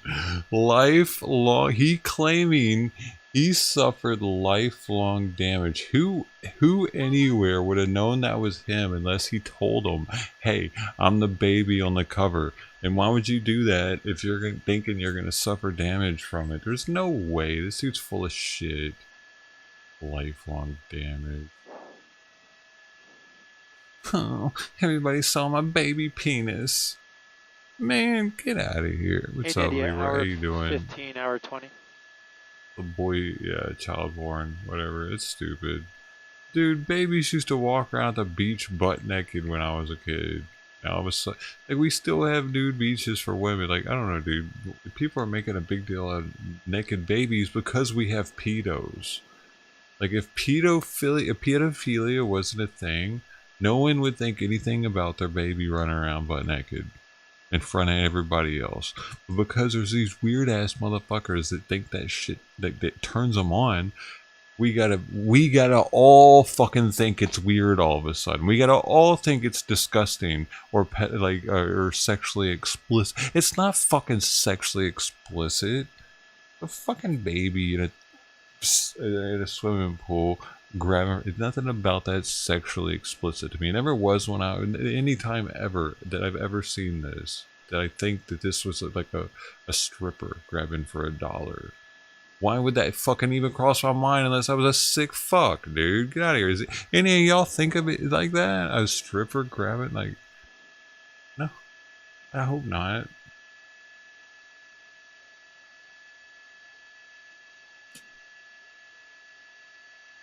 I bet he even got paid for it for life, probably. If his parents did a good deal, then he got paid for all these albums every time it was used. 10th, 17th, 20th, and 25th anniversary albums.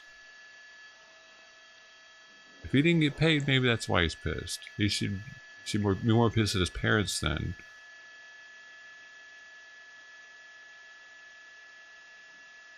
Dang. Sue your parents, dude.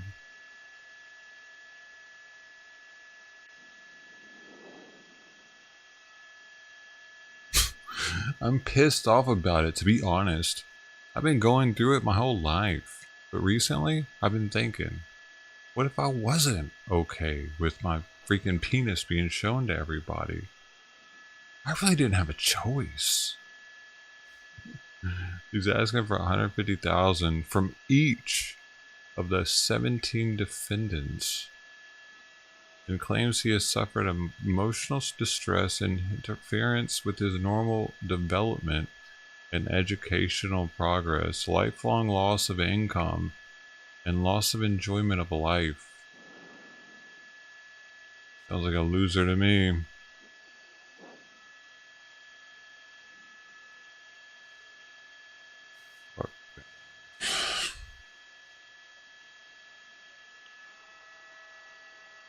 You could have made something on it. You could actually probably use that and be like, hey man, you need somebody? Dude, check us out. I'm the baby on the Nirvana album. Yeah, that's me. You need a worker? I'm your guy, dude. Check it out. That's my little pecker. Hey, you don't have a drink tonight? It's party. You know, I'm a partier. Look at my peckers hanging out. I'm a good guy, man. Come on, give me a chance. I'm on the Nirvana cover, homie. That dude could have made partners with so many different people, but he's being a little douchebag. So money grab, I feel like he could have used that to make better, more honest money though. Instead of just being like, huh, pay me. That's not a good look. Now people don't want to fuck with him. Right?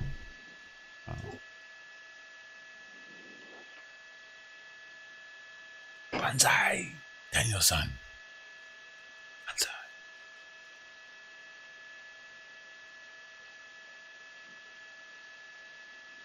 Don't listen to politicians. Get your vaccine. What are you talking about? Trump's even saying to get it. Hey, speaking of Kurt Cobain, there he is on this dude's wall. Remember this dude? He's an Australian guy.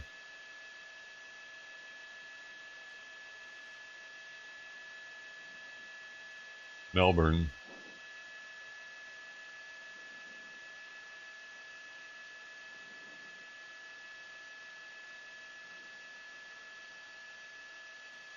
What a weird way to put a story.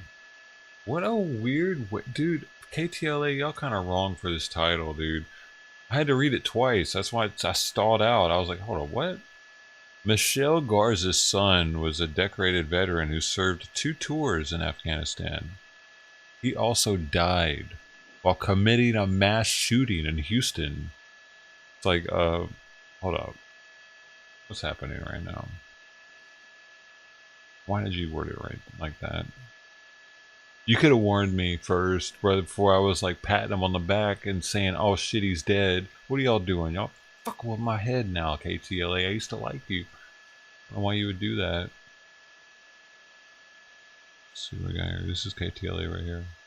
The chopper cam. While they talk about it. Did he just do this, dude? Leaving Afghanistan. For many veterans, the battlefield follows them home and changes who they are. For the first time, the mother of a decorated Army sergeant turned mass shooter is speaking out on camera about the role PTSD played in her son's horrific act. And were there any warning signs? I see what this is. This is propaganda to make people want us to be out of Afghanistan. See what happens when we're over there? It makes killers. It turns people into murderers. No, it turned this fucking whack job into a murderer, man. He was probably already crazy before he went over there. He just got through the cracks. He was one of those people that joined the army because he wanted to kill people, probably, and kept it a secret. Type shit. Makes sense? Oh, they disconnected me? Disconnected me. They didn't want the people to know. I was being too honest.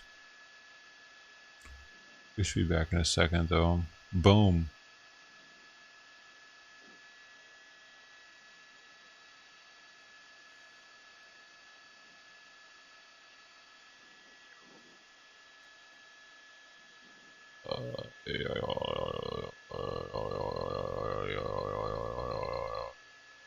Whoa. On Jeremy, dude. He's doing it. Ron Jeremy's screwed, it looks like. Indicted on over 30 sex assault counts. Whoa. Yeah, I don't think he's getting out of jail, huh? Is he actually, like, not getting out of jail? Is he stuck in there until October? Ooh, he's in Los Angeles, too? Wait a second. Oh, no, he's in solitary. Or, oh, he's in the oranges, dude. So he's by himself. PC. It is a mess. In fact, it's gotten into this thicker brush up the hill, and you can see how it's just racing through that, just eating up all that dry brush there. You see the fire line there. We're watching it race up. The wind is helping that to move forward, but it's also the ember drops that are going up ahead of the fire that's dropping. You can see that smoke, how it's just kind of dropping into that little valley there, and it's sparking more fires on the as the fire continues to burn north and east. But again, here's some more. His last name is Hyatt. Up the canyon. Is he related to the hotel people? But you see that fire line, how it's just pushed up. Again, we're looking at the western flank of the fire. northwestern flank of the fire. I gotta know now. Looking towards that's the just east. it's so ironic that that's on the his west last side name. of the fire, looking east. That's the western flank of the fire. Those lines of fire retardant Whoa, look there at him back have in the been laid day, down dude. because the fire is progressing in that direction as well. And they want to make a stand there. You see how they laid it on the ridge lines there of those little hills. That's for the fire to at least slow down in those areas. But you're going to see more of that fire retardant dropped right on this area here, right down to this hiking trail, this fire road, and will continue to make their lines here as the fire progresses to the north and to the east.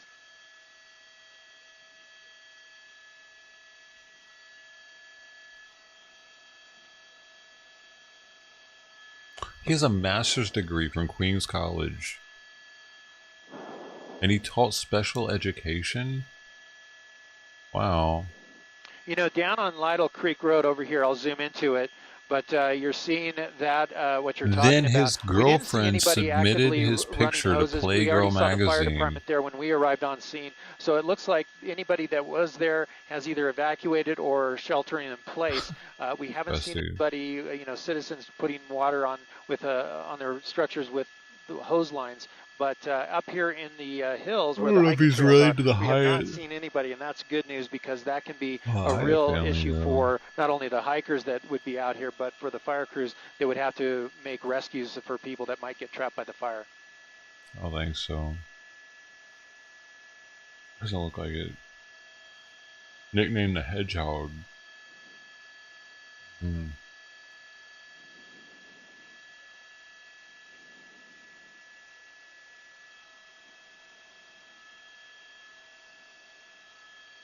15-year-old rape, 19-year-old woman. Wow, dude. Whoa. Well, there's so many of them. I didn't realize it was going to be like this. Hold up. He's being held in jail on a 6.6 million bail since his arrest. Oh, whoa. He's been locked up for over a year, dude. He's a regular. He's a dude. They're not calling him inmates at one jail. I forget which jail. They're calling him residents now. That way they feel more wanted or something. More at home. Very odd that they think that's a good idea.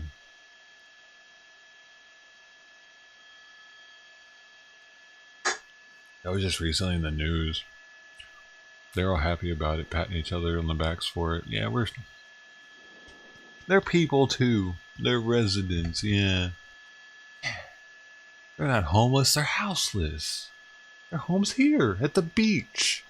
You know, where millionaires want to buy a nice house and not have to deal with homeless people. Yeah. No, not anymore though. They kicked them out, dude. They kicked them out of Venice. Y'all didn't hear. Go to German in Venice. You can find some videos on it. See them. CJ was there too for one of them, but German in Venice is there all the time talking about it. Dude, look at these things that are splattered with the fire retardant. What's this guy doing with his horse? Huh? He's going into the splatter zone. Dude, they hit the... They fucking wasted so much of that shit. Look, it's just all over the sidewalk and shit. The fire's not going there. They needed to put that in the... Oh, the cops are going after him. Look at that. They needed to put that in one of those Chile spray water truck things that they spray the people with. And they could just drive around, squirting it at the buildings and save it and use less. Waste it, not waste it. They could have just squirted that out on the fire out of those things. Why don't we use those trucks for all kinds of shit? Riots and fires. We need at least 2 of those trucks in the hot spots for fires and 1 of those trucks in each major city. Okay, 2 if we can get them. 2 would be preferable because they got to fill up. You know, it's good to have 1 there if one's got to go fill up at the riots. Yeah. They're too scared people get hurt, getting hit with it though, I think. They're all wearing helmets at these things nowadays, so So he raped a 19-year-old during a photo shoot in 96. Oh my gosh. I was in high school, dude. What are you doing? He raped a 26-year-old at a nightclub in 2003. He raped a 17-year-old girl at a home in 2008. Why has this dude gotta rape people? What do you mean he raped them? He straight was like aggressively, like, how'd this happen? I need to know more, dude. How did he get away with doing this for so long? As I'm like, it's kind of blowing me away. Also charged with sexually assaulting a 15-year-old girl in 2004. Okay, where are all the other charges? You got 30 sex assault counts for the rest of them. Okay. I don't know. Why are they bringing in his hedgehog shit up here too?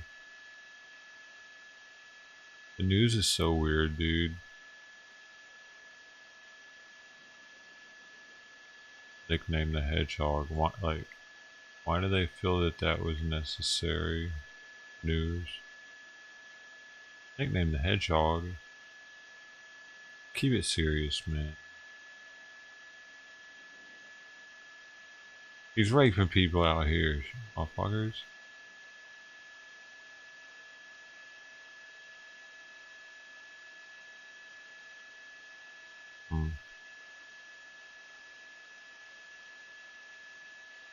Weinstein's still awaiting trial? I didn't know that, dude.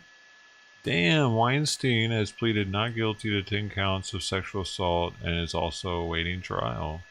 I thought he was already found guilty. And they drag their feet with these trials. They really do. Overloaded, apparently. And my dad used to use this epoxy stuff when I was a kid.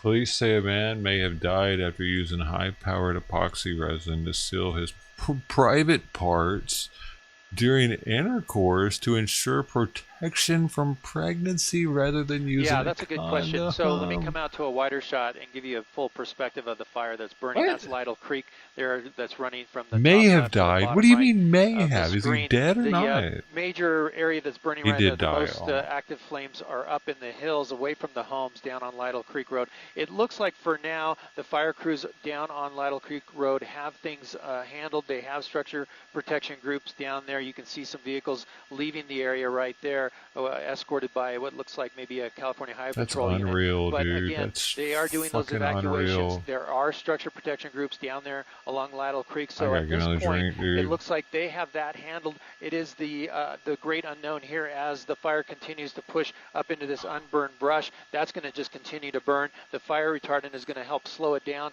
and the water dropping helicopters can come in and cool things down in those areas. But it has a lot of land to burn up here. You can see all that to the left is unburned brush that hasn't burned in a long time.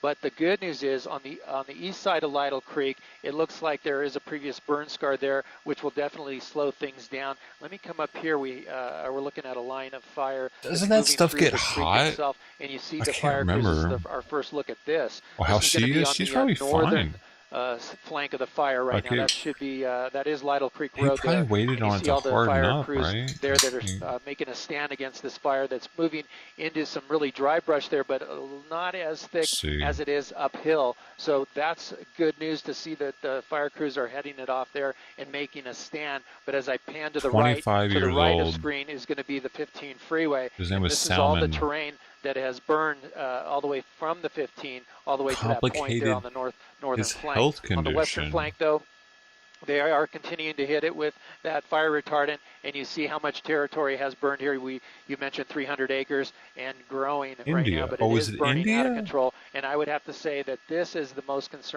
concerning spot right now because although there's no homes up here in the hills, there is all that unburned brush, and it has room to run here. I don't think this is America, dude. Let me check. I'm gonna just check and see what their average IQ is, wherever the heck they're at. It might be India.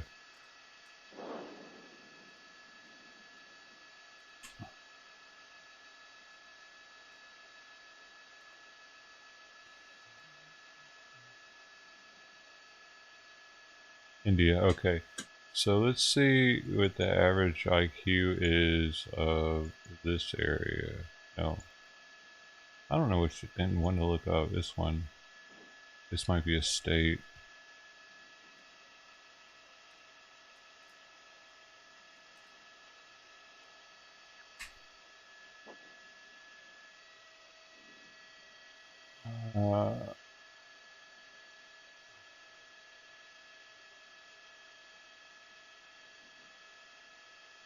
Okay, average in India says 100. Dude, that's better than America, actually.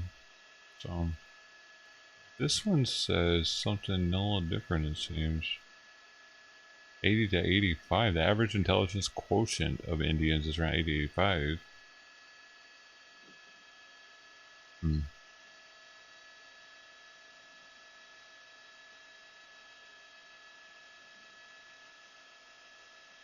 Particularly low IQ, it says. Oh. It is low. If it's between 80, around 85, that's pretty bad. That's Afghanistan low. There's one way to check. Wait, yeah, we can go to IQ. India. And no, country.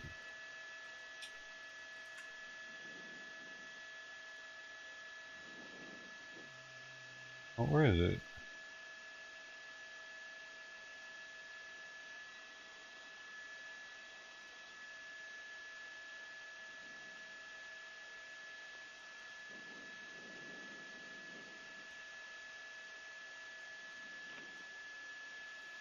$81 on here.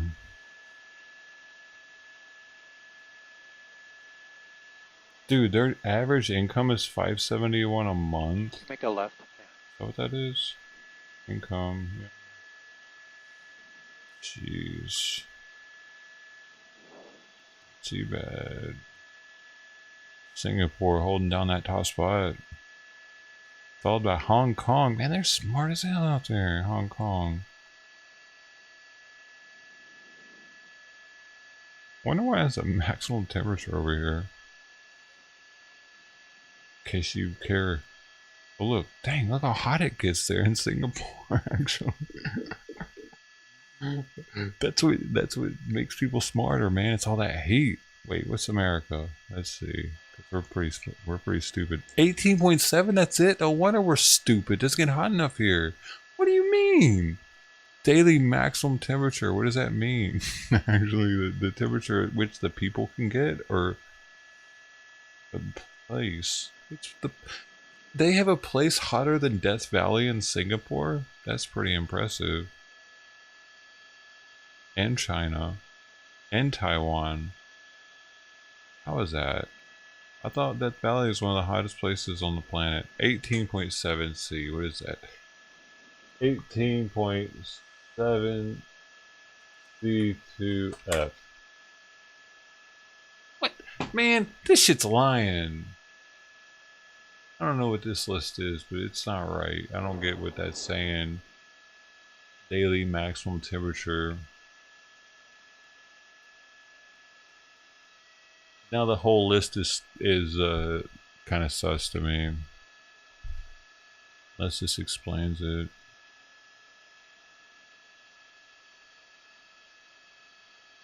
Oh, this is more recent figures can be found here. Oh, this is money. Monaco, they're super rich. Man, they make $15,000 a month in Monaco.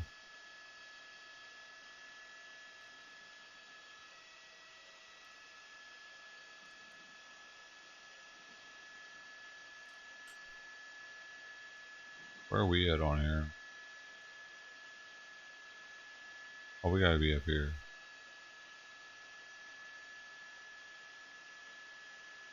Dude, where are we? Man, whatever. They didn't put us on the list. That's foul. We're number one. Well, we wouldn't be number one on this list, but I mean, we should at least be on the list. You know what I mean? Not cool, man. I'm boycotting this shit. Out of here. So this happened in India. This dude that put epoxy on his penis. This isn't an American thing. And this doesn't even show the same stuff. It shows a one part epoxy. Do they make that? Because this is what had me.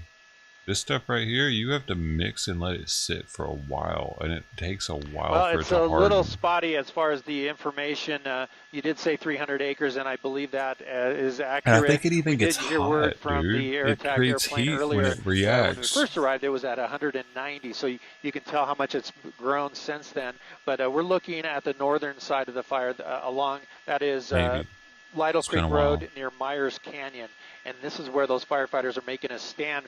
They're making a stand here because it's a bit of a fire break. You see that area right there. Because reactions are either isothermic or endothermic or some shit, right? They either create heat or create in nature, but you see the fire lines moving a little through bit. there. The firefighters on the ground, they're the ones that are making the stand here, trying to hold it from moving any further north. You see those I forget, dude, it's been a long time since I fucked with that hose chemistry lines, and they're type putting stuff. out that fire. Right now, the helicopters are focusing their activity in other areas, but it's these fire crews on the ground that are hitting this hard and trying to make a stand here on the northern flank. That's cool as I look, as I move the camera here, Hey, welcome to everybody that's here. Listen to me ramble. Freeway, how it's progressed. There's Lytle Creek Road and the homes that have burned, and that's the 15 there. So again, this is the direction that the fire has moved, and that smoke pushing off towards the east, towards the Cajon Pass, certainly impacting the drivers up in that area. But this western flank really is taking off with the heavy brush that's here, the heavy dry brush that hasn't burned in a long time.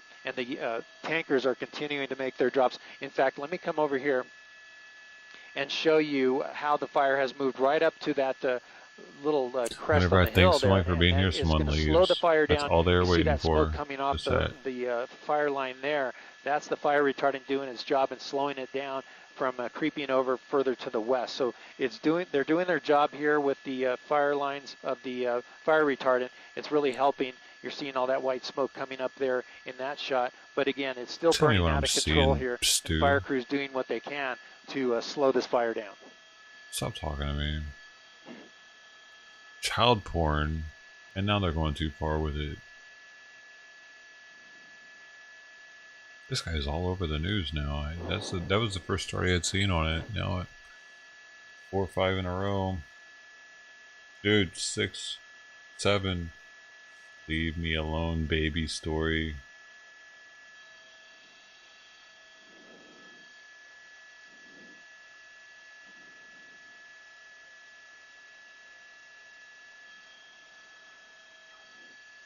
A 24-year-old man was trapped in a trench.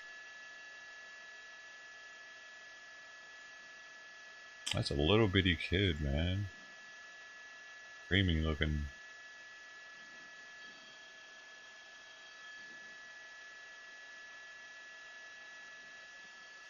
Whoa. Oh, crazy, man. Dang, they didn't use CGI. They actually just catapulted a train up the side of a mountain. That's pretty epic. Sound?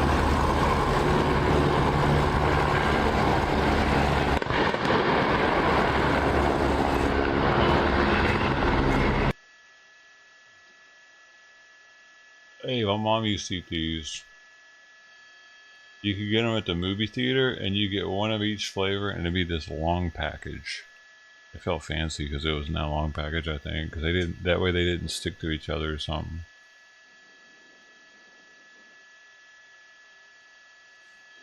Pretty good though. Must be a replica. It did sound kind of empty or something. Well, yeah, it probably wasn't a.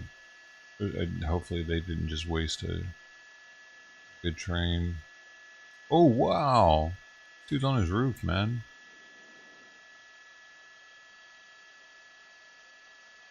Save his house. Oh, he's got 3 people total there. Looks like the firefighters are there with him. It's like, I ain't leaving. Sir, you gotta get out of here. I ain't leaving my house, man. You can help or not, I don't. Please help. They probably told him to evacuate though, right? But I mean, you not.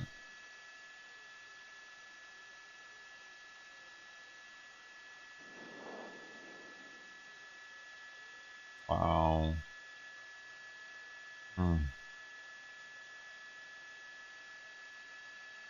What? Ramming the gates of the airport. Messed the front end up, dude. Can't do that. Hey, Ben, dude. TVV. Dude. Fires everywhere. Wait until they show us something else cool.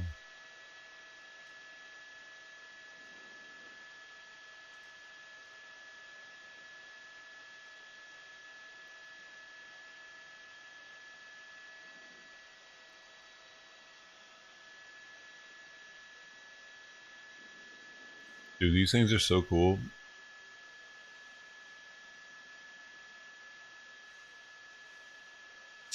Oh, he's auctioning one of these off? Oh no, no. Using it to stay cool.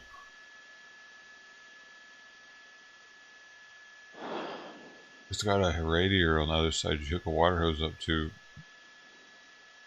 They make a huge difference. Yeah.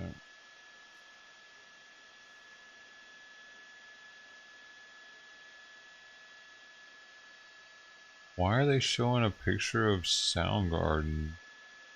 Soundgarden, right? The fuck? What kind of shit is this? The Foo Fighters. Wait, this dude's in another band besides the Foo Fighters. They're definitely not showing the right band though, regardless. You dumbass news. What you doing?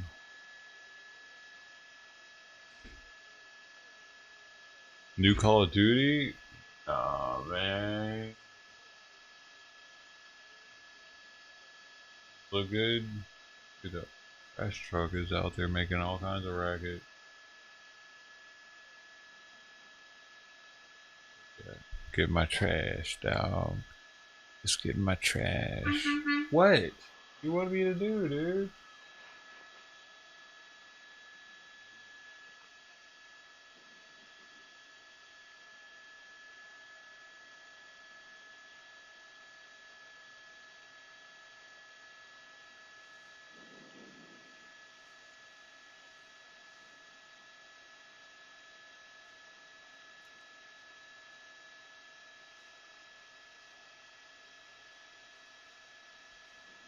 He wasn't honking at me.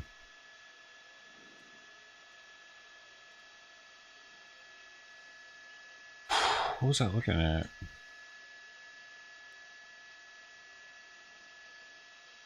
Oh yeah, that was weird.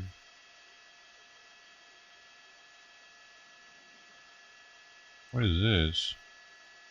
Golden State payments.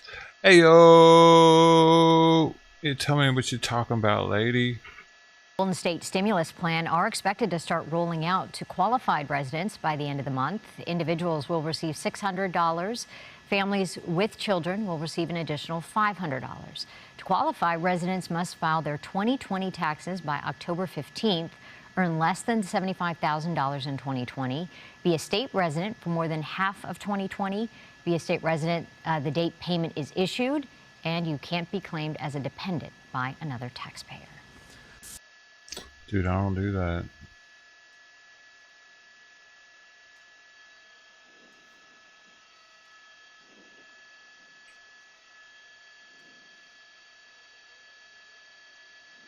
I don't make enough.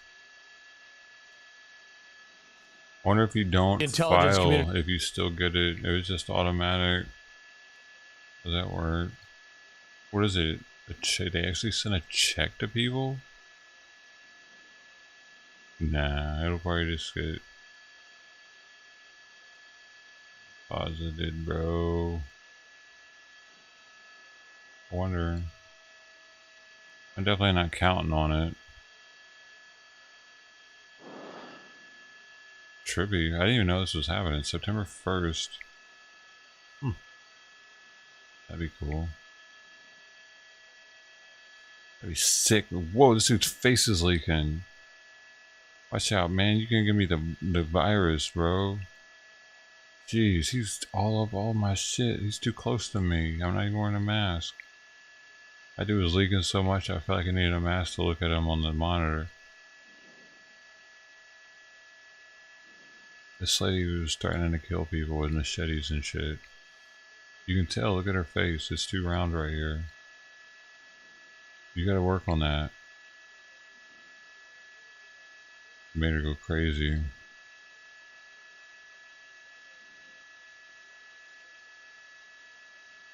That is not how anybody that thinks this is how men want to be treated is out of their fucking mind, dude. They're with a soy boy.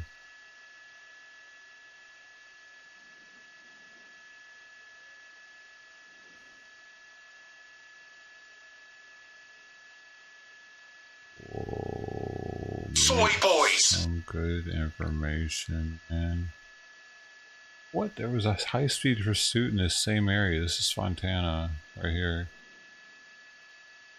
And apparently last night there was a high-speed pursuit in Fontana. Silly boys. The hell is that, her mom? Is that all kids hanging out with their mom? It's interesting. I thought there was like a lesbian pair couple for a second. Dude, they're all hanging all on each other. Is that how kids are with their parents? And I must have had just this deprived childhood. Whoa! Look at that, they're cleaning out the cracks of the... They're cleaning out the paper, dude! I didn't know they did that. They actually... What do they do with all the prayers? Burn them? Whoa! All the prayers, dude. They must do something special with them. They should turn them into something. Like, mash that all up with water and make...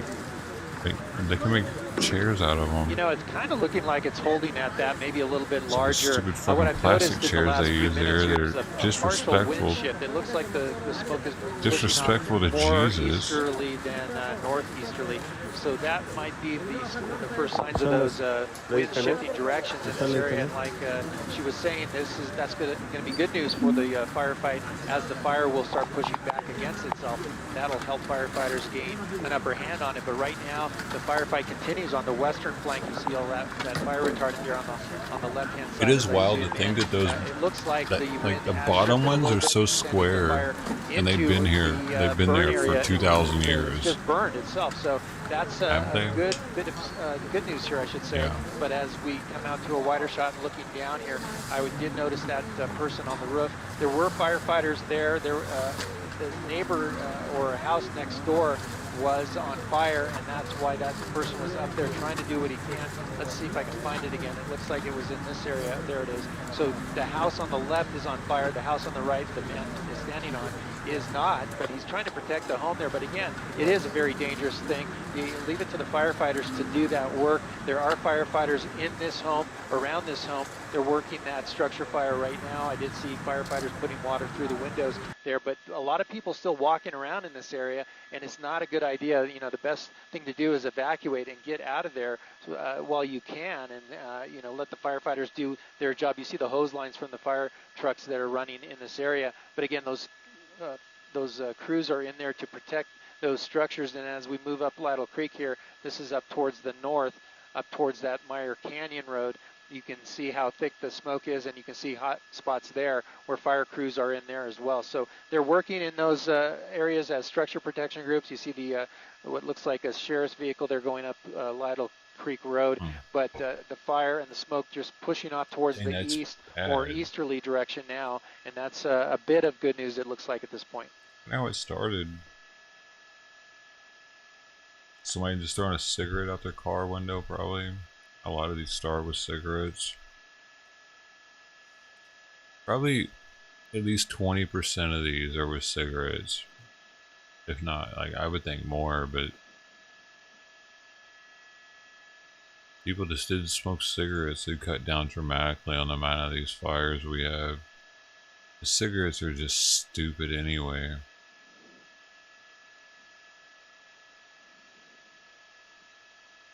They're really so fucking stupid, dude.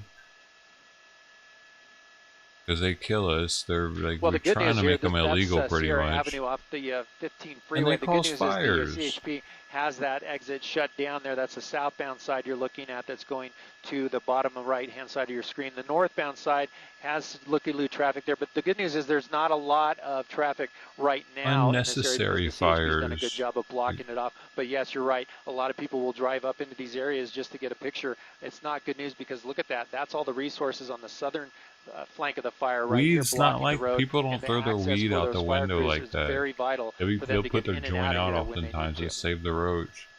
The cigarettes, people flick those things all the time without even snuffing it. They'll just flick them. I used to be that person, dude. That's how I know.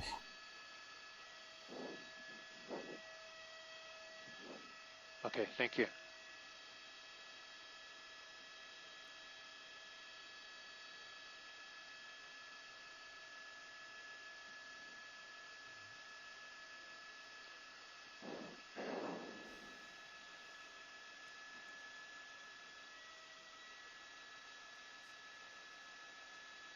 Yeah, I think I like these. The Crown Royal ones so far are my favorite ones.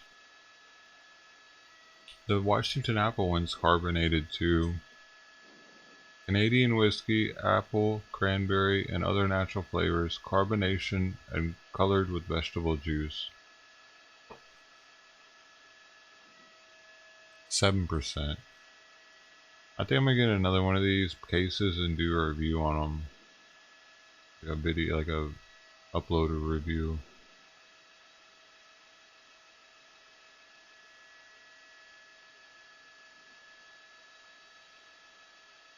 Oh, y'all don't miss out the MREs though. We're gonna be eating MREs on stream, and you can eat them too. I'm gonna make it. So here's what we're gonna do. I'm gonna get a bunch of MREs, right? I already got some on the way, so at least one other person can do it with me. I'm trying to get them some more for cheaper. We'll see if I'll do more or not, but they're expensive. But what I'm gonna do is I'm going to, like the first one at least, I'm gonna make a picture. I'm gonna take a picture on Instagram, and everyone that comments on it gets entered into a raffle to win that MRE. And that's the one I'm going to eat on stream. But they can also be on stream if they want, eating it with me on a Zoom call. I could make them do that too. Be like, anybody that wins has to eat it on stream. I mean, not that they'd have to do it, but make them more likely to be willing to do it. And then we could both be, but here's what I'm thinking. What if I could get like 5 people to do it, and all 5 of us are all trying the same MRE at the same time, live, for people to watch, and have all of our view, like, and it could be different 5 other people each week that want it. I mean, it's gonna cost me a grip to do something like that, but I've never seen anything like it. Not that it hasn't been done. MRE tasting. Live MRE tasting. Does it really taste like one? Like one what? Oh, I don't know. I don't know. Crown Royal Washington Apple. I've never had one. Does it taste like a Washington Apple? Let me see. I think this is the name of a mixed drink. That's why it's called Washington. Maybe.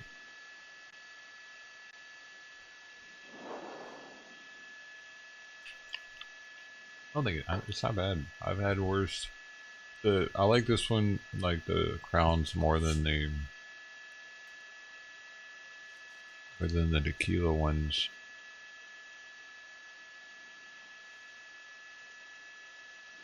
So much red stuff.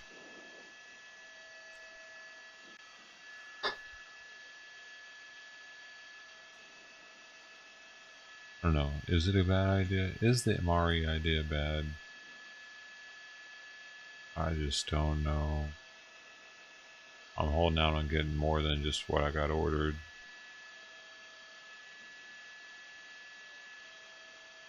Wow, couple from Arizona loses everything in flash floods after moving to Tennessee. Dang. Oh, is that what it is? It doesn't even, oh, any kind, oh, there you go. There you go, people. That's what it's supposed to taste like, I guess. It probably tastes a lot like that.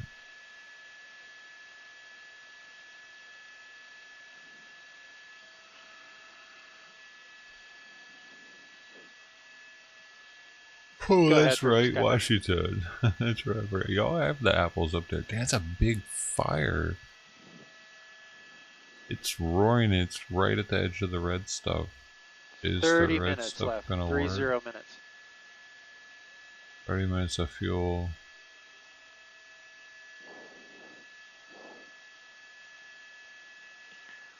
Yeah, that's right. That's a bowl there that's completely engulfed in flames right next to that fire retardant on the left. That's what the fire crews are doing in the air to try to keep it from going up the canyon, up into this area here, and moving in that direction and towards the west. So right now that is just a bowl that just caught on fire. That's unburned brush in there, and it just extremely exploded. Wait in there a second. Are you seeing this right here? During the Washington County Finance and Budget Committee meeting on August 25th, it was said that inmates at the Washington County Jail were treated with ivermectin, an anti-parasite drug that is commonly used in livestock. Oh, it throws out the... Oh, you've actually had one? I've never had one before, so I didn't even know it was a mixed drink, really. I thought it might be, because they said it was, but...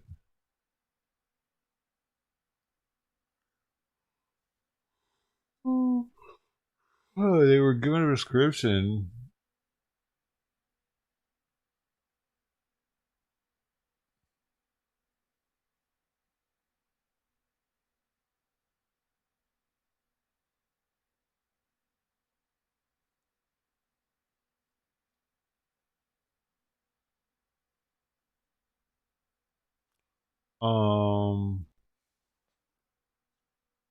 So did it work though?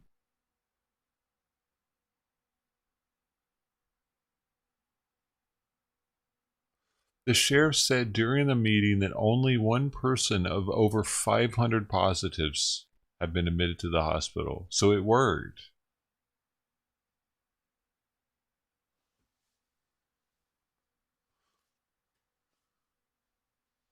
It worked, dude.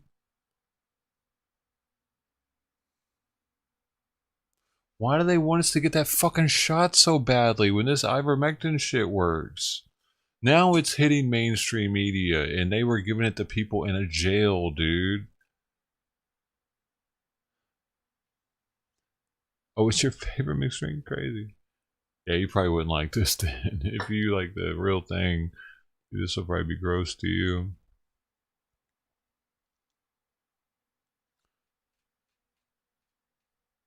And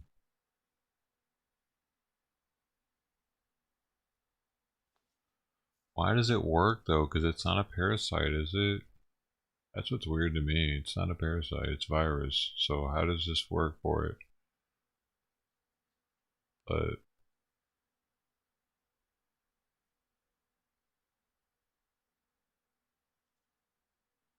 very crazy. I don't get it. Why they're giving it to people in jail. Whoa, this dude's on the ground, dude. At this point, it does appear to be holding for the most part, man. but of course, you always have the possibility. Go.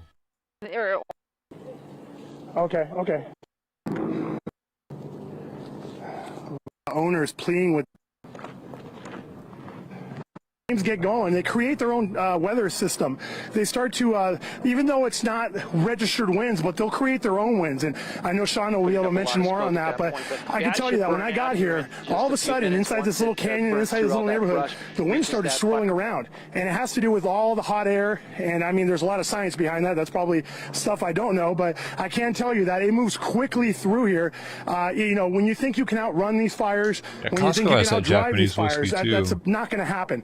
They really come through here, and they will consume a house in a matter of minutes. They'll consume this boat in a matter of minutes. So it's just a matter of seconds, minutes, that everything can be wiped out. And there's no rhyme and reason sometimes. You know, the house next door, such as this one over here, you know, this one here is standing. The one next to it is standing. But the one right behind it over there, that one over there is not standing. So that just goes to show you that you just never know if your house is in the path or not. And all it takes is one real quick wind shift, and all of a sudden your house is gone. So it's not worth staying back, trying to save your belongings. Just be prepared to go quickly. We mention it all the time on Channel 4. Get your belongings together and just get ready to go quickly.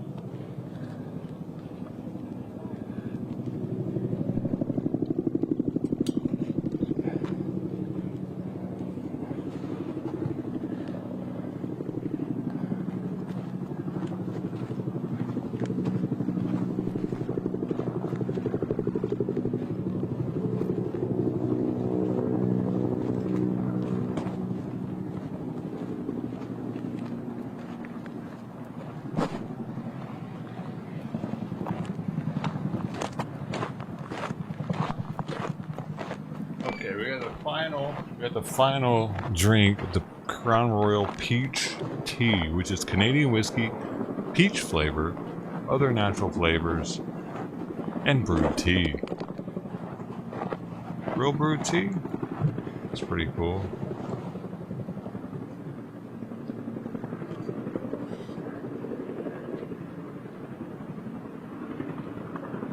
These cans really feel special because the gold on them and the texture, it's got this plastic film on the can, so it is able to have embossed lettering and texturing on the pattern all over the can. So it just feels like you're drinking something really nice.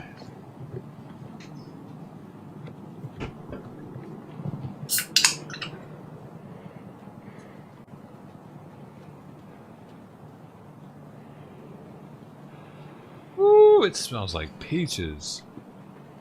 Really strong peaches, like some peach rings. Oh. Oh, they know it's bad, probably.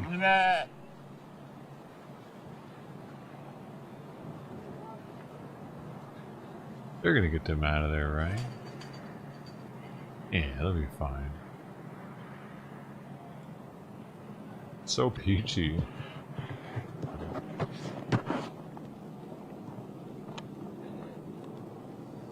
And I do love me some Snapple peach iced tea. That's so good.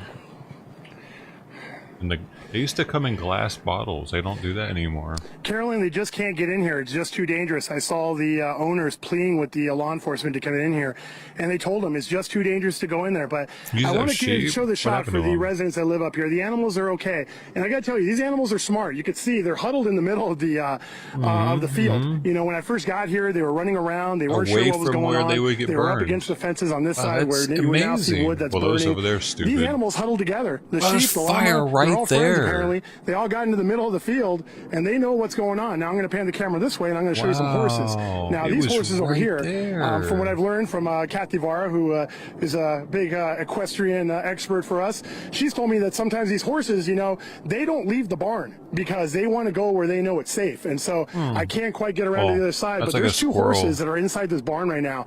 The homeowners are aware that they're in there, but they, instead of running and trying to get out, they run to what they know is home, and these horses just kind of go back into their barn and they huddle down in there. So you know, it's really smoky. It's hazardous conditions, I'm sure, for these animals. But it's running across the street, you know, they're staying safe amongst each other, and all of a sudden it freaks out. Even if it's like almost to the other side of the street, it'll run all the way back to where it knows it's safe, and that's the other side of the street where it came from. Have your trailers ready, have them ready, so when it's you kind of there's a fire, you can load up your but animals and get them out of here quickly. that's how the brain works. As quickly as this fire burned through here, the residents were inside the home. By the time they came outside, it was too late. The law enforcement told them they had to go. I've seen it happen, dude. I saw a squirrel make it all the way over the side, and the car almost hit it, so it Michael, ran that's a good across. question, but you see all these other cars getting to the other side. It was like, what are you doing? For years. We We're know almost these pine there. trees they have oil, and they burn very intense, and they burn very easily. So they're not out of the woods here. You know, you see a lot of burning pieces of wood here. This area over here that looked like they used to store deer. firewood. Oh, That area is deer! Yeah, they completely just burning still. It's probably gonna be burning probably for hours and hours, because that's pretty big logs there. But these little pieces of wood and stuff, how did that get every on once fire? in a while you'll see embers go flying in the air, and all of a sudden a little tiny spot fire will start, you know, 20-30 yards away. So I mean, it's still a very dangerous situation out here. They're definitely not out of the woods yet, but I would say that it's not as intense as the firefight was probably about an hour ago. Burn your entire house up. Resources are still out here. Resources are still moving into the area, and I know that there's still, as I just heard right now, there's still propane tanks that are exploding back there and letting off a lot of fuel. So this will be burning, I believe, for a while. And as you heard, firefighters cannot move into those homes when those propane tanks are burning like that. So I would expect this firefight to go through the night for sure.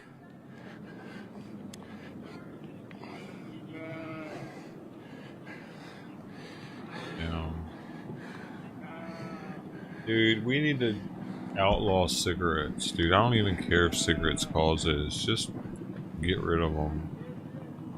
People don't smoke cigars and throw them out, or joints and throw them out, but cigarettes, they just... At least then we wouldn't be able to blame it on cigarettes. I bet it would dramatically cut down on the amount of these fires we have, though.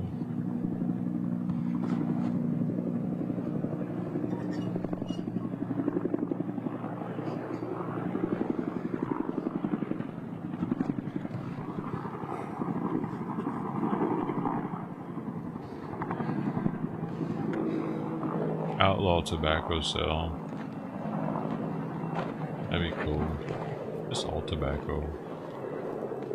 We don't need it. We don't need tobacco. It's not used for anything medicinally like weed is, so.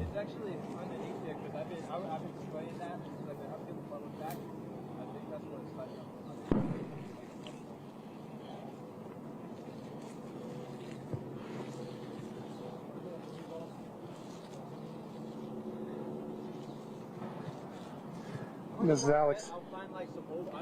What? Okay, my phone is dying. It's at 5%, so I need to go charge it or something, or switch phones. I have another phone in my truck, so the next hit, I'm going to try to get off of this and then go switch phones, okay? Picture only? Okay, sounds good. Okay, you got it. Okay, you got it. Thank you.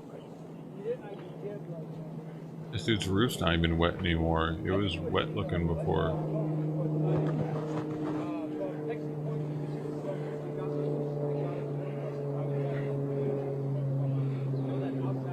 Dude, imagine watching your freaking neighbor's house burning up. Call 818-684-3040. That's close to home. Wow, that's pretty crazy, actually. Like, this is live. Hey, Mark, I got to go change cell phones for IFB. My other one died. his So, neighbor's house go up. Like, it's okay, probably cool. Yeah, I going to gotta be go switch yours, phones. but I'll be right back. the chances of it being yours, I don't know, these firefighters are saving your ass right now, probably. Call 626. What if he's going to tip them? Do you think? I doubt it. Dude, he needs to get these firefighters like $1,000 a piece or some shit if he doesn't have fire insurance.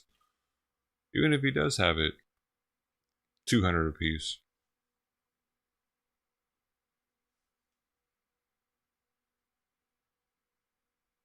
Unless there's only one of them down there, he gets 1,000.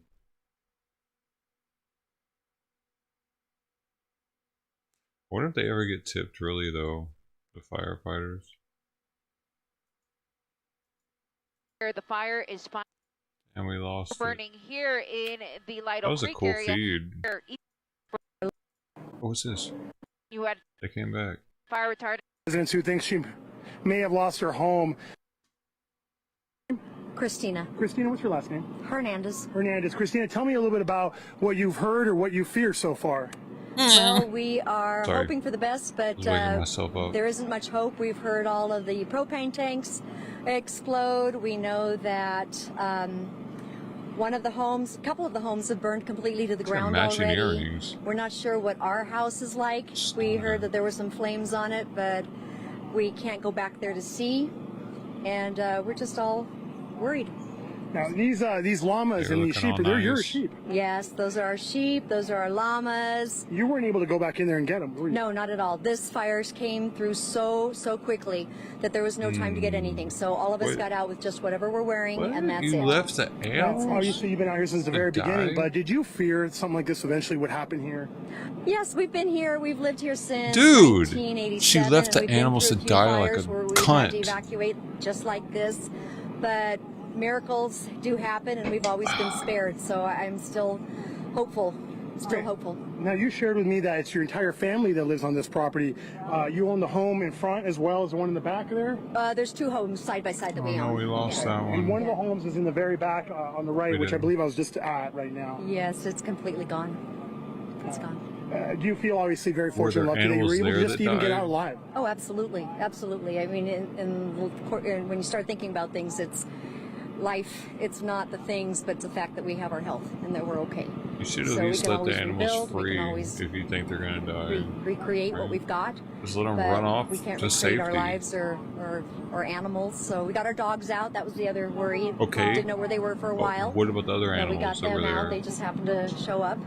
So And we saw your beautiful boat. That didn't make it either. no, the boat didn't make it. We had a 32-foot boat back there, and it's gone. It's gone. Well, I'm so sorry to hear that. Thank you for talking to us. Thank you for taking the time. Yeah, they Michael, got as you can see, insurance. considering everything, she's still in good spirits, and she She's like, understands "We're getting what's a new boat, the most baby. important here. We're getting a is new her life boat. and her animal's New life. boat, And so she's just hype. going to sit back and wait for the fire to go through, and the Hey, we're not firefighters Tim allow her to Beaver's come not in. covering this anymore. I was just going off, being all loud and obnoxious, hoping you motherfuckers would leave so I could stop watching it. Now you know, I don't give a fuck, really. I just want you to leave so I don't have to watch shit.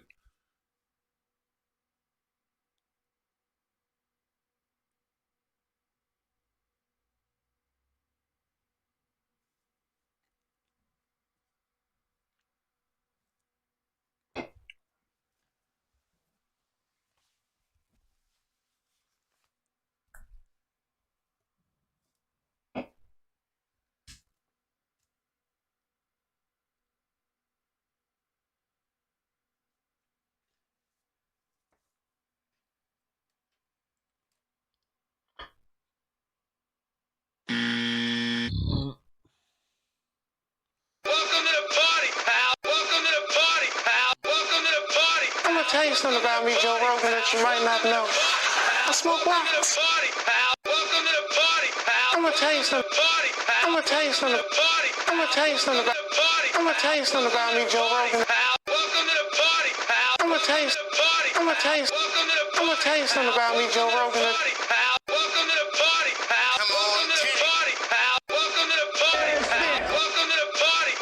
You mean we're smoking?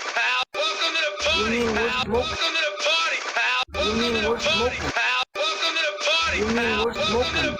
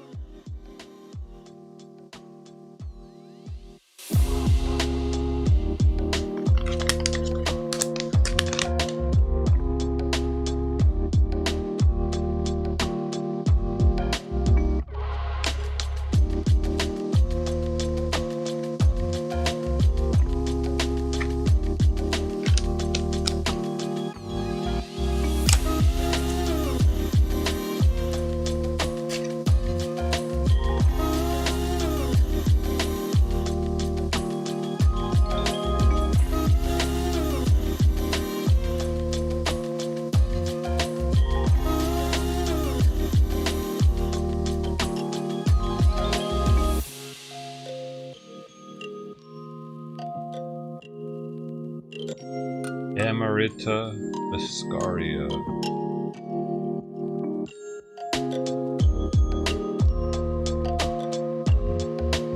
Amarita muscaria.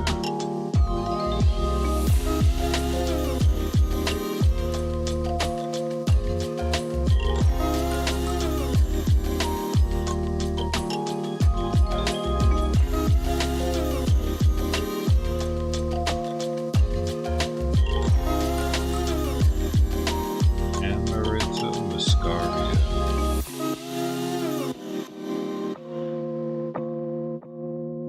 Sounds like I'm putting a magic double boiling trouble. Amarita muscaria. Razam! Shit.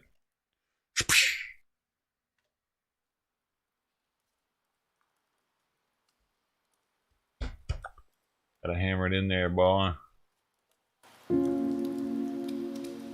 Oh. Come on, baby. I got it.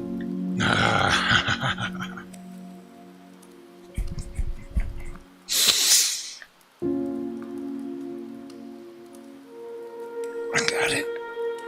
I got it. I got it. Got it.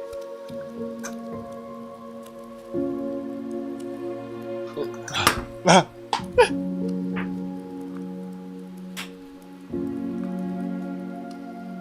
I got it. I got it. I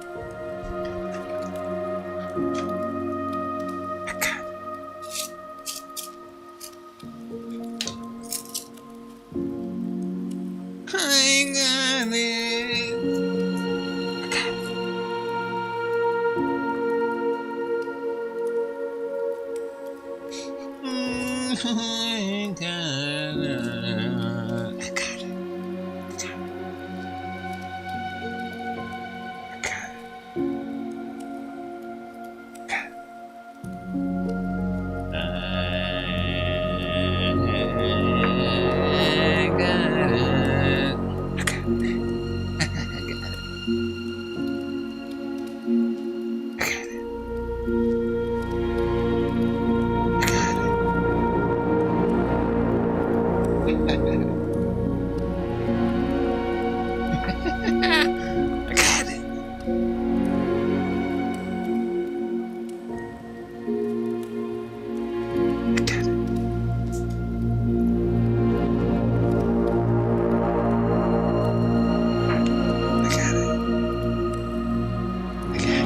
I got it. I got it. I got it.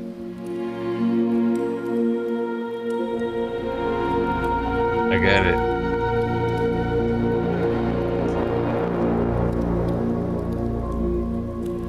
Oh shit. Oh, I got it. It's cool. Oh, maybe not. Oh no. Oh, it's too big. God, I don't have it. I don't have it.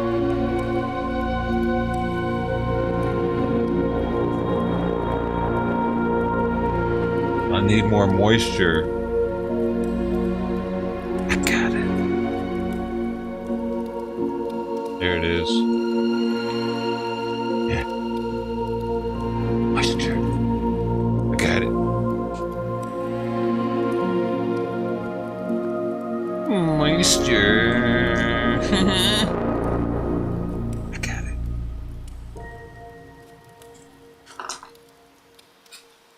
That's called moisture. What up, percent over? I got it.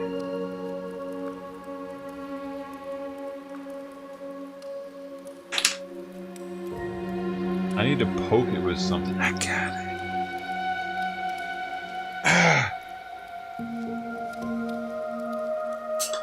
Shit.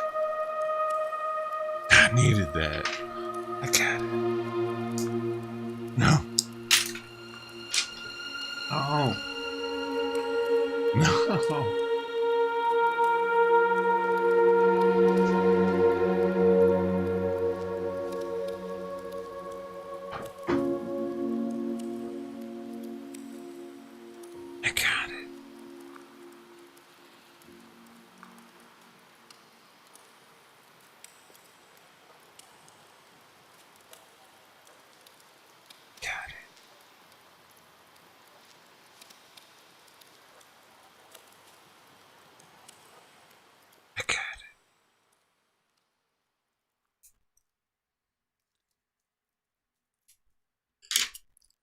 Hey, cheers.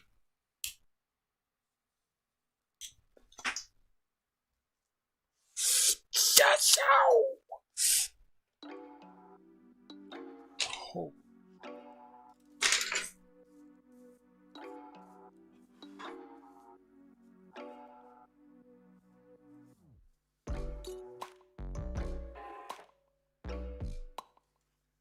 I got it. That song was called I Got It. Moisture. The moist edition. I got it, moist edition.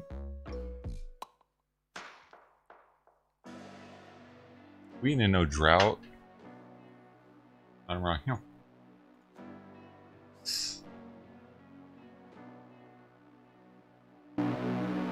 That was off. We're good though. I got it. Who's with me? Who's coming with me? Cheers.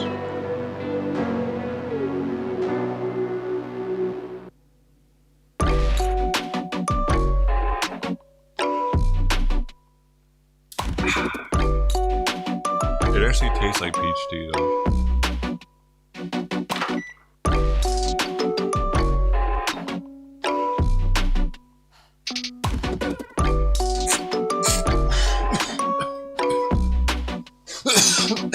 Whoa!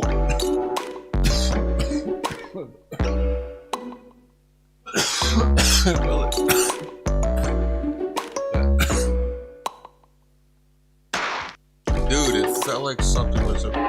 It felt like my hand was really close to the fan. I felt wafting. Weird. I got scared for a second. I thought it was about to hit my hand. I thought it was about to hit my hand, man. I had to switch it up. I had to switch up the fucking vibe, dude.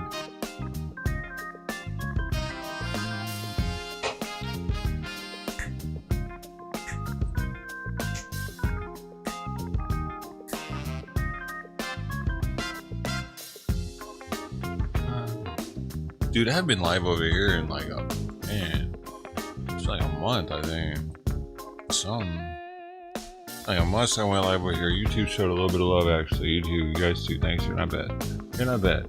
But I mean, YouTube, I thought they would like, just like push this channel under the rug completely after not going live for that long. But you guys helped because you're members and stuff to the channel. So YouTube, you know, they're getting paid. It's not like I'm just nobody. YouTube's making money a little bit. So, thanks, man. It's because you guys, probably. All the members. $5 a month. $5 a month. Thanks for paying $5 a month. You got the channel live. So, I'm pretty sure, dude.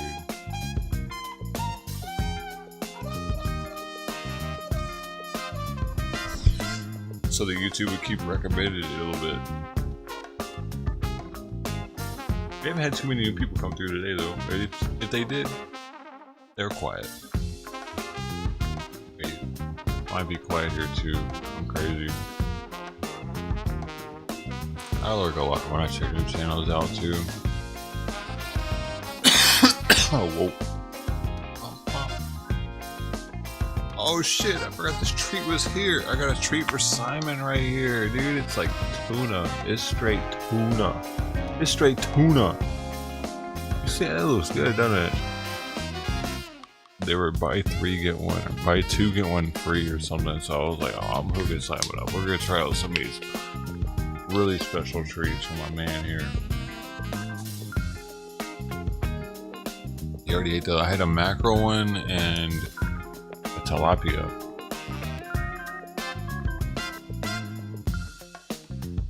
That was the first time you'd ever had mackerel or tilapia.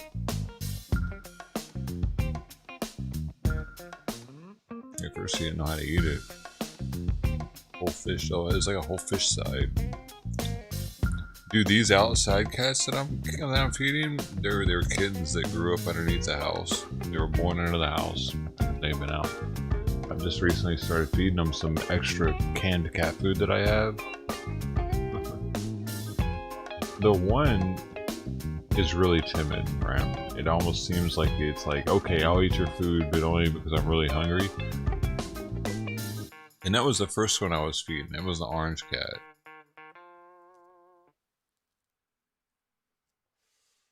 But now this white one, it's been getting kind of like, where's my food?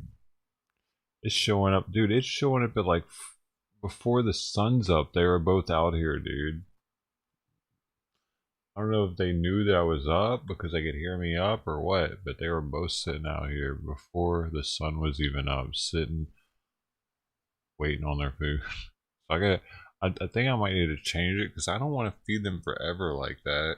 I'm not gonna have extra food forever. It's gonna run out soon, so I'm trying to kind of I just wanted to make sure that they were good so that they could get back on their feet. You know, kind of give them a chance to get back on their feet. I gave them both flea medication. It's a pill that kills the fleas, all the adult fleas, at least all the adult fleas. It gives them a break, at least, if they have a flea problem at the moment. And I've been feeding them for a few days now. Help get their nutrition back up, their energy back up, their fluid levels back up, so they can maybe get back on their feet type thing. But I ain't trying to feed them forever, man. Because then I'll get a connection. I won't be able to ever move out of here. And I don't know, man. I feel like I'm not the only one feeding them. I feel like cats in Long Beach are fed by multiple people. I just happen to have the best food right now. I'm sure that they're not getting very much wet food out there, and wet food's more like what they would get in nature, because cat gets most of its fluids from its meal rather than drinking it. Which I have some water out there for them too, though.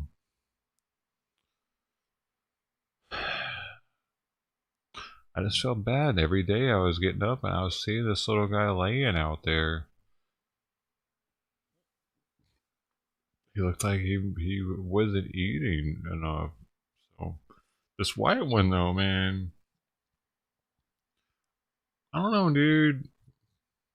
I need to see the other one eat more. It's making me a little upset that the white one seems to be eating. Now that it knows the food's here, it's eating all the food before the orange one can get any. I want to see the orange one eat a good can of food. I don't even know if he's eating now. I don't even know if it's a he, but it feels like the orange one's a he and the white one's a female for some reason, even though the white one's dominant. But in the lion world, the female kind of is. I mean, it's not really the dominant one, but it's the hunter.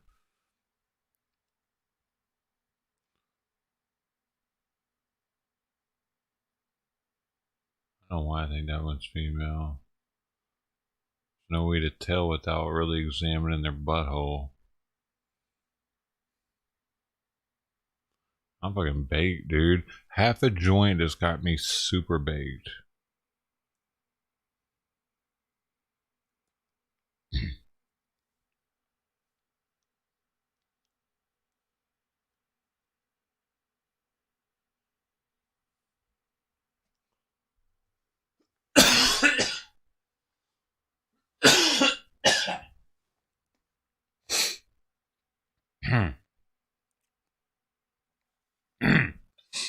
I can't believe I got a fucking strike over that Trump shit, dude.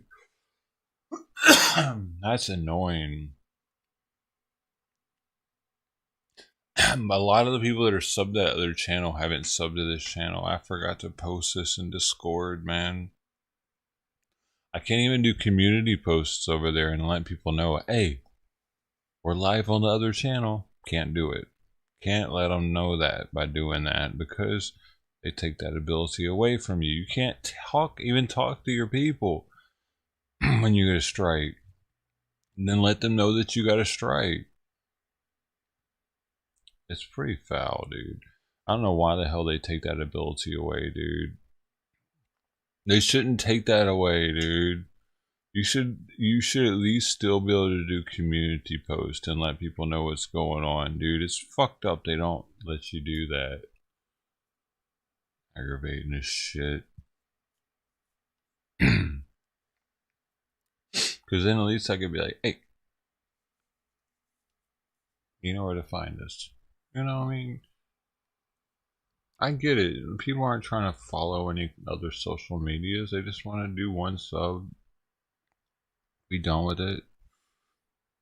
I'm the same way. I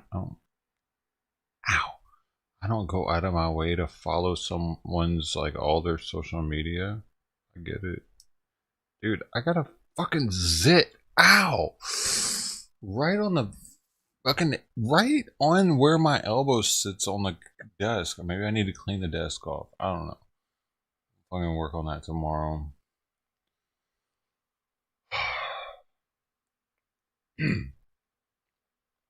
Dude, that joint fucked my throat up.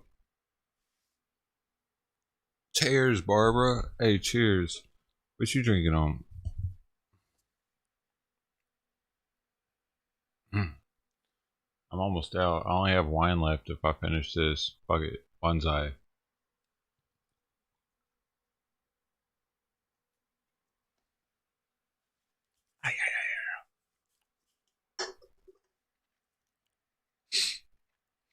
We got the Sennheiser MKH416 right here, ladies and gentlemen. This microphone right here?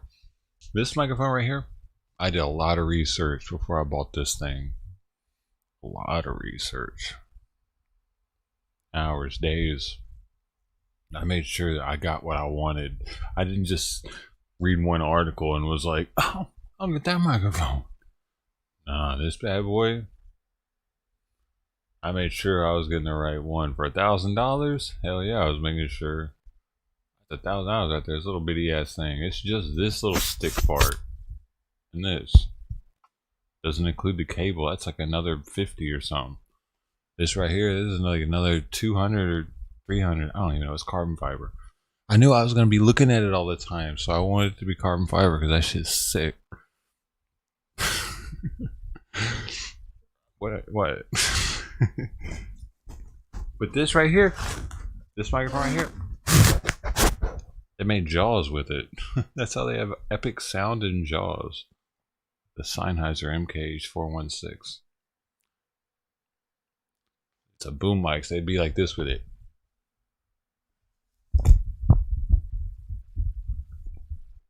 This pole out here, right here, actually extends like 15 feet or something. I got it for multi use. I could use it outside if I wanted to, like, do news or something. And it'd also be super lightweight, being that it's carbon fiber. And plus, it is nice to look at.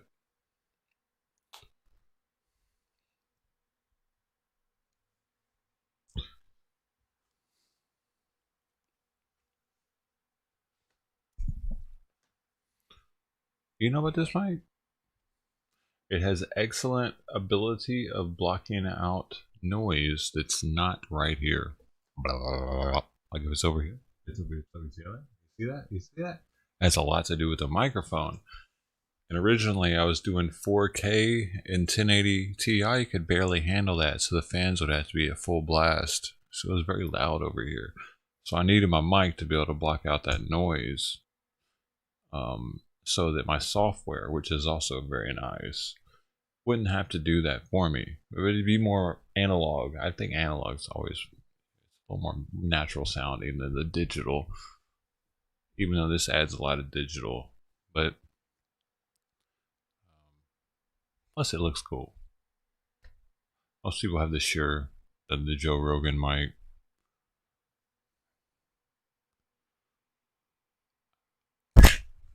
You can't do that with that Shure. This one right here, a lot of sound engineers will have this microphone in their sound kit for mobile use because it's so good at withstanding abuse as well as humidity. Hence being used in Jaws. Around all that water and shit. Man, I don't have any more of this. Dude, I don't want to drink wine. That sucks. Wine is just so strong, you know, 12%. That's some 13% actually. That's too much.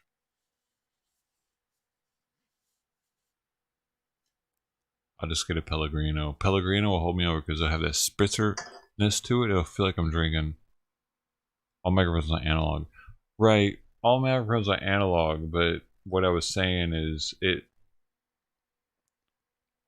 since it blocks out side noise through its analog, through it being analog, since it makes it so that less side noise has to be blocked out digitally through through the digital, so it makes it sound more analog overall. Does that make sense? Oh man, I'll be right back.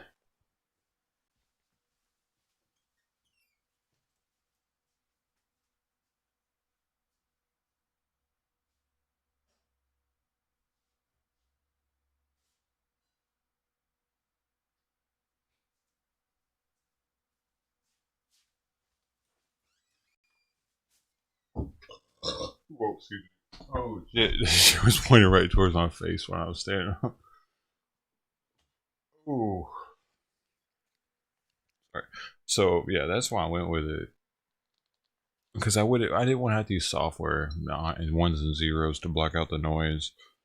I wanted it to be more of what the equipment was already capable of. Oh, this is gonna have my throat dramatically.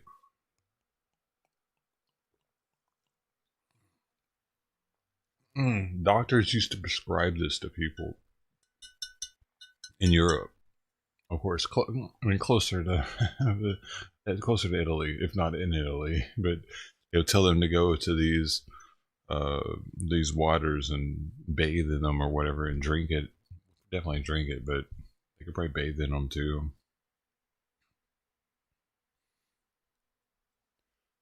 Dude, my throat's jacked right now. Hey, thanks, Bill.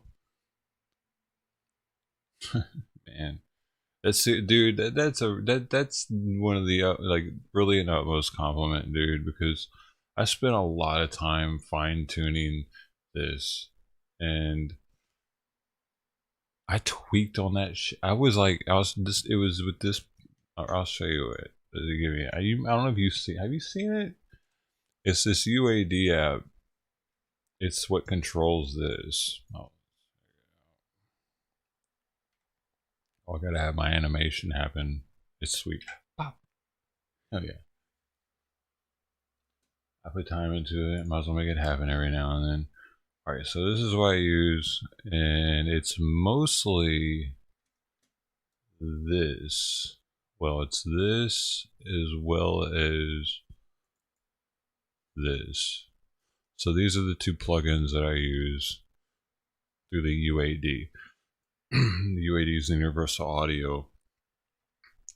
A lot of professional musicians use Universal Audio because it emulates analog equipment so well. It's perfect at it, pretty much. Professional musicians will tell you Universal Audio is the shit. That's why I fuck with it. That's why I fucks with it. But I don't really know what I'm doing though, dude. So I just spent a bunch of time tweaking these knobs on this one specifically. That's why I said it's the main one, because I was like, oh my god, no, that doesn't sound good. And I tweak it. So man, yeah. I still don't know if it sounds good, but you saying that makes me feel like maybe I did okay.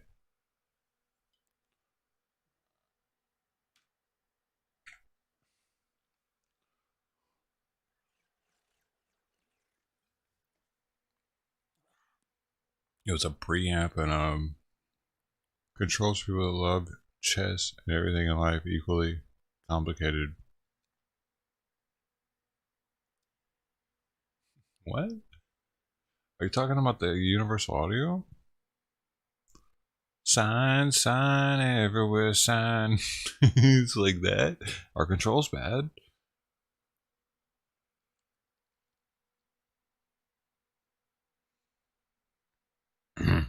Dude, that joint, dude, got me.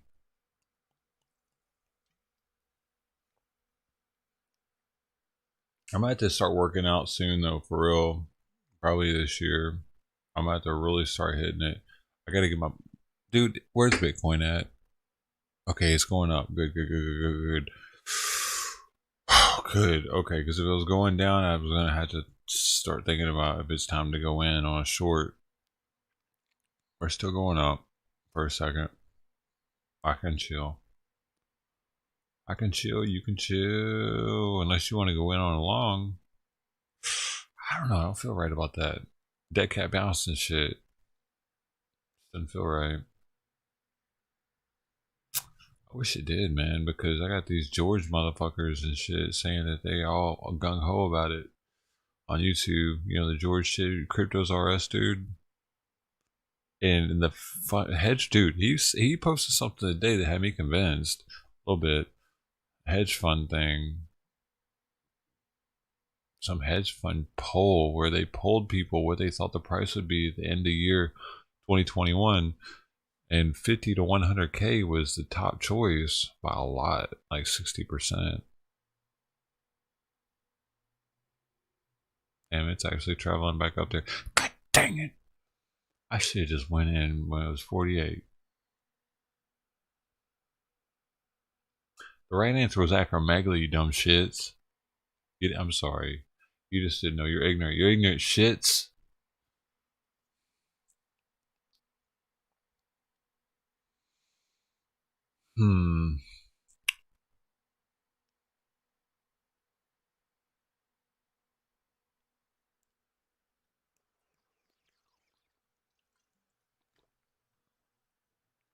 Bitcoin, how you doing, man? How you been? Are you winning?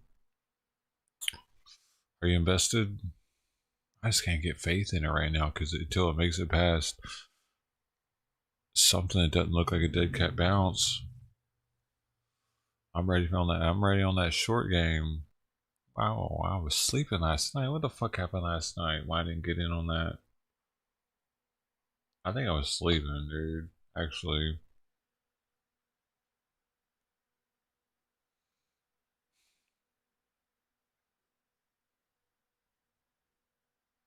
I almost got on that long, but I was too scared.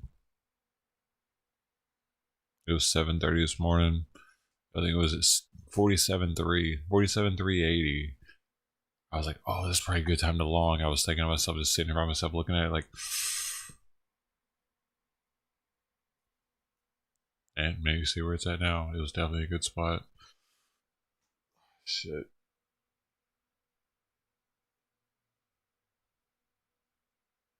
Because it just dumped so fast there, and it double bottom right there.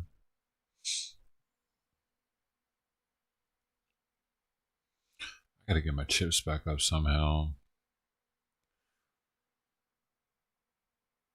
I wish I was still chilling on the sidelines, man. Feels bad. Well, I am, but it's just my fucking chips are so down now. My credit's shot. Well, it's not shot. It's fucking used. My credit's my debt is shot. I don't know.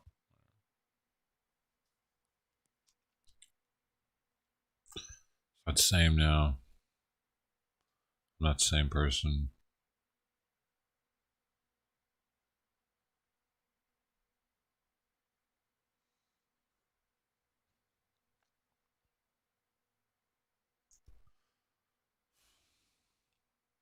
We're waiting on it for what?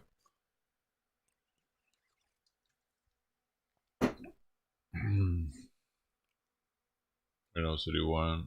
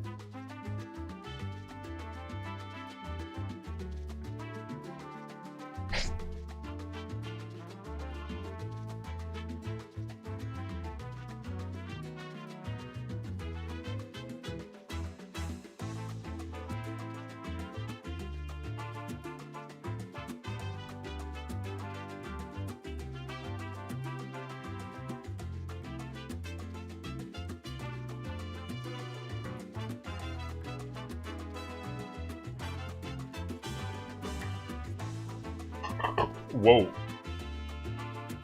Oh, whoa. I swallowed that. Came up chunky. A little bit. A little bit chunkier than I was expecting. Not happy about it.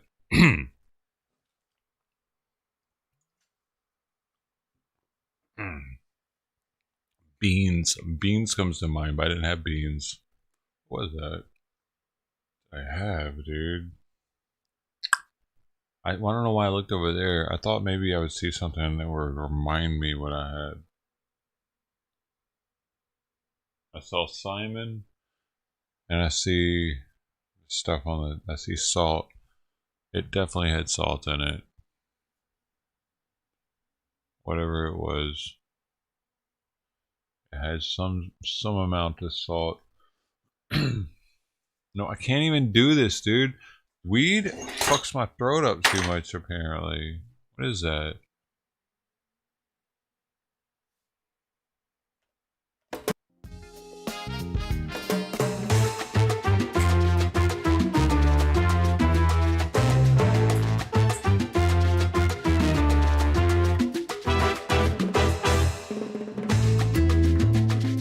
Dude. Hold up. What? I'm looking. I looked for a second, I looked away. I looked for a second, I looked away, dude. I can't look at it for long. It burns my eyes.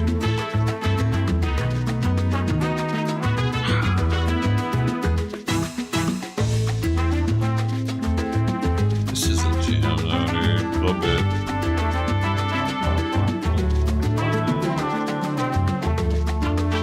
The horns. You got the horns. That's not all.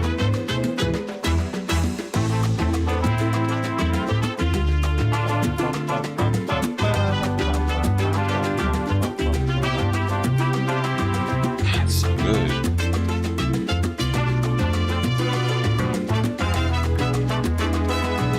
I'll have my haters. It's okay.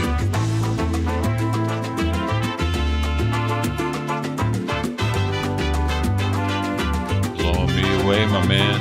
What is this? No. I don't want to watch that. Good thing you guys don't see it. You might make me watch it. Oh yeah, you can't see it. I have it hidden. It's my secret. Maybe she's born with it. Maybe it's Maybelline.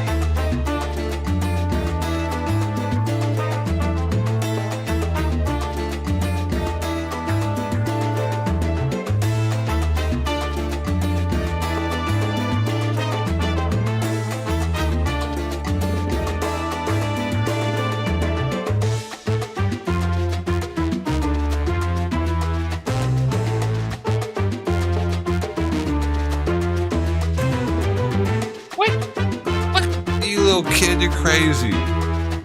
A 5-year-old from Virginia is one of the youngest people known to have hiked the Appalachian Trail.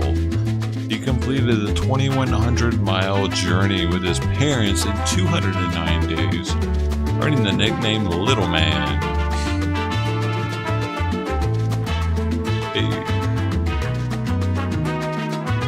This dude looks weird. The Surgeon General looks fucking weird. Fuck you, you're not in the military. Why does he have that outfit on?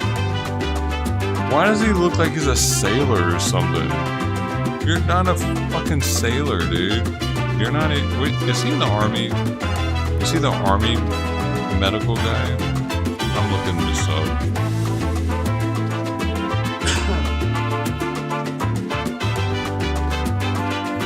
Is he like the top army?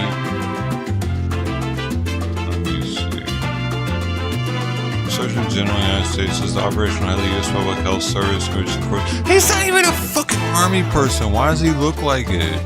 When did that start? Fuck you. You fucking loser. Why do you get to wear that shit like you're in the military? You're not. They didn't used to do that.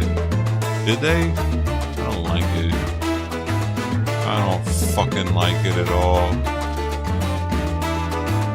Can you believe this shit? Take that shit off your shit, dude.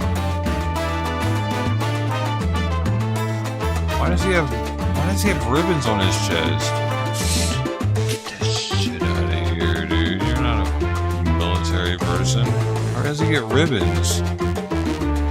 This is so fucking confusing. Wait, was he in the military?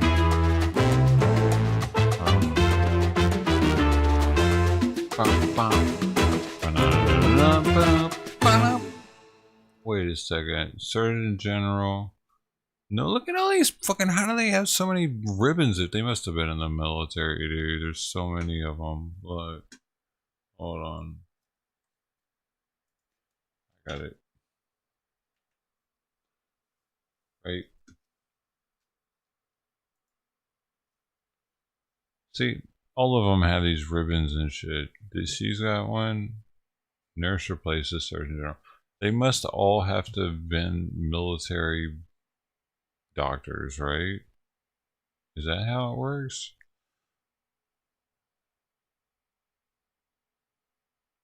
I don't know what the hell that is, Bill, do you? Ever heard of the fucking Public Health Service Commission Corp? What do they do? Fucking shit. I don't like that there's so much the government does I don't know about.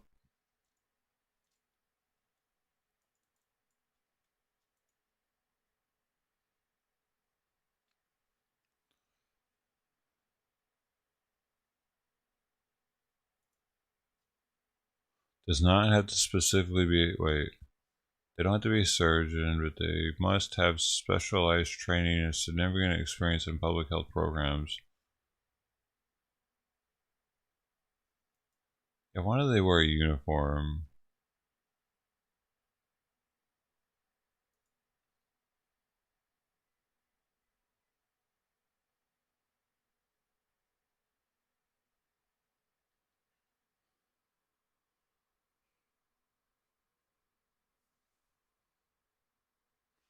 Why do they have ribbons?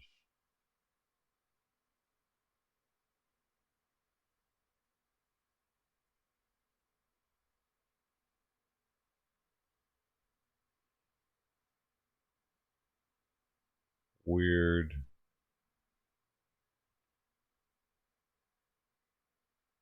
The PHS is a mobile force ready to be on the front lines of whatever health crisis may arise. Public Health Service.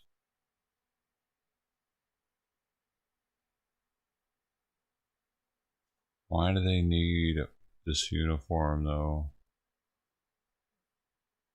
Like, who was like, you know what? We're gonna give them military uniforms. Someone decided that was a good idea.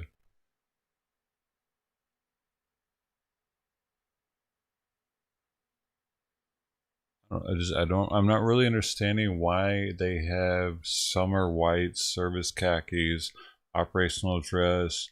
Why do they have military style uniforms when they're not in the fucking military? It's like but it's not a branch of the military though. It's like one. That's what's so fucking weird about it. It's like the Boy Scouts then? Oh, that's cute. Oh, look at him. Let's pat him on the head. And when I see him, I'm patting him on the head. They'll probably shoot me for it, though. There. You were almost in the military. Oh, Surgeon General. I don't like what he looks like. Something about him bothers me. It's not because he looks Indian, though. But they might want to kill us. He might want to kill us, dude.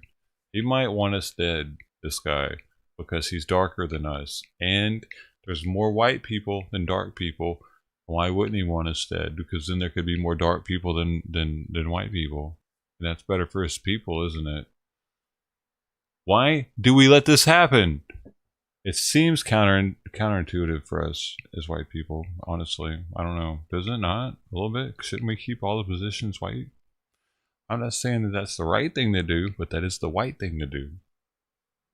To keep it more pleasant for the white people.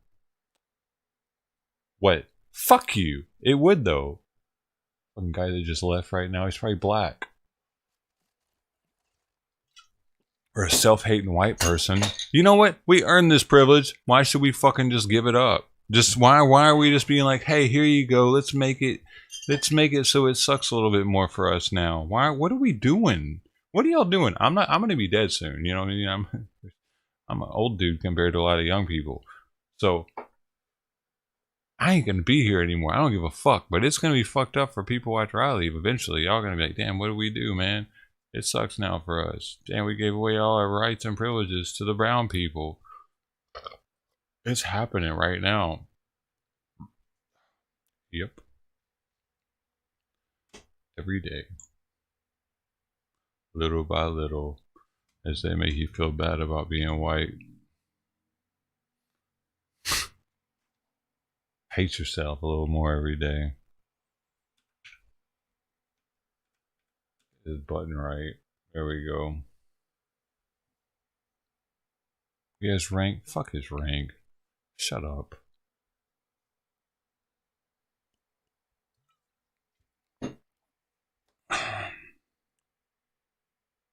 For a black guy. Whatever.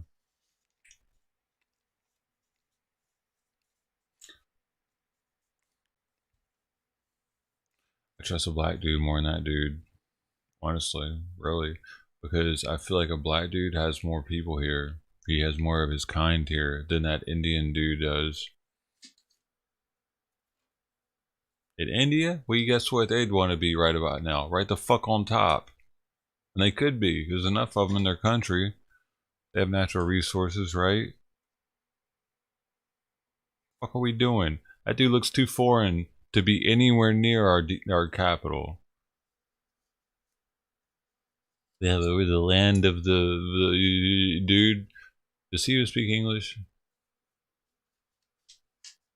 I don't know, man. I ain't gonna be here. Y'all getting super integrated.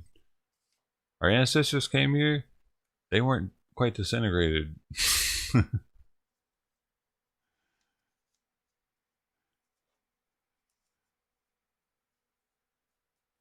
know, that dude's got family in another country that want to see us fall.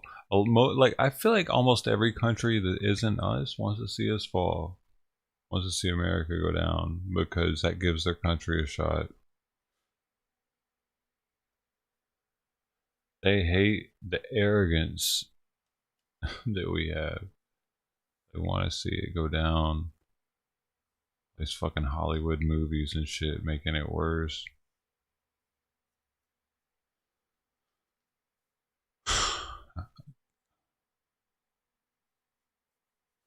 Uniform service. Yeah. 1,000 people. Bro, that's not people, that's accounts. I gotta piss, dude. I drank all those drinks. I drank all the water. What do you think? I'm just gonna absorb it. It's gotta come out. It's sitting right here, right now. Right now.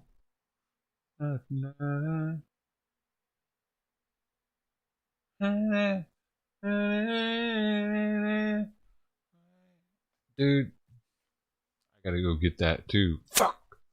That's two-step process. But I don't want to do it both at the same time.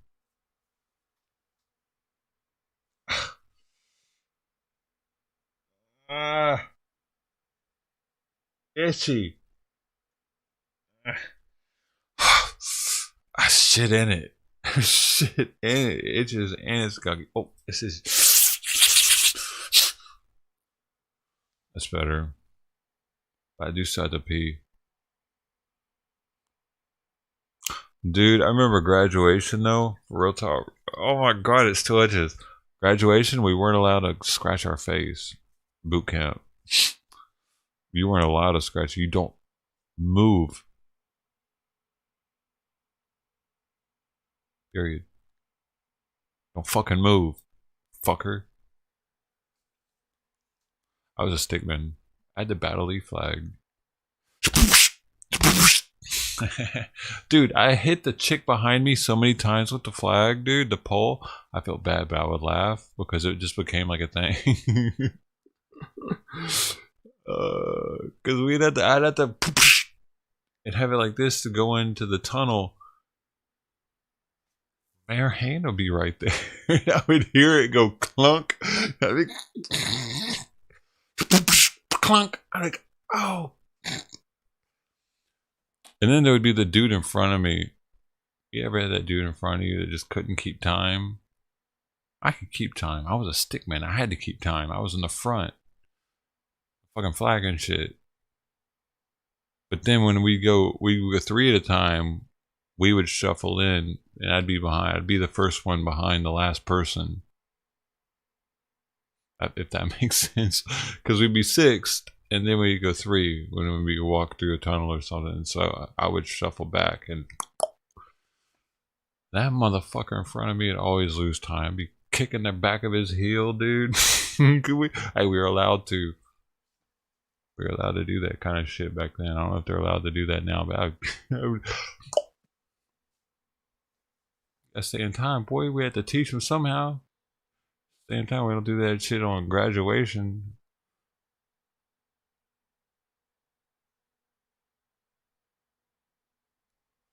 Anybody else ever do that? Boot camp? Because the dude in front of you would get out of time? That's a true story, dude. I would kick the shit out of that dude's foot. Because he would fuck me up. That's the thing. When they get out of time in front of you, you know how hard it is to stay time? You know how hard it is to stay with it when someone in front of you is fucking not with it? You gotta start like dodging his feet and shit. Plus you gotta make sure that you don't let their timing get your timing off, because then you get the person behind you's timing off and then it gets all fucked up. So he had to pay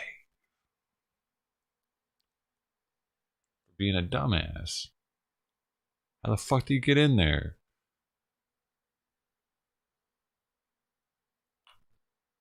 I did feel bad when I heard that hit that girl's hand though with the stick. We both kind of laughed about it though.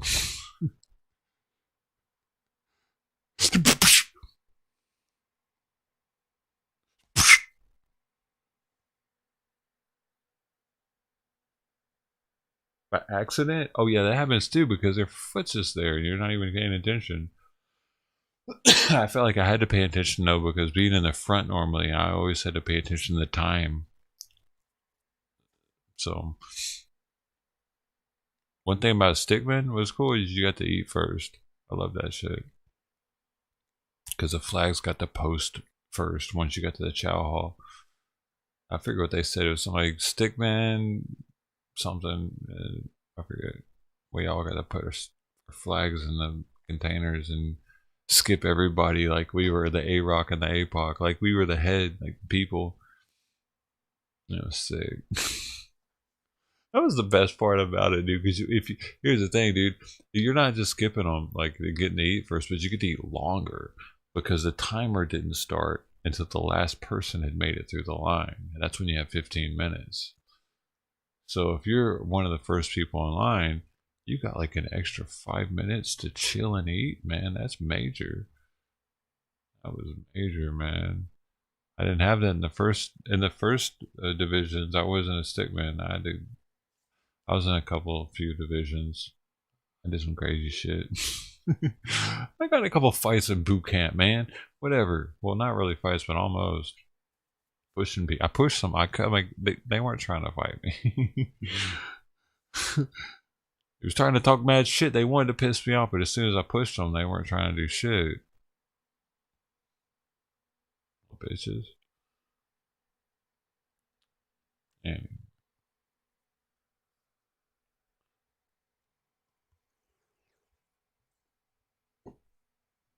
yeah, I gotta try back. I had to get my hard jacket, my hard, whatever the fuck it was called.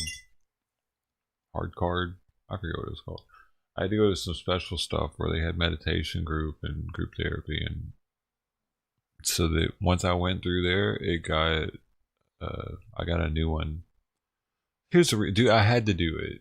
Here's what happened, man. Cause dude. I got set up. you know, like people in jail are like, I didn't do it, man. I actually got set up for shit I didn't do. Yeah, I was getting into it with people, but that was after getting set up, dude. The first division I was in was really hardcore. I mean, they ended up getting the blue pennant, and they knew they were going to get the blue pennant because they had gotten like 2 more before that. It was a really regimented. Blue pennant means that you're the best division of your graduating class. That means like the best out of 10 or 15 100-person divisions, something like that. There's a blue pennant, there's a gold pennant, there's second place, but they ended up getting it. That division ended up getting it. But when I graduated with them. Anyway, what I was getting at is the people in it, though, a lot of them were from Chicago. Navy boot camps close to Chicago. It's in Great Lakes. Great Mistakes, as they call it. But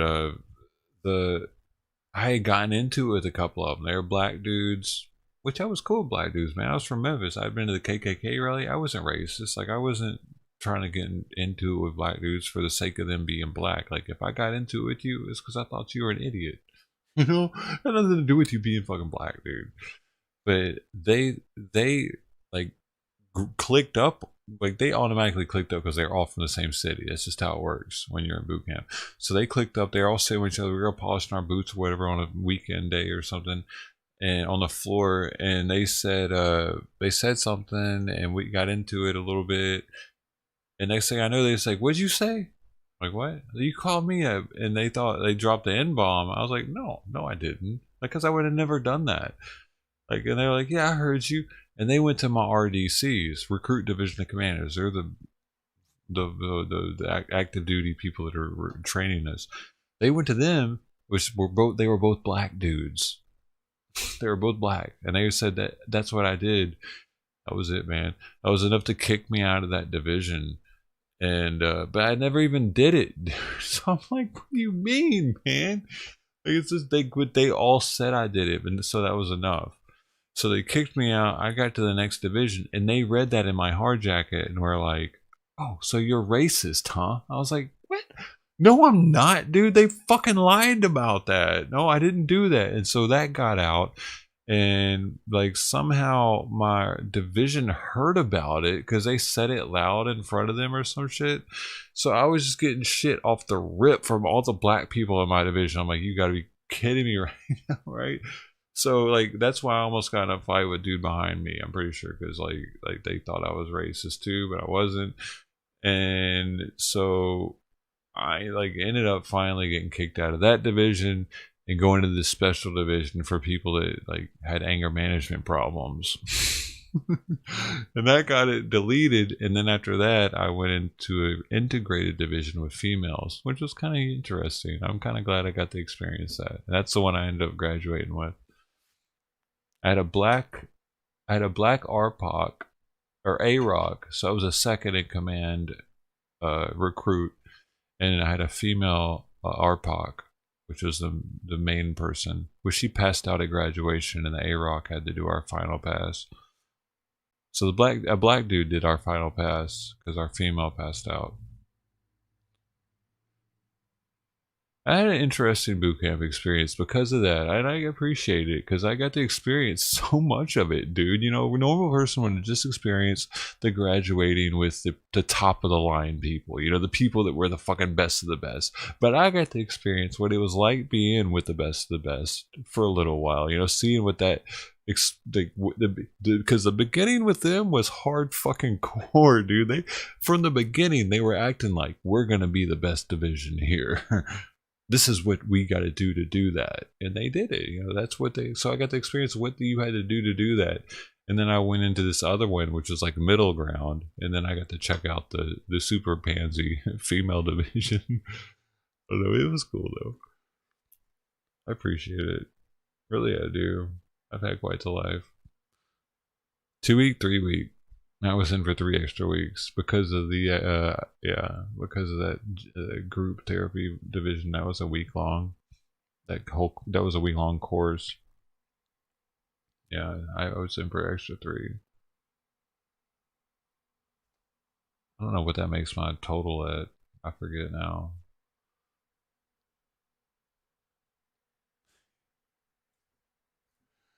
Yeah, whatever. I mean, it allowed me to see my friend in boot camp too, dude. Because without that, I wouldn't have seen my friend there. Which, like, I had no idea he was gonna even join. My recruiter picked me up from his place for something, I forget for what. And I had been drinking that night or something, and like he at that time had never mentioned wanting to join the military. And then the fact that like I see him weeks before graduating, and I'm like, dude, was that, what the fuck? Like, it allowed me that experience. If I wouldn't have been set back the way I was, I wouldn't have seen him there and been able to like talk to him before leaving and shit. That was interesting. I definitely had a lot to do with him joining. I had to have. He was like, dude, if this fuck up's gonna join, I definitely can try it out. I'm pretty sure that's kind of. I mean, I'm not saying I'm a fuck up, but compared to him, he was my boss. He was my assistant manager or whatever, where I was working. He had a kid and a wife. I didn't have any of that. That's not the only one, dude. Somebody else that I lived with after I got out ended up joining and separating. He's a veteran now, Army veteran. I don't know. I get people to join the military, man. A little bit. Maybe 2 people. I got 2 people to join that I know of. Oh, it helped. I still gotta pee, man. I gotta put something on. Let me see. Let me see if I can find something. Okay, so I don't get in story mode very often, y'all. I'm sorry. I try not to. I want to bore y'all with my stories. Here's Trainwreck. Is he playing? Oh, dude, if he's playing right now, he's about to get on right now. He's probably playing music though. Yeah. This dude lost like $1 million like yesterday. Nope. Like no joke. Like actually, I watched it happen. I had it on the side. So I wonder if he's gonna go straight back into the Plinko that he lost all the money on. But I'm kind of curious. I'm gonna be right back. Missed Wild Bill and Barbie. Hey, y'all get along, okay? 8 weeks is normal time. Oh, 8 weeks, so 19, 11. No, I think I do more than that. 11? That doesn't sound right. Maybe 8. You sure 8 weeks was normal time back then, though?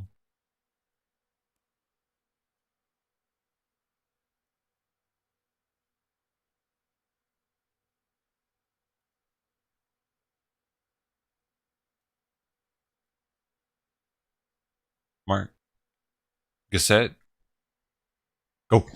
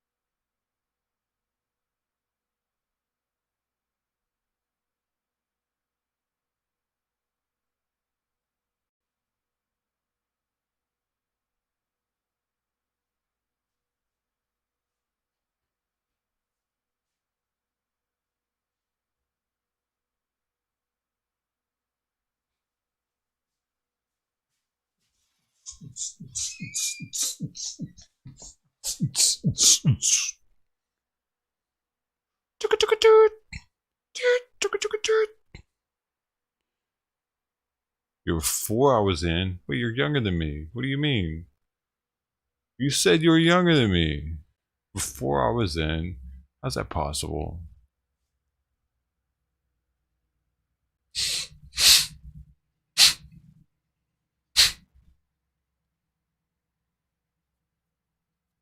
I'm in Roca. Where is this guy? There's 2,000 people watching already. You ever said you're younger? I've heard your voice. You sound younger than me. You little shit.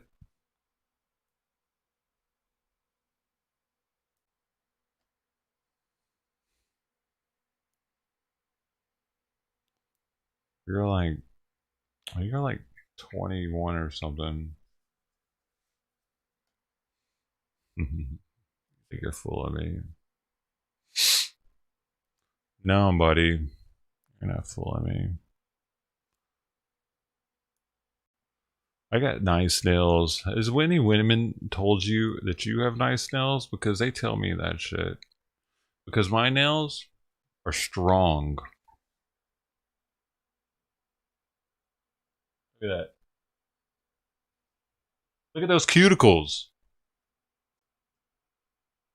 I could be a fucking hand model, but I'm sitting here with you people. Little shits. Be hand modeling my ass in France or something right now. Bitch should be all over my shit. Be like, look at my pinky, you know, all up on it. That's what they do. How do you think they keep them so supple when they're doing that shit full time?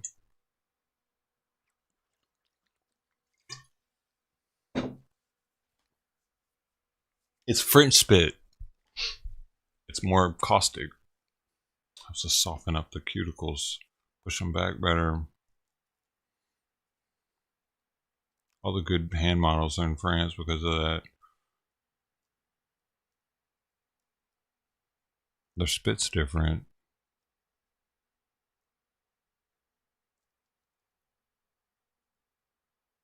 You're young at heart? No, you're younger than me, dude.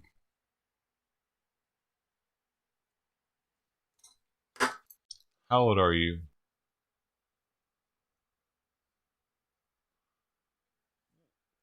Huh? One day we'll have 2,500 people coming through here. No, we won't. Will we? Yeah, we will. You gotta believe. You gotta believe. You gotta believe. You gotta. That sucks. I'll get better. For the people.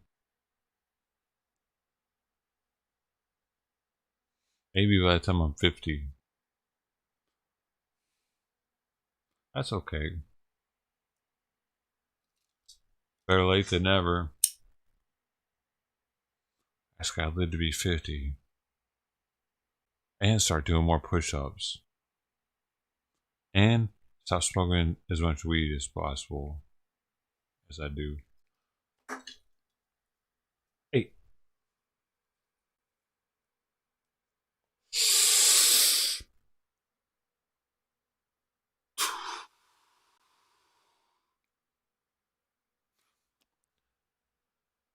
Working hard for the money.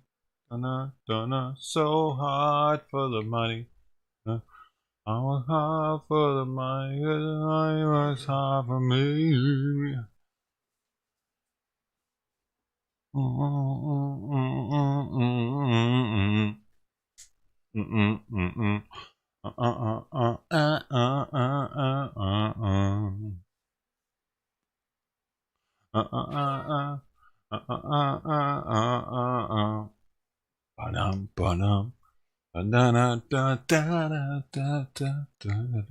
Ow! I'm so excited. And wait, is that a song?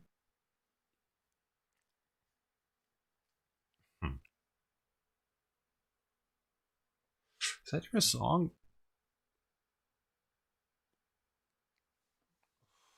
I thought that was the same song. Oh, fucking mind fucked. It's hard for me. Hey, thank you, Debbie Rogers. Debbie Rogers was here, ladies and gentlemen. Market. That happened. Other channel got banned. I mean, striked. Banned for a week. We're banned for a week over there, y'all. It's cool though. We're up here now. We have members over here. It's unlocked. It's all everything. We have members over here. It turns your name green. It gives you a torch next to your name. It changes colors over time. And I make you a sound command if you want me to. But you gotta tell me you want me to. Otherwise, I'm not doing it. I'm lazy. No, it's because people become members and I do that shit and it takes a lot of time. And then all of a sudden, like the next month, they wouldn't be a member anymore. And I'm like, what? Hey, that ain't cool.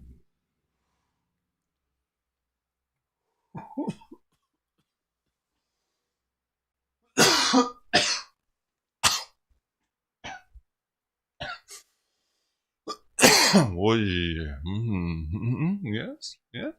We go. Yes.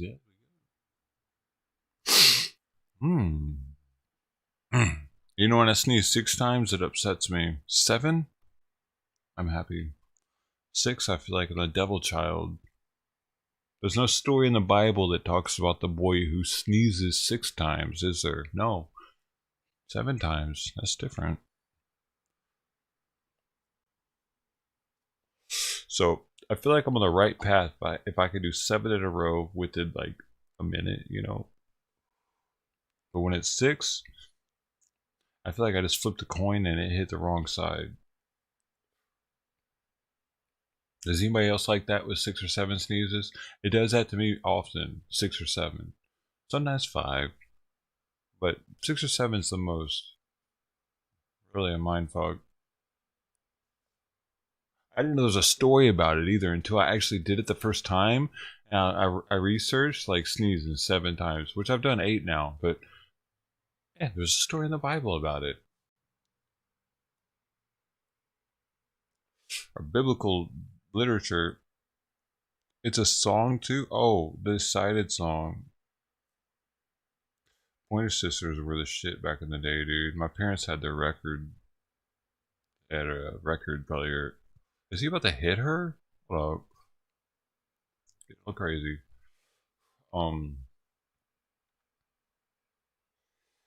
Yeah, they had the Pointer Sisters record. See, so I wasn't brought up in like a completely racist environment. You know, I fucking had Pointer Sisters. They were all black, right?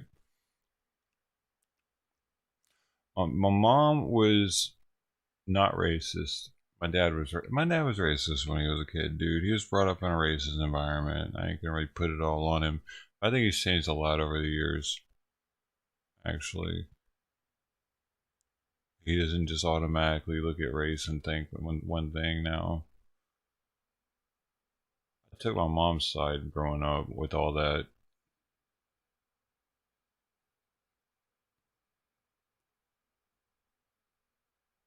Or I wouldn't have been at that rally like that.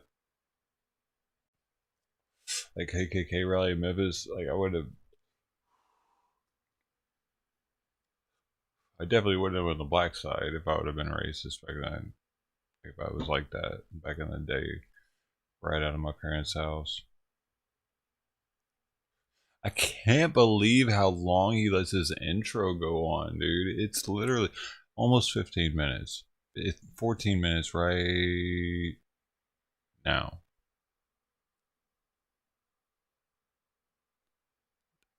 Could I just start doing that? Hey y'all, I'll be here in a second.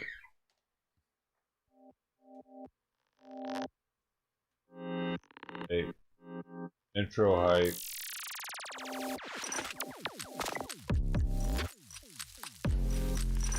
Just pretend that's me. Close your eyes and pretend it's me.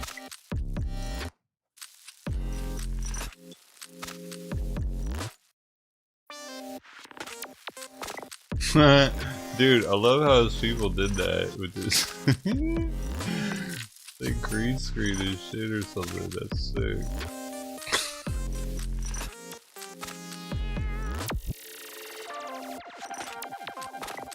put them all together. It's really good.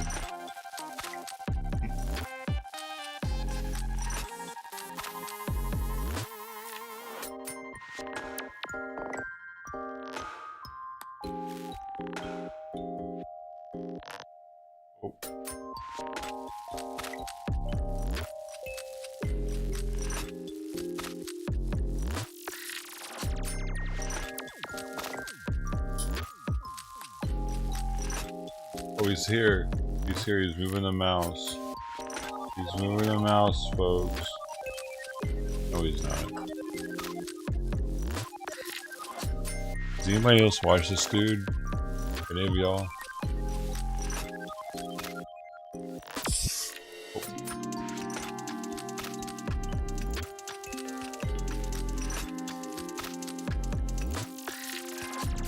I gotta get the trash can, dude.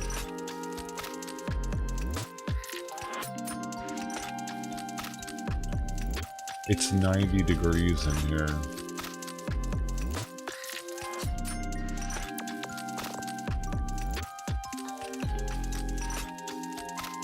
Don't you care if I get a heat stroke?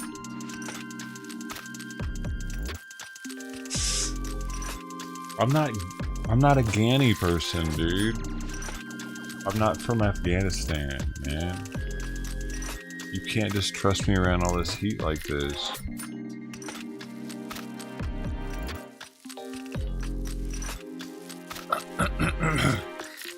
What? What's a 34? What does that mean?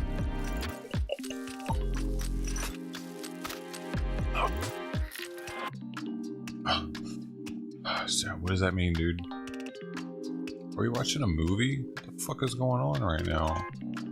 Dude. Why is he playing this movie? I can't believe he's playing it. Think about it, dude. My entire body is a mixture of different, I can't explain to you. Stream? Resetting stream is not going to be the issue. What was that? What the fuck? I don't know, dude. Hey, chill out, shithead. That's a good movie.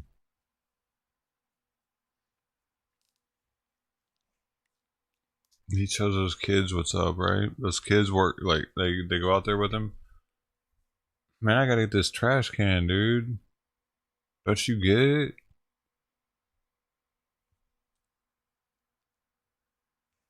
No, it's temperature. 90.5 is the Fahrenheit. It's hot up in this motherfucker. It's 35% humidity. 90% humidity, that'd be crazy. I'd have to have a humidifier on in here. Full blast, probably.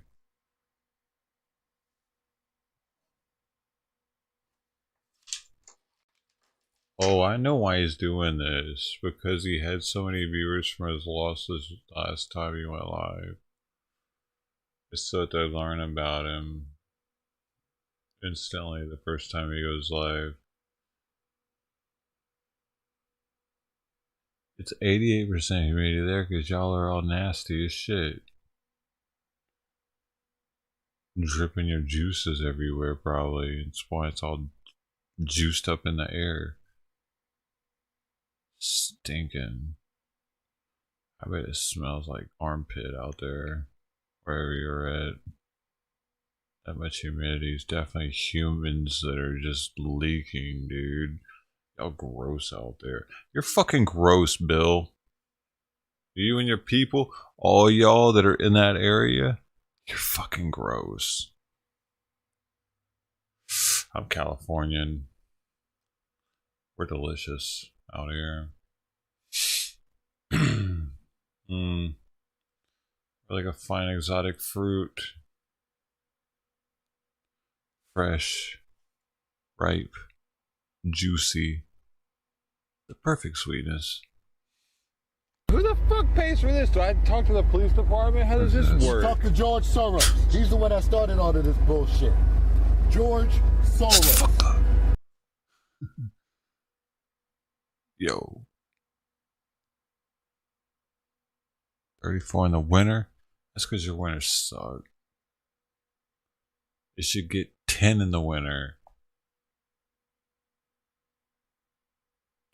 I don't know why it's so low here, actually. It's weird, huh? We're right by the ocean. I'm like, dude, I'm blocks from the ocean. I could walk to the beach right here. I could be at the beach walking in 30 minutes. It's really very smart what he's doing right now with this intro for so long, right after losing so much money in the last stream. I definitely, like, I know it must suck to losing that much money too, but at the same time, it's like him doing this with the, I'm sure there's no way he does this intro every time he goes live. Just because it goes through so much of his history, it allows anyone who would have just found him to learn a lot about him quickly without him just going into a casino stream and not learning anything. It creates a connection. I'm just thinking out loud, dude. I'm not trying to teach anybody shit. I'm just like, what else am I supposed to do? I'm streaming. Busy. You're leaving? What do you mean night? What do you mean night? Night what? I have to go to bed? Oh, good night, dude. Why? What do you mean? It's 6 o'clock, dude. You're going to bed at 6 o'clock? It's party time. It's Wednesday. Got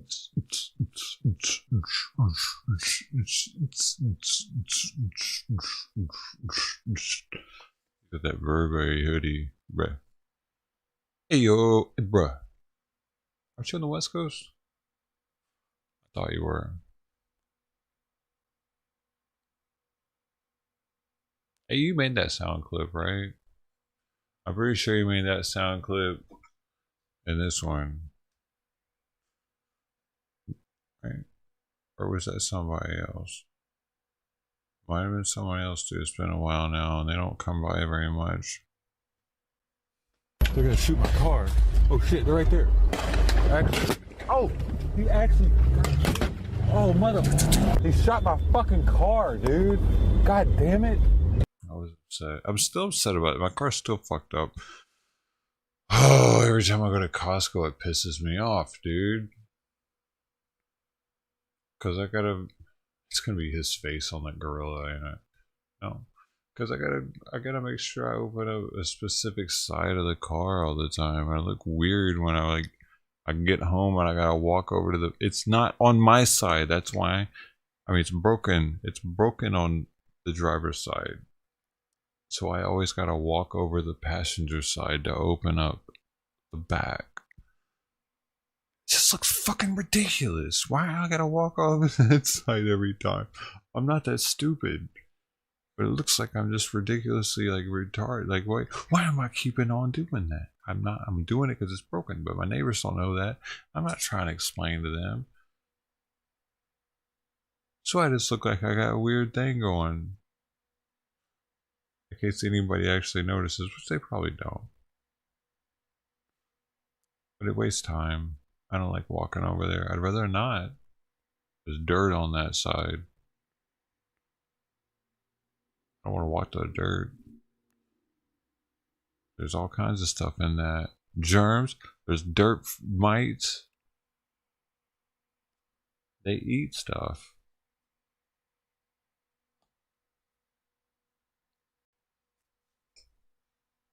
And 4. I don't know what the hell I'm watching anymore. Do you? I haven't known in a while. Is that the same guy? That's not the fucking, that's not Trainwreck. Why is there just some random fucking, is it? I'm like, there's no way that's Trainwreck, dude. Dude, this feels very weird. And then his chat's completely AIDS at the moment.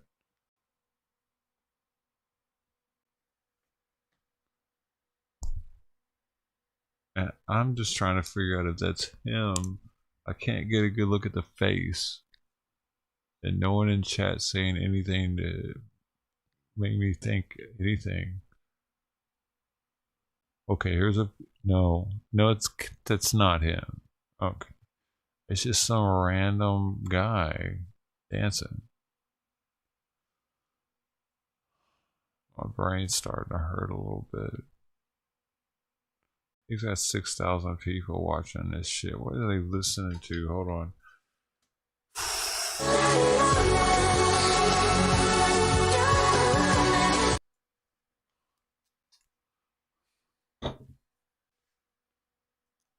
Come on, bro. What are you doing? Is he trolling right now? Come the fuck on. Man, so many people want to see how he's going to be acting right now, and he's trolling us right now. Like, fuck you. I'm not fucking even coming on. I'm just going to play this random video of this dude dancing with some trance or something. I got 12 thumbs down. Is that good or bad? Is that a record? Ladies and gentlemen and boys and girls, welcome to the Doe Show. We have just now set a record. 12 dislikes. If you were one of those dislikes, how you think? I don't know. Dude, what's about to happen? Is he coming or not? I karate chopped your ass. I did the pop. That's deadly. I don't like doing that. I'm not going to do that unless I have to. Come on, man. Where is this asshole? He's starting to piss me off. It's been 26 minutes he hasn't went live. He's just showing this shit.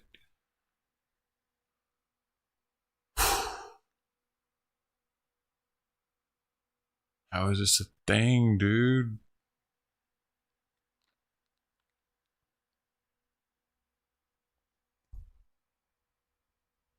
No, man, it doesn't show me a dislike, so that'd be sick.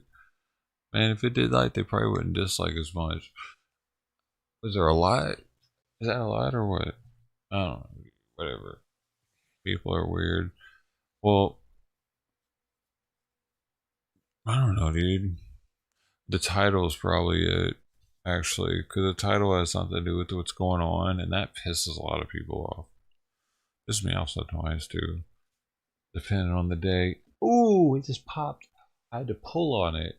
Maybe I feel better now. My fucking thumb is hurting, dude. I'm getting the rightus. Actually, dude, this joint right here hurts a lot lately.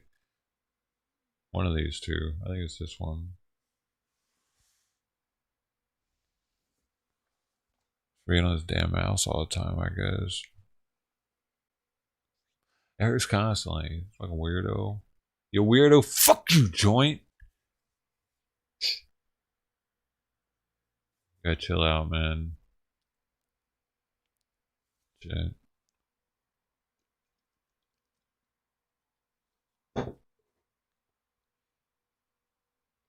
Sometimes I get mad at the joint. This one, and particularly this one. You shit. I'm drinking the green drink though.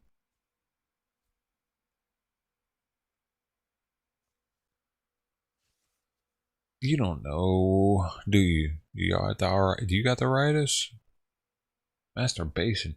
There's definitely too much on this fucking mouse, man. I know for sure because it like I feel like I need to be doing this more for some reason.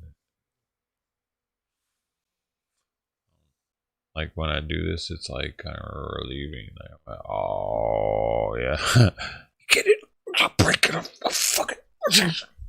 Oh yeah, I feel like it breaking it a little bit. It feels like that feel good, which I think that means that I shouldn't be doing this as much.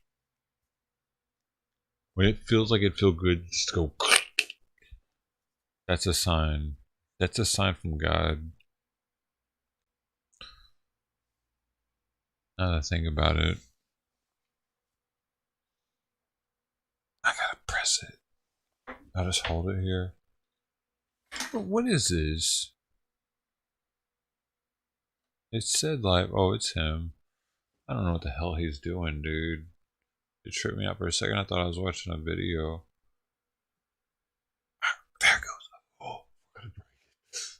Really? How much are you gonna give me if I break it back all the way?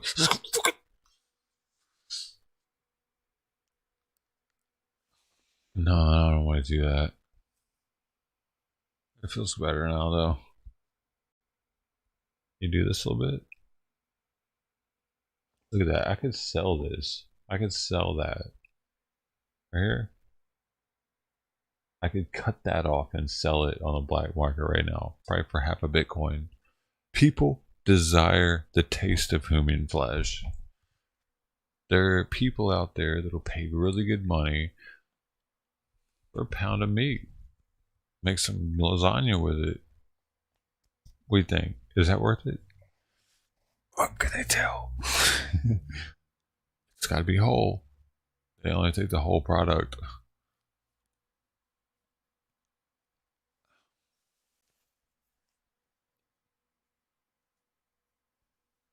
No, whatever. Some people, they think it's worth it.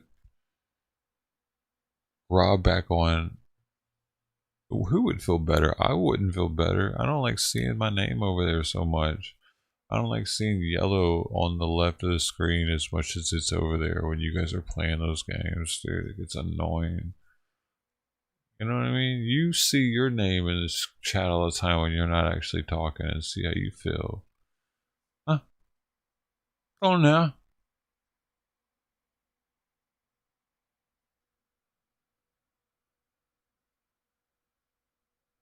The fuck? My neighbor, like one of my neighbors just stopped right in front of my place when I did that. Like they were listening in. Like, see, I was like going off or something. They were eavesdropping. Come on, Trainwreck, you dang, he's been live for 30 minutes now, hasn't even went live yet. Kinda crazy. He's just playing his videos off YouTube.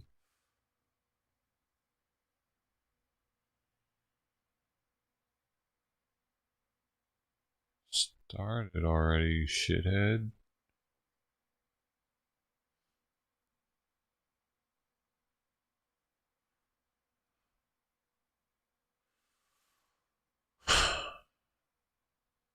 Did he start now?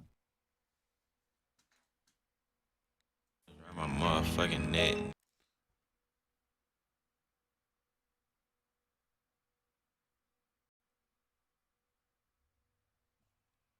There he goes. No, it's not him. Yeah, it is.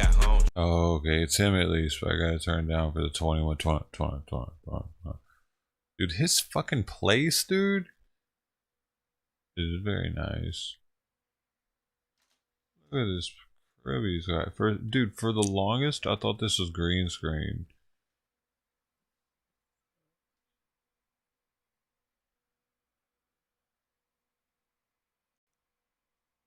Digging that glass and seeing all that would be so sick, dude. I would wake up so happy seeing that kind of view of the sun coming up. Here makes me a little depressed.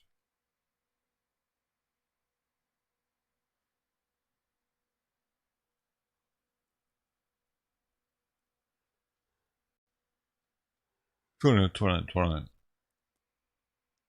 I just need to be like above this, and then I could be better. It's too dangerous down here. Coach on Bitcoin, yeah, probably. I mean, he was already doing very well, probably before he put in on it.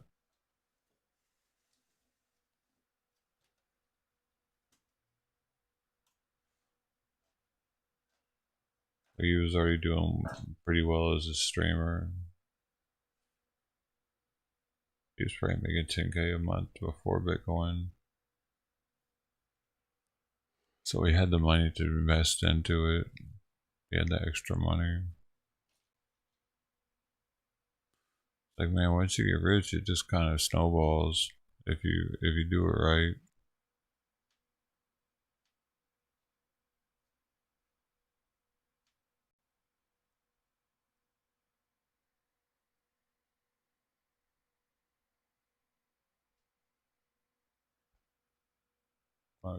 20.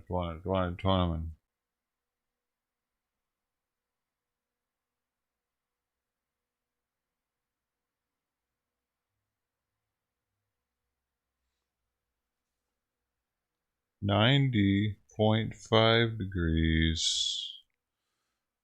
Yeah, the thing about Twitch is they'll just delete the music. They don't mess with your stream. So like music, that's all it does is grind hard, nigga, grind hard. I done grind hard. As long as they're not there, they don't care. Like if they records the audio for later, it just takes the audio but keeps the video.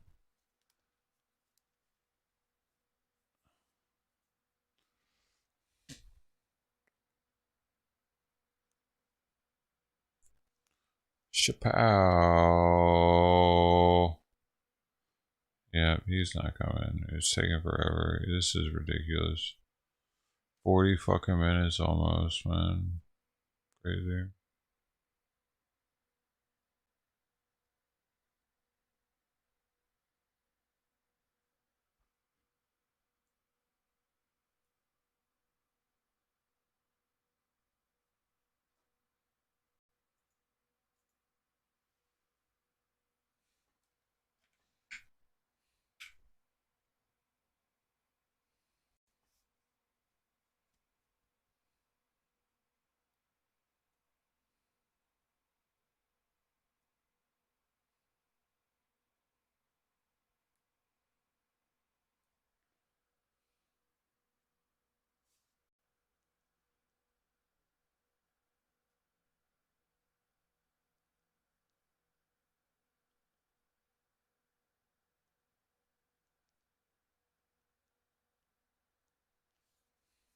I got these trash things.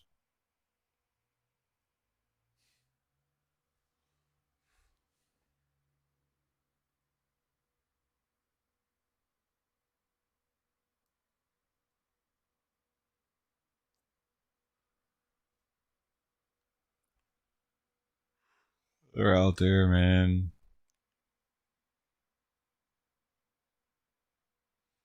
There's all kind of stuff out there.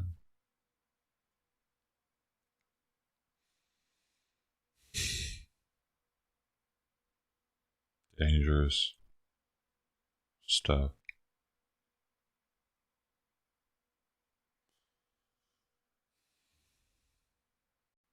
What do? You gotta get the trash.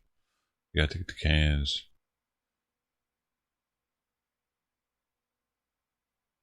That stuff's out there though.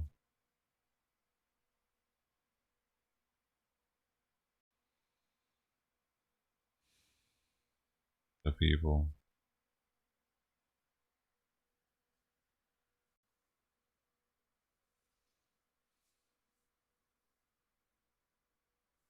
Cats.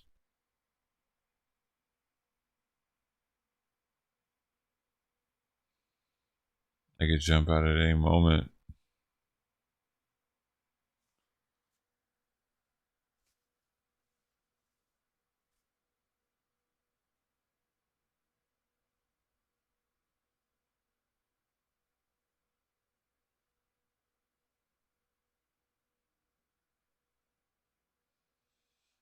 There's a squirrel too. He likes to eat premature fruit.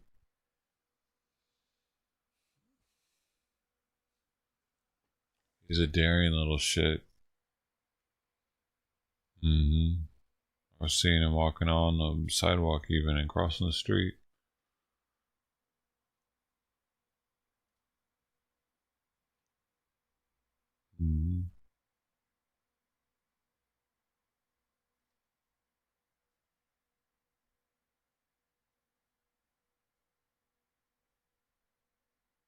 That's a brave little squirrel, man.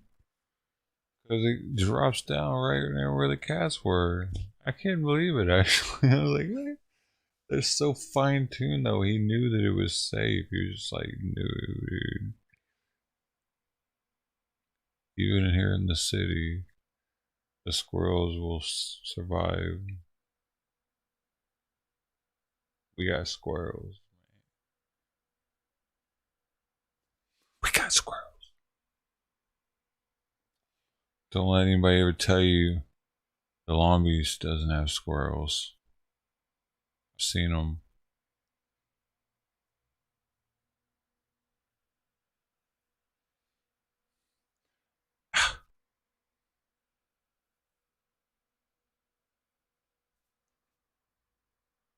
I thought that was one right there. Nope.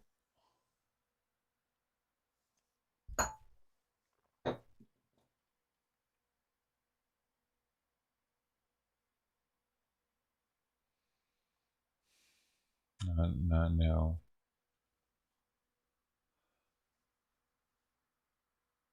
If only I had a squirrel call. Cuckoo! But for squirrels, you know? What do they sound like? We got to get one of those. No. No, the cats will kill them.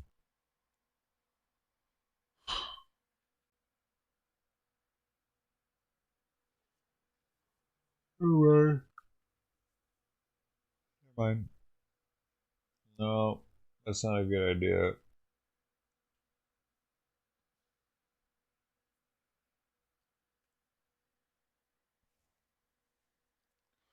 I thought it was a good idea. My eyes are so itchy, dude. It hurt. Sometimes I want to just dump Pellegrino into them.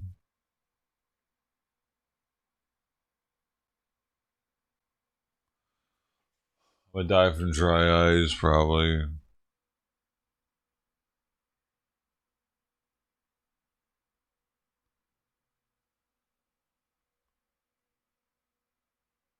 Oh, fuck, dude. I want to die from being all dry.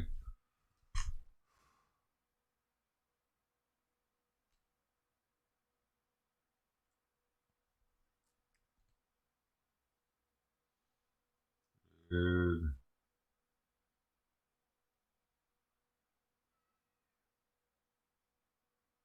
I gotta get the trash.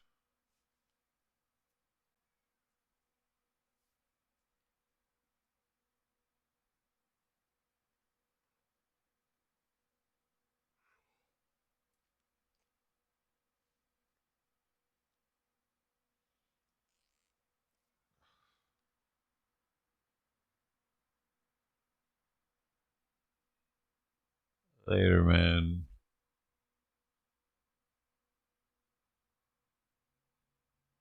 Eat.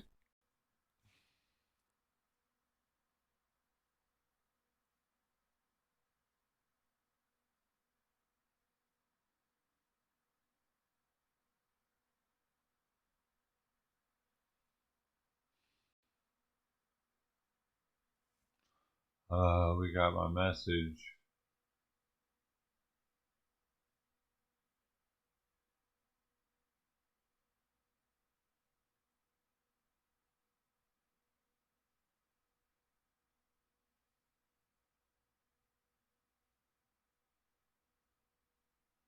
Yeah. I get up, dude. What the fuck? The crowns got me faded. And I have to go get those trash cans. I've been going to bed at very strange hours lately, dude. Like, this is late for me, actually.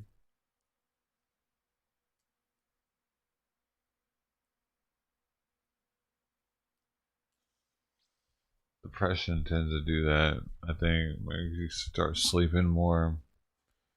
I sleep a little more lately. Gotta get the money back somehow, man. I'm gonna go take care of this. I don't care what y'all do, but I'm probably gonna get off here when I get back. Actually, I'm gonna go and get off here now. Y'all are leaving, I'm gonna leave too. We get all this fixed, so I gotta fix some stuff first.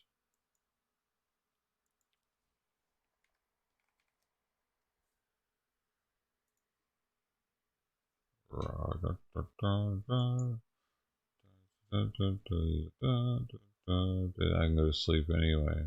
Heck yeah. Score.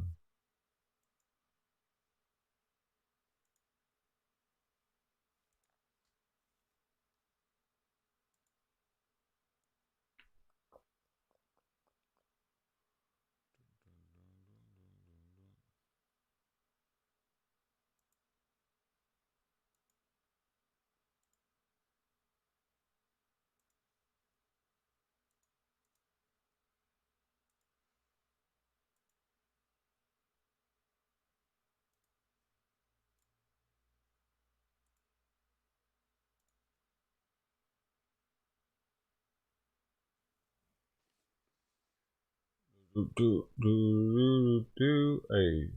Alright. Take care, Barbara. You too. Thanks. You take care too.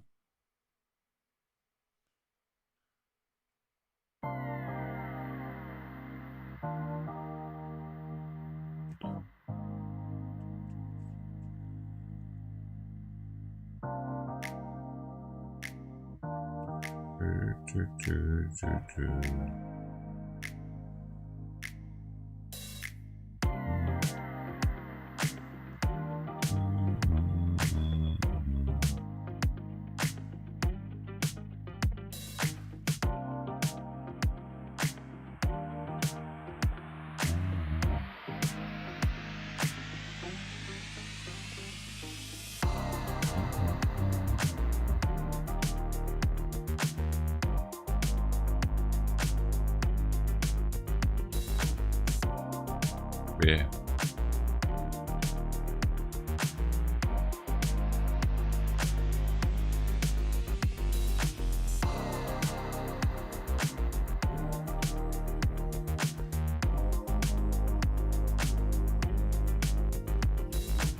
I thought that was it. Oh, maybe I didn't set it up for this channel.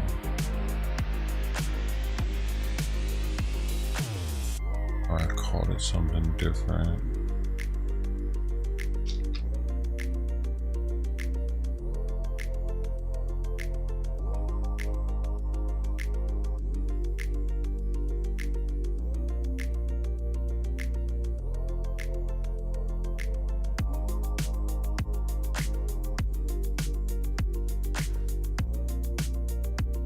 No, sure you did. Oh no.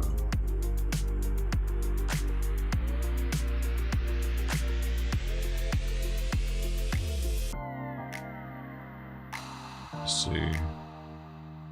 I should have set the other one up to at least.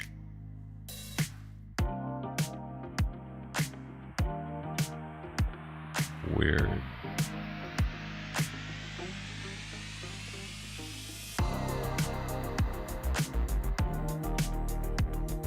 Oh, there it is.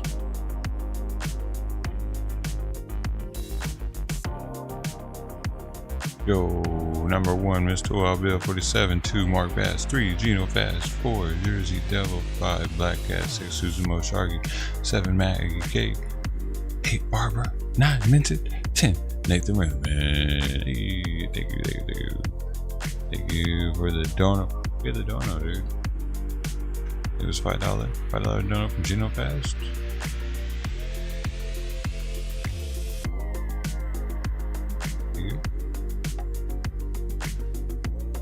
Ballin', I'm ballin' now. There's a gem. We'll work on it. I'll polish it.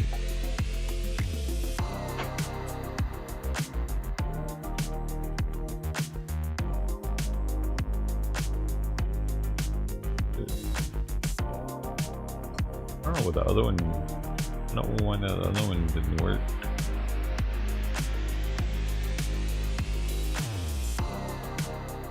Makes me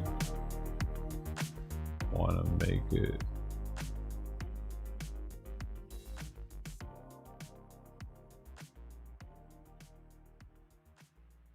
Oh, it's daily hours. It's just daily hours.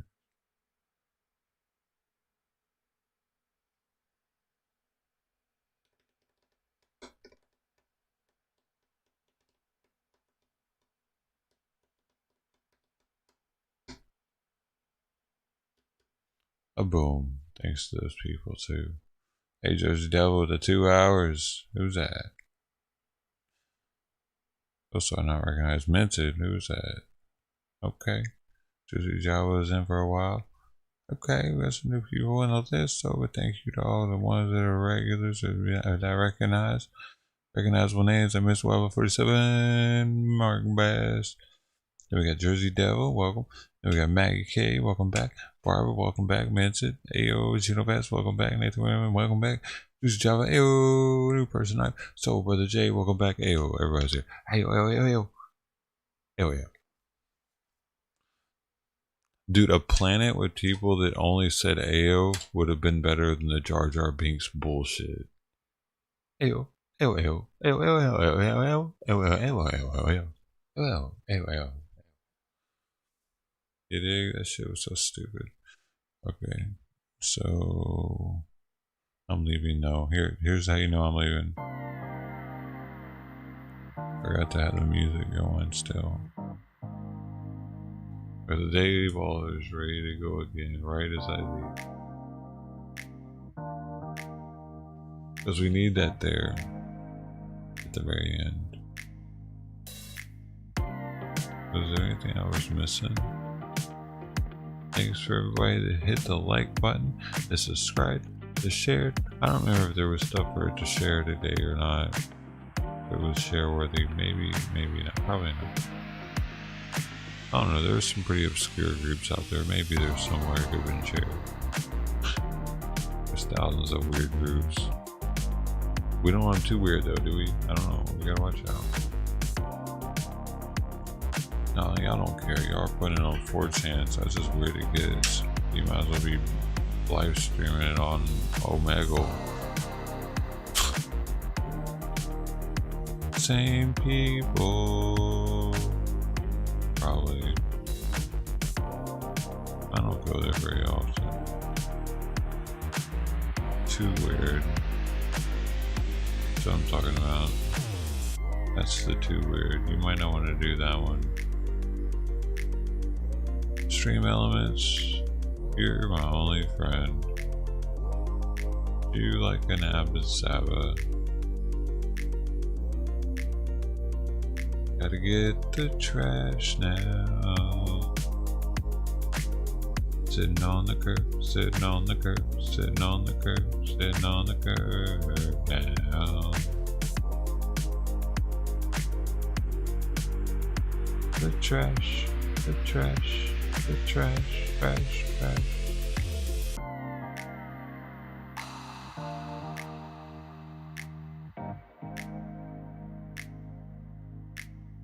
The trash. Gotta get it. Trash.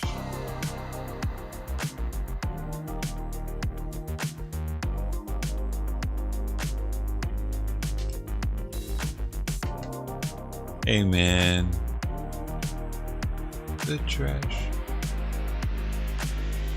I gotta get it. Amen. It's kind of weird. The trash. I gotta get it. Amen. It's kind of weird. The trash. Gotta get it. I gotta get it.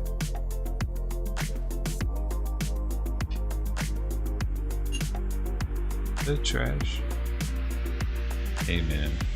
It's kind of weird.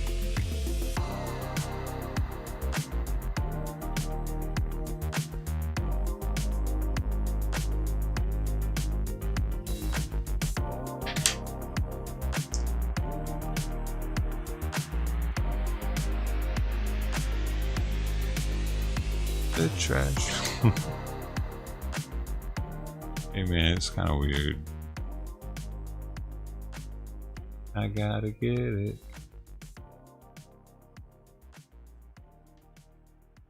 The trash. That was a jam, dude. At one point, on one parallel universe, dude. That right there was on the radio. There's so many of them. Universes. Hey, I gotta go. Here's some more dough. I'm just being silly, dude. I'm sorry. I'm pretending like I'm a unicorn butterfly. Can you imagine? Oh my gosh, I'd get all the chicks if I was a unicorn butterfly. Human, all three of those.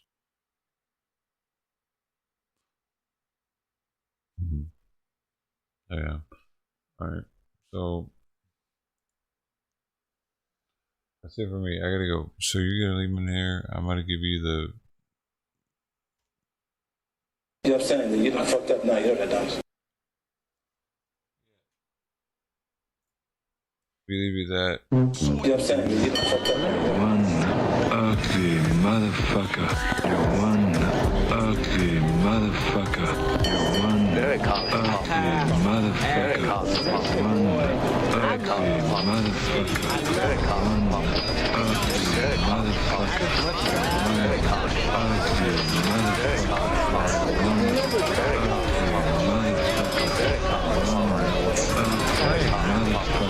I gotta go. Sorry.